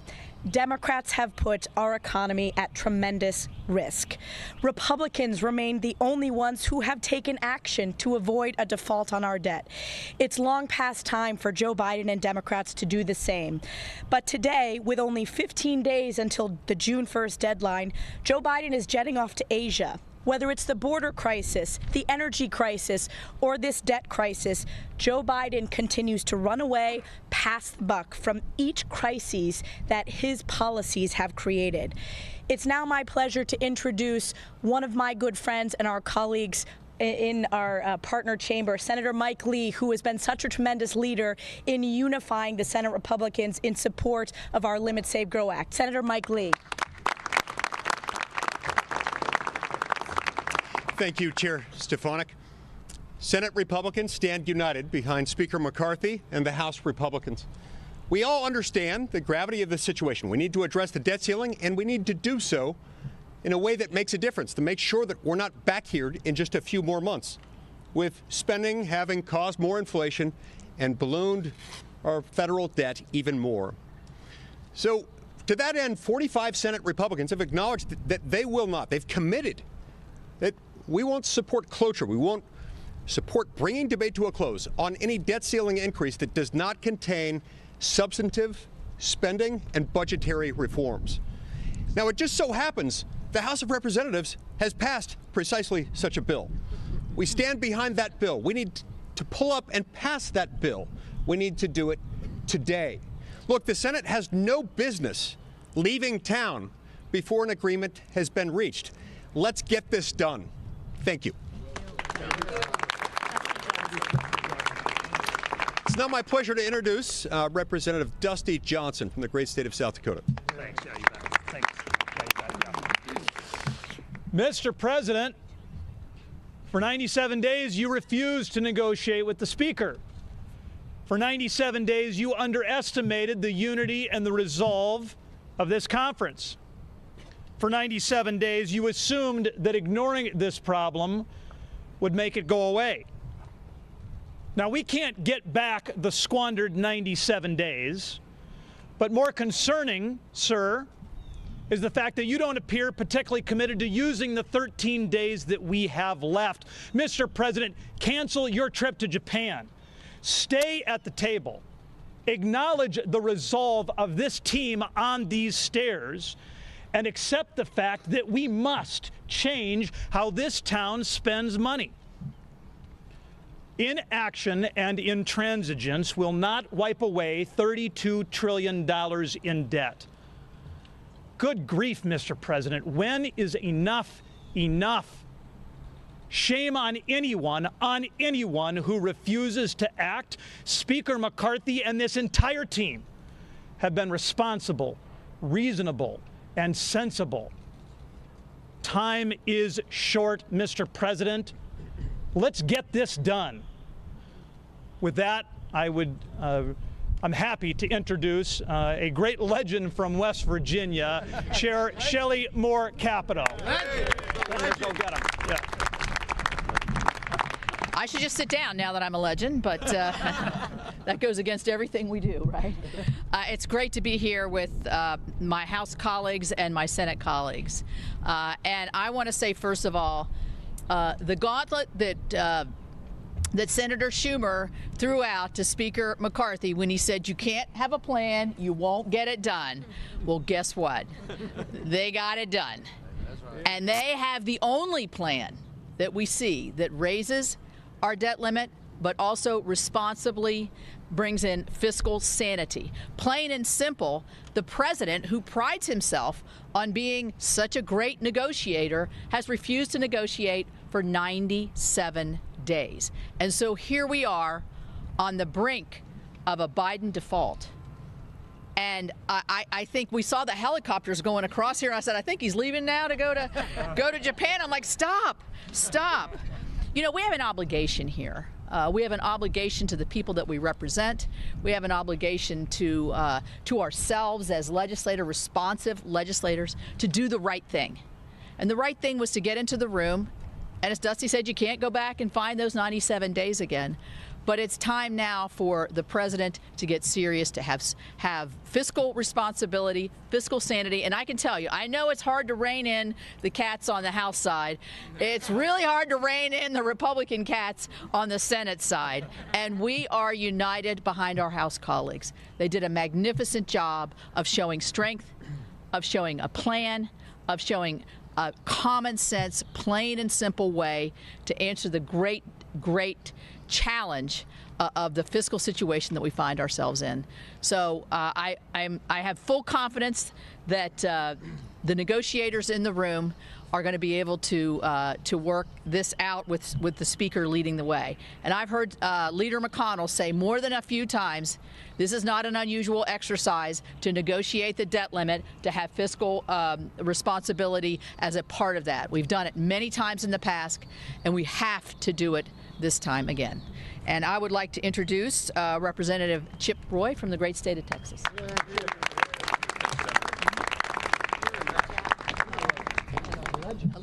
So this is what the west side of the Capitol looks like. Mr. Speaker, thank you. Thank you to the senators who came over.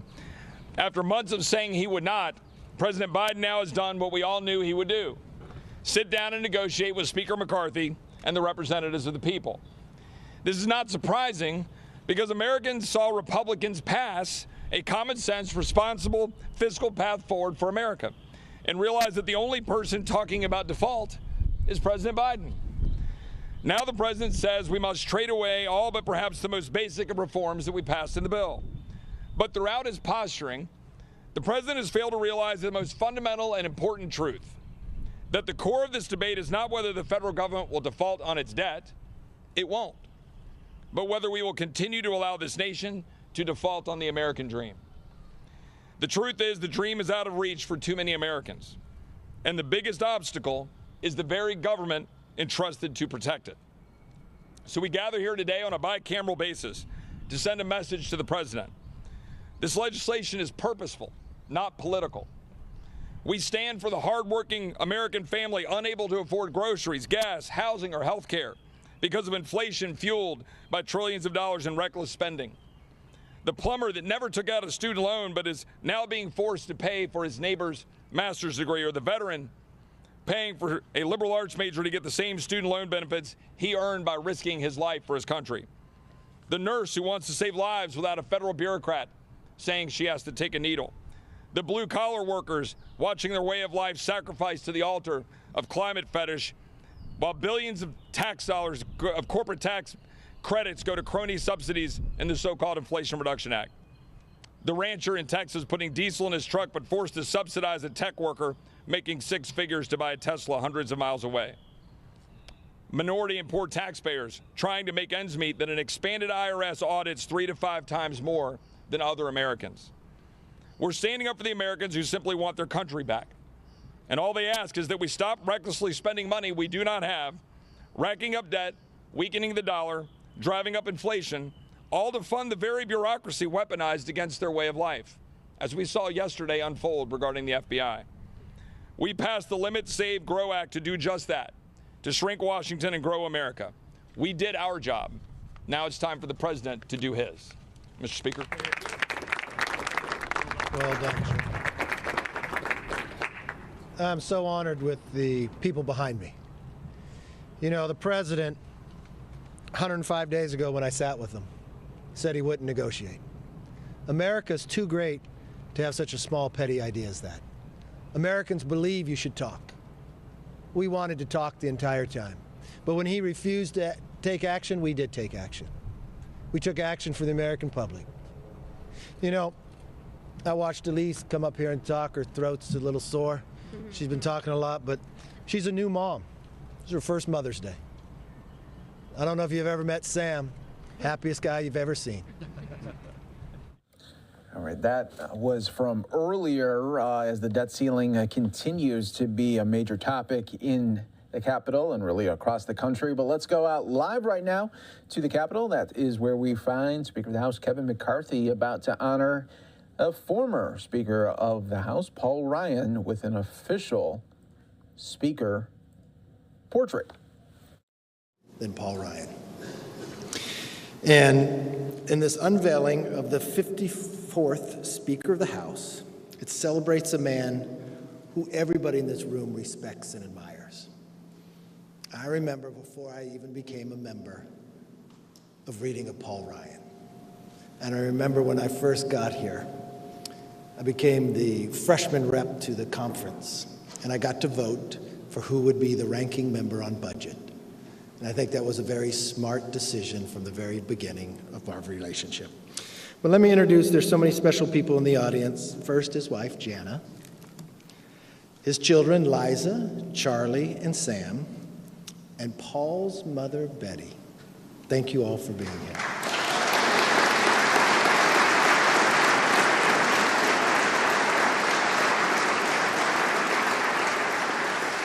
This might be a portrait of Paul, but thank you for all your sacrifices. I spent a lot of hours with him, and it doesn't look like it, but even in the gym. And he would speak of all of you all the time. And you made his job a little easier, but you made him accomplish a great deal by your sacrifices, so thank you. A few little known facts about Paul. His first job was not at McDonald's. It was for a campaign volunteer. He was placing a few yard signs when he was studying at Miami of Ohio for a local candidate for Westchester who'd never run for Congress before. That guy won, and he actually became Speaker too, Speaker Boehner. He put the yard signs up right?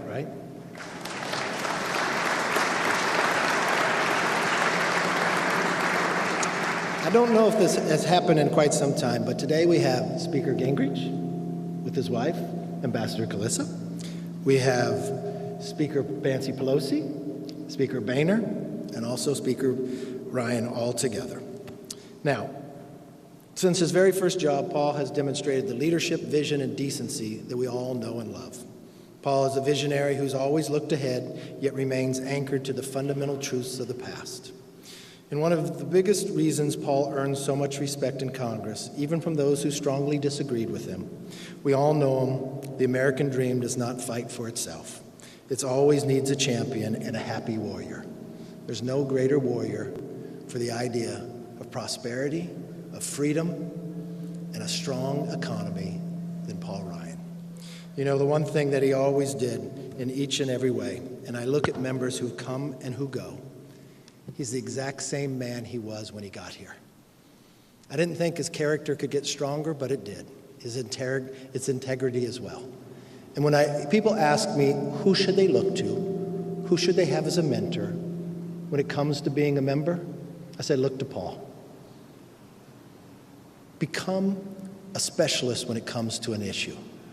But never forget your family, never forget your values, and never be fearful to lead.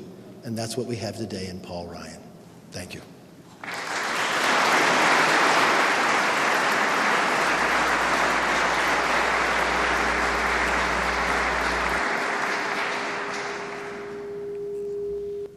Ladies and gentlemen, please stand for the presentation of the colors by the United States Capitol Police Ceremonial Unit. The singing of our national anthem by vocalists from the United States Army Band, Pershing Zone, and the retiring of the colors.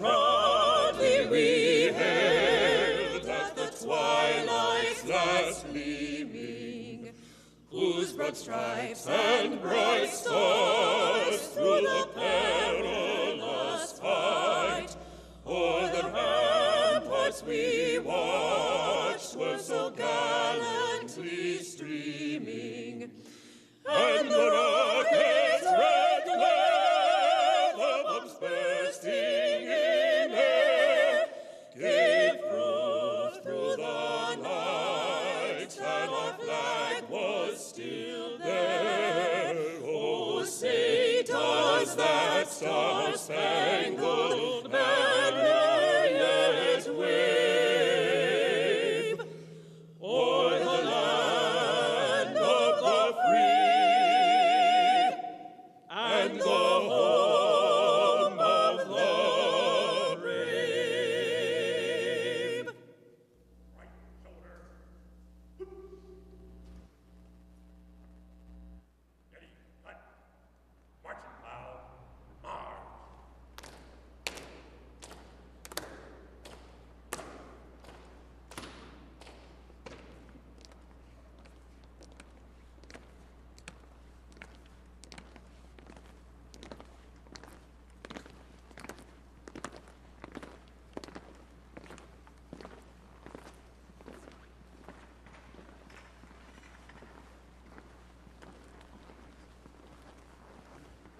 Ladies and gentlemen, please remain standing for the invocation delivered by the Very Reverend Paul Aranze, pastor of St. John Vianney Roman Catholic Church in Janesville, Wisconsin.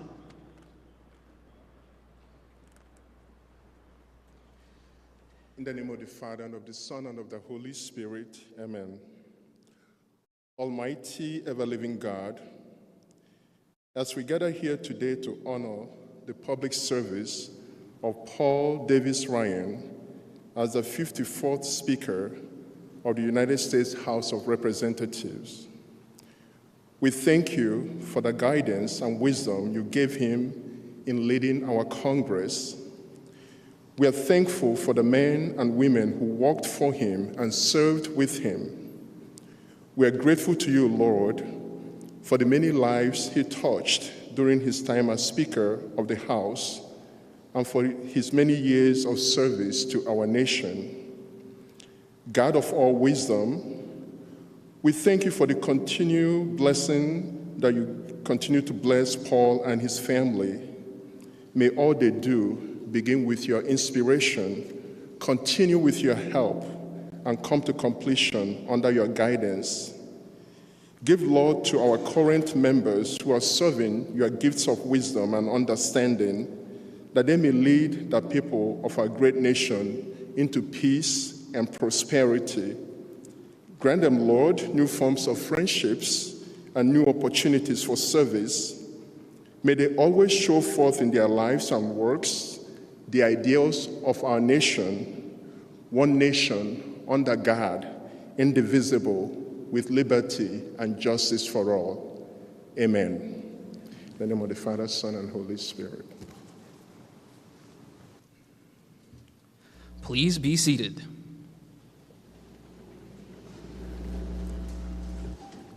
Ladies and gentlemen, the Honorable Hakeem Jeffries, Democratic Leader of the United States House of Representatives.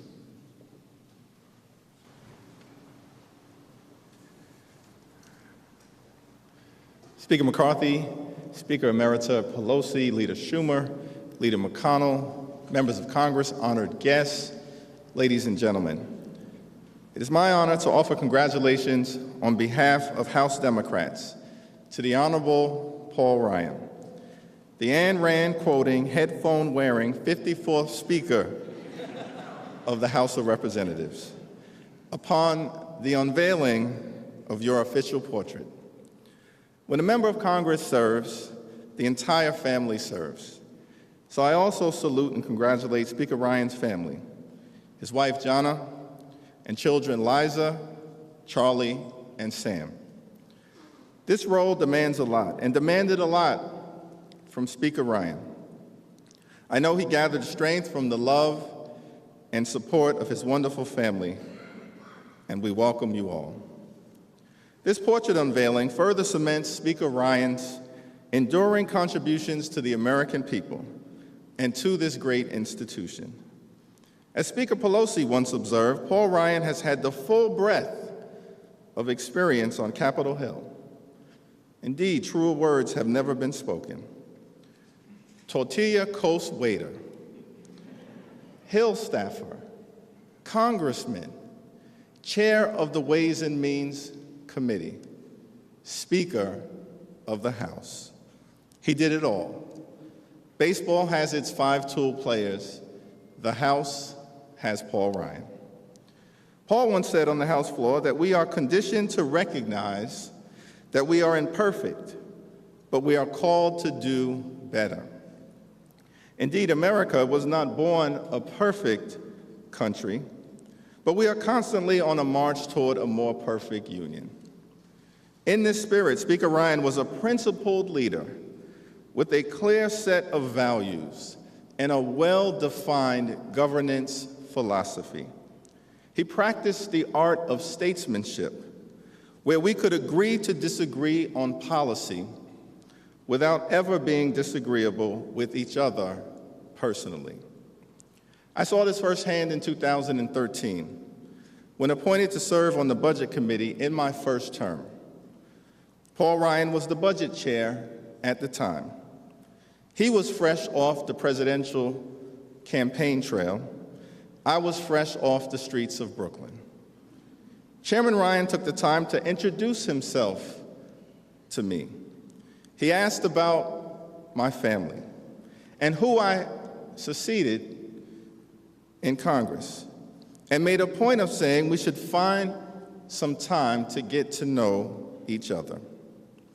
It was a meaningful moment a few weeks into the start of my congressional journey, and a small gesture that meant a lot to me as I was trying to find my place in the people's house. Paul Ryan is a good man, a family man, a principled man, a thoughtful man, a hardworking man, a Janesville man, and a Green Bay Packers man.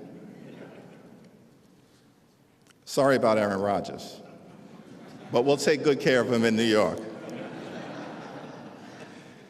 In his farewell address to the Congress, Speaker Ryan stated, "The ultimate proving ground of politics is truly making a difference in people's lives." Speaker Ryan served in these halls and made a difference.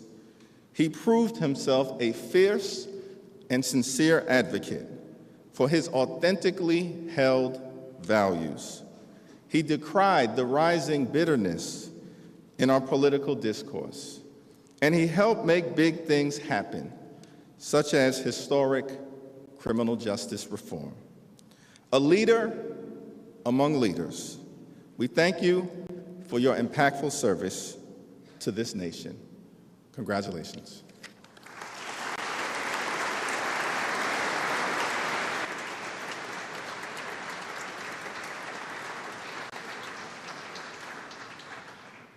Ladies and gentlemen, the Honorable Mitch McConnell, Republican leader of the United States Senate.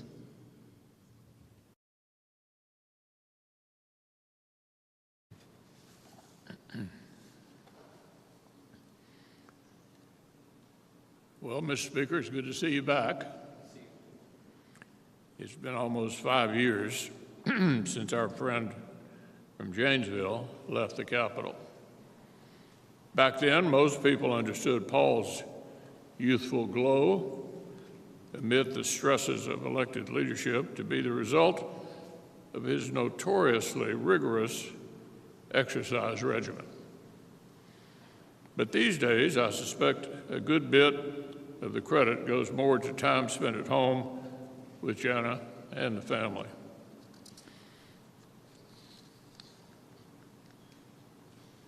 I remember calling then Chairman Ryan back in late 2015, try to convince him to take on the speakership. It was clear to pretty much everyone. All right, we will get back to Capitol Hill a little bit later, but as you can see, I want to go out live right now to D.C., getting an update on a high school parking lot shooting that happened. Update you all, provide an update on an incident that we had here today in the 4400 block of Iowa Northwest. Shortly around 2:24 p.m. today, MPD received a call for service for a shooting that occurred on the parking lot over at the school campus. Upon arrival, our officers responded arrived on the scene, and they located a 17-year-old child in the parking lot suffering from one gunshot wound to his body. The child was subsequently transported to a hospital, a local hospital here in Washington, D.C., where he was pronounced deceased. What we do know in reviewing limited video, again, this is preliminary, this is a preliminary statement that I'm giving you right now, is that there was some sort of altercation on that parking lot. Shots were fired on that parking lot. We do have one gun that is on the parking lot. At this point, we don't know how it is associated with the shooting. Our homicide units are on the scene investigating. There's still a lot of video that we have to go through. There are witnesses that we need to talk to. The schools right here in the immediate vicinity were placed on lockdown at about 2:30 this afternoon, and that was lifted right around dismissal time at 3:30. Our school resource officers coordinated with the principals of the schools right here in the area to ensure that the parents were notified of what was going on and that the school was on lockdown. Also, where they could pick their child up. We coordinated dismissal with the schools. At this point, I don't have much more to give you, but we surely will take questions. I surely will take questions, but as this investigation progresses and we get more information, we will update you on what we have. What we are asking is, because there were other people on the scene, if you've seen anything, saw anything, please call us at 50-411. You can text us anonymously, or you can call us on 202-727-9099. We actually really need to hear from those people that were on this scene today so that we can bring justice to this family that lost their loved one today. And I want to sincerely offer my condolences to this family on the loss of their young one today. 17-year-old, was he a student at DCPS? He was a student, yes. At one of these? At Roosevelt? Yes. He was Roosevelt? Yes, sir. Yes, Sam. Are you looking for a vehicle connected to the shooting? In this moment, we have the vehicle that we were looking for, that we saw on video. We have made contact with the driver of that vehicle. Another witness, when I first arrived, told me that he saw 3 young men running from the area, some running down Georgia Avenue. Is that connected to this? So we're investigating. We're still in, as I said, we're in the preliminary stages of this investigation. There are folks that were in the area that have valuable information that will progress the investigation, and all of the information that we have and we will receive, we will follow up on that.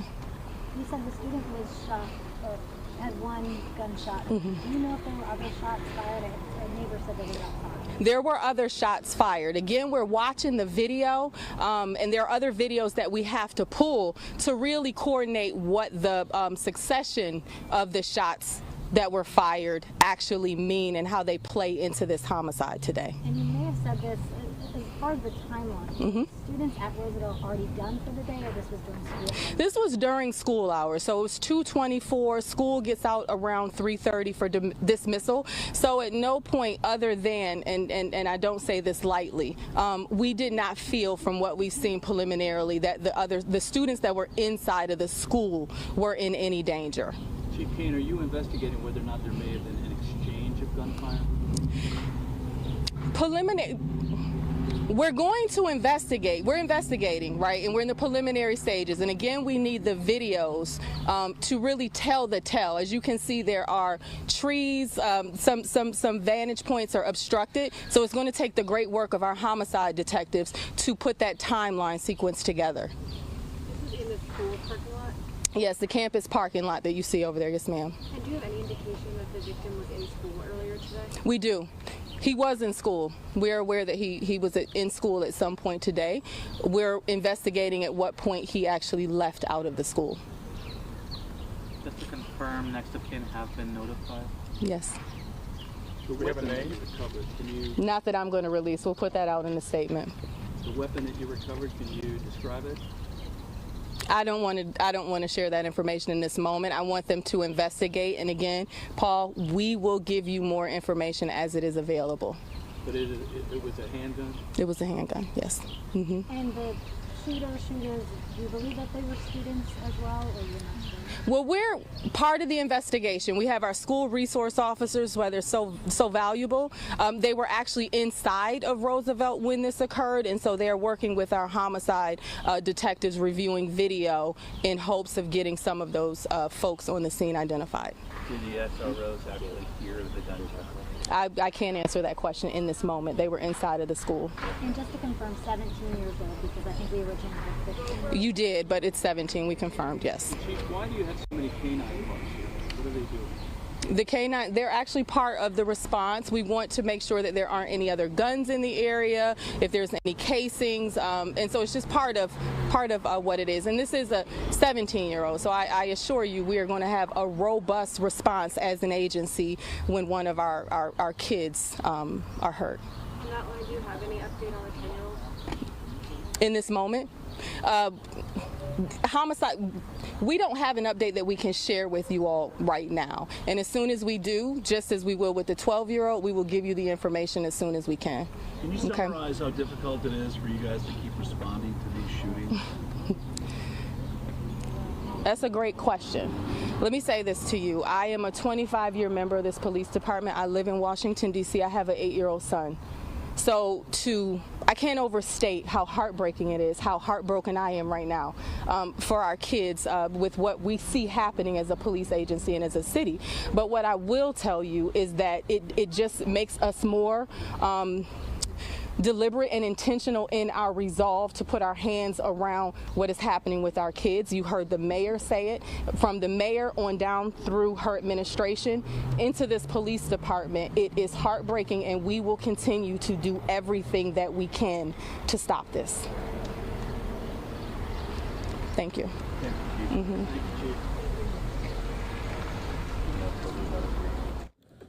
And that is the update there from police. 17-year-old shot and killed today in a parking lot of a school there in D.C. as right now police still looking for more information and more witnesses regarding this situation there. But that was the latest and first update there from police in D.C. All right, everyone, we're going to take another quick 2-minute break. When we come back, we'll keep you actually in D.C. for this event that is happening at the Capitol. You see Speaker of the House Kevin McCarthy about to honor a former Speaker of the House, the pride of Janesville, Wisconsin, Paul Ryan, coming up next.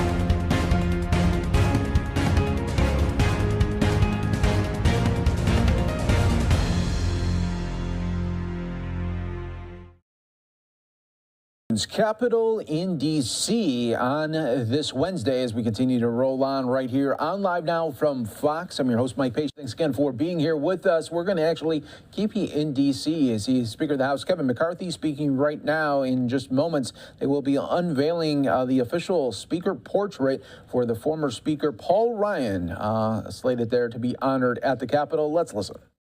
Worthy cause, no matter the setbacks. You know, in the gallery of speakers, Paul's portrait will represent his many accomplishments. But I want you to remember this. A portrait lasts a long time, but a legacy of change lasts far longer. That's what Paul achieved.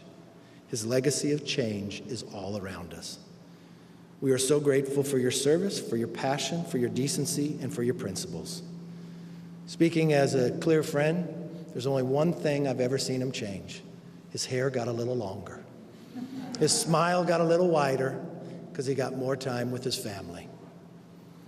And I think America, I know, is a lot better for your service. Thank you for that. Now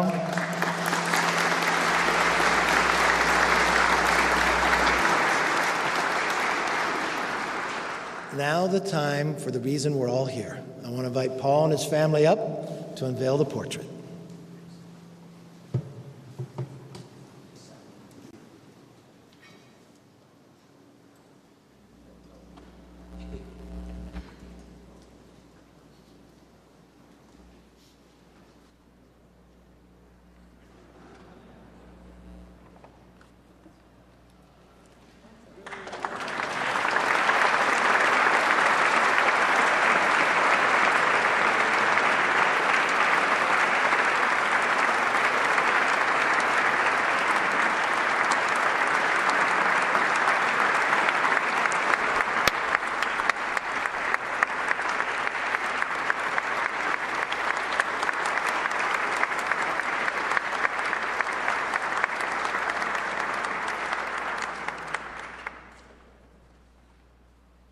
Ladies and gentlemen, the Honorable Paul Ryan, 54th Speaker of the United States House of Representatives.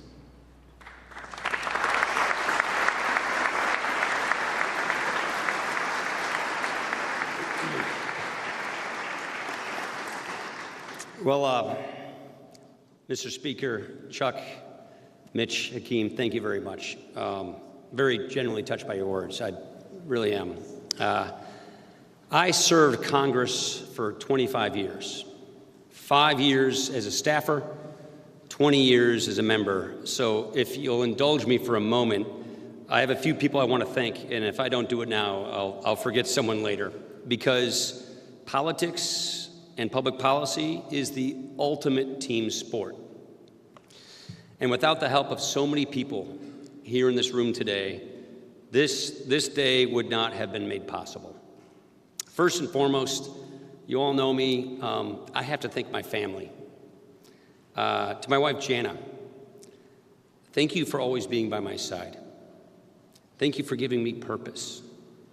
Thank you for always being a sounding board, for sacrificing all those days and years while I was in D.C., and for allowing me to serve my hometown for 20 years. I'm so grateful to have been on this journey with you. Thank you.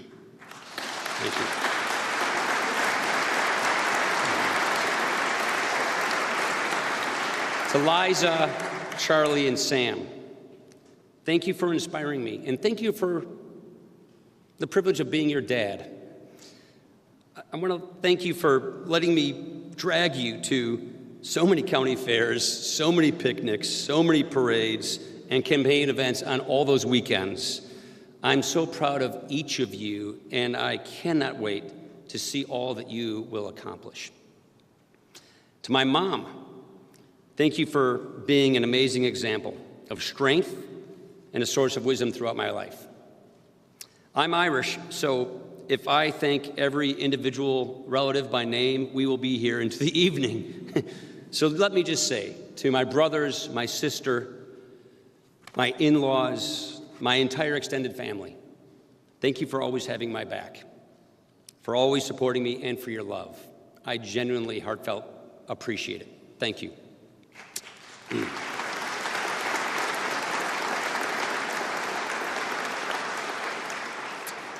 To my staff, specifically my personal office staff in Washington and Wisconsin, my political team, my committee staff, and the Speaker's staff, it was an absolute honor working with all of you.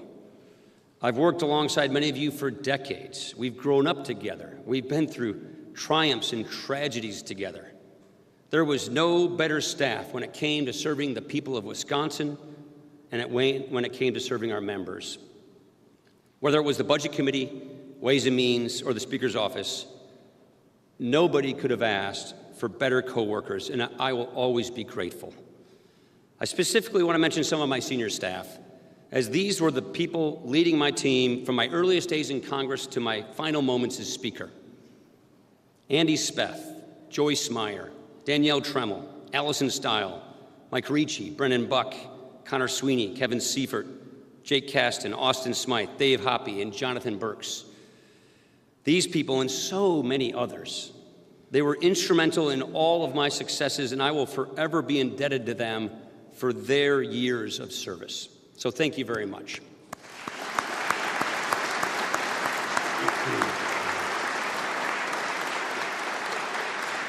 I want to thank my predecessors. Former Speakers Gingrich, former Speaker Pelosi, former Speaker Boehner. Thank you for setting an example for others to follow. I very much appreciate that. And I really want to acknowledge the Capitol Police, specifically the members of our security detail. The Capitol simply does not function without the dedication and the sacrifices of these brave men and women. So thank you for keeping my family, my colleagues, and this institution safe. Thank you very much.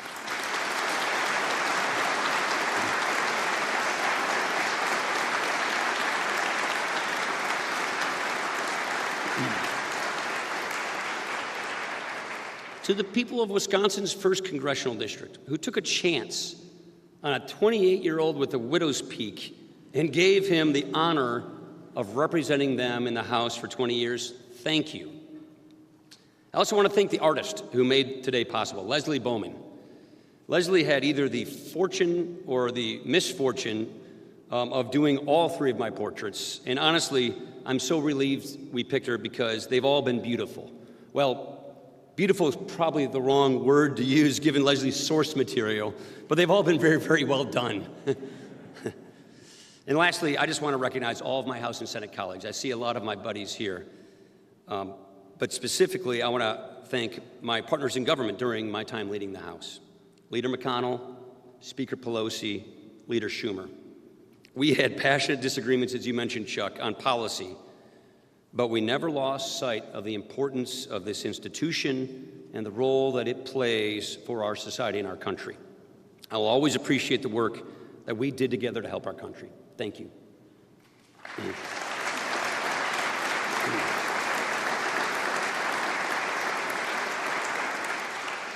I'm not very nostalgic. I'm not one who typically looks backwards, but when I drove in here today, I was thinking about back to my very first day as an intern here at Capitol Hill. I arrived in Washington, D.C. as this wide-eyed kid from Janesville, Wisconsin, with a love of supply-side economics and a reverence for Ronald Reagan, who grew up just an hour down the Rock River downstream in Illinois. Up until that point, I was hoping maybe I would become an economist at like R.W. Baird in Milwaukee.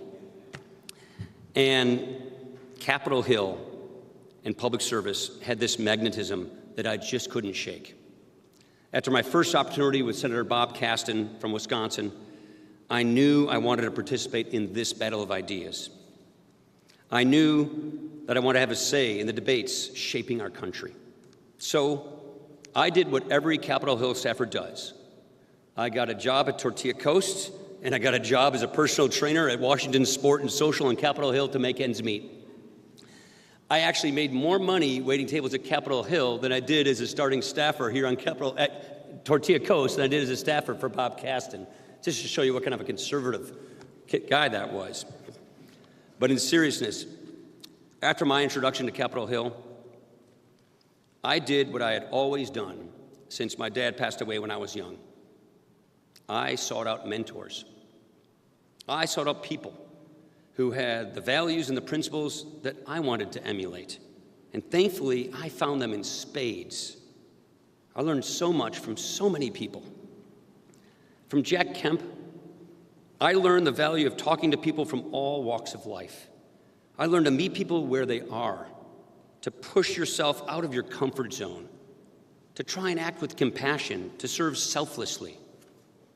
From Pete Wainer and Bill Bennett, I learned the foundations of conservatism, and I learned the importance of having a moral compass that guides your beliefs in your daily life. From Bob Woodson, I learned that there are amazing stories of transformation that are happening every day in our country if only our eyes are open to those transformations. From Sam Brownback, I learned that the House is indeed a whole lot more fun than the Senate. Just saying. There are so many other examples, but to a person. My mentors inspired me to think critically. They inspired me to see the other side of an issue, to really dig into the big policy fights, and to always strive to be a better person and a better leader. These individuals, they also inspired me to run for Congress. They believed in me, they showed me the ropes, and they gave me the courage to run for office at age 28. And now, running for Congress at 28 is as crazy of an idea as it sounds. My first campaign was a family affair in every sense of the word. My brother posted yard signs, my sister-in-law managed volunteers, my mom was our scheduler, and my extended family in Janesville was essentially my campaign staff. And with 67 cousins in Janesville, that is a lot of free labor. No pundit gave me a chance. No pundit thought I had a chance of winning. But the people of southern Wisconsin, they took a risk on me, and I will forever be humbled that they did. When I got to Congress, I knew from the start that I wanted to tackle big issues: our debt, our social safety net, our tax code. And the longer I spent in Congress, the more I came to understand that real leaders don't simply say what they are against. They show what they are for. I also came to understand that the minority, I was telling this to Hakeem earlier, the minority wasn't solely for opposing the majority, but it gives members a chance to propose ideas and to build support for them. So, in 2006, I put out a roadmap for America's future. It had something like 8 co-sponsors in its first iteration. The NRCC told everybody, stay away from this thing. But I went around my district with a PowerPoint and explained our looming fiscal crisis to my constituents. I explained it to my colleagues. I explained it to all the various groups in town. I explained it again and again and again until I was blue in the face. And as the years rolled on, we refined the proposal and gradually made the case for these types of budgetary reforms. Eventually, we passed a balanced budget resolution 4 years in a row in the House. To me, it's the clearest example that if you lead with ideas, make the case for them over and over, take feedback to heart, and stay persistent, you can move the needle on public policy. But building a consensus on budgetary issues just within my own party, that was just a part of my journey on Capitol Hill. In any good journey, there are some unexpected twists and turns along the way. And as I look out and see my friends, Mitt and Ann Romney, I'm reminded of those 88 days in 2012 that turned us into lifelong friends and bonded us together. That period in my life is one I'll always look back on fondly, as I got to see the love people have for this country, their belief and their optimism in our nation's potential. It's amazing what a national campaign can do to open your eyes to the whole of our country. I recommend it to everyone. And after that campaign ended, I genuinely thought about leaving Congress. I genuinely thought about taking more of a political track. It's tough to rebound from that kind of a loss. Those aren't fun losses. But I decided that if I was going to come back in 2012, come back to Congress, I wanted to make my time count. I wanted to be a good legislator. Thankfully, John Boehner gave me a waiver to stay leading the Budget Committee, which allowed me to work with Senator Patty Murray on a bipartisan budget agreement and with a bipartisan group of members on an immigration reform plan. You were one of them as well. And after the 2014 elections, I finally saw that the job that I had wanted for decades, the chairman of the House Ways and Means Committee, was in reach, and I grabbed it with both hands. You have to understand, I've always been a policy guy, particularly when it comes to the tax code. So this was like a mountain climber reaching the top of Mount Everest. It was everything I'd been working toward, and I finally got it. And then, after 9 short months of running the Ways and Means Committee, John Boehner dropped his bombshell that he was retiring the day after the Pope came and blessed us with his visit. So as all of you know, the speakership was not a job that I sought, but it was one that I was honored to do. To be elevated by my colleagues was a tremendous honor. And for them to do so on the condition that we would offer a bold policy agenda to the country was equally encouraging. You know, people say Congress doesn't get much done, but I am proud of all that was accomplished between 2015 and 2019. I believe our record will stand the test of time. We passed over 1,200 bills in 2 years, and most of them were bipartisan. We fixed the VA. We dealt with opioid addiction. We funded cancer research. We rethought how to better fight the war on poverty. And we reformed our tax code for the first time in a generation. The Tax Cuts and Jobs Act was an initiative that I had worked on for literally decades. Tax reform was my white whale because I believe in the principles of economic growth. I believe in opportunity and upward mobility. I believe that America can compete with anyone in the world if we give ourselves a fair chance. And that's what we did with tax reform. We created the conditions for another great American century. The other 2 white whales that got away were passing immigration reform and solving the upcoming debt crisis. If and when we fix that, and I do urge you to fix that, I'm confident that America will be assured of another great century. When you're the Speaker, all these policy wins really matter. But even for a policy wonk like me, I came to learn that they are not the most important part of the job description. When I took the job, I don't know if you remember this, the last words that John Boehner said to me were, "Your job, Ryan, is to protect this institution. Don't forget that." Those were words that I took to heart, and they guided me every single day since then. When you are the Speaker, you develop an even deeper reverence for this building and this institution of Congress than I could have ever imagined. You come to understand that part of your job is to safeguard and preserve this historic institution during your particular moment in time. Being Speaker was never about me. It was about leading this institution in a way that honored the legacy of our founders and honored the legacy of those who sacrificed so much so that our freedoms would endure. And that is how I always tried to conduct myself. Our legislative branch is so special. It's really, really quite unique. There's simply no other system of representative democracy quite like it. It's so beautiful in its deliberate design, and it's so important to the American people. Amid all of this cynicism and all of this polarization, we can never lose sight of the fact that as members of Congress, as leaders of Congress, we serve a greater good. We serve our constituents. We are here to solve problems, to passionately debate issues, and to keep America moving in the right direction.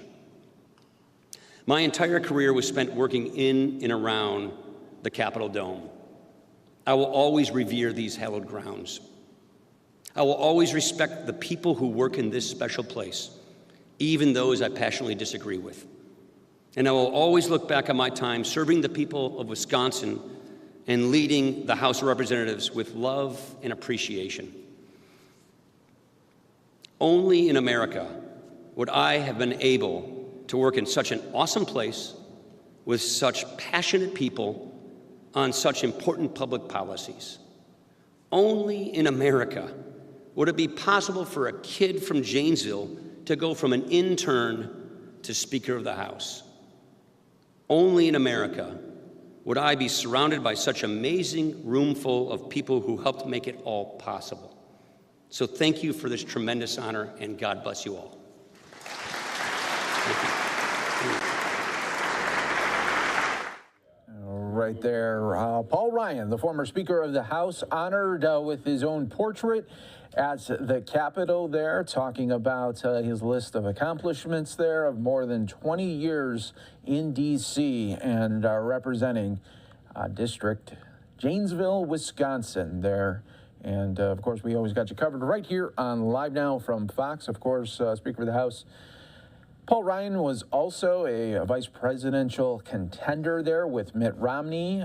They did fail at that effort, and as Barack Obama did win re-election back in 2012. You're watching Live Now from Fox, everyone. We are going to take a 2-minute break here. Coming up a little bit later, I just wanted to continue to kind of give you looks at what we are seeing right now across the country. Still that Capitol shot as well. But coming up in just moments, we will be getting an update on the latest there, the Philadelphia inmate that was captured earlier, and we will have full coverage for you on that. In the meantime, just want to play out just a brief briefing that happened earlier to kind of set you up for this live interview that we will do with our friends at Fox 29 in Philadelphia coming up in just a little bit.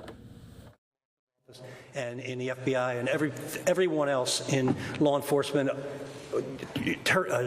Pennsylvania Attorney General's office, they always have our back, whether it's this situation or it's stuff dealing with drugs and guns. I just want to thank them because they're making our city much safer, and I appreciate you. Thank you. Deputy Commissioner Bernard.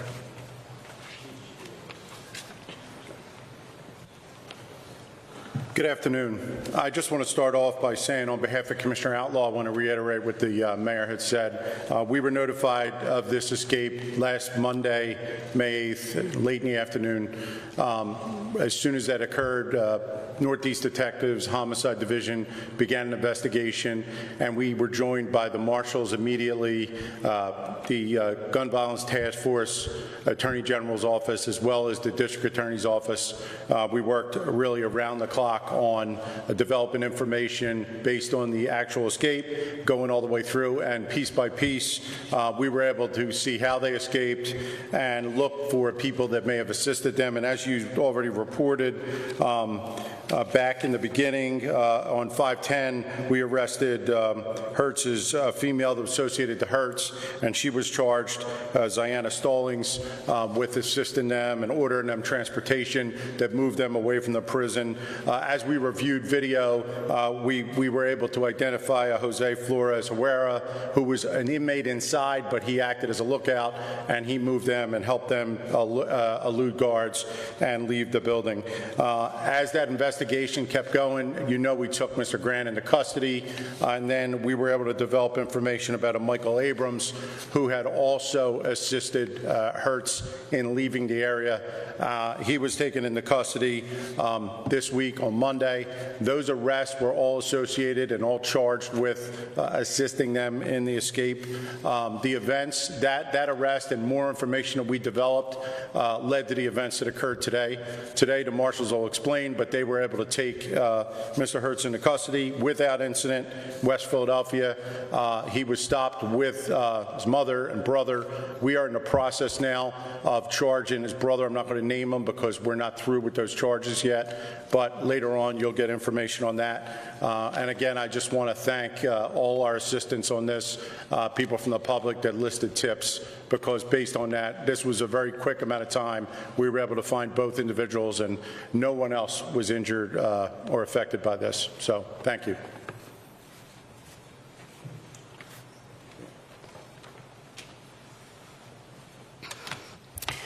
Good morning.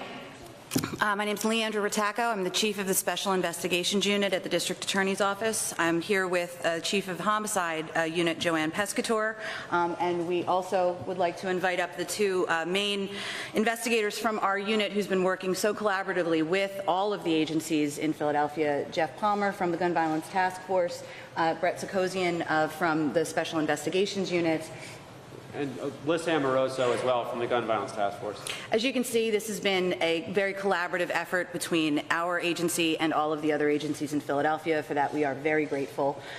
We have been able to put this information together. It's flowed very quickly, and as people have been working basically around the clock, and we are very pleased that these escapees and their conspirators have been arrested without incident. As far as the additional investigation, it is ongoing, and as a result, there is little that I'm going to be able to share today about other steps that we are going to be taking, but I can assure the public and the press that this is going to be an ongoing concern with the District Attorney's Office and police, and we will be able to update as soon as we can.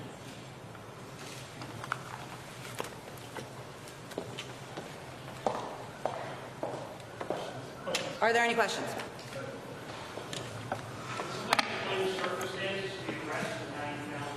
I'm sorry, could you repeat that? Circumstances of the arrest and how you found it. I would have to point that to the marshals. Hey, good morning, everybody. My name is Robert Clark, Supervisory Deputy for the U.S. Marshals, Eastern District of Pennsylvania Biocrimes Fugitive Task Force. Like I stated this morning, the Marshal Service is proud to announce after 10 days we were able to take Amin Hurst into custody this morning in the 6100 block of Washington Avenue. The arrest comes after an aggressive night of negotiations with family members, whereas numerous deadlines were missed to turn Hurst in. So at approximately 0600 this morning at first light, we decided to take an enforcement action. That enforcement action, including setting surveillance teams up on residents we believe Hurst to be presently in. At around 8:30 this morning, we identified Hurst coming out of a house on the 6100 block of Washington Avenue and enter a vehicle with two family members. At that time, a vehicle containment was conducted as the vehicle tried to pull off the block, and Hurst was identified and taken into custody without incident. We just wanted to reiterate here, over the past 10 days, we've made 2 arrests, 2 escapees, and 2 other people who were culpable in the escape. And for all 4 arrests, we're proud to announce not one iota of force was needed. It was, that we attribute that to the training that the Marshal Service gives, to the knowledge of our investigators, to the experience, and it's something that we take pride in, that in 10 days we were able to get 2 escapees in custody without any use of force. I said it this morning, we want to thank the media, we want to thank the public. This is a manhunt that expanded 10 days, 3 states to include Pennsylvania, Delaware, and New York.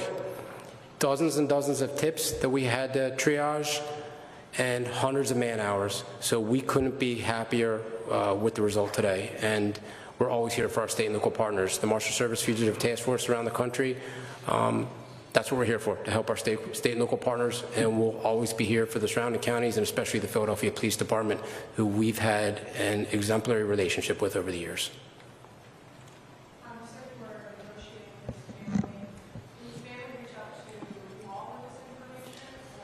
So we had interviewed the family members during the course of the investigation, and we received a phone call early yesterday evening stating they wished to surrender Mr. Hurst.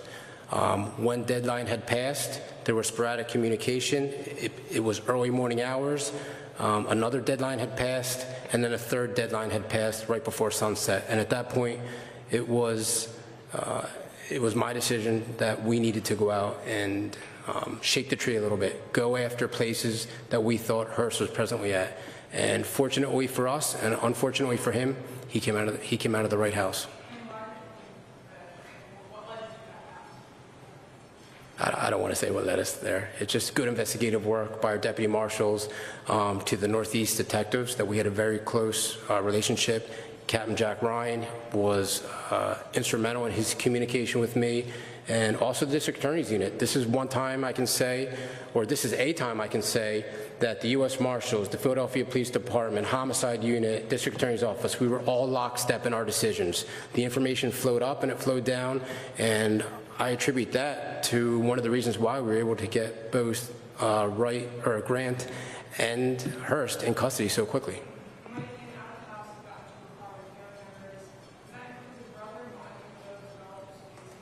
one of those family members was the brother, and I believe, I'll just say one of the family members was the brother. I didn't know if we revealed anything as far as charges or what's happening with him, but one of his family members was the brother.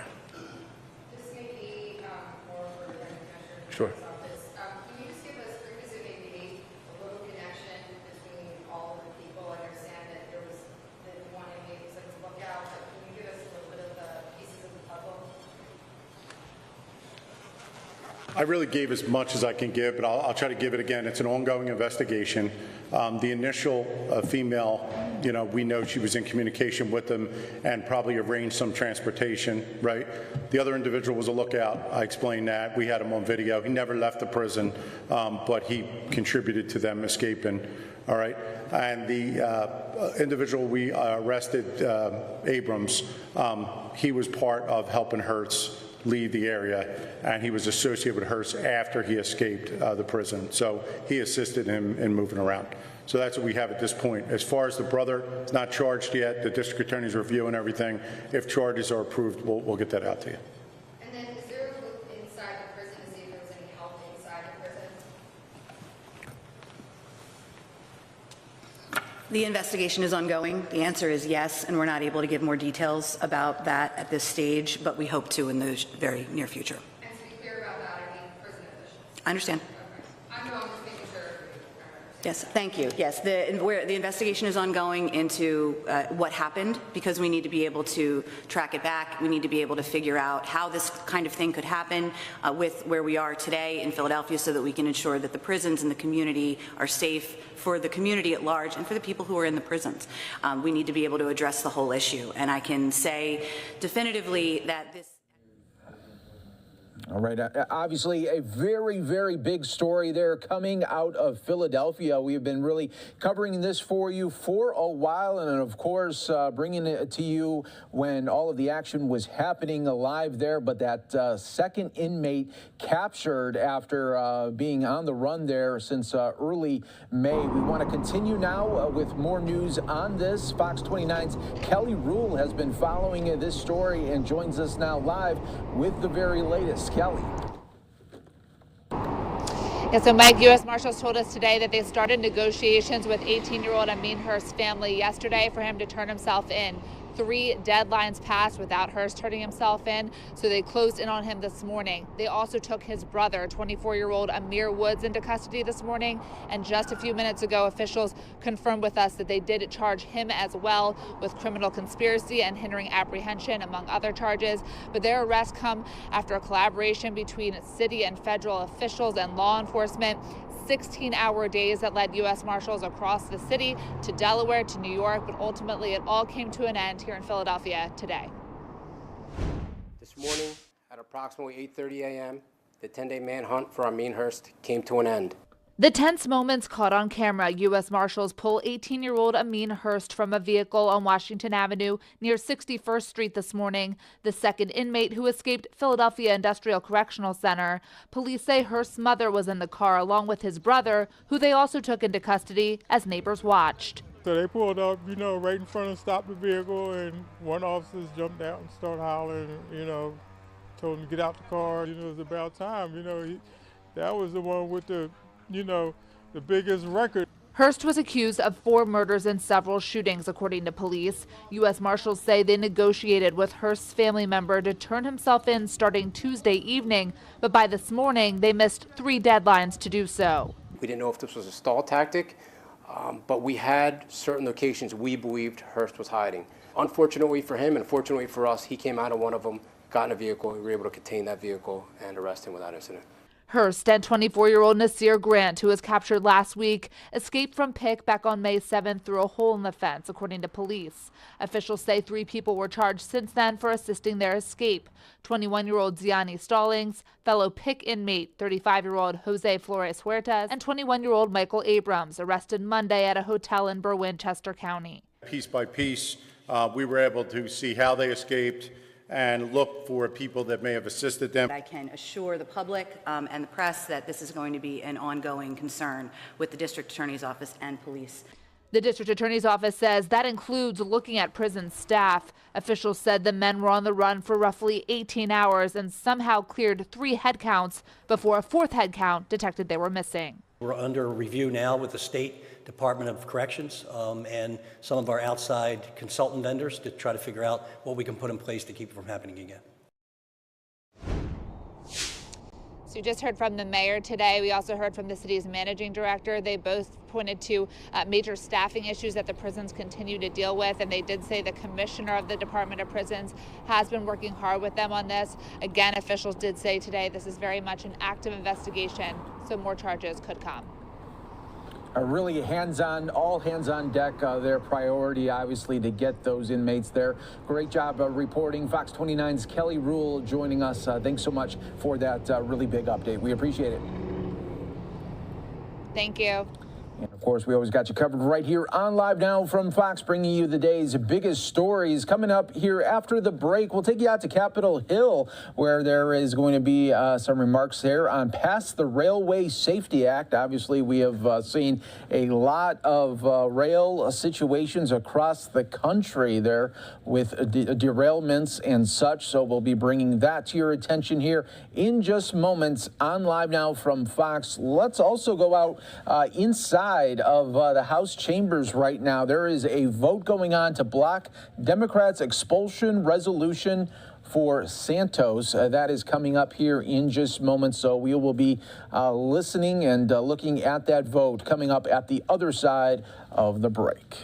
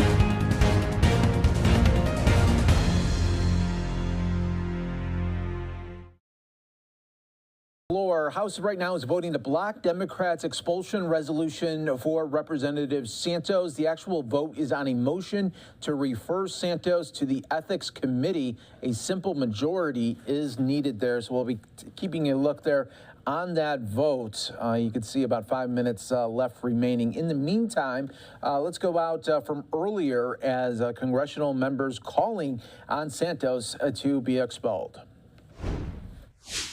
And the untruthful statements that he's given, obviously, to his constituents and us here, but that would take all day. Now, in just this last week, of course, his unethical behavior has been shown to light, and we've seen even more of it. We know that the United States Attorney for the Eastern District of New York indicted Representative Santos on 13 federal charges, 7 counts of wire fraud, 3 counts of money laundering, 2 counts of materially false statements, and 1 count of theft of public funds. And if that wasn't enough, Representative Santos actually confessed to theft and fraud in Brazil. Just last week, confessed to using a fake name and a stolen checkbook, And that small businessman was robbed, of course, and was forced to pay out of pocket. And to settle the criminal charge, Representative Santos has agreed to make payment to avoid further prosecution, criminal prosecution. So he's already admitted to lying and defrauding. He is an embarrassment to the House and to the country. People want better from us, and they want honest and ethical government. We know that in this House, we receive classified briefings, and George Santos should not have access to our country's most guarded secrets. Now, last week, the House voted on legislation regarding unemployment fraud, and he voted for it while standing accused of unemployment fraud. It's a time to restore this body to what it should be, a beacon of democracy, freedom, and truth. Remember, we all filed, this group, the resolution 3 months ago, even before this last group of charges. Now, with power comes great responsibility, and the representative from New York has clearly no interest in the public good. And we should not refer this matter to the Ethics Committee. This resolution is already there. Now, every Republican should stand up and join us to defend this body and expel George Santos. And with that, I'd like to yield over to my time and give Representative Dan Goldman a chance to say some remarks. Thank you, Congressman Garcia, and thank you for leading this effort that is long overdue to expel George Santos from the Congress. We should not be in a body where criminal law concepts of due process dictate whether or not someone belongs here. The measure of whether someone deserves to be a member of Congress is not merely whether they are a criminal or not. George Santos has admitted to lying to deceive his own voters to become a member of Congress. And a number of those lies were then included and confirmed in the indictment last week. We hear right now from our Republican colleagues a lot about due process.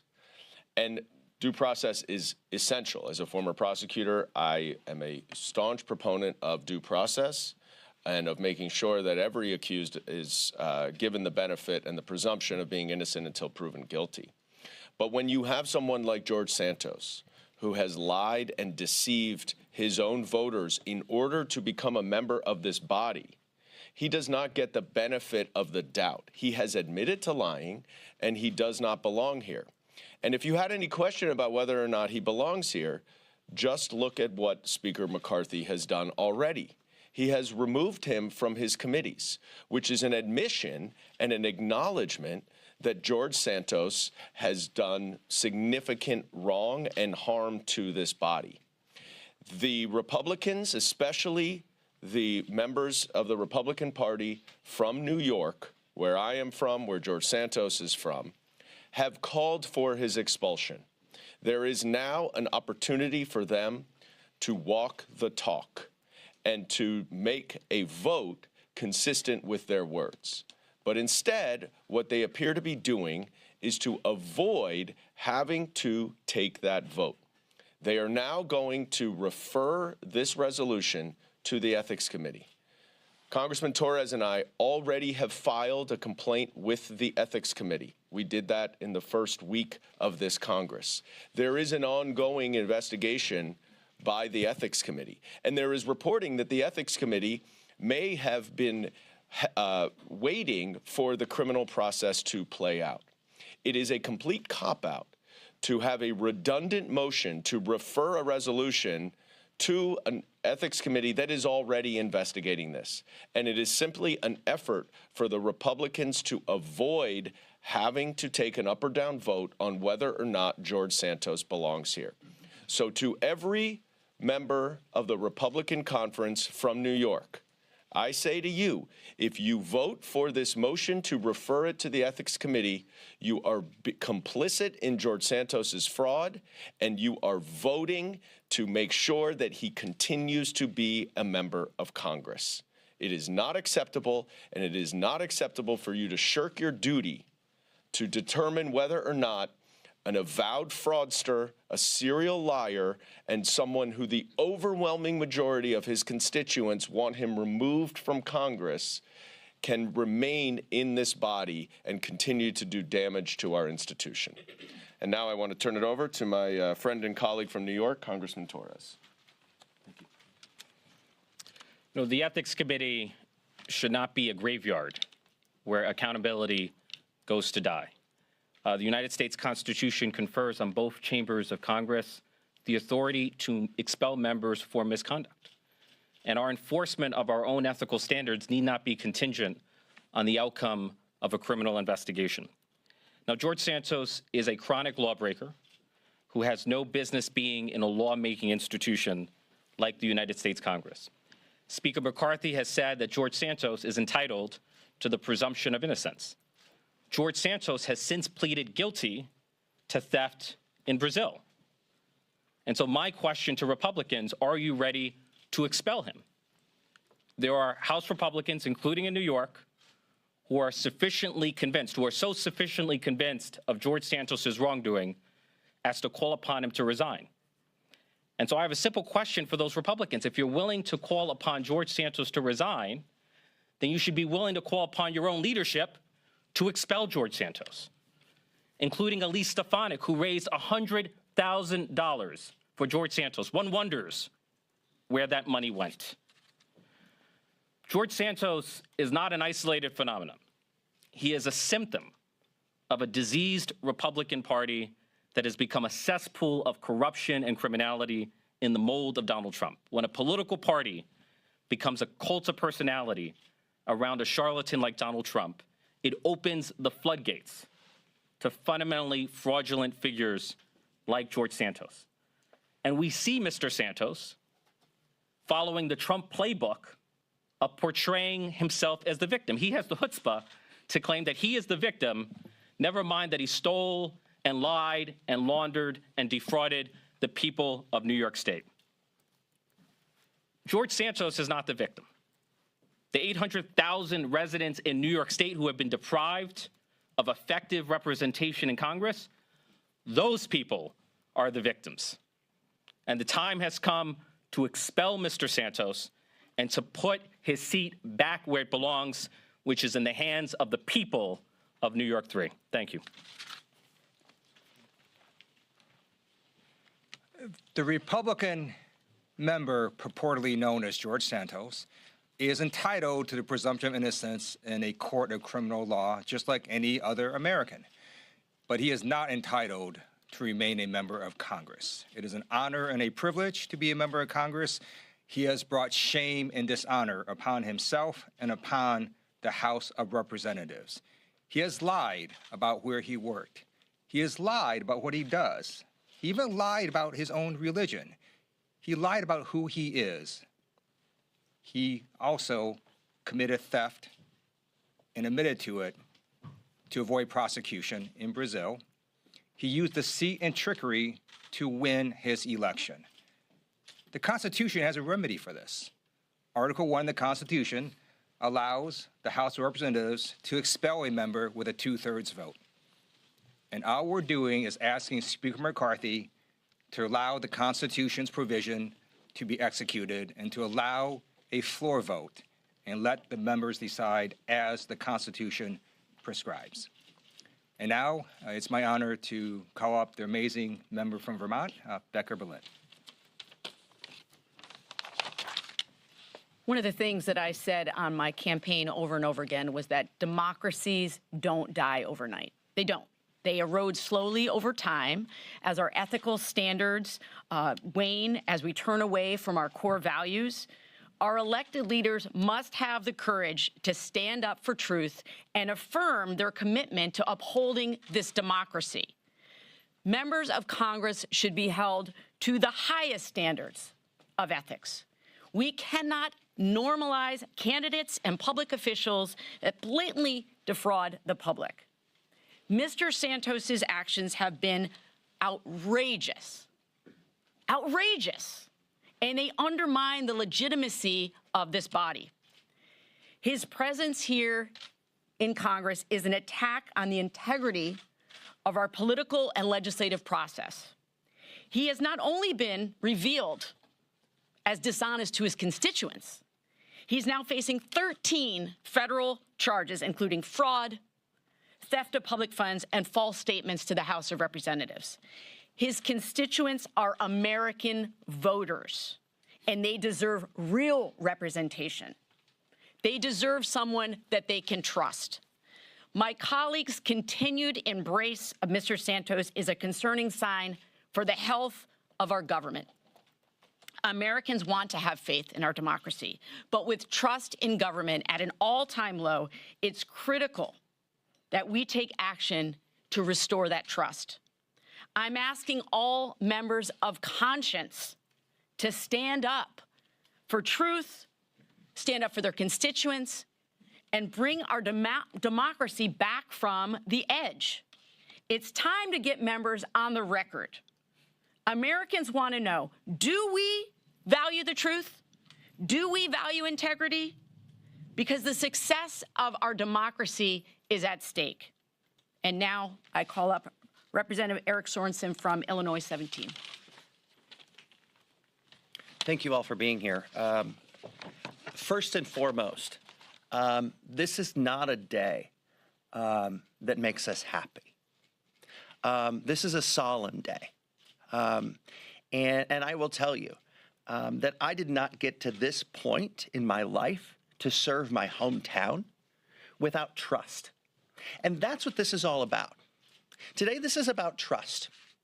Too many times when I go and talk with people in my district, I hear that Moline, Illinois is just so far away from Washington. We feel disconnected today.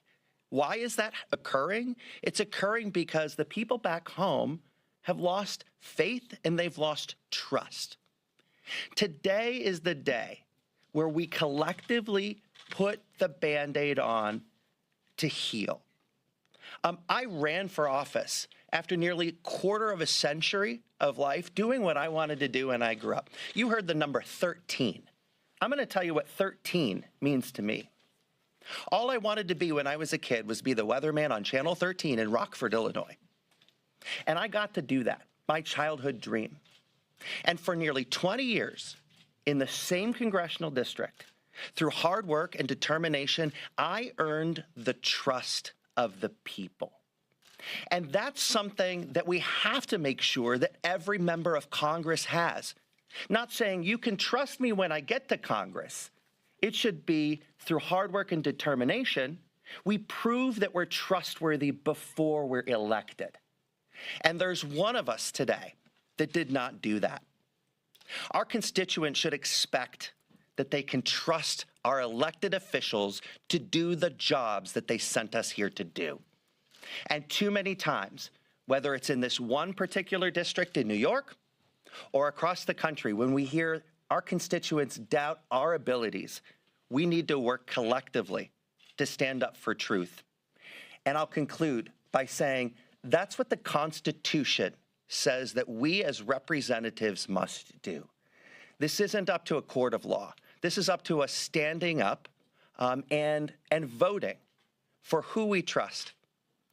The greatest thing that I have found so far in my short tenure as a congressman is working across the aisle with people that I can trust. When we put forth a bill and we work on wording together, I know that my colleague from across the aisle I can trust, and we're doing the good of the people. That's what gives me value here. But we need to make sure that the standards of trust continue and are there for all members. So we'll open up to questions, and I'll bring Congressman Garcia back. Thank you. And I think finally, and I'll open up for any questions, I think it's important to note that our request has been, and through the work of the Ethics Committee and Congressman Goldman and Torres, and certainly through the resolution that was submitted months ago, has been for an expulsion vote on George Santos. And if Kevin McCarthy decides instead to do a vote on sending this to the Ethics Committee, that is absolutely a cop-out. This is already in the Ethics Committee. We want an actual vote on the expulsion. So any questions? Congressman Lawler said this morning he planned to vote to refer this to the Ethics Committee. He is one of 6 Republicans from New York who have suggested they're open to expelling George Santos from Congress or removing him from office. Just curious, are you talking to other New York Republicans trying to convince them to vote against leadership's resolution later today? I mean, I'm certainly having, as president of the freshman class, I have a good relationship with a lot of the freshmen, including some of the freshman Republicans. So they're aware of the positions that we have, and we're going to be talking throughout the day. But I'm going to let Dan Goldman also speak. Obviously, he knows these Republicans pretty well. They've said to me in private what they've said in public, which is that they support George Santos's expulsion from Congress. The question for them is they have an opportunity to vote on that. And by supporting a cop-out, redundant motion, they're avoiding that responsibility to make hard votes in Congress, and they're avoiding actually having to walk their talk. Talk is cheap. Action matters. And if they do believe that George Santos does not belong in Congress, then they should vote against this cop-out motion to refer it to the Ethics Committee, and we should all take an up or down vote on whether or not George Santos belongs as a member of Congress. Mr. Garcia, thank you. Good morning. Good morning. So explain to the public here, I realize that if the Speaker moves to refer, we're one step parliamentarily removed from an actual up or down vote on this. But how do you articulate that to the public to say, look, because they'll say, oh, look, we are taking this seriously. We're moving to refer him to the Ethics Committee. I understand the redundancy. But you guys then have to turn around and say, but that was that cop. You have to demonstrate to the public that that was one step removed and that was a cop-out. How do you translate that in kitchen language to people back home who don't understand the inner parliamentary mechanics? I mean, it's pretty simple. I mean, at the end of the day, we've already referred this issue to the Ethics Committee. They're already looking at it. Kevin McCarthy and his leadership, instead of an up or down vote on whether George Santos should be in Congress or not, it's very clear he should not be, wants to essentially send this to a place it's already at, which is the Ethics Committee. So that is, we think, an opportunity that he's trying to give his members to not take what is a consequential vote on whether or not people think that George Santos should be in Congress or not. And so the American people deserve to know, and particularly the constituents in New York deserve to know, whether or not folks believe that someone that has admitted to crime and defrauding people, not just the indictments, but already admitted to it, deserves to be in Congress. And if I could follow just briefly, isn't this, in some respects, isn't this more about getting those Republicans, in some respects, isn't this about getting those Republicans on the record voting against expelling him versus just getting Santos out? We think everyone should vote on the record against whether he should be expelled or not, and Republicans would have a chance to do so if the expulsion vote came to a floor. Can I just add one thing? Yep. The Ethics Committee investigation. All right, we've been looking at the screen there to the right, and Democrats right now calling this a cop-out there from Republicans, as Republicans want the Santos issue to be sent to the Ethics Committee, and you can see the voting right there. It looks like they will have it in their favor at 209 right now to 192. Still about 28 votes to go there, but Democrats saying they just wanted an up and down vote to see if they could expel Representative Santos there out of New York on the basis there of ethics. All right, we'll keep an eye on that for you right here on Live Now from Fox. Everybody, we want to continue with some top stories here of the day, and one of them was a big one that continues to be a top talker. We're talking about the royal chase that happened in New York City with Prince Harry, Meghan Markle, and paparazzi members. Early reports there that they were put in grave danger, but we want to find out what has been going on throughout the day there in New York City. Let's go out to Fox 5's Jessica Formoso with the very latest here on this story. And Jessica, so was this something that was grave danger that was put in the way of the royal family?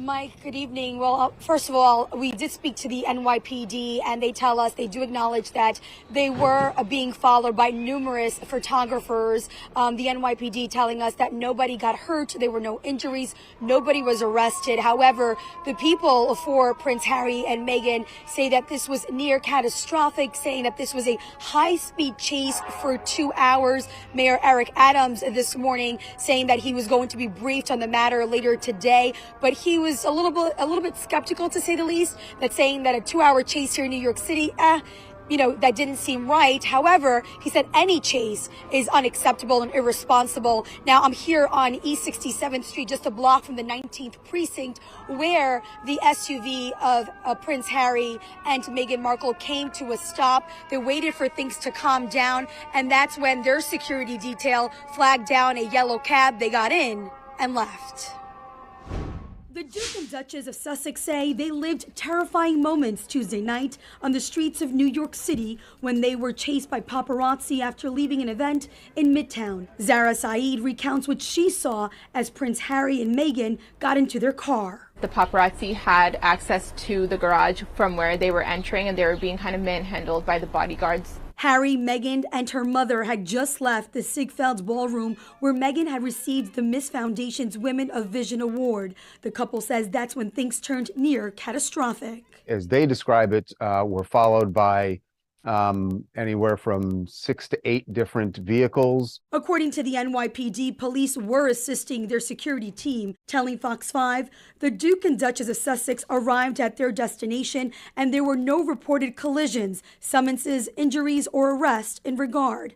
But a spokesperson for Prince Harry describes the incident as a high-speed chase that lasted more than 2 hours, claiming the chase resulted in multiple near collisions involving other drivers on the road, pedestrians, and even 2 NYPD officers. Mayor Adams calling the incident reckless and irresponsible. I would find it hard to believe that there was a 2-hour high-speed chase. That would be, I find it hard to believe. It all came to an end outside the 19th precinct where they were escorted by police. The couple's private security detail then flagged down a yellow cab. Sonny, the cabbie, says both Meghan and Harry looked nervous. And as we went a block, we got blocked by a garbage truck, and all of a sudden paparazzis came and started taking pictures. And then they were just about to give me the location where they were gonna go, but then they told me to circle back to the precinct. What happened last night is all too familiar to Prince Harry. It all brings back memories of his mother's death. In 1997, Princess Diana was killed in a car crash in Paris where she was being chased by paparazzi.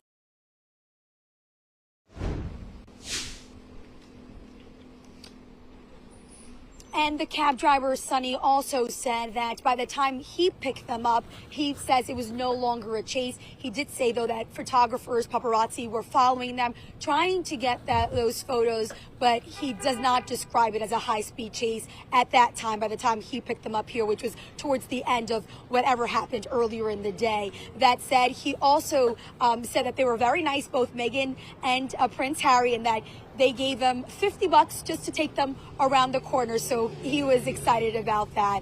But nonetheless, I mean, obviously, something did happen. Was it a 2-hour chase? That's still unclear. We couldn't get a specific answer. But according to Prince Harry's people, it was a high-speed chase here throughout Manhattan. We're live on the Upper East Side of New York. I'm Jessica Formoso, Fox 5 News. Mike? Yeah, Jessica, great reporting there. And what a surreal moment it must have been for that taxi driver there. For one, you got Harry and Meghan in your vehicle, and then they're saying, hey, we've been chased here for the last 2 hours. And you got to be thinking, well, it doesn't look too bad right now. I mean, what a surreal moment. Yeah, I mean, Sonny, we spoke to him earlier, and that's exactly what he said. First of all, I don't think he was very fazed that it was, Prince Harry and Meghan Markle. He says he takes celebrities all the time here in New York, so that really didn't faze him at all. But again, he did say they were very nice, but he kept saying to us that, by the time he picked them up, if it was a chase earlier in the day, he says, I can't tell you if it was or not. But by the time I picked them up, he says, the photographers were regular journalists who were just trying to make a buck, trying to get that photo. He never felt threatened at any point in those 10 minutes that he was with them here on the Upper East Side. All right, Fox 5's Jessica Formoso breaking it all down for us this evening in New York City. We appreciate it, as always, right here on Live Now from Fox.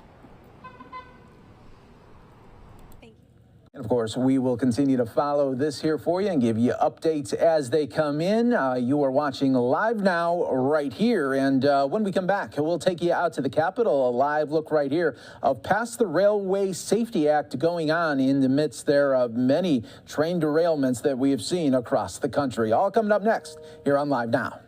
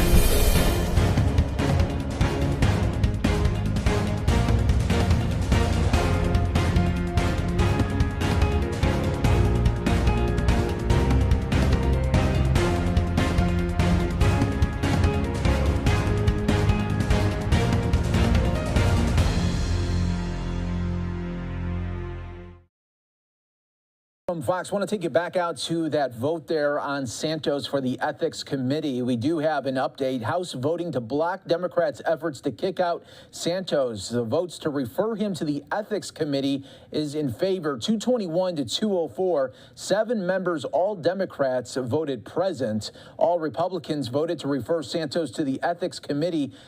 This vote was one step removed from actually voting to expel Santos. So now going to the Ethics Committee there, where they will continue to discuss Santos there in Congress. All right, we want to keep you at the Capitol, this time outside right now, past the Railway Safety Act going on right now in the midst there of many train derailments that we've seen across the country. Questions for any of the people who've made remarks?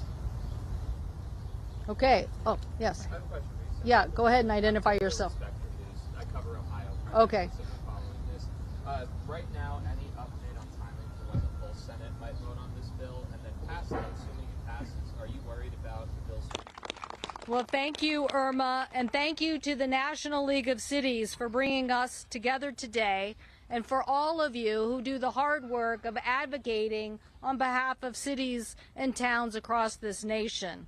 I want to thank the leaders who are here, who've traveled to Washington to show your support for this important legislation, and to reiterate that the people who are speaking today are all representatives of cities who have Class 1 railroads that travel through them. So they know how important this legislation is. A special thanks to the mayor of Port Orchard, Washington, Rob Putasu, for coming to D.C. as well. We've been here on this important moment on rail safety, but it is now time to act. We have learned some hard lessons about derailments, environmental disasters, and the challenges that people in East Palestine still have to deal with today. I know that some of you probably watched these events unfold on television and thought, we're just like East Palestine. This could happen to us. The accident rates across America's rail network have increased 14% in just 5 years.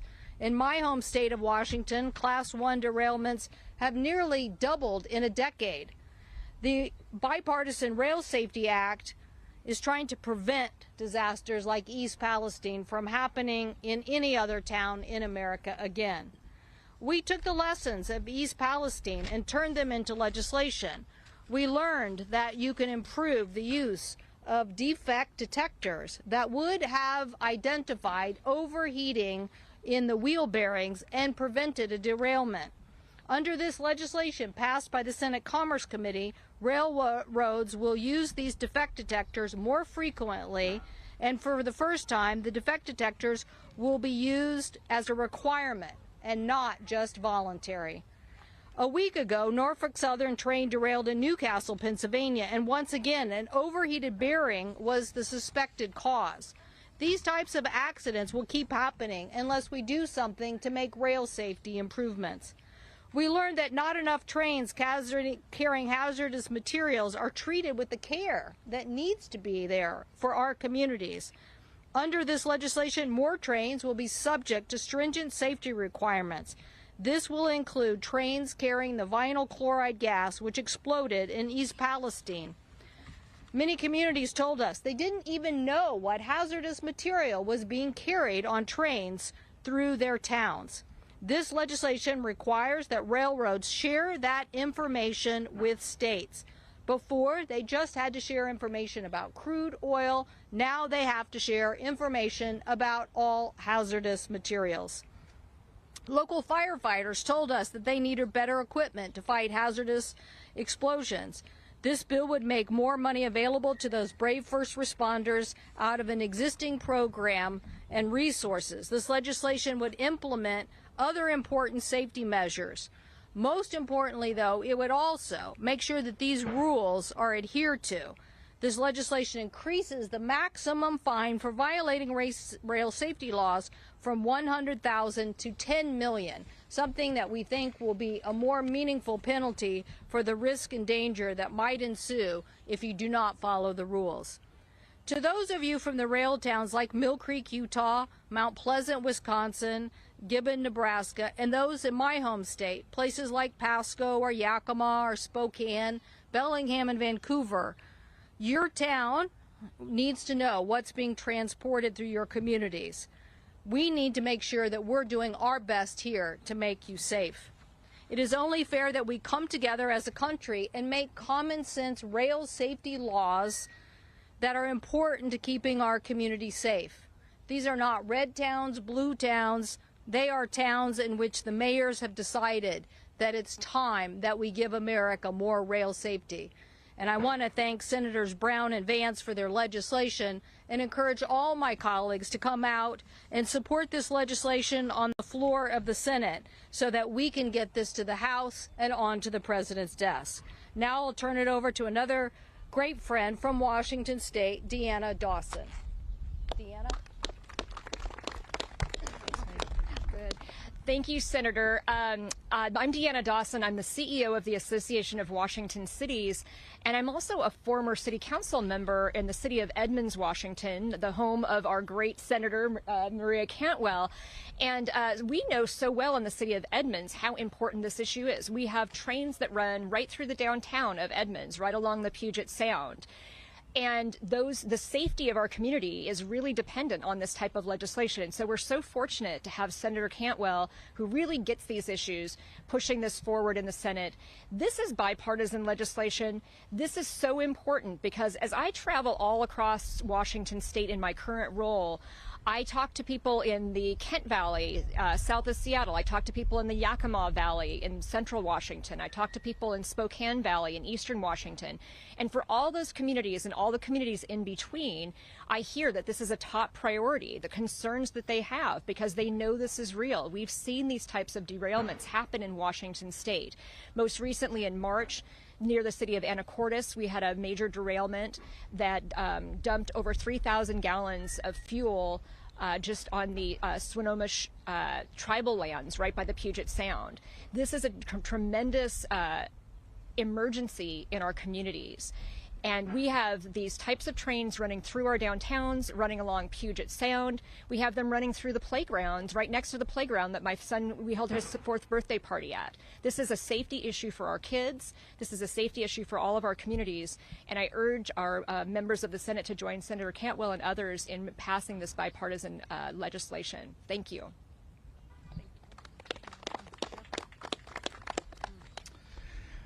Good afternoon. My name is Jeff Silvestrini. I'm the mayor of Mill Creek, Utah. I'm also the president of the Utah League of Cities and Towns.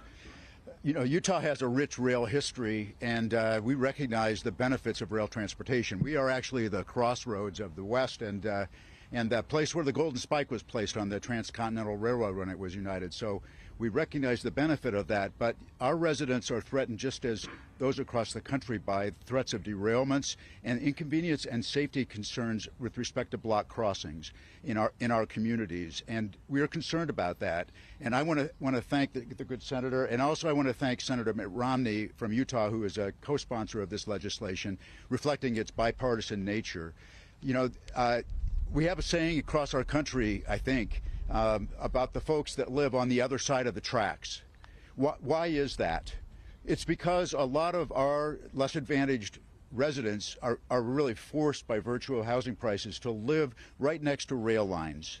And they're the ones that are the least advantaged and the most threatened by the economic detriment of not being able to get to work on time because a rail crossing is blocked. But they're also at risk of a derailment and a toxic spill in their neighborhood. So this is why this legislation is so important. And I want to thank you, Senator, for your efforts.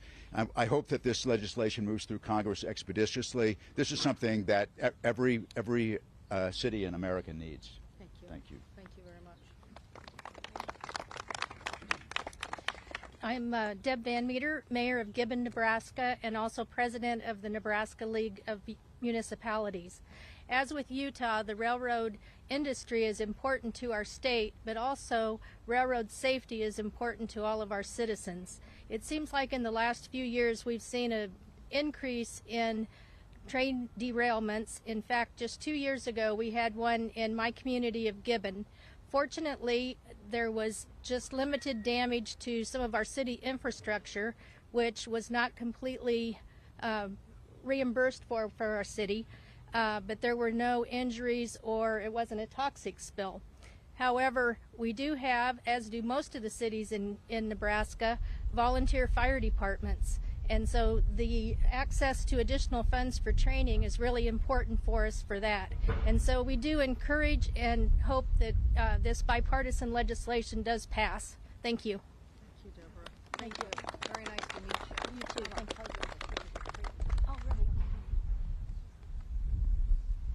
Excuse me. Hello, I'm William Harris, Commissioner from the town of Fuquay-Varina. Senator, good evening. Yes. I'd like to acknowledge the senators and my colleagues from throughout the country. It's a pleasure being here. When I grew up, the railroad track was less than a football field from my house. And then when I went to visit my cousin, it was closer than that. It was less than 25 yards. But we were fascinated with the railroads. We would count the cars. We would count the number of cars, and we would sit there and dream about how the cars would move, and eventually one day they would take us beyond where we were. And so the railroad and the railway was part of my life. Now, Fuquay-Varina is located in the central part of North Carolina, small rural town. When I was coming up, we used the railway to transport tobacco. It was a tobacco town. And so the railway was important to us. The fascination of the railway was communicated among us as children. But it's sad to say that fascination has gone away over the recent events that have occurred. What I know now that there are over 32 derailments in North Carolina, and they have been since 2018. That's an alarming fact for us. One of the things that exists in Fuquay-Varina now is that the railway is predominant in the major intersections in Fuquay-Varina. It's also located close to towns, schools where citizens walk, students walk in the afternoon. So our concern here now today is the safety of what has been an institution in the country. But that safety now comes to question because of the recent events. One of the things that we want in our community is the railroad companies to improve their signaling, to make sure that the signals and the warnings are clear, as well as to improve grading acknowledgement when there are systems where we want to improve local grading, as well as now the most important thing is to improve the communication with the railway companies. That communication is so important now. I think we are at a new crossroads in America in regards to the role of the railroads here in our country. It's no longer a fascination. It's now we're at the point where we have to do something to improve those relationships, to make sure that the railroad understands its role in still building America, but also building a safe America and having safe communities. Thank you. Thank you. Thank you.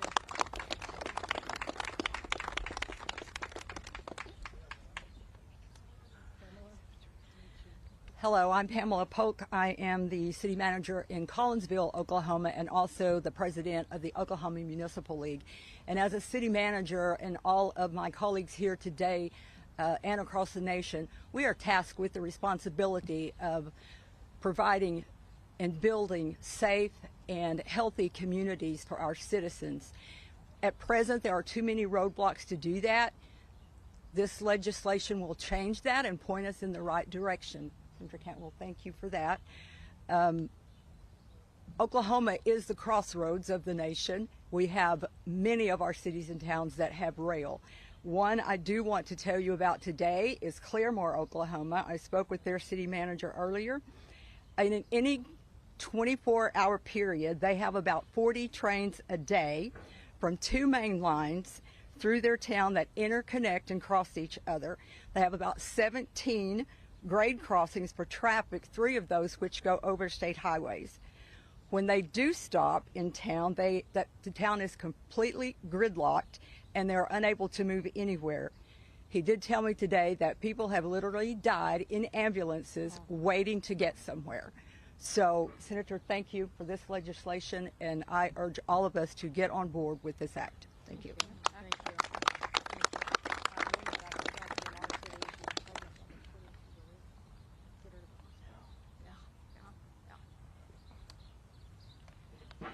Hello, my name is Maureen Murphy, and I'm the president of the League of Wisconsin Municipalities, and I'm here to thank Senator Baldwin, Senator Tammy Baldwin, for co-sponsoring this legislation.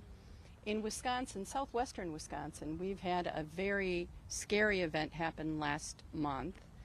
A train derailed right along the Mississippi River and placed 2 train cars with hazardous material right into the Mississippi River.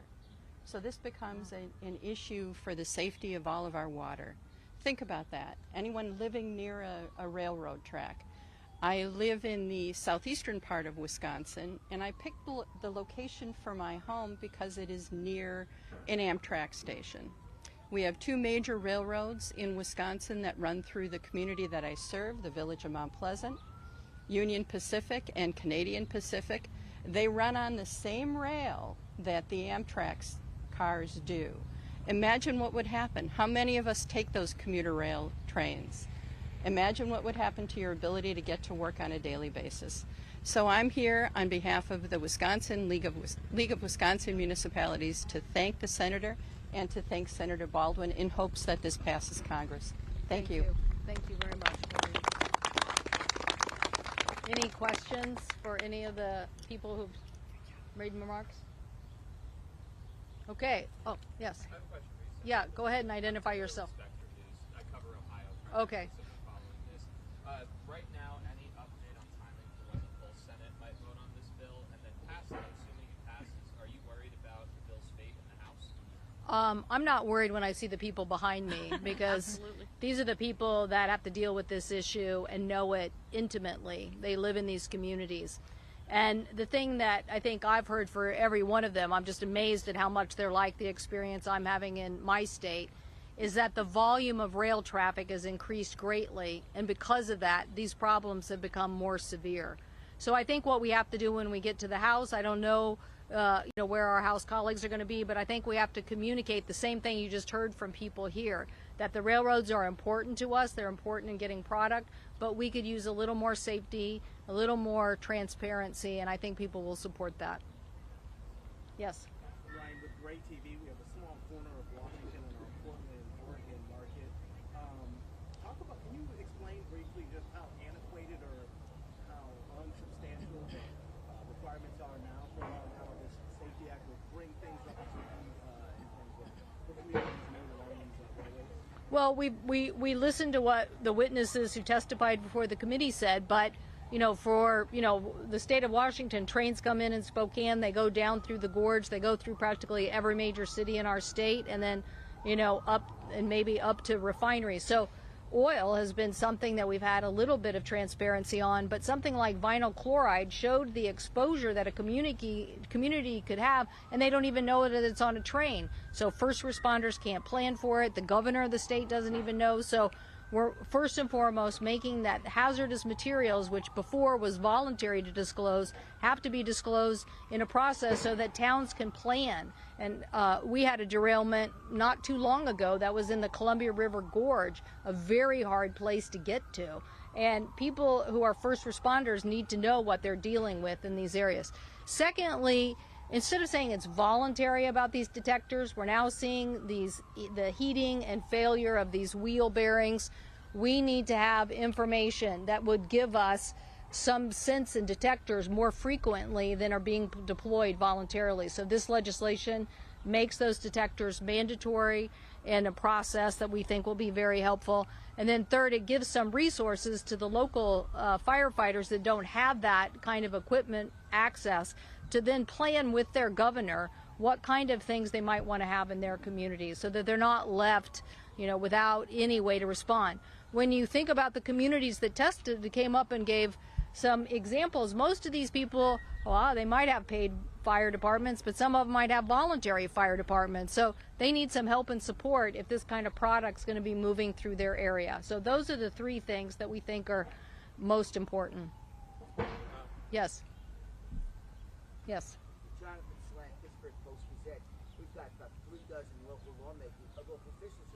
Are you guys calling your senators, your House members, visiting Georgia? What are you doing to try to get this bill through? Anybody want to come up? Anybody want to come up? do it? Yep. Go ahead. I'm from Pennsylvania. John Brenner from the Pennsylvania Municipal League. Both of our United States senators are on board for this legislation. And frankly, this whole thing is real simple for all of us to understand. And thank you, Senator. It's real simple. 3 reasons why we're doing this. Safety, safety, safety. Thank you. Thank you. Yeah.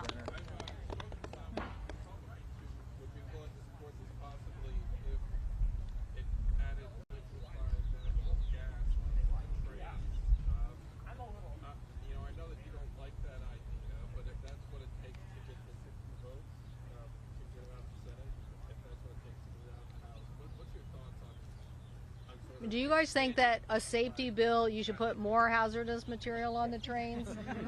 Or would you rather get the... I think right now we have to focus on the fact that there are gaps in transparency and technology that would make the rails safer. So I'm always, willing to listen to all our colleagues, and there were some amendments drafted but not offered. And so I think where we are is this is an important technology implementation on the detectors, and frankly trying to also expedite, I didn't mention it because we've had a lot of discussion about it in the past, but trying to get a faster implementation of rail car improvements in and of themselves. And I like sending that signal as fast as we can send it. If we wait another 1.5 years to send that signal, of why we need better rail cars in addition to the detectors, we're just wasting time. So we've seen a frequency. Let's get this done. We certainly can discuss any other ideas people want to discuss in the future. Okay, thanks everybody. Thank you all. Thank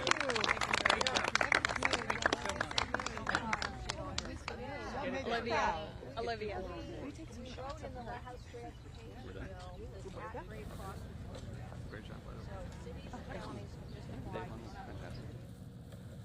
Okay, you were just listening in there to that event. I'm Lexi Petrovich here on the desk now. Thanks for being with us here on Live Now from Fox. Already a very busy news day on this Wednesday. I want to pull up a couple of tweets here of a couple of different stories that we are monitoring. This one from Fox's Chad Pergram. It says the House votes to block Democrats' efforts to kick out Santos, votes to refer him to the Ethics Committee. That vote 221 to 204. 7 members, all Democrats, voted present. All GOPers voted to refer Santos to the Ethics Committee. The vote was one step removed from actually voting to expel Santos.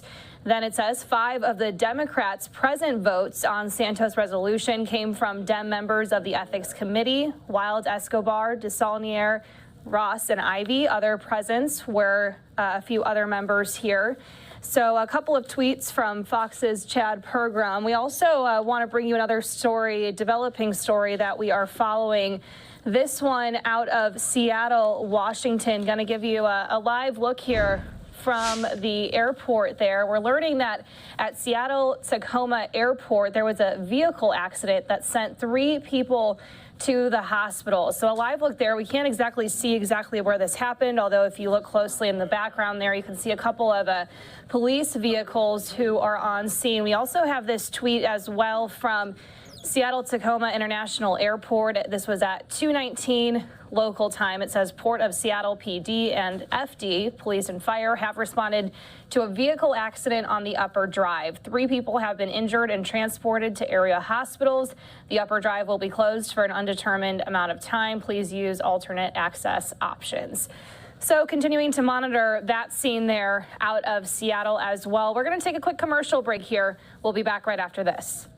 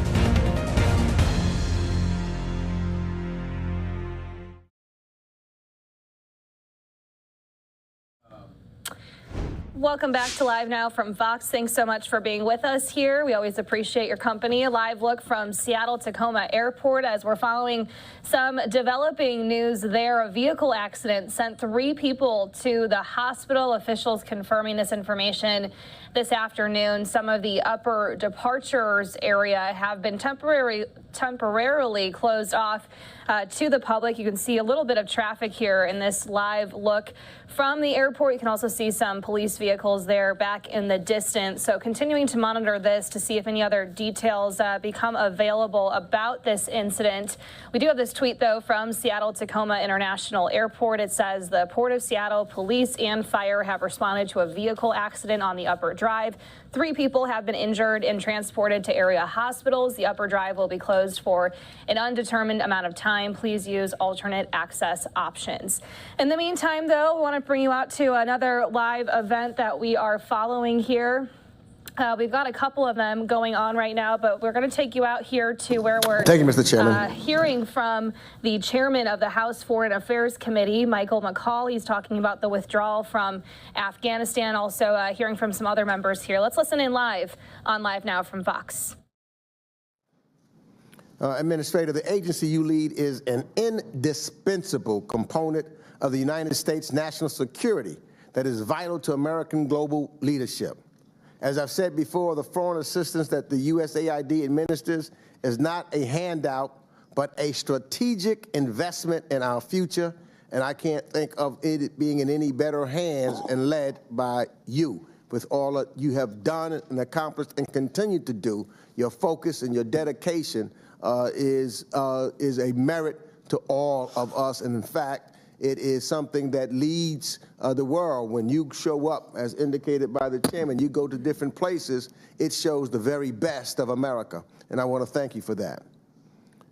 The tools also that the USAID has is it safeguards U.S. interests in promoting stability, strengthening democracy, and fostering economic growth, all of which cultivate strong United States partners and directly contributes to our own security and prosperity. A key component of the Biden administration's national security strategy is an emphasis on strategic competition. America simply cannot win this competition without soft power. Victory in this competition will not be defined by military strength alone. It will be about ideas, values, economic development, technology, health, and multilateral systems. This competition is not happening in China or Russia. It's happening, actually, in Latin America, in the Caribbean. It's happening in the Indo-Pacific. It's happening on the continent of Africa. And to win the competition, first and foremost, we need to show up. But leadership is a choice.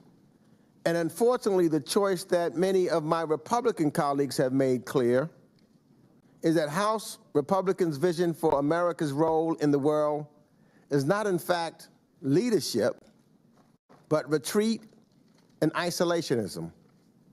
Now, don't just take my word for it. Let's just read the Republican budget proposals. As House Republicans had it their way, they would slash the U.S. foreign assistance and the budget of USAID by up to 22%, effectively surrendering the high ground to our adversaries who will be more than willing to fill that void.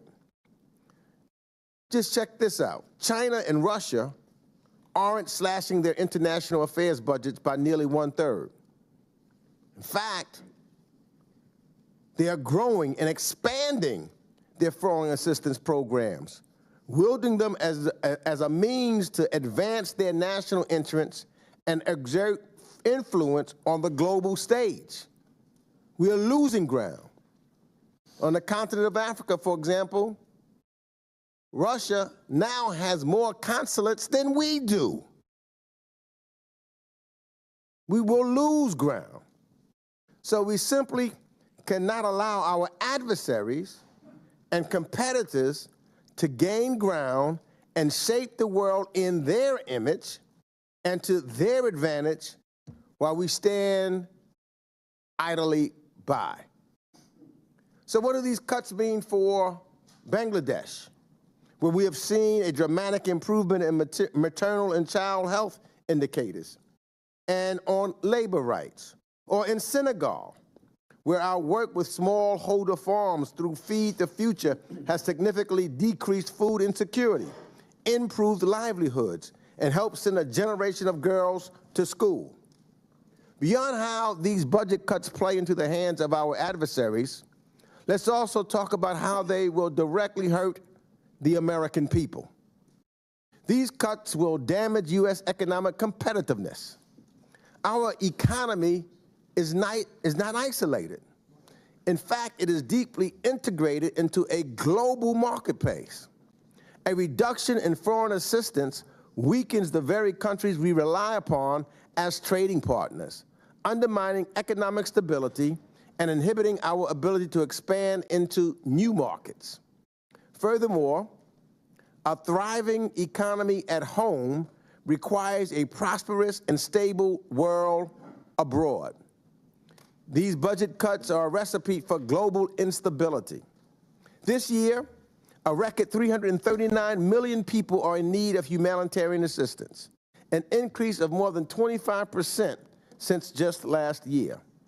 And at a time of unprecedented global humanitarian need, the Republican budget proposal would kneecap U.S. humanitarian operations worldwide, from Sudan to Ukraine to Venezuela, and jeopardize our capacity to respond to new and emerging natural disasters and conflicts. The consequence would be scores of lives lost, mass migration, and a vacuum where terrorists thrive. So if we are serious about global stability, American competitiveness, and promoting American values, we need to fully fund the President's budget request for foreign assistance and provide sufficient resources for the people power that USAID needs. We also need a regular legislative vehicle to update the tools and authorities of USAID. Under my chairmanship in 2021, we passed a State Department authorization bill for the first time in 20 years. We should similarly regularly update the authorities of USAID as we do for other critical agencies responsible for the United States national security. So I urge my colleagues on both sides of the aisle not to allow this short-sighted and perilous Republican budget proposal to take us backwards. And I urge you to recognize the dangers of standing in place. We need to move forward together to support robust and sustained investment in USAID and other foreign assistance programs. So thank you, Madam Administrator, for your focus on these issues, and I look forward to a productive discussion on how we can work together to strengthen our commitment to the United States global leadership. And I yield back. Gentleman yields back. Let me just say first to the members on my side of the aisle that the order in which I recognize Republican members today will be different than usual because there were several members who were unable to ask Secretary Blinken questions at our April budget hearing. Therefore, after the ranking member and I ask questions, I will first recognize Republican members at the first row, not the bottom row, the first row of the dais, who were unable to ask Secretary Blinken questions in fairness to you. My first question, what am I saying? Where's my script? Like I said, it's been a very long day.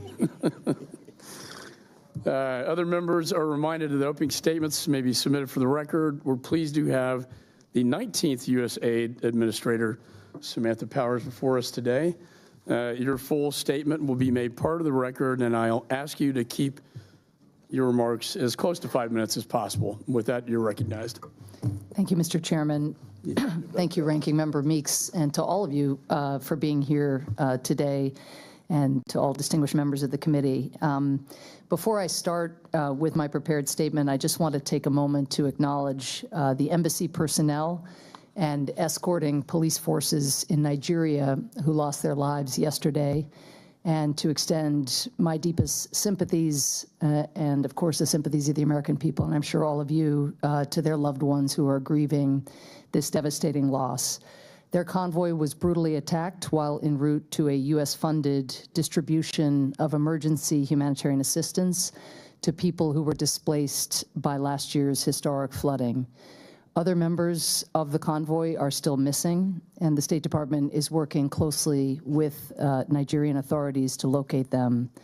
The individuals who were killed paid a great service to both our country and their own, and they should be remembered as heroes who dedicated their lives to building a better future for the people of Nigeria. I sincerely hope that we can honor their memory, both by holding those responsible, those. Okay, you were just listening in there to the House Foreign Affairs Committee talking about the withdrawal from Afghanistan, as well as a couple of other international topics. We are going to switch gears, though, step away from that story here and continue moving along to our next story, which takes us to Texas, where state lawmakers continue the debate on SB 15, a bill that would require Texas students who play on school sports teams to compete on teams that correspond with their biological sex at birth. It's obviously been a very controversial topic across the country. For more on what happened today, let's go out live now to Fox 7's Rudy Koski, who's joining us live from Austin. Hi, Rudy. Hi, Lexi. Yeah, that debate just wrapped up not that long ago, and in a way, it looked like the debate really wasn't going to get started. And then when it finally did, at times it got pretty hot underneath the Texas Capitol dome. Now, the bill eventually won on a vote of 93 to 39. Supporters of SB 15 sat in the House gallery Wednesday afternoon, many wearing red shirts, waiting to see if the legislation known as the Save Women's Sports Bill would make it to a final vote. Our young women deserve to compete on a level playing field. It is not fair that young women are watching their records get broken, accolades taken, and scholarships awarded, not to other women, but to biological men. This bill is about fairness. State Representative Valerie Swanson initially wasn't able to finish her opening statements before the first of several challenges were made. Mr. Speaker. Ms. Weiner, for what purpose? I raise a point of order against further consideration of Senate Bill 15 under Rule 8, Section 1A, on the ground that the caption fails to give reasonable notice of the subject of the bill. Kyle Representative Aaron Zwirner was among several Democrats who tried to kill the bill. Ms. Gonzalez, for what purpose? Does the gentlelady yield for some questions? Does the lady yield for questions? Not at this time. I'll be happy to answer questions after my layout. Not at this time. SB 15 prohibits college athletes from competing on a team opposite to their biological sex. It does allow females to play on a men's team if their school does not offer a women's team. Supporters of SB 15 knew a floor fight would happen, like Cassidy Comer, who played for a university in North Texas. The message is that we are trying to protect women. We're not trying to hurt these people. They're already able to play sports because of their biological sex. If they choose to do so, then all the better for them. But we are trying to protect women who are biologically different from the men who are trying to play with us. In the debate, Democrats like Cedar Park Representative John Busey questioned the need for the legislation. This isn't happening in Texas. We're the Texas legislature. We need to solve the problems of Texas. 2, I don't think trans athletes in sports is a problem. To you, is it fair? Is it fair for a biological male to compete against a biological female? I think if they are trans, you're talking about a trans woman competing against... Is it fair for a biological male to compete against a biological female? I think it is fair for a trans woman to compete in women's sports. An amendment was offered to exempt intramural sports from the bill, which would allow transgender students to play on club sports and other competitive campus activities.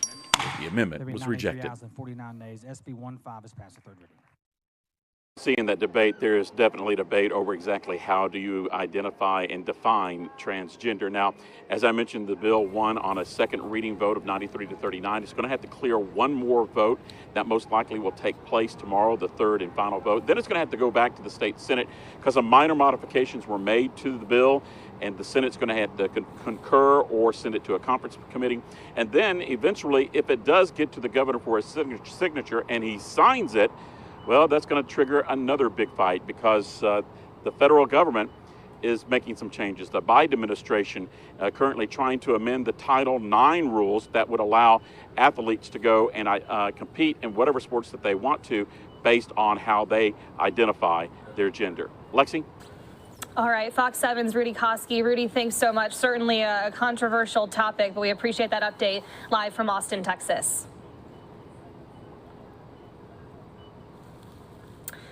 Okay, and that wasn't the only event that involved this topic today. We want to take you out next to Florida, where Governor Ron DeSantis today signed a bill, one that targets drag shows, pronouns, bathroom use, as well as transgender children. He spoke at a Christian school today on this. Let's listen in here. In schools funded by your tax dollars, and at one point you even had the school board vote to not remove it, even though clearly was not appropriate for these young people. There have also been policies that make kids pick pronouns and even hide that from their parents. And then, of course, here in Cambridge Christian, they had to file a lawsuit against the Florida High School Athletic Association just to be able to pray before athletic games.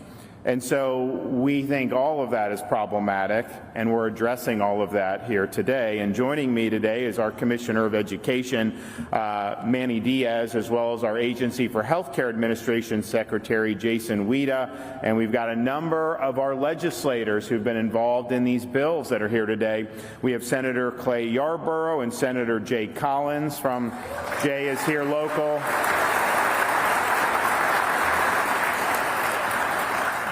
We have Representatives Randy Fine, Adam Anderson, Linda Cheney, Ralph Masulo, Robert Brackett, Jennifer Kennedy, Karen Gonzalez Pittman, Fred Hawkins, and Laura Saunders Plakin. Welcome to all the legislators, and thank you for being here.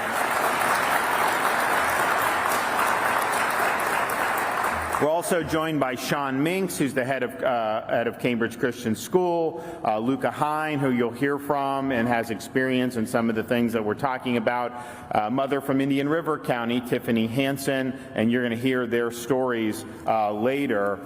It is important that we stand up for our youth, and we're doing that in a number of ways here today. Some of the stuff is kind of sad that we even have some of these discussions. When you see what's going on, and we stopped it administratively in Florida last year, but we needed to have the legislature make this permanent.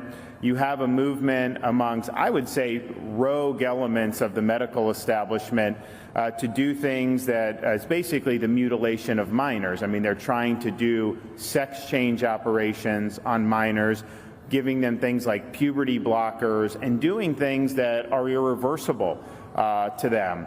And that is not based on science. That is not based on evidence. In fact, you have had countries that have tried to do this in Europe, and they recognize this was very harmful. And so now they don't do it, places like Sweden. And yet here in the United States, you have a very, I would say, ideologically charged small group of folks within medicine that are really pushing these types of procedures on minors. We think that that is wrong. In Florida last year, we took action so that no physician that does those procedures are going to be able to keep their medical license. So that's gone if you do this, which is great.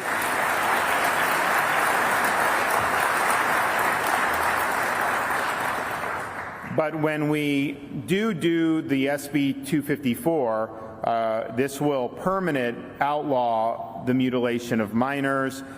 It will outlaw the surgical procedures and experimental puberty blockers for minors. It will also require any adults receiving these surgeries to be informed about the irreversible nature and about the dangers of the procedures.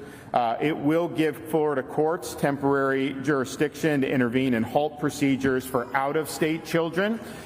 You have actually some states in this country that want to be a haven for these types of procedures and even welcome minors without their parents' consent into some of their jurisdiction. We're obviously doing the opposite here, and I think this provision is important. This is going to create a way to recover damages for injury or death resulting from mutilating surgeries or these experimental puberty blockers that are given to a minor. Because what happens, they go through this, then they get older, and this is a huge problem. They should be able to sue the physician who hurt them, and they're now going to be able to with this law. So that's the first law that we're going to be signing today. The other law, HB 169, I think is very important. It's basically an expansion of last year's parental rights in education bill, but crucially, this bill makes sure that Florida students and teachers will never be forced to declare pronouns in school or be forced to use pronouns not based on biological sex. We never did this through all of human history until, like, what, 2 weeks ago? Now this is something. They're having third graders declare pronouns. We're not doing the pronoun Olympics in Florida. It's not happening here.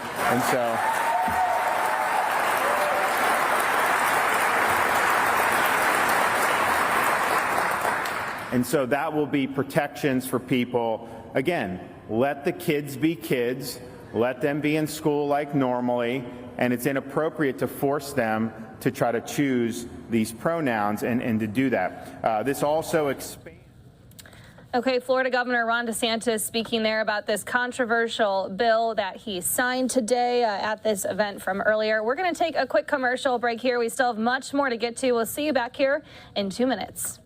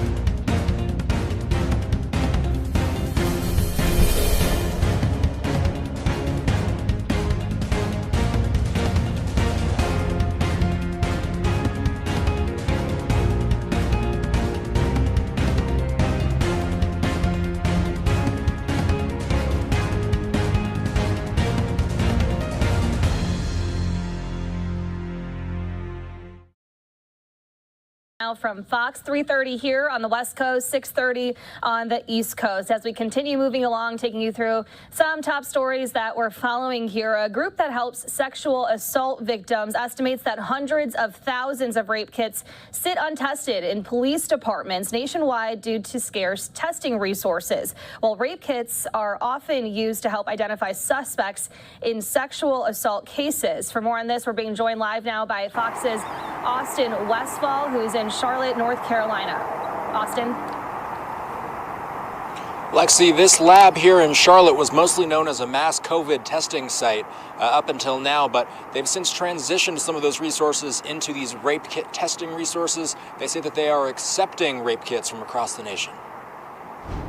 There are state agencies out there that they are happy about 120-day turnaround time. we want to make sure that we're faster. Dr. Aaron Piramzadian of StarMed says that law enforcement agencies around the country don't have the manpower or money to process large numbers of rape kits, which is why private labs like his are getting involved.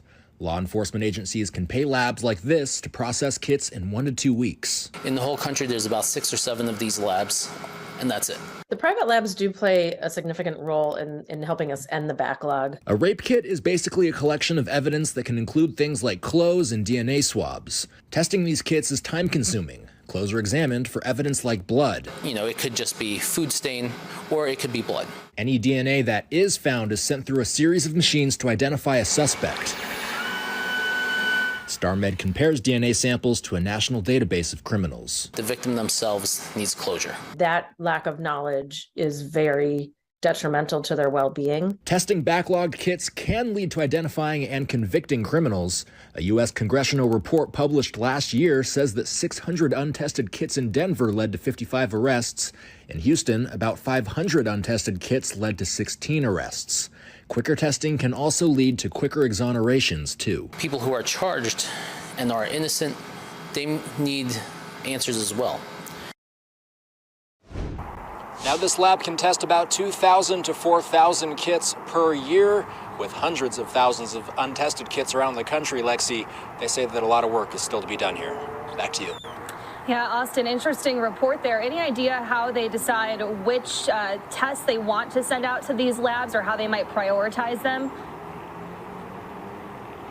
And we had an audio interruption there, Lexi. Could you repeat that?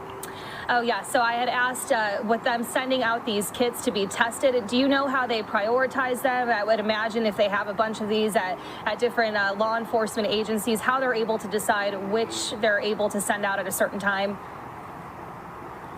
Yeah, so if a law enforcement agency has a really big batch of these kits that they want to be tested all at once, it could take a number of weeks, possibly even months, to get through those, depending on how urgently they're needed. The doctor did tell me also, though, that if there was a specific case that needed to be expedited, that's a service that they also provide. They will make sure that it's done as quickly as possible. The soonest they can get one of these processed is within 1 week's time. All right, very interesting. Fox's Austin Westfall live there in Charlotte, North Carolina. Austin, thanks so much. Thanks, Lexi. Okay, and continuing to move along here, another high-stakes abortion battle is before a powerful court today. At stake whether a popular abortion bill can remain on the market after challenges to its FDA approval. It could also set up a bigger fight that goes all the way to the Supreme Court. Fox's Lauren Blanchard is in Washington with more.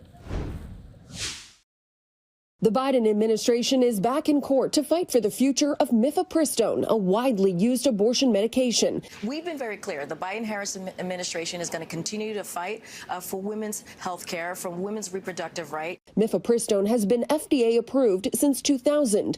It's used in many early abortions that are done with a 2-pill regimen. It's also prescribed to help with miscarriages. The Justice Department, representing the FDA, is arguing the pill is safe in an overwhelming number of patients. But I don't think there's ever been any court that has vacated FDA's determination that a drug is safe to be on the market. The case is before a conservative 3-judge panel on the 5th U.S. Circuit Court of Appeals in New Orleans, and they sounded skeptical. Why not just focus on the facts of this case rather than have this sort of FDA can do no wrong theme? On the other side, a group of anti-abortion doctors arguing the FDA did not appropriately approve the pill and that it should not be available by mail nor in the U.S. market. FDA marketed mifepristone by labeling pregnancy and illness. Then FDA stripped this drug of virtually every safeguard it had once deemed necessary in order to sell the drug. According to a Fox News poll, 2/3 of Americans say abortion pills should remain legal. An expedited decision could come within days or even weeks. The losing side will almost certainly ask the Supreme Court for final review. Until then, mifepristone will remain widely available. In Washington, Lauren Blanchard, Fox News. All right, Lauren, thanks so much. Live look here from Chicago. Looks like a gorgeous sunny day there. And while it is spring, it also means that if you're in the Windy City, you could see all 4 seasons happening in one day. Fox Weather's Robert Ray has more on how residents handle some of these weather swings. On Tuesday, Chicago was warm and full of energy. All signs pointed to the S word, summer. And I'm enjoying the summer. So, well, spring, summer-ish. Yeah, and that's precisely the problem. 1 minute you're out on the Chicago River taking an architecture tour or chilling on one of the many beaches in the city, soaking in the sunshine, or even perhaps on a run or bike ride. And the next, well, a pneumonia front rolls in from the north. Chicago weather is you can get all 4 seasons in one day. True. Like, so true. Now, despite the term pneumonia front, you're not actually going to get sick. It's just a phrase that was coined back in the 1960s by the National Weather Service in Milwaukee. And let's say that they just got a little creative. So in a nutshell, here's what happens. Lake Michigan water temps are still cold, in the 40s in fact. And when the dense lake chilled air pushes south, the temps drop anywhere between 20 to 30 degrees in a matter of an hour or perhaps 2. And that is when Chicagoans roll their eyes and shrug their shoulders. It's unpredictable, but it's great because you get winter, summer, spring, and fall, and it could be all in one day, and you just never know what you're gonna get. And then many are just numb to the wild weather swings here. On Tuesday afternoon, some folks were dressed like summer, and when the temperatures dropped, most of us shivered along. And down below the busy streets of Chicago is Lower Wacker Drive. It's dark. I take my shades off, and there's a burger place called the Billy Goat. Not even sure if they know what's going on with the weather. Yep, the Billy Goat Tavern, with all its fabulous underground neon flashing in those windows. The classic cooks at the griddle, of course. Cheeseburger, no fried chips, no Pepsi, Coke. Enjoy. 1 and 2. So you gotta have your jacket all the time with you in Chicago. Cold weather, we're used to it. Hot weather, it's okay. Cheeseburger. Traversing the city on Tuesday, talking to the locals about the weather. Not sure there is anything more Chicago than that. And for many here, they say there is a 5th season called road construction. Look, we've been working in the city of Chicago for a long time and have experienced 3 to 4 seasons in any given night. We're not anticipating any issues with roadway projects or maintenance, and we'll always be prepared no matter what comes our way. And another live look here from the Windy City. Not only were people talking about the weather today, but also, while we know that TV and film writers may be concentrated on the coast, Chicago also has a few. And today they were speaking out during a strike where members of the Striking Writers Guild of America picketed outside the NBC Tower in downtown Chicago. Let's listen in here to some of these remarks from earlier today.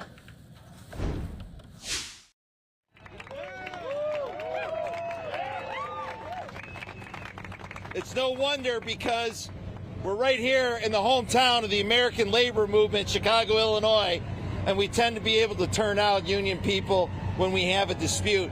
Now, we're here to support the Writers Guild of America, East and West, as they negotiate their contract and have a labor dispute with people who put on TV shows, who put on films. But let's be clear that those shows, those movies, those late night talk shows do not happen without the writers and the performers and the studio mechanics and the stagehands and the teamsters who help bring those shows to market. Am I right? That's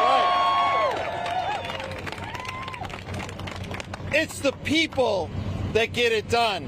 And Chicago is very fortunate to have a lot of those productions, TV, film, and on the occasional talk show makes its way through here too, right here in Chicago. So this is not a labor dispute that's just about New York or California. It's right here in the Midwest, in our hometown, where we bring a lot of those shows to life. Now, we have a great group of speakers who are going to talk about what it means to have a collective bargaining agreement, what is being fought for here in this contract, and why it's relevant for all of our unions that we maintain support and solidarity for the Writers Guild folks. So I'm going to bring up our first speaker who will be able to speak to the issues. Zaid Dorn from the our Writers Guild strike captain here in Chicago today. Come on, Zaid. Let's give it up for Zaid. Hi, everyone. I'm Zaid Dorn. I'm one of the strike captains here. I'm a WGA member. These are my co-captains. I wanted to say this is a real Chicago story here. When we planned this event, we thought we'd be lucky if we got 5 or 10 writers to walk a picket line here. That was 2 weeks ago. But, you know, Chicago really is a union town.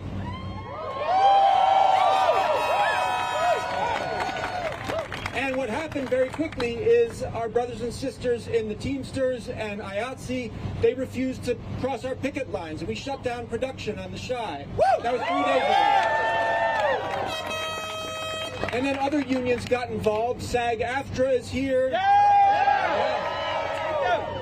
Chicago Federation of Labor is here. We got the CTU. We've got members of the Flight Attendants Union. Everybody is here to support us.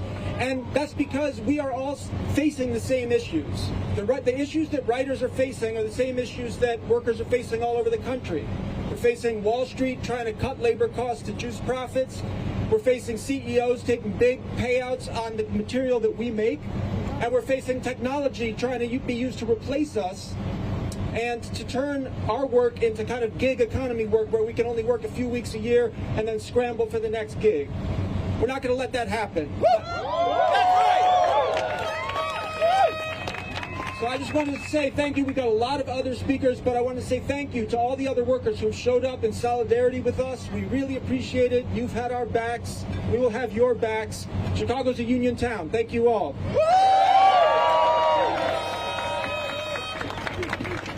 You know, Zaid said it right.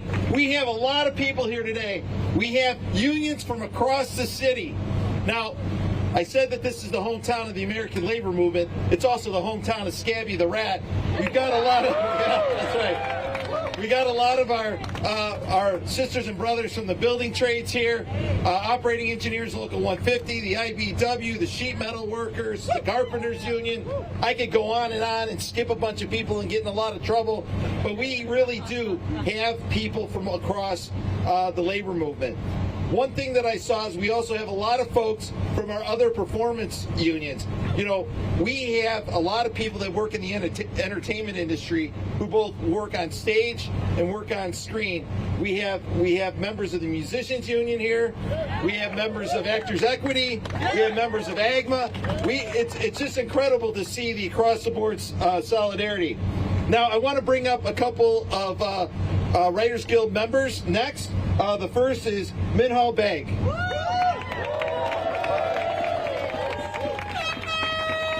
you. Well, I did write something. Yes. Okay. All right. Wow. All right. Thank you all so much for coming out today. I'm really so grateful. I was not expecting this kind of turnout, and it's really just so inspiring. So my name is Minhal Beg, and I've been a member of the Writers Guild of America since 2018. In the last few years of working in television writers' rooms, I've gained experience and met lifelong friends. I've also witnessed the quick erosion of the writers' room in real time. Writers' rooms that were once 20-week-long jobs became shorter and shorter. The rooms got smaller. There were fewer opportunities for lower-level writers. Staff writers practically became non-existent. I was told by more experienced writers that going to set to produce your episode was a thing. I've never known it. I've never been to set for something I wrote.